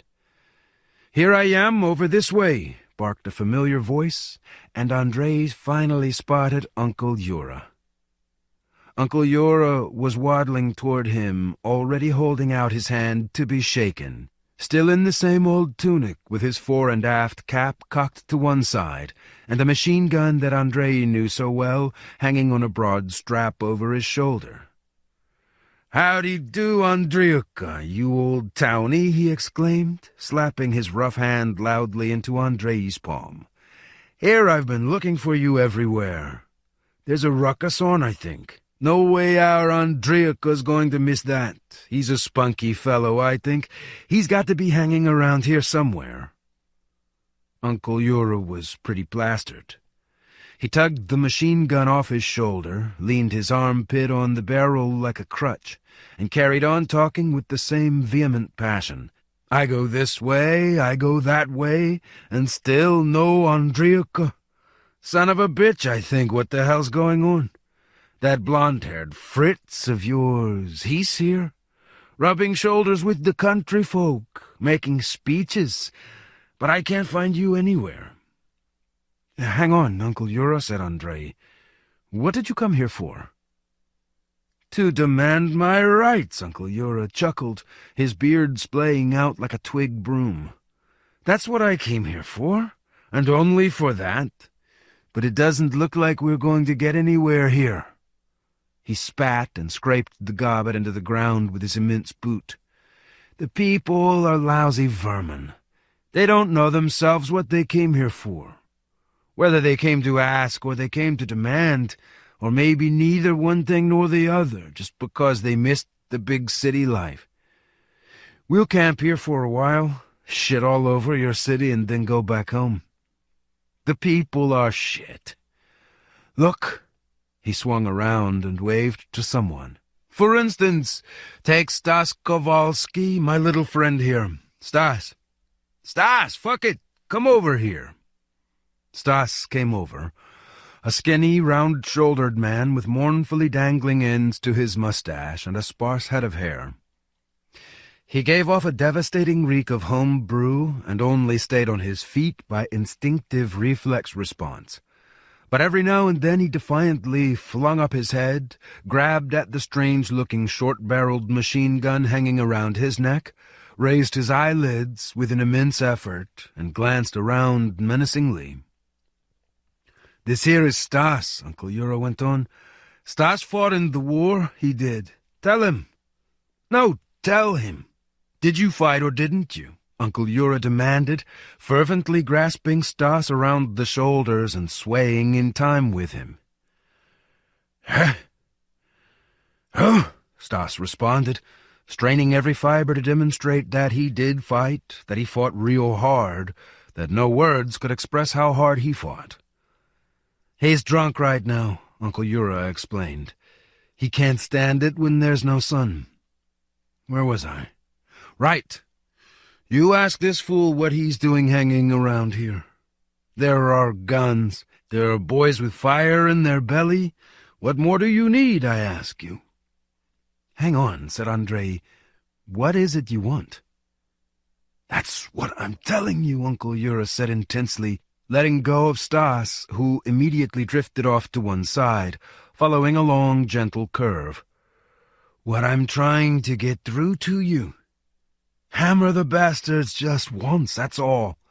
They haven't got any machine guns. We'll trample them with our boots, smother them under our caps." He abruptly stopped talking and slung his machine gun back over his shoulder. "Let's go." "Where to?" "We'll go have a drink. We've got to drink this damned nonsense to hell and get out of here. Go back home. What's the point in wasting time? I've got potatoes rotting back there. Let's go." "No, Uncle Yura," Andrei said in an apologetic voice. "I can't right now.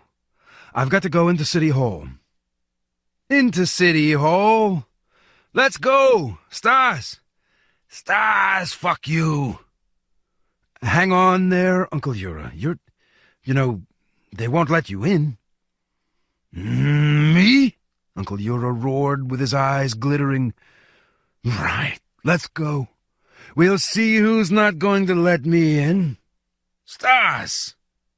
He put his arm around Andrei's shoulder and dragged him across the empty, brightly lit space, straight toward the line of policemen. Understand this, he muttered ardently, straight into Andrei's ear as Andrei tried to resist. I'm afraid, okay? I haven't told anyone, but I'll tell you. Terrified. What if the fire never flares up again, eh? They've dragged us here and dumped us. No, let them explain. Let them tell us the truth, the bastards. We can't live like this. I've stopped sleeping, got it? That never happened to me, even at the front. You think I'm drunk? No damned way am I drunk. I've got fear running through my veins. Andrei felt a shiver run down his spine at this delirious muttering. He stopped about 5 steps from the police line, feeling as if everyone in the square had gone silent, and all of them, policemen and farmers, were watching him. Trying hard to sound convincing, he declared, I'll tell you what, Uncle Yura. I'll just go in for a minute and settle one question to do with my paper, and you wait for me here. Then we'll go to my place and have a proper talk about everything. Uncle Yura shook his beard furiously. No, I'm with you. There's a certain question I have to settle, too. But they won't let you in. And because of you, they won't let me in. Come on, let's go. Let's go, Uncle Yura repeated. What does that mean, they won't let us in? Why not? We'll be quiet and dignified. They were already right beside the line, and a stout police captain in a natty uniform with an unbuttoned holster on the left side of his belt stepped toward them and inquired dryly, Where are you going, gentlemen? I am the senior editor of the City Gazette, said Andrei, furtively shoving away Uncle Yura so that he wouldn't embrace him. I have to see the deputy political consultant. May I see your credentials? A palm clad in kidskin was extended toward Andrei. Andrei took out his editor's pass, handed it to the captain, and squinted at Uncle Yura. To his surprise, Uncle Yura was now standing there calmly, sniffing and occasionally adjusting the strap of his machine gun, although there was absolutely no need for that. His eyes, which didn't look drunk at all, ran along the police line in casual curiosity. You can go through, the captain said politely, handing back the pass. Although I should tell you, but without finishing what he was saying, he turned to Uncle Yura. And you? He's with me, Andrei said hastily. A representative, so to speak, from the farmers. Credentials? What kind of credentials can a peasant have? Uncle Yura asked bitterly. I can't let you in without credentials. Why can't I go in without credentials? Asked Uncle Yura, totally distressed now. Without some lousy piece of paper? I'm not even a human being, is that it? Someone breathed hotly on the back of Andrei's neck. It was Stas Kowalski, still twitching belligerently and swaying about as he brought up the rear. Several more men were feebly straggling across the brightly lit space, as if reluctant to cross it. Gentlemen, don't group together, the captain said nervously.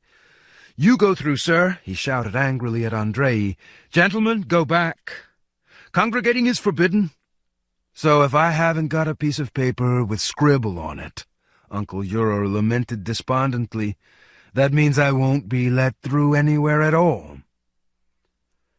Smash him in the face, Stas suggested from behind in a surprisingly clear voice. The captain grabbed Andrei by the sleeve of his raincoat and jerked so that Andrei immediately found himself behind the backs of the police line. The line quickly closed up, blocking out the farmers who had crowded together in front of the captain, and without waiting to see how events developed, Andrei strode quickly toward the gloomy, feebly lit portal. He heard a buzz of voices behind him. give them grain, give them meat. But if we want to get in anywhere...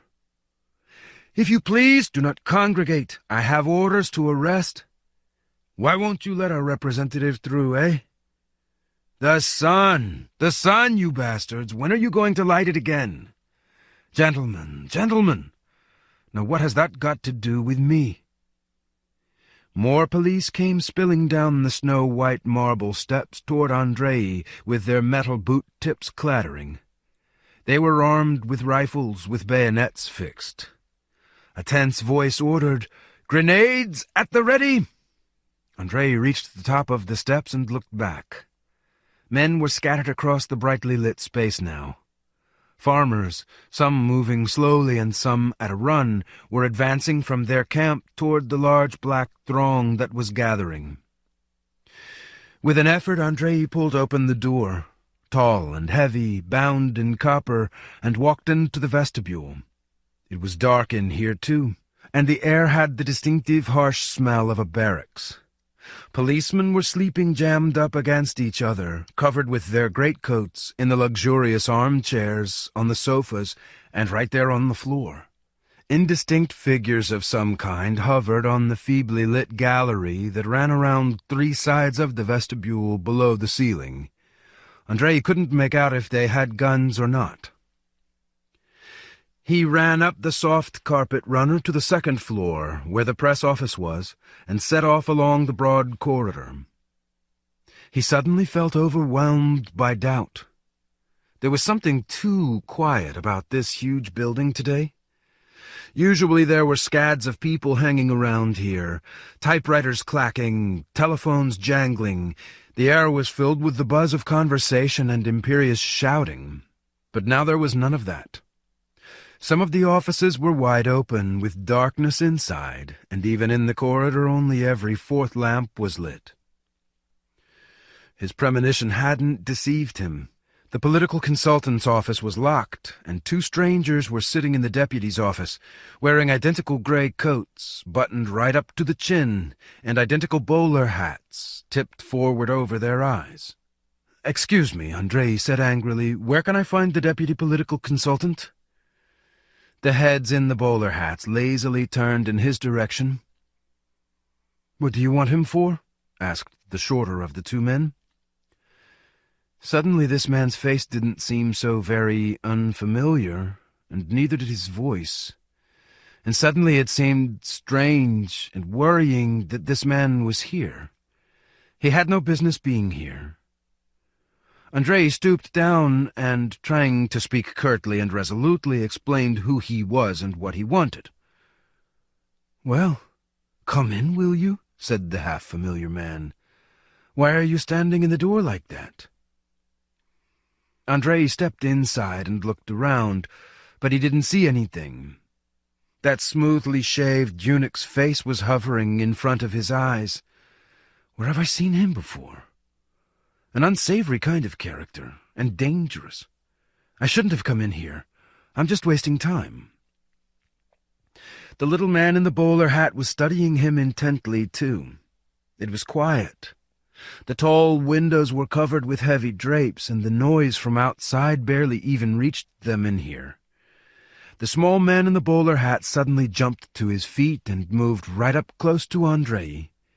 His little gray eyes, with almost no lashes, blinked repeatedly, and a massive, grisly Adam's apple skipped up from the top button of his coat all the way to his chin and slid back down again. "Senior editor?" said the little man, and at that moment Andrei finally recognized him, and he felt his legs turn numb under him as he realized with paralyzing anguish that he had been recognized, too. The eunuch's face grinned, revealing sparse, bad teeth. The little man crouched down, and Andrei felt a vicious pain in his belly, as if all his insides had burst, and through the nauseous haze in his eyes he suddenly saw the waxed floor. Run, run! A display of fireworks flared up in his brain, and the dark, distant ceiling, cobwebbed with cracks, started swaying and slowly revolving high above him. White-hot spikes thrust out of the suffocating darkness that had descended on him and jabbed into his ribs. "He'll kill me. He's going to kill me." Andrei's head suddenly swelled up and jammed itself into a narrow, stinking crack, skinning his ears, and a thunderous voice kept repeating languidly, "Cool it, tailbone, cool it, not all at once." Andrei shouted out with all his might. A thick, warm slush filled his mouth, and he choked on it and puked. There was no one in the room. The immense drapes had been pulled back, the window was open, there was a draught of damp, cold air, and he could hear a distant roaring. Andrei struggled up onto all fours and crept along the wall, toward the door. He had to get out of here. In the corridor, Andrei puked again. He lay on the floor for a while in blank, mindless exhaustion, then tried to get up onto his feet. "I'm in a bad way," he thought. "A really bad way." He sat down and felt at his face, and it was damp and sticky. Then he discovered that he could only see with one eye. His ribs hurt, and it was hard to breathe. His jaws hurt, and his lower belly was cramped in appalling, unbearable agony. "That bastard, tailbone, he's maimed me." Andrei burst into tears. He sat on the floor in the empty corridor, leaning back against the gilded flourishes, and cried. He simply couldn't help himself. Weeping, he tugged up the hem of his raincoat with a struggle and reached in under his trouser belt. The pain was appalling, but not down there, higher up. His entire belly hurt. His shorts were wet. Someone came running out of the depths of the corridor with his boots thudding heavily and stopped standing over him. Some policeman, sweaty and red-faced, with no cap and bewildered eyes. He stood there for a few seconds as if uncertain what to do, then suddenly went dashing on. And a second policeman came running out of the depths of the corridor, tearing off his tunic as he ran. And then Andrei realized there was a roaring, multitudinous hubbub coming from the same direction they'd come from. He got up with a struggle and dragged himself toward that hubbub, clinging to the wall, still sobbing, feeling in horror at his face and repeatedly stopping to stand for a while, hunching over and clutching his belly. He reached the stairway and grabbed at the slippery marble banister. Down below, a thick human mush was heaving about in the immense vestibule. It was impossible to understand what was happening. Searchlights installed along the gallery illuminated the mush with a cold, blinding light, and Andrei glimpsed beards of various shapes and sizes, uniform caps, the gold laces of police shoulder knots, fixed bayonets, hands with splayed fingers and pale, bald patches, and from all this a warm, moist stench rose up toward the ceiling. Andrei closed his eyes in order not to see any of it, and started moving down, feeling his way hand over hand along the banister, advancing any way he could, backward, sideways, not really understanding why he was doing this. He stopped several times to catch his breath and groan, opened his eyes and looked down, and the sight made his agony unbearable again. He squeezed his eyes shut and started moving again, hand over hand along the banister. At the bottom of the stairs his arms finally gave out, and he fell and tumbled down the last few steps onto a marble landing decorated with immense bronze spittoons. Through the haze and hubbub he suddenly heard a hoarse, strident roar. "Looky here, it's Andriuka! Boys, they're killing our people up there!" Opening his eyes, Andrei saw Uncle Yura only a short distance away, mussed and disheveled, still in his dilapidated tunic, with his eyes goggling wildly and his beard splayed out. And Andrei saw Uncle Yura raise his machine gun in his outstretched hands, still roaring like a bull, and fire a long burst along the gallery at the searchlights, at both tiers of windows in the broad hall of the vestibule. After that there were fragmentary impressions, because consciousness ebbed and flowed together with the ebb and flow of the pain and the nausea. First he found himself at the center of the vestibule, and discovered that he was stubbornly crawling on all fours toward the wide-open door in the distance, clambering over motionless bodies, with his hands skidding in something wet and cold. Someone was moaning monotonously right beside him, intoning, "Oh God, oh God, God." The carpet was thickly strewn with splinters of glass, spent cartridges, and lumps of plaster. Some terrible men with blazing torches in their hands burst in through the open door and ran straight toward him. Then he came to outside, in the portal. He was sitting there with his legs spread wide, propping himself up with his palms pressed against the cold stone, and there was a rifle with no bolt lying on his knees. He could smell fresh smoke. Somewhere on the edge of consciousness a machine gun was roaring, and horses were squealing frantically, and he kept monotonously repeating out loud, hammering the words into his own head, "They'll trample me to death here. They're bound to trample me to death." But they didn't trample him. He came to again in the road at one side of the steps. He was pressing his cheek against the rough granite. A mercury lamp was glowing brightly above his head.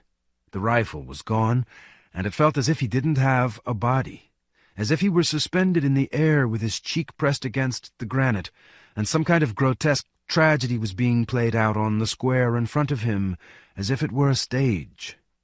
He saw an armored car hurtling along, clanking and roaring, following the line of street lamps bordering the square and the ring of interlocked carts and wagons, swinging its machine-gun turret from side to side, belching out fire and sending glittering trails spurting right across the square.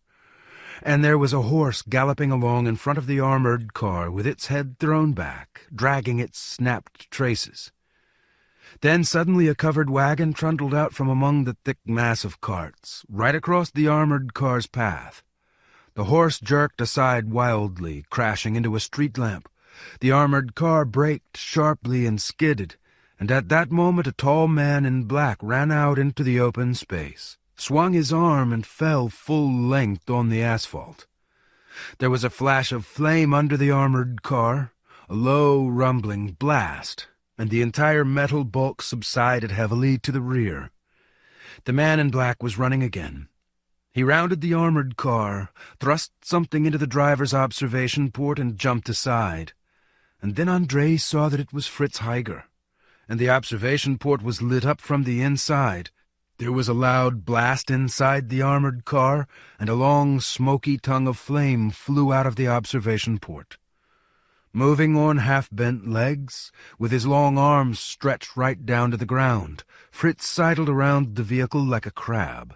And then the armored door opened, and a shaggy bale of something enveloped in flames tumbled out onto the asphalt and started rolling about, howling piercingly and scattering sparks. After that Andrei blacked out, and the curtain came down again. Then there were savage voices and shrieks that didn't sound human, and the tramping of a multitude of feet. The burning armored car gave off a stink of red-hot iron and gasoline. Fritz Heiger, surrounded by a crowd of men with white armbands on their sleeves and towering head and shoulders above them, was shouting out commands, gesturing abruptly in various directions with his long arms, with his face and mussed-blonde hair covered in soot. Other men with white armbands who had clustered around the street lamps in front of the entrance to City Hall climbed up the street lamps for some reason and lowered long ropes that dangled in the wind. Someone was dragged down the steps, struggling and jerking his legs about.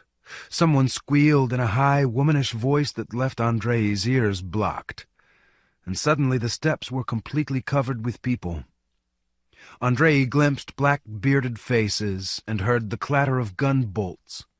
The squealing stopped, and a dark body crept upward along the column of the street lamp, squirming and shuddering convulsively.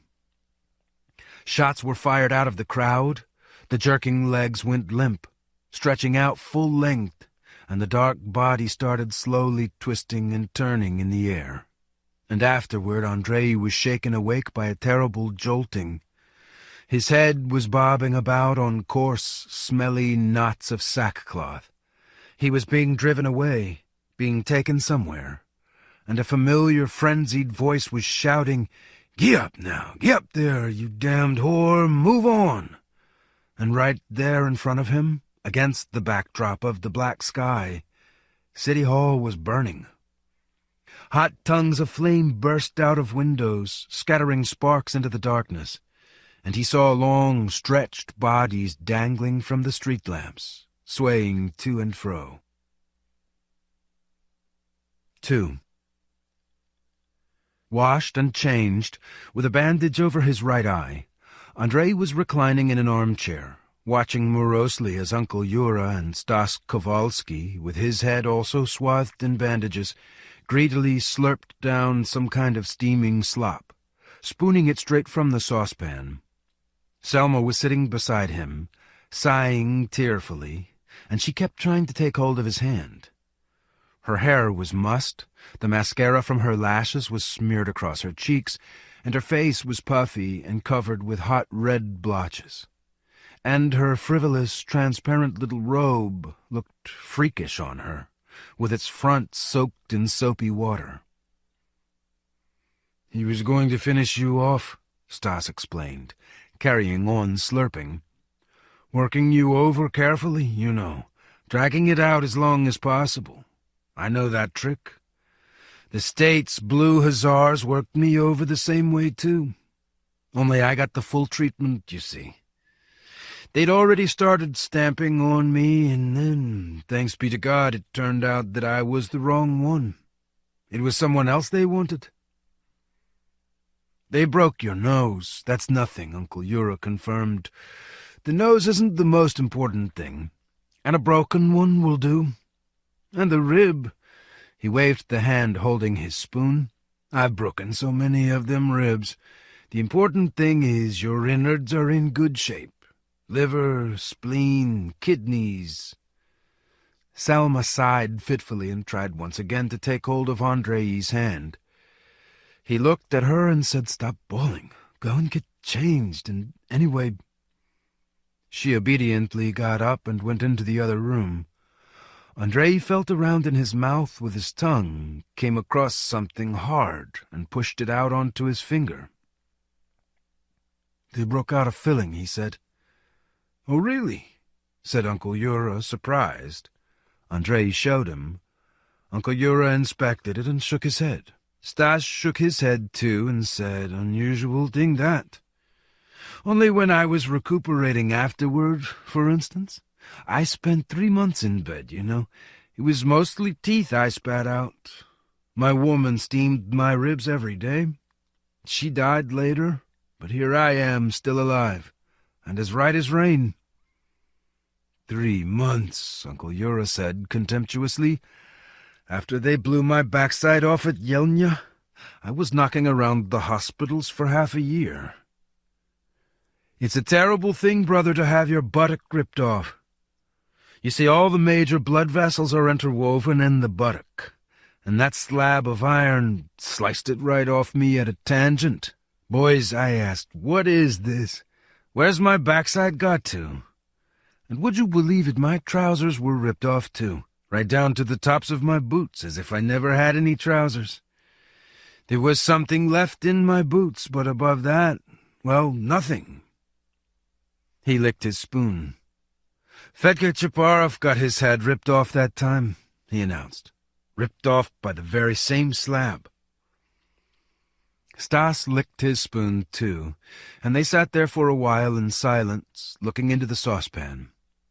Then Stas delicately cleared his throat and lowered his spoon into the steam again. Uncle Yura followed his example. Selma came back. Andrei glanced at her and turned his eyes away. The fool had dolled herself up, stuck on her gigantic earrings and a dress with a plunging neckline, and painted herself like whore again. She was a whore. He couldn't look at her. To hell with her anyway. First that shameful scene in the hallway. Then the shameful scene in the bathroom when she wailed out loud as she pulled off his urine-soaked shorts, and he looked at the blue-black patches on his belly and his sides and wept again, out of pity for himself and sheer helplessness. And of course she was drunk again. Every single day she was drunk, and now, while she was getting changed, she was sure to have taken a swig from the bottle. "That doctor," Uncle Yura said pensively, "the bald one who was just here. Where have I seen him before?" "You could easily have seen him here," said Selma, smiling seductively. "He lives in the next entrance." "What job is he doing now, Andrei?" "He's a roofer," Andrei said dismally. She cheerfully slept with this bald doctor, not giving a damn for the consequences. The whole building knew it. He didn't make any particular effort to conceal it. In fact, no one tried to conceal it. "How come he's a roofer?" Stas asked in amazement, and the spoon stopped halfway to his mouth. "He just is," said Andrei. "Covers roofs, covers women." He got up with a groan, reached into the chest of drawers and took out some cigarettes. 2 packs were missing again. "Never mind the women," Stas muttered, dumbfounded. "But why roofs? What if he falls off? He's a doctor." "They're always thinking up something new in the city," Uncle Yura said venomously. He was about to tuck the spoon into the top of his boot, but remembered just in time and put it on the table. "It's like the way it was in Timofeevka just after the war. They sent a Georgian to be the chairman of this collective farm, a former political commissar." The phone rang. Selma picked it up. "Yes?" she said. "Uh-huh. Uh-huh." "No, he's not well. He can't come." "Give the phone here," said Andrei. "It's the paper," Selma said in a whisper, putting her hand over the mouthpiece. Andrei reached out his hand. "Give me the phone," he repeated, raising his voice. "And don't make a habit of speaking for someone else." Selma gave him the phone and grabbed the pack of cigarettes. Her hands were trembling, and so were her lips. "Veron in here?" said Andrei. "Andrei?" It was Kensi. "Where did you disappear to? I've been searching for you everywhere. What are we going to do? There's a fascist coup in the city." "Why fascist?"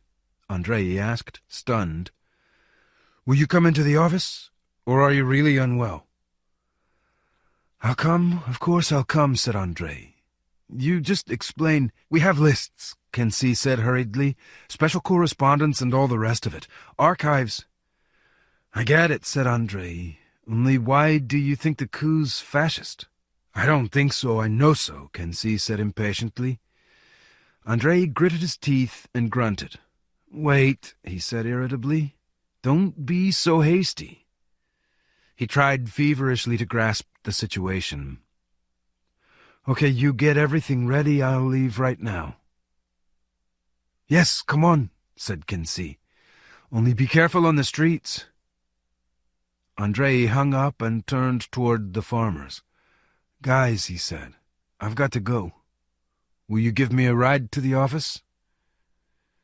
"Sure, we'll give you a ride," Uncle Yura responded. He was already getting up from the table, gluing together a roll-up on the way. "Come on, Stas. No more sitting around here. The pair of us are sitting around here, and they're taking power, aren't they?" "Yes," Stas agreed regretfully, also getting up. "It's all turning out kind of stupid. Seems like we've taken off the head, hanged every one of them, and there's still damn all sign of the sun. Screw it all, where did I stick that little shooter of mine?" He rummaged in all the corners, searching for his ugly automatic rifle. Uncle Yura puffed on his roll-up as he lazily pulled a tattered wadded jacket over his army tunic, and Andrei was about to get a coat too, but he ran into Selma, who was standing there blocking his way, looking very pale and very determined. "I'm going with you," she declared, in the same special, high, brazen voice that she used to start a quarrel. "Let me through," said Andrei, trying to move her out of the way with his good arm. "I won't let you go anywhere," said Selma. "Either you take me with you or you stay at home." "Get out of the way," Andrei bellowed, flying off the handle. "You're the very last thing we need there, you fool." "I won't let you out," Selma said spitefully. Then Andrei hit her, without taking a swing, but very hard across the cheek with his open hand. Silence fell. Selma didn't budge, but her white face, with the lips stretched out into a fine thread, broke into red blotches again. Andrei came to his senses. "I'm sorry," he said through his teeth. "I won't let you go," Selma repeated in a very quiet voice. Uncle Yura cleared his throat a couple of times and said, as if he were talking to no one in particular, "In general, at a time like this, a woman all alone in the apartment, you know, it's probably not a good idea." "Definitely not," Stas backed him up. "She wouldn't be safe now on her own, but if she's with us, no one will touch her. We're farmers." But Andrei carried on standing in front of Selma, looking at her. Even at this stage he was still trying to understand something about this woman, and as usual he couldn't understand a thing. She was a slut, a born slut, a slut by the grace of God. He understood that. He had understood that a long time ago. She loved him. She had loved him from the very first day. He knew that too, and he knew it was no obstacle to her. And staying in the apartment alone right now was no problem to her either. She'd never been afraid of anything anyway. He knew that perfectly well too. He knew all the separate things about himself and about her, but taking them all together... "All right," he said. "Put on something warm." "Do your ribs hurt?" Uncle Yura inquired, trying to change the subject to something as different as possible. "It's okay," Andrei growled. "It's bearable. We'll battle through."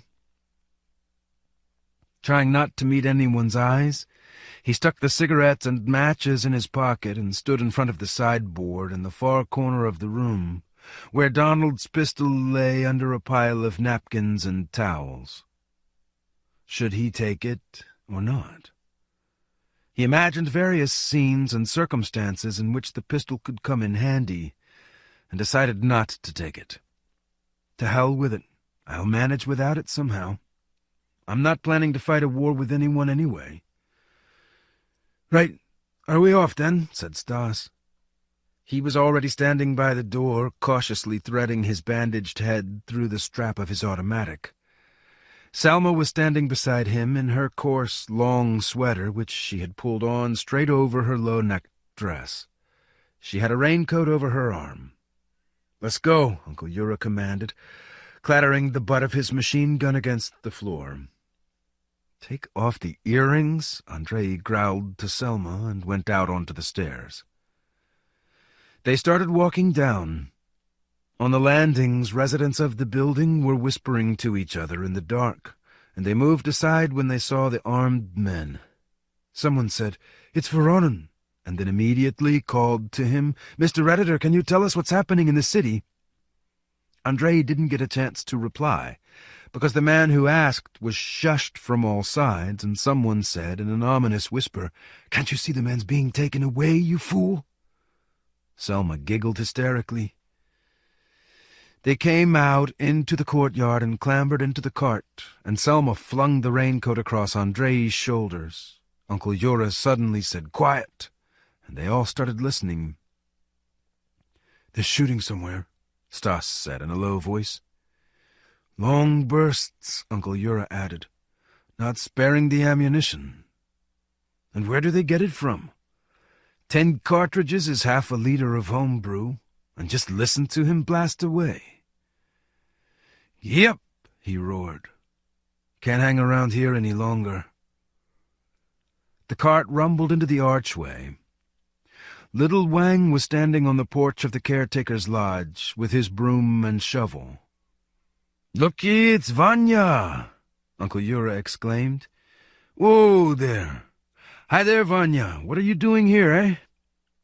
"Sweeping up," Wang replied with a smile. "Hello." "Drop that. No more sweeping up," said Uncle Yura. "Come on, what are you up to? You come along with us, we'll make you a minister, you know. You'll walk around in shantung silk and ride in a swanky Victory automobile." Wang laughed politely. "All right, Uncle Yura," Andrei said impatiently. "Let's go, let's go." His side was hurting badly, sitting in the cart was uncomfortable, and he already regretted that he hadn't set out on foot.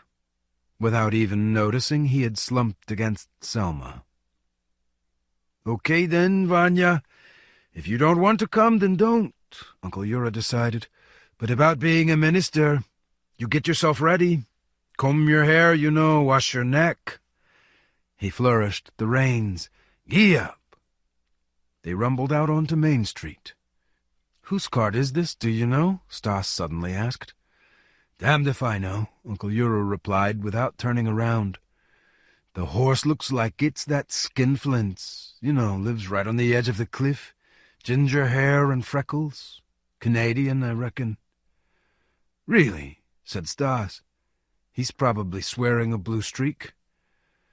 "No," said Uncle Yura, "he was killed." "Really?" said Stas, and left it at that. Main Street was empty and veiled in thick night fog, although by the clock it was 5 in the afternoon. The fog ahead of them had a reddish tinge, and it was glimmering restlessly. Every now and then bright patches of white light flared up in it, either searchlights or powerful headlamps, and from that direction, muffled by the fog, but still sometimes drowning out the rumble of the wheels and clopping of hooves, they heard shooting. Something was happening up there.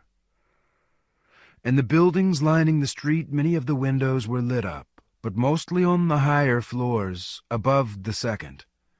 There were no queues at the locked stores and kiosks, but Andrei noticed that people were standing in some of the courtyard entrances and doorways, cautiously glancing out, then hiding again, and the most audacious came out onto the sidewalk and looked in the direction of the glittering and crackling in the fog.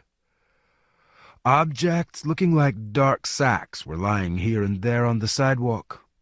Andrei didn't realize what they were at first, and after a while he was surprised to realize that they were dead baboons. A solitary horse was grazing in a small park square beside a dark school.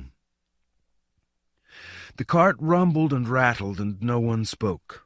Selma quietly felt for Andrei's hand, and he gave way to the pain and exhaustion, slumping completely against her warm sweater and closing his eyes. "I'm in bad shape," he thought. "Oh, really bad shape." What garbage was that Kensi was spouting? What fascist coup did he mean? It's just that the cold, the anger, and hopelessness have driven everyone wild. The experiment is the experiment.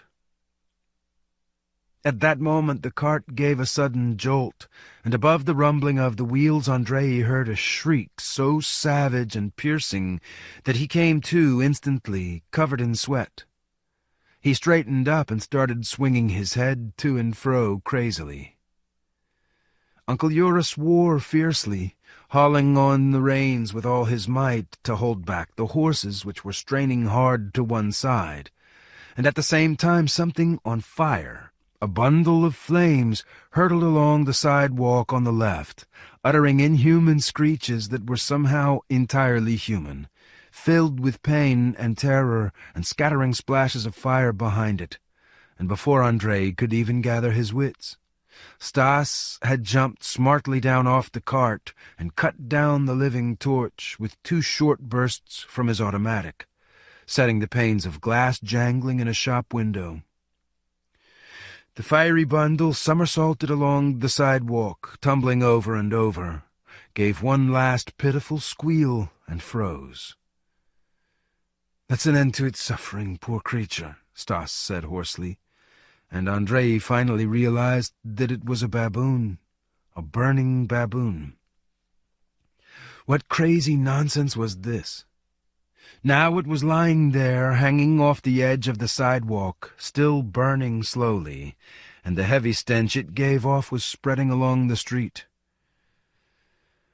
Uncle Yura set the horse moving, the cart pulled away, and Stas set off beside it on foot, with his hand resting on the planking side.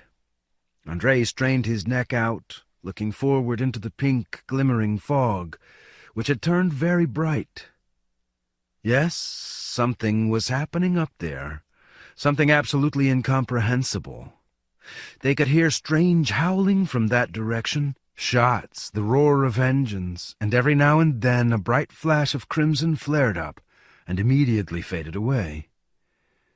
"Listen, Stas," Uncle Yura said suddenly without looking around. "You run on ahead, brother, take a look at what's happening up there. And I'll follow on after you, softly, softly." "Okay," said Stas, taking his automatic under his arm, and he jogged forward, sticking to the wall of the building. Very soon he was lost to sight in the glimmering fog, and Uncle Yura carried on pulling the horses up until they stopped completely. "Sit more comfortably," Selma whispered. Andrei jerked his shoulder. "Nothing like that happened," Selma went on, still whispering. "It was the building manager. He was going round all the apartments asking if anyone was concealing weapons." "Shut up," Andrei said through his teeth. "Honestly," Selma whispered. "He only called in for a moment. He was just on his way out." "So he was leaving without his trousers?" Andrei inquired icily, desperately struggling to drive away the hideous memory of hanging on Yura and Stas in limp exhaustion while he watched the scene in the hallway of his own apartment.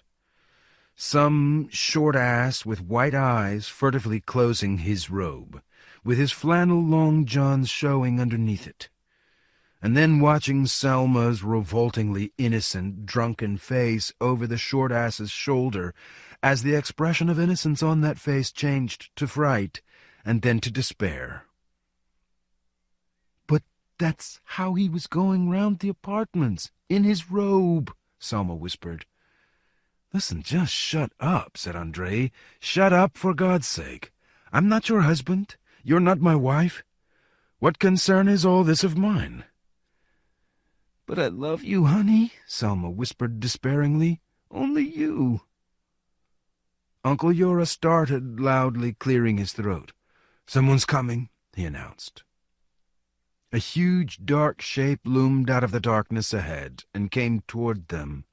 Then bright headlamps flashed. It was a truck, a massive dump truck. It stopped about 20 paces from the cart, with its engine rumbling. They heard a raucous voice giving orders. Then some men clambered out over the side of the truck and started dejectedly wandering around in the road. A door slammed, and another dark figure separated from the truck, stood still for a moment, then headed straight toward the cart at a stroll. "He's coming this way," Uncle Yura announced. "I tell you what, Andrei, don't you interfere in the conversation. I'll do the talking." The man reached the cart. He was clearly one of the so-called militiamen, wearing a short little coat with white armbands on the sleeves. He had a rifle hanging over his shoulder, barreled downward. "Ah, farmers," said the militiaman. "Howdy, guys." "Howdy, if you're not joking," Uncle Yura responded after a short pause. The militiaman hesitated, twisted his head this way and that, as if he were uncertain, then asked diffidently, "Have you got any bread to sell?" "No bread," said Uncle Yura. "Well, maybe you've got some meat, a few potatoes." "Potatoes he wants," said Uncle Yura. The militiaman became completely embarrassed. He sniffed, sighed, looked in the direction of his truck, and then roared as if in sudden relief. "It's over there! Still lying over there! "You blind assholes, it's lying over there all burned up." Then he darted off, tramping noisily on his flat feet, and ran along the roadway. They saw him waving his arms about and giving instructions, and heard the dejected men snarling back feebly and indistinctly as they dragged along something dark, strained hard to swing it to and fro, then tossed it into the back of the dump truck. "Potatoes he wants," Uncle Ura growled. "Meat." The truck set off and drove past them, right up close. It gave off a terrible smell of scorched fur and flesh. It was loaded right up to the top. Appalling, twisted silhouettes drifted by against the background of the faintly illuminated wall of a building, and Andrei suddenly felt a cold frost creep across his skin. Sticking up out of this appalling heap was a distinctly white, human hand with the fingers splayed out. The dejected men standing in the truck clutched at each other and the sides of the truck and huddled close to the cab. There were 5 or 6 of them, respectable-looking men in hats. "The burial detail," said Uncle Ura. "That's right. Now they'll take them to the dump. All done and dusted. Hey, that's Stas waving to us over there. Gee up." They could see Stas's ungainly figure in the illuminated mist ahead of them. When the cart drew level with him, Uncle Ura suddenly leaned down from the front edge and asked, almost as if he were frightened, "What's the problem, brother? What's wrong with you?" Without answering, Stas tried to jump up sideways onto the cart, fell off, gritted his teeth loudly, took hold of the side with both hands, and started muttering in a stifled voice. "What's wrong with him?" Selma asked in a whisper. The cart moved slowly toward the roaring of engines and crackling of shots, and Stas held onto the cart with both hands, walking alongside, as if he didn't have the strength to climb up until Uncle Ura leaned down from the cart and dragged him up onto the front. "So what is wrong with you?" Uncle Ura asked in a voice loud enough for everyone to hear. "Can we drive on? Just tell me what you're mumbling about, will you?" "Mother of God," Stas said in a clear voice, "what are they doing it for? Who could have ordered that?" "Whoa!" Uncle Ura called loud enough for the whole city to hear. "No, you keep going, said Stas. "We can drive on. Only it's best not to look." "Pani," he said, turning to Selma, "turn away. You mustn't look. Look over that way. Better still, don't look at all." Andrei felt his throat tighten. He looked at Selma, and her eyes were open so wide they seemed to cover her entire face. "Go on, Ura, go on," Stas muttered. "Drive her on. The bitch, stop plodding along. Move fast," he roared. "Gallop on! Gallop on!" The horse shot off at a gallop. The buildings on the left came to an end, and the mist suddenly receded and dispersed, revealing Baboon Boulevard. This was definitely the source of all the noise. A line of trucks with their engines idling blocked off the boulevard in a semicircle. Standing in the trucks and between them were men with white armbands, and running along the boulevard between burning trees and bushes, howling and screaming, were men in striped pajamas and baboons absolutely frantic with fear. They stumbled and fell, clambered up trees, tried to hide in the bushes, and all the time the men with white armbands shot at them with rifles and machine guns. The boulevard was strewn with large numbers of motionless bodies, some of them smoldering and smoking. A jet of fire, enveloped in swirling black smoke, gushed out of one of the trucks with a long hiss, and yet another tree hung with black clusters of baboons flared up like an immense torch. And above all the noise, someone howled in an unbearably high falsetto voice, "I'm fit and well, it's a mistake. I'm normal, it's a mistake." All this went rushing past, shuddering and skipping, leaving them with a sharp pain in their ribs, scorching them with its heat and drenching them with its stink, deafening them and punching them in the eyes. And a minute later it was all behind them, and the glimmering mist had closed back together. But Uncle Yura drove the horse hard for a long time, desperately whooping and brandishing the reins. "What in hell's name is all this?" Andrei kept repeating stupidly to himself, slumping in exhaustion against Selma. "What in hell's name is all this? They're madmen. The blood has driven them berserk. Madmen have taken control of the city. Insane butchers have taken over. Now it's the end of everything. They won't stop. They'll come for us next." The cart suddenly stopped. "Oh, no," said Uncle Yura, swinging around bodily. "You know what this calls for."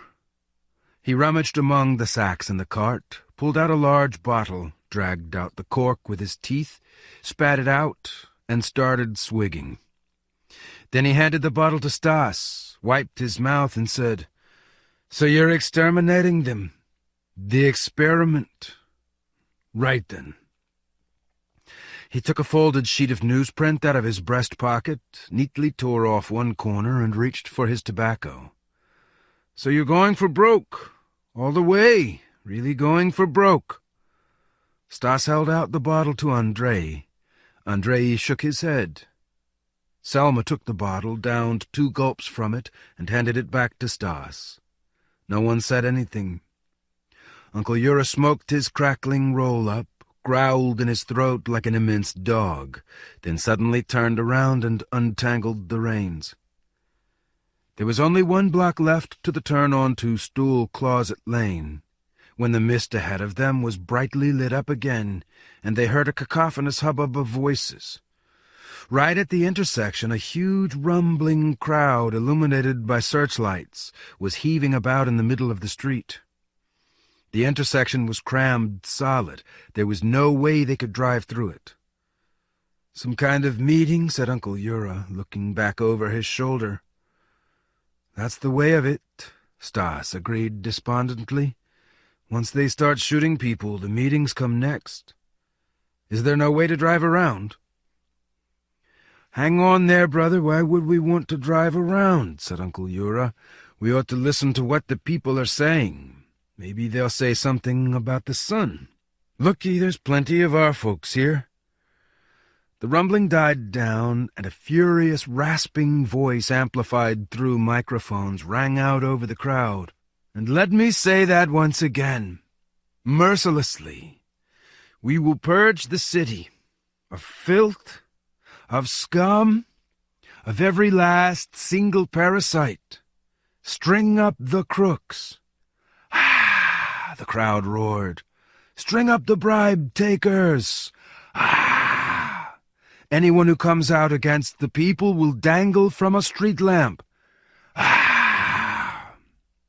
Andrei recognized the speaker now. The riveted flank of some kind of military vehicle rose up out of the very center of the crowd, with a figure rising farther up above it, clutching the riveted flank with both hands. Illuminated by the blue beam of a searchlight, the long, black-clad torso swayed back and forth as the figure opened its parched mouth in a shout.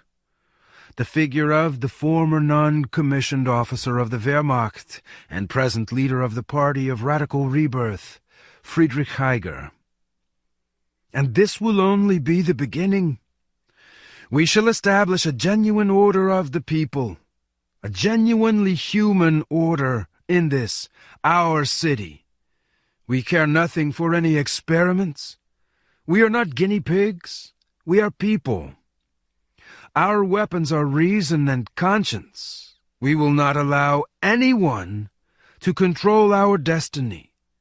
We shall be masters of our own destiny. The destiny of the people is in the hands of the people. The people has entrusted its destiny to me, its rights, its future, and I swear I shall justify this trust. I shall be ruthless in the name of the people. I shall be cruel in the name of the people. I shall not permit the slightest discord. No more struggle between people. No more communists. No more socialists. No more capitalists. No more fascists. No more fighting against each other. We shall fight for each other. No more parties. No more nationalities. No more classes. Anyone who preaches discord will be strung up. If the poor continue to fight against the rich, if the communists continue to fight against the capitalists, if the blacks continue to fight against the whites, we shall be trampled down. We shall be exterminated. But if we stand shoulder to shoulder, grasping our guns in our hands, or our sledgehammers, or the handles of our plows, then no power will ever be found that can crush us. Our weapon is unity. Our weapon is the truth, no matter how hard it might be. Yes, we have been lured into a trap, but I swear in the name of God, the beast is too large for this trap. The crowd roared and broke off, stunned, when the sun flashed on.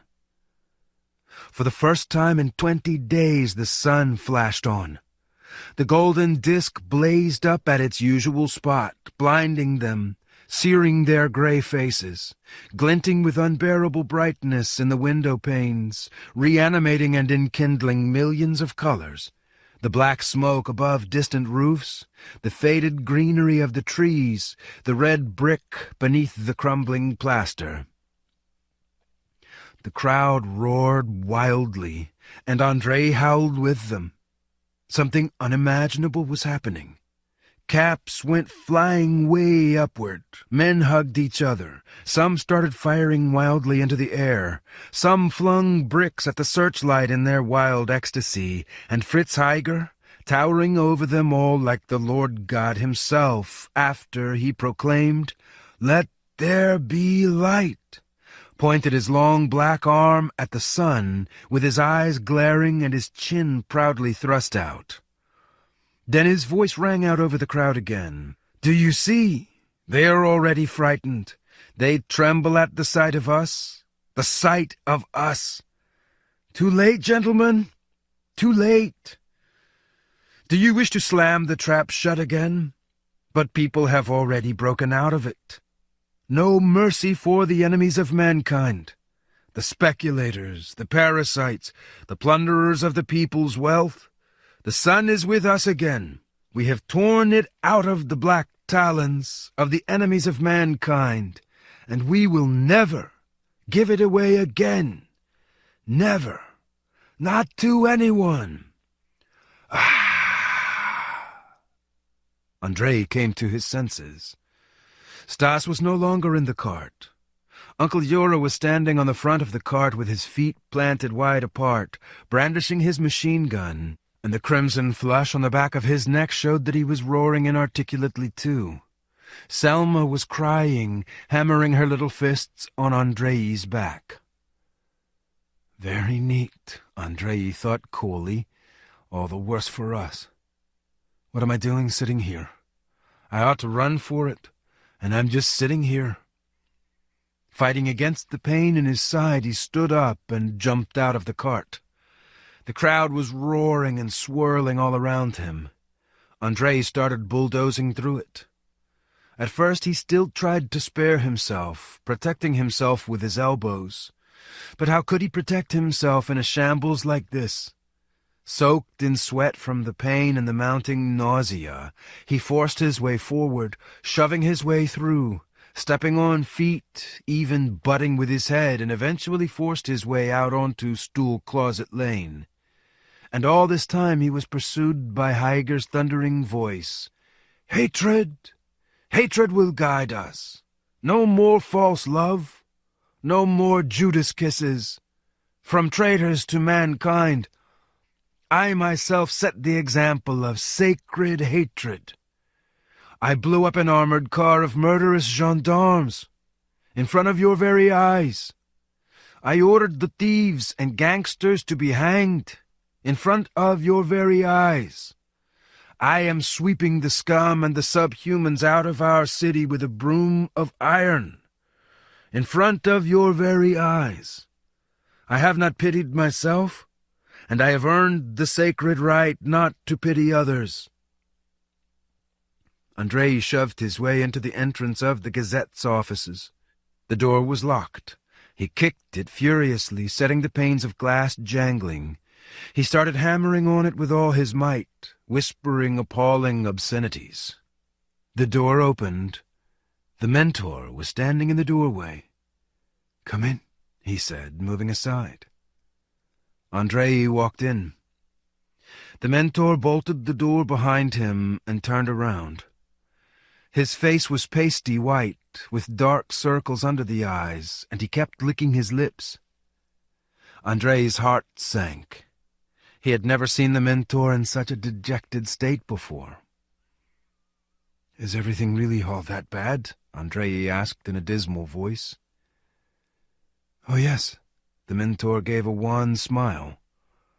"What could be good about any of this?" "But the sun," said Andrei. "Why did you switch it off?" The mentor clasped his hands together and strode backward and forward across the hallway. "But we didn't switch it off," he said sorrowfully. "An accident. Totally and absolutely unplanned. No one was expecting it." "No one was expecting it," Andrei repeated bitterly. He pulled off his raincoat and tossed it onto a dusty sofa. If the sun hadn't gone out, none of this would have happened. "The experiment has run out of control," the mentor muttered, turning away. "Run out of control?" Andrei repeated again. "I never thought the experiment could run out of control." The mentor cast a sullen glance at him. "Well, now, that is, in a manner of speaking, you could also look at it this way. If the experiment has run out of control, it is still the experiment. Possibly something will have to be modified somewhat, recalibrated. And so, in retrospect, this Egyptian night will come to be regarded as an integral programmed part of the experiment." "In retrospect," Andrei repeated once again. A blind fury swept over him. "But what do you want us to do now? Try to save ourselves?" "Yes, save yourselves, and save others." "So we'll save ourselves, and Fritz Heiger will conduct the experiment?" "The experiment remains the experiment," the mentor retorted. "Oh, yes," said Andrei, "from baboons to Fritz Heiger." "Yes, to Fritz Heiger, and through Fritz Heiger, and regardless of Fritz Heiger. You can't put a bullet through your brains because of Fritz Heiger. The experiment must go on. Life goes on, doesn't it? Regardless of some Fritz Heiger or other. If you're disenchanted with the experiment, then think about the struggle for life." "The struggle for survival," Andrei said with a crooked grin. "What sort of life is there now?" "That will depend on you." "And on you?" "Not much depends on us. There are many of you. We don't decide everything here. You do." "That isn't what you used to say before," said Andrei. "You were different before, too," the mentor objected. "And you spoke differently." "I'm afraid I acted like a fool," Andrei said slowly. "I'm afraid I was simply stupid." "That's not all you're afraid of," the mentor remarked in a sly tone of voice.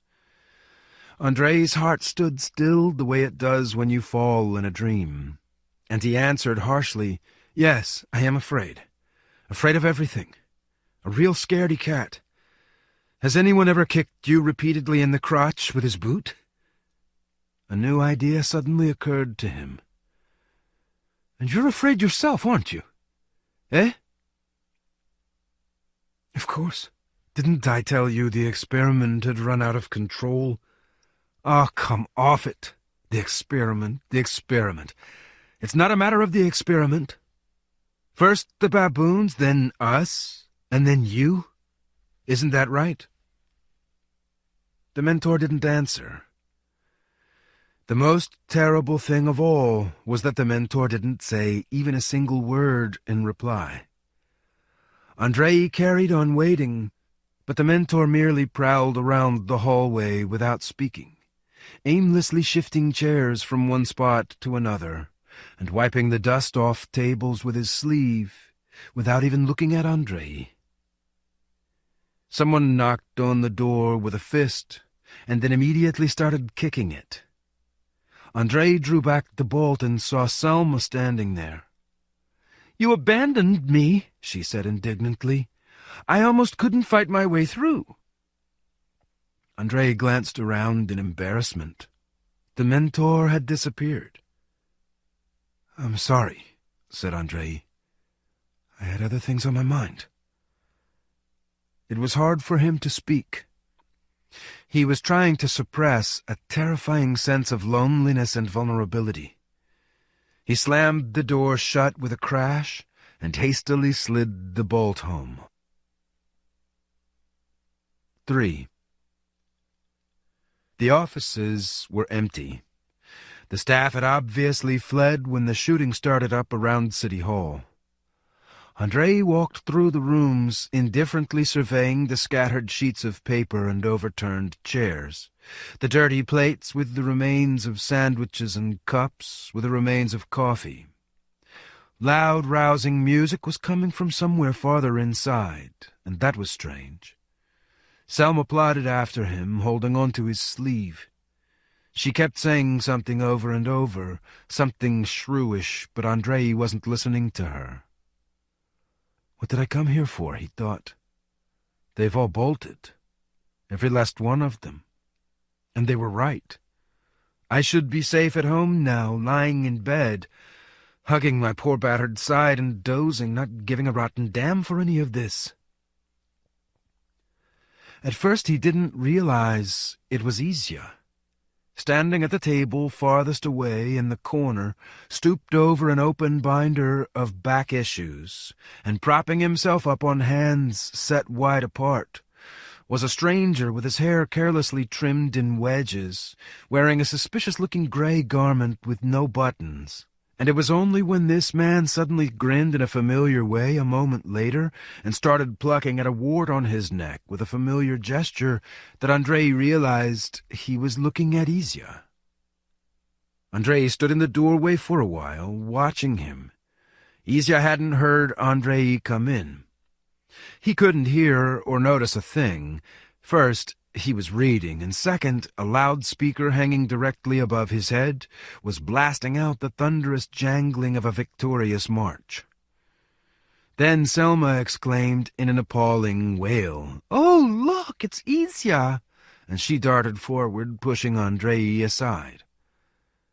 Izya quickly looked up and spread out his arms, grinning even more broadly. "Aha!" he yelled delightedly. "So here you are." While Izya hugged Selma, delightedly smothering her cheeks and lips in kisses, while Selma squealed something unintelligible and ecstatic and ruffled up Izya's ugly hair, Andrei walked across to them, struggling to overcome his acute sense of awkwardness. The searing feeling of guilt and betrayal that had almost knocked him off his feet that morning in the basement had been blunted and almost forgotten over the last year. But now it transfixed him again, and after he got close he hesitated for a few seconds before daring to hold out his hand. He would have found it perfectly natural if Izya had ignored this hand of his, or even said something witheringly contemptuous. That was probably exactly what Andrei would have done. But Izya freed himself from Selma's embrace, grabbed Andrei's hand with eager passion, shook it, and asked with keen interest, "Where did they give you that beautiful shiner?" "I was beaten," Andrei replied tersely. He was astounded by Izya. There were many things he wanted to tell him, but all he did was ask, "So how come you're here?" Instead of answering, Izya flipped over several pages of the bound newspapers and gestured in exaggerated fashion as he declaimed with gusto, "No rational arguments can possibly explain the fury with which the government press attacks the Party of Radical Rebirth. But if we recall that it is precisely the PRR, this tiny young organization that speaks out most uncompromisingly against every case of corruption—" "Drop it," said Andrei, wrinkling up his face, but Izya merely raised his voice. "Lawlessness, administrative stupidity, and shiftlessness, if we recall that it was precisely the PRR that brought up the Widow Batten case, if we recall that the PRR was the first party to warn the government of the futility of the swamplands tax. Belinsky, Pisarev, Plekhanov. Did you write this yourself, or was it your idiots?" Okay, said Andrei, starting to get annoyed, and he tried to take the binder away from Izya. "No, wait," shouted Izya, wagging his finger at Andrei and tugging the binder toward himself. "Here is yet another pearl. Where is it now? Ah, yes. Our city has a wealth of honest people, like any city populated by working folk. However, when it comes to political factions, surely Fritz Heiger is the only one who can lay claim to the exalted title." "That's enough," Andrei yelled. But Izya tore the binder out of his hands, darted behind Selma, who was exultant, and continued from there, still plucking and spraying.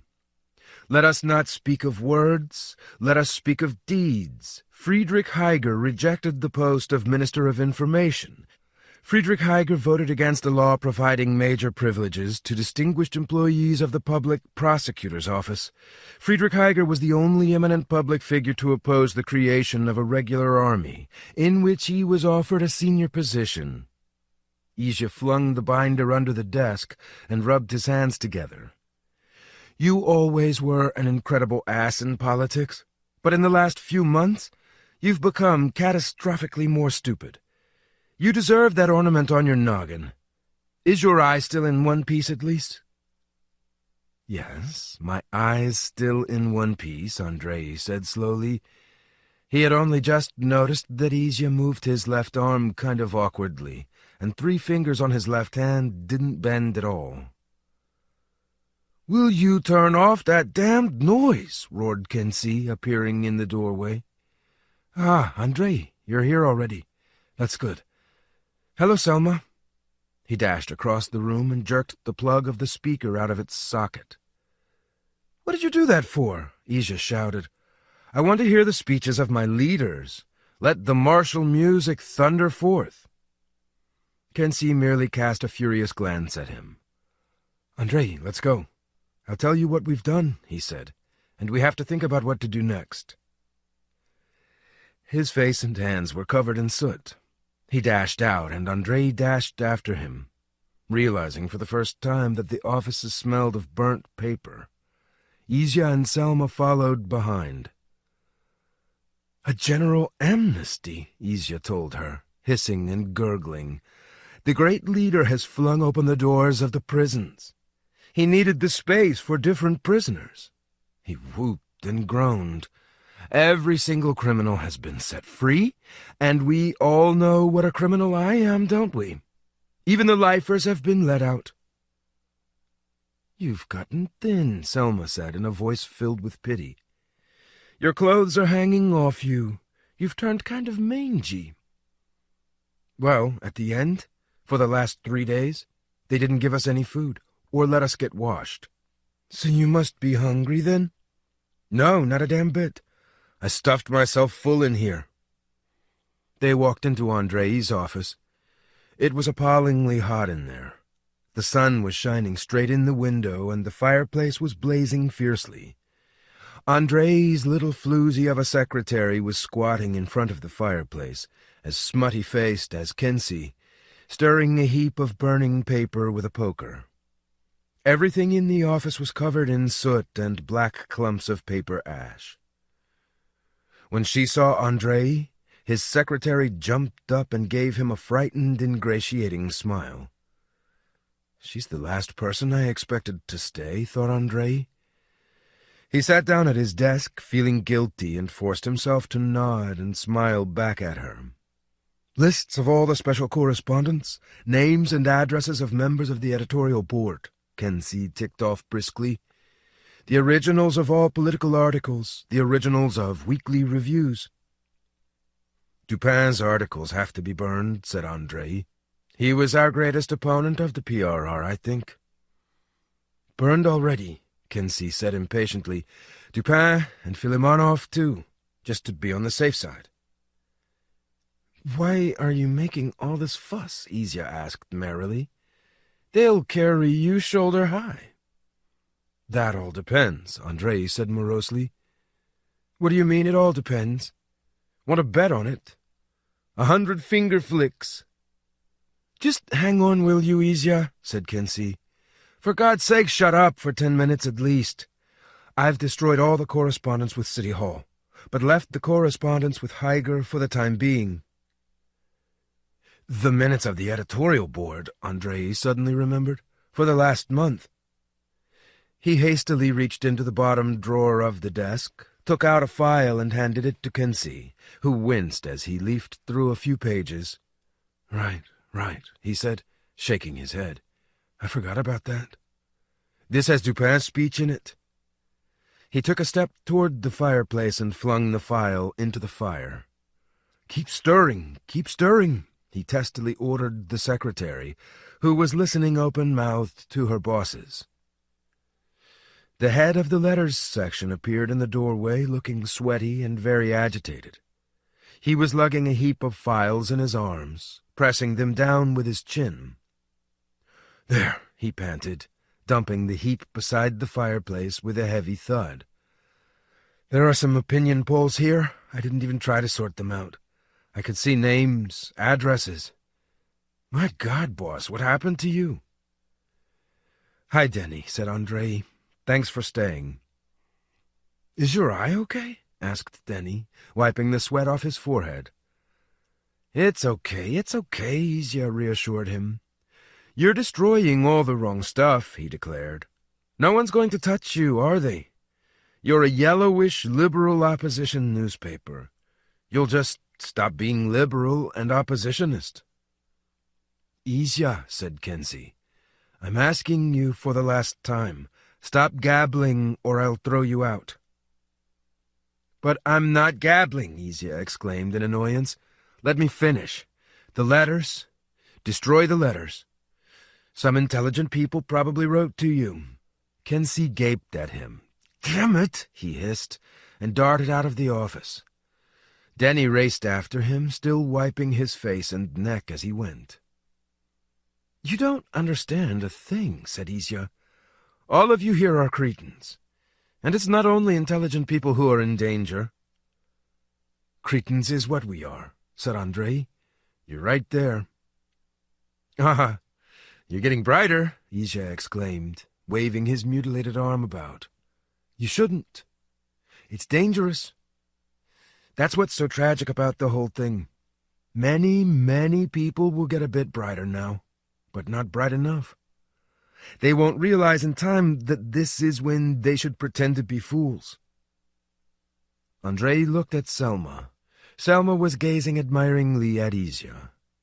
And the secretary was gazing admiringly at Izya, too. And Izya was standing there with his feet set wide apart in their prison shoes, unshaven and dirty, a total mess, with his shirt sticking out of his trousers, because there weren't enough buttons on the fly. Standing there in all his glory, still the same as ever, not changed in the least, and pontificating and sermonizing. Andrei got up from his desk, walked over to the fireplace, squatted down beside the secretary, took the poker from her, and started stirring and turning the reluctantly burning paper. "And so," Izya sermonized, "you have to destroy not just the letters that abuse our leader. There are different ways of abusing someone. You have to destroy the letters written by intelligent people." Kensi stuck his head into the office and shouted, "Listen, someone give us a hand. Girls, why are you just hanging around in here? Come on, follow me." The secretary immediately jumped up and ran out, straightening out her little skirt that had twisted around. Selma stood there for a moment, as if expecting someone to stop her, then stubbed out her cigarette in the ashtray and walked out too. "But no one will touch you," Izya carried on, pontificating, seeing nothing and hearing nothing, like a wood grouse singing his mating song. "They'll say thank you to you, toss you more paper so you can increase your print run, raise your salaries and give you more staff.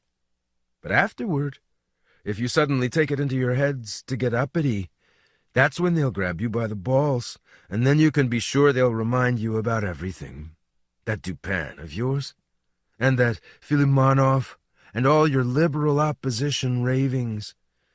Only why would you want to get uppity? You won't even think of getting uppity. On the contrary." "Izya," said Andrei, looking into the flames, "why didn't you tell me what you had in that file?"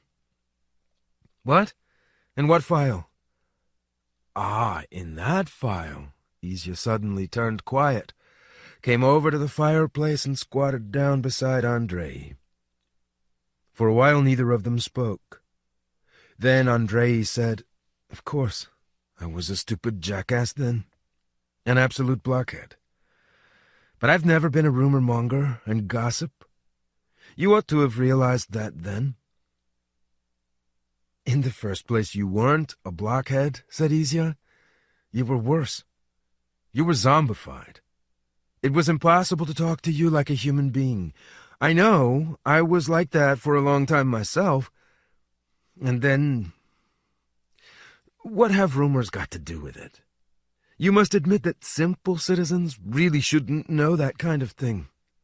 That way the whole damn shooting match could go to hell." "What?" Andrei asked, confused.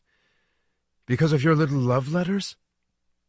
"What little love letters?" For a while they gazed into each other's eyes in astonishment. Then Izya grinned. "Oh, Lord, of course. What made me think he'd tell you all that? Why would he tell you? He's our soaring eagle, our leader. He who controls information controls the world. He learned that lesson well from me." "I don't understand a thing," Andrei muttered almost despairingly. But he could sense that he was about to learn something loathsome about this already loathsome business. "What are you talking about? Who is he? Heiger?" "Heiger, Heiger," said Izya, nodding. "Our great Fritz. So it was love letters I had in the file, then? Or maybe compromising photographs? The jealous widow and the womanizer, Katzman? That's right. That's what the record I signed said, too." Izya got up with a croak and started walking around the office, rubbing his hands together and giggling. "Yes," said Andrei, "that's what he told me. The jealous widow. So it was all lies?" "Well, of course. What did you think?" "I believed it," Andrei said curtly. He clenched his teeth and started frenziedly stirring the poker in the hearth. "And what was really in the file?" he asked. Izya didn't answer. Andrei glanced around. Izya was standing there, slowly rubbing his hands together, looking at Andrei with a frozen smile and glassy eyes. "Now that's interesting," he said uncertainly. "Maybe he simply forgot? That is, not exactly forgot." He suddenly darted over and squatted down beside Andrei again. "Listen, I'm not going to tell you anything. Got that? And if they ask you, that's what you say. He didn't tell me anything. He refused. All he said was that it was to do with some big secret of the experiment. He said it was dangerous to know the secret. And he also showed me several sealed envelopes and explained with a wink that he was going to deliver those envelopes to reliable people. and the envelopes would be opened if he, Katzman, were arrested, or, let's say, his life came to a sudden end. Do you understand? He didn't name the reliable people. That's what you tell them, if they ask. "All right," Andrei said slowly, looking into the flames. "That will be the right thing," said Izya, also looking into the flames. "It's just that if they beat you... That rumor's a real bastard, you know." Izya shuddered. "And maybe no one will ask. I don't know. It all needs thinking over. I can't figure everything out at once." He stopped speaking. Andrei was still stirring the hot pile with its shimmering red flames, and after a while Izya started tossing files full of papers into the hearth. "Don't throw the files themselves in," said Andrei. "Look, they don't burn well." "But aren't you afraid they'll find that file?" "What should I be afraid of?" said Izya. "Let Heiger be afraid. And they won't find it now if they didn't find it immediately. I tossed it into a manhole, and then I kept wondering if I'd missed or not. But what did they work you over for? I thought you and Fritz were on excellent terms." "It wasn't Fritz," Andrei said reluctantly. "I was just unlucky." The women and Kensi barged noisily into the room, lugging an entire mound of letters on a stretched-out raincoat. Denny walked in after them, still wiping away his sweat. "Well, I think that's all now," he said. "Or have you come up with something else?" "Come on, move over," Kensi demanded. The raincoat was set down beside the fireplace, and everyone started throwing letters into the flames. The hearth immediately started buzzing. Izya sank his good hand into the depths of this multicolored heap of paper covered with writing, extracted someone's letter, and grinned in anticipation as he started reading it. "Who was it that said manuscripts don't burn?" Denny asked, panting for breath. He sat down at the desk and lit up a cigarette. "They burn wonderfully well, in my opinion. Whew, it's hot. Maybe I should open the windows?" The secretary suddenly squealed, jumped to her feet, and ran out, repeating over and over, "I forgot! I completely forgot!" "What's her name?" Andrei hastily asked Kensi.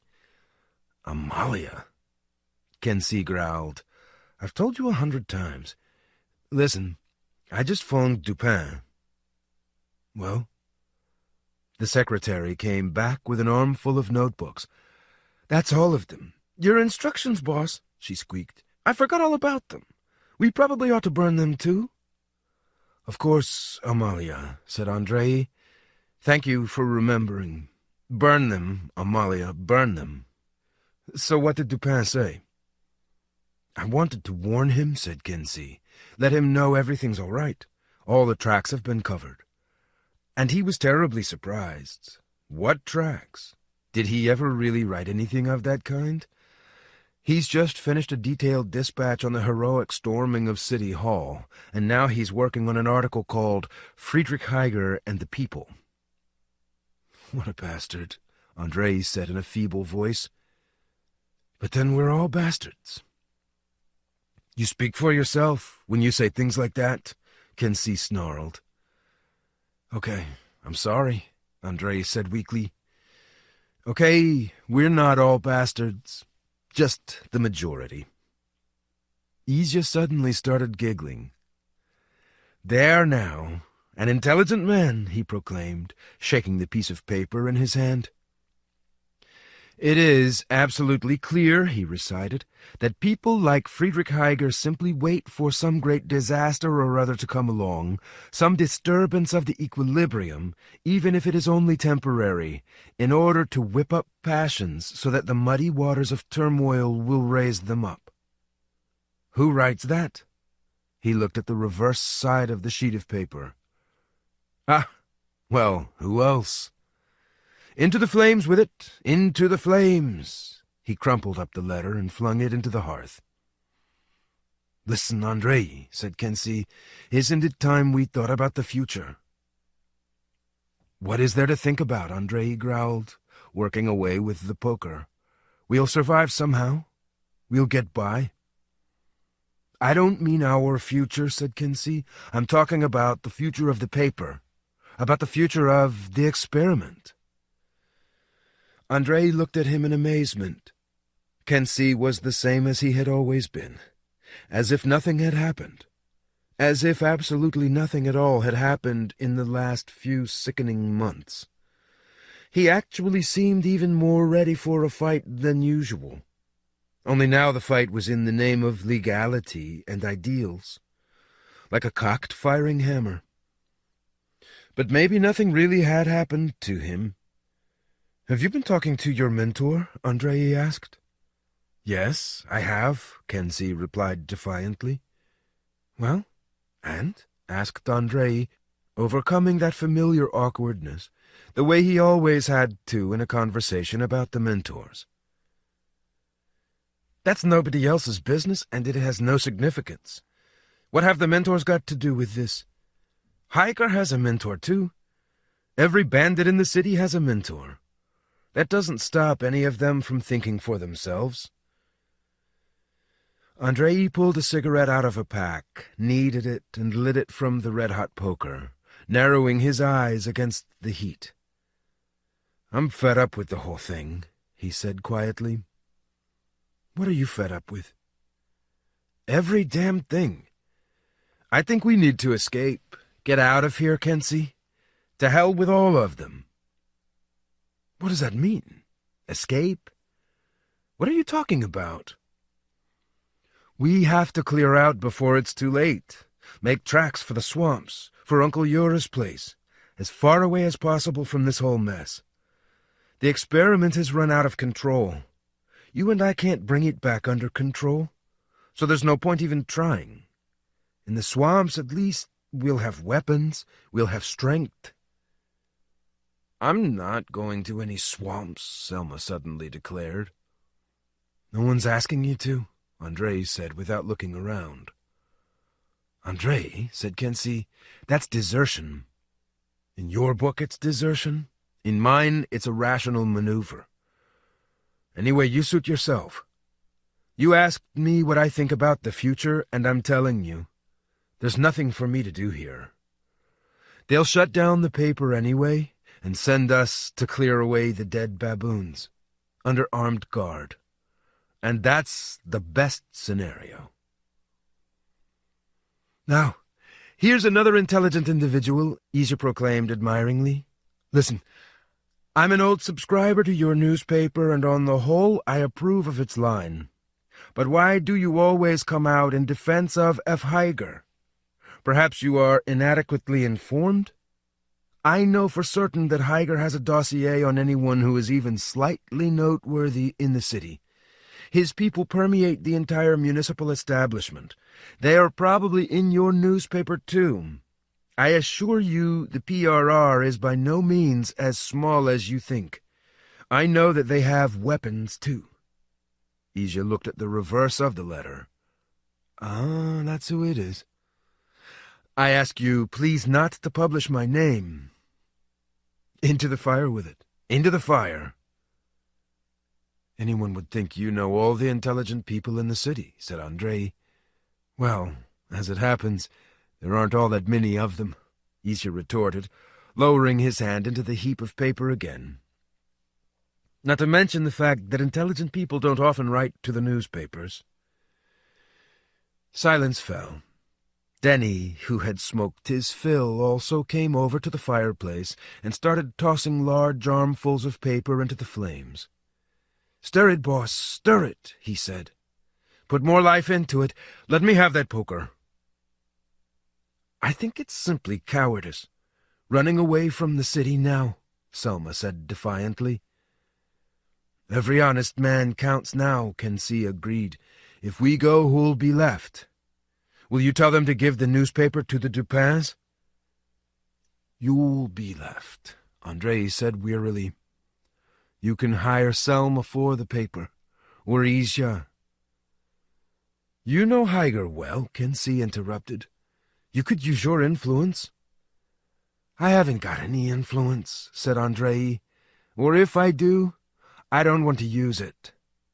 I don't know how to do things like that, and I can't stand it."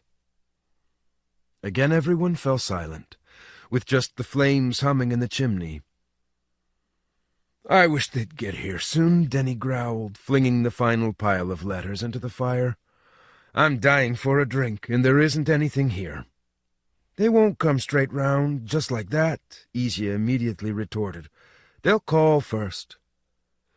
He threw the letter he was reading into the hearth and started walking around the office. "You don't know that. You don't understand. It's a ritual. A procedure developed in 3 countries, honed to a fine edge, tried and tested. Girls, isn't there anything to eat here?" he suddenly asked. Skinny Amalia immediately jumped up, squeaking, just a moment, and disappeared into the front office. "By the way," Andrei asked out of the blue, "where's the censor?" "He really wanted to stay," said Denny, "but Mr. Ubukata threw him out. He was screaming bloody murder, that censor. 'Where will I go?' he shouted. 'You're killing me!' We even had to bolt the door so he couldn't get back in. He kept throwing himself against it at first. Then he gave up hope and left. Listen, I'm going to open the window after all. It's too hot. I can't bear it." The secretary came back in, smiled shyly with her pale, unpainted lips, and handed Izya a greasy paper bag of pies. Izya exclaimed, and immediately started champing on them. "Are your ribs hurting?" Selma asked in a quiet little voice, leaning down to Andrei's ear. "No," Andrei said curtly. He got up, moved her away, and walked over to the desk. And at that moment the telephone rang. Everyone turned their heads to stare at the white phone. It carried on ringing. "Well, Andrei," Kinsey said impatiently. Andrei picked up the receiver. "Yes?" "The City Gazette offices?" a brisk voice inquired. "Yes," said Andrei. "I'd like Mr. Voronin, please." "Speaking." There was the sound of someone breathing into the phone, followed by a loud dial tone as they hung up. Andrei carefully put down the receiver, with his heart pounding. "It's them," he said. Izya champed out something unintelligible, frenziedly nodding his head. Andrei sat down. Everyone looked at him. Denny, with a forced smile on his face. Kinsey stooped over and tousle-headed. Amalia, pitiful and frightened. Selma, pale but collected. Izya looked at him too, chewing and grinning at the same time, wiping his greasy fingers on the flaps of his coat. "Well, what are you all staring at?" Andrei asked irritably. "Come on now, all of you, clear out of here." No one stirred. "What are you so worried about?" said Izya, examining the last pie. "It will be a breeze, a walk in the park. All calm and quiet, as Uncle Yura says. Calm and quiet. Honest and respectable. Only don't make any sudden movements. Just like with cobras." From outside they heard an engine rumbling and brakes squealing, and a strident voice commanded, "Kaiser, Velichenko, follow me. Mirovich, stay here." A fist was immediately hammered against the door downstairs. "I'll go and open up," said Denny, and Kinsey sprang over to the fireplace and started stirring the heap of smoking ash with all his might. Ash flew everywhere in the room. "Don't make any sudden movements," Izya shouted after Denny. The door downstairs shuddered, and its panes of glass jangled plaintively. Andrei stood up, clasped his hands behind his back, squeezing them together as hard as he could, and stood in the middle of the room. The recent sensation of dark lethargy and weakness in his legs swept over him again. The hammering and rattling downstairs ended. He heard grumbling voices, and then the sound of large numbers of feet stamping in the empty offices. As if there's an entire battalion of them, Andrei thought fleetingly. He backed away, bracing his rump against the wall. His knees were trembling repulsively. I won't allow them to beat me, he thought in despair. Let them kill me. I didn't bring the pistol. I should have brought it. Or maybe I was right not to bring it. A short, stout man strode resolutely in through the door opposite Andrei. He was dressed in a good-quality coat with white armbands over it, and a huge beret with a badge of some kind. His feet were encased in magnificently polished boots, and his coat was pulled in slightly at the waist, in a very ugly way, by a broad belt, with a shiny, brand-new holster tugging it down heavily on the left. Some other men piled in behind him, but Andrei didn't see them. He stared, spellbound, into the pale, puffy face with the blurred features and sour-looking little eyes. Has he got conjunctivitis, then? Andrei thought somewhere on the very edge of his consciousness. And he's shaved so close he actually gleams, like he's been varnished. The man in the beret quickly glanced around the room before staring straight at Andrei. "Citizen Voronin," he declaimed in a high, piercing voice, but with an interrogative intonation. "Yes," said Andrei, forcing out the word and clutching at the edge of the desk with both hands. "Senior editor of the City Gazette?" "Yes." The man in the beret saluted deftly but casually with 2 fingers. "I have the honor, Citizen Voronin, to present you with a personal communication from President Friedrich Heiger." He had obviously intended to pluck the personal communication out from under his coat in a single smart gesture, but something in there got hooked on something else, and he had to scrabble around in the depths of his coat for a long time, skewed over slightly to the right and looking as if he were being assaulted by insects. Andrei watched him fatalistically, not understanding a thing. This was all wrong somehow. This wasn't what he had been expecting. Maybe it will all blow over, he thought fleetingly, but dismissed the idea in superstitious haste. Eventually the communication was extracted, and the man in the beret handed it to Andrei with a dissatisfied and rather offended air. Andrei took the crisp, sealed envelope. It was an ordinary postal envelope, a pale blue oblong bearing a stylized representation of a heart embellished with little birds' wings. The address written on the envelope in familiar handwriting with large letters was, "To Andrei Voronin, senior editor of the City Gazette, in person, confidential, F. Heiger, President." Andrei tore open the envelope and pulled out an ordinary sheet of letter paper edged in blue. "My dear Andrei, first of all, allow me to thank you with all my heart for the help and support that I have constantly felt from your newspaper in the course of the recent decisive months. Now, as you can see, the situation has fundamentally changed. I am sure that you will not be confused by the new terminology and certain unavoidable excesses. The words and the means have changed, but the goals remain the same. Take control of the newspaper yourself. You have been appointed its permanent senior editor and publisher with full authority. Employ staff according to your own preferences. Increase the number of employees. Demand new printing capacity. I give you complete carte blanche. The deliverer of this letter is Junior Adjutor Raymond Chvirik, who has been appointed to your newspaper as the political representative of my Department of Information. As you will soon realize for yourself, he is not a man of great intellect, but he knows his job well and will be helpful to you, especially during the early stages, in getting the hang of the general policy line. Naturally, if any conflicts should arise, come directly to me. I wish you success. We'll show these drooling liberals how to work. In friendship, your Fritz."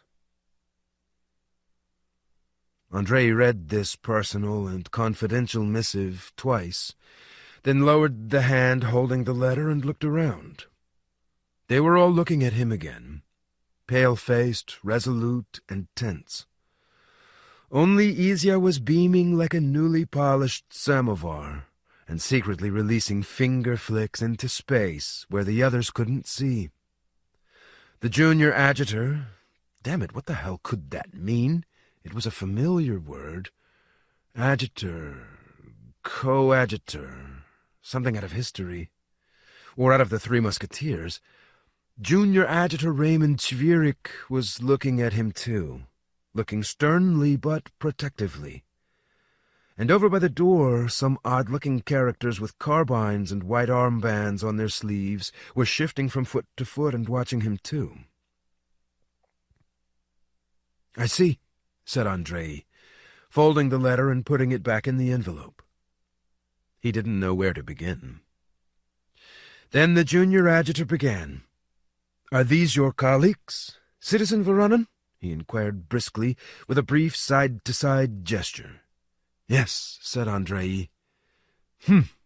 Citizen Raymond Chvirik declared dubiously, looking point-blank at Izya. But at that moment Kensi abruptly asked him, "And who exactly might you be?" Citizen Raymond Chvirik glanced at him, and then turned in amazement to Andrei. Andrei cleared his throat. "Gentlemen," he announced, "allow me to introduce to you Junior Coadjutor Citizen Chvirik." "Adjutor?" Chvirik corrected him indignantly. "What?" Yes, adjutor. Not coadjutor, but simply adjutor." For no reason at all, Selma gave a sudden splutter of laughter and put her hand over her mouth. "Junior adjutor and political representative at our newspaper. From now on." "Representative of what?" Kensi asked intransigently. Andrei was about to look in the envelope again, but Chvirik declared in an even more indignant tone of voice, "Political representative of the Department of Information." "Your credentials?" Kensi said brusquely. "What?" Citizen Chvirik's sour little eyes started blinking indignantly. "Your credentials, your authorization. Do you have anything, apart from that idiotic holster of yours?" "Who is this?" Citizen Chvirik exclaimed in a piercing shriek, turning back toward Andrei. "Who is this man?"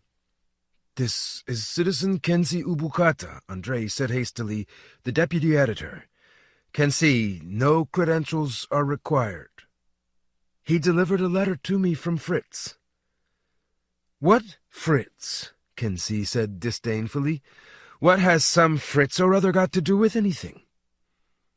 "Sudden movements," Izya appealed. "I implore you, don't make any sudden movements." Chvirik swung his head to and fro, from Izya to Kensi and back. His face wasn't gleaming any longer. It was slowly flooding with crimson. "Citizen Voronin," he eventually enunciated, "I see that your colleagues do not have a very clear idea of exactly what has happened today. Or perhaps on the contrary." He kept raising his voice. "They have some strange, distorted idea of it. I see burnt paper here. I see gloomy faces, and I do not see any readiness to set to work. At an hour when the entire city, our entire people—" "And who are they?" Kensi interrupted, pointing to the characters with carbines. "Are they the new staff?" "Believe it or not, they are. Citizen, former deputy editor, they are the new staff. I cannot promise you that they—" "We'll see about that," Kensi declared in an unfamiliar squeaky voice, taking a step toward Chvirik. "By what authority—" "Kensi," Andrei said helplessly. "By what authority are you haranguing us here?" Kensi went on, taking no notice of Andrei. "Who are you? How dare you behave like this? Why don't you present your credentials? You're nothing but a bunch of armed bandits who have broken in to pillage the place." "Shut your mouth, you yellow asshole!" Chvirik suddenly howled out savagely, reaching for his holster. Andrei swayed forward to stand between them. But at that moment someone shoved him hard on the shoulder, and Selma was suddenly standing in front of Chvirik. "How dare you swear like that in the presence of women, you bastard!" she yelled. "You fat-assed scumbag! You ugly thug!" Andrei was completely dazed. Chvirik and Kensi and Selma all screamed hideously at the same time. Out of the corner of his eye, Andrei noticed the characters in the doorway glancing uncertainly at each other and moving to hold their carbines at the ready. And Denny Lee suddenly appeared beside them, holding a heavy editor's stool with a metal seat by one leg. But the most frightening and unbelievable sight of all was the little floozy Amalia, hunched over in a strange predatory pose and baring long white teeth that looked spine-chilling on her haggard, corpse-like face, stealthily creeping toward Chvirik, raising the smoking poker over her right shoulder as if it were a golf club. "I remember you, you son of a bitch," Kensi shouted furiously. "You embezzled the money for schools, you sleazeball, and now you've risen to be a coadjutor. I'll trample you all into shit. I'll make you eat shit, you enemies of mankind. Shut it, you piece of scum. Shut it while you're still in one piece. No sharp movements, I implore you." Like a man under a spell, Andrei followed the movement of the smoking poker, unable to stir a muscle. He could sense, he knew, that something terrible and irrevocable was about to happen, and it was already too late to prevent this terrible thing. "We'll string you up on a street lamp," the junior adjutor howled wildly, waving a huge automatic pistol around in the air. In all this hubbub and uproar he had somehow managed to pull out his pistol, and now he was brandishing it mindlessly and yelling continuously in his piercing voice. And then Kensi bounded up to him and grabbed him by the lapels of his coat, and Chvirik started pushing him off with both hands. And suddenly a shot rang out, followed immediately by a second and a third. The poker flashed through the air without a sound, and everyone froze. Chvirik was standing alone in the center of the office, with his crimson face rapidly turning gray. He was rubbing the shoulder bruised by the poker with one hand, and his other hand was shaking, still held out in front of him. The pistol was lying on the floor. The characters in the doorway stood there with their mouths all hanging open in the same way, and their carbines lowered. "I didn't mean to," Chvirik said in a trembling voice. The stool fell out of Denny's hand and crashed heavily against the floor. And that was when Andrei realized where everyone was looking. They were all looking at Kensi, who was tumbling backward with a strange, extremely slow movement, pressing both hands to the lower part of his chest. "I didn't mean to," Chvirik repeated in a tearful voice. "As God's my witness, I didn't mean to." Kensi's legs buckled, and he collapsed gently, almost without a sound, into the heap of ash beside the fireplace, uttering an inarticulate, painful sound as he strained to pull his knees up to his stomach. And then, with a terrible shriek, Selma sank her nails into Chvirik's fat, gleaming, dirty white face, and everyone else went dashing to the man lying on the floor, tramping loudly, and screened him off, piling up over him. And then Izya straightened up, turned to look at Andrei with his face strangely contorted, and his eyebrows raised in astonishment, and mumbled, "He's dead. They killed him." The telephone rang thunderously. Not understanding a thing, Andrei held out his hand as if this were a dream, and picked up the receiver. "Andrei? Andrei?" It was Otto Friese. "Are you alive and well? Thank God, I was so worried about you. Well, everything will be fine now. Fritz will look out for us now, if need be." He said something else, about sausage, about butter. Andrei wasn't listening to him any longer. Selma was squatting down on her haunches with her arms wrapped around her head and weeping uncontrollably. and Junior Adjutor Raymond Schwierig was smearing the blood from the deep oozing scratches across his gray cheeks, and repeating over and over again, like a broken piece of clockwork, "I didn't mean to. I swear to God, I didn't mean to."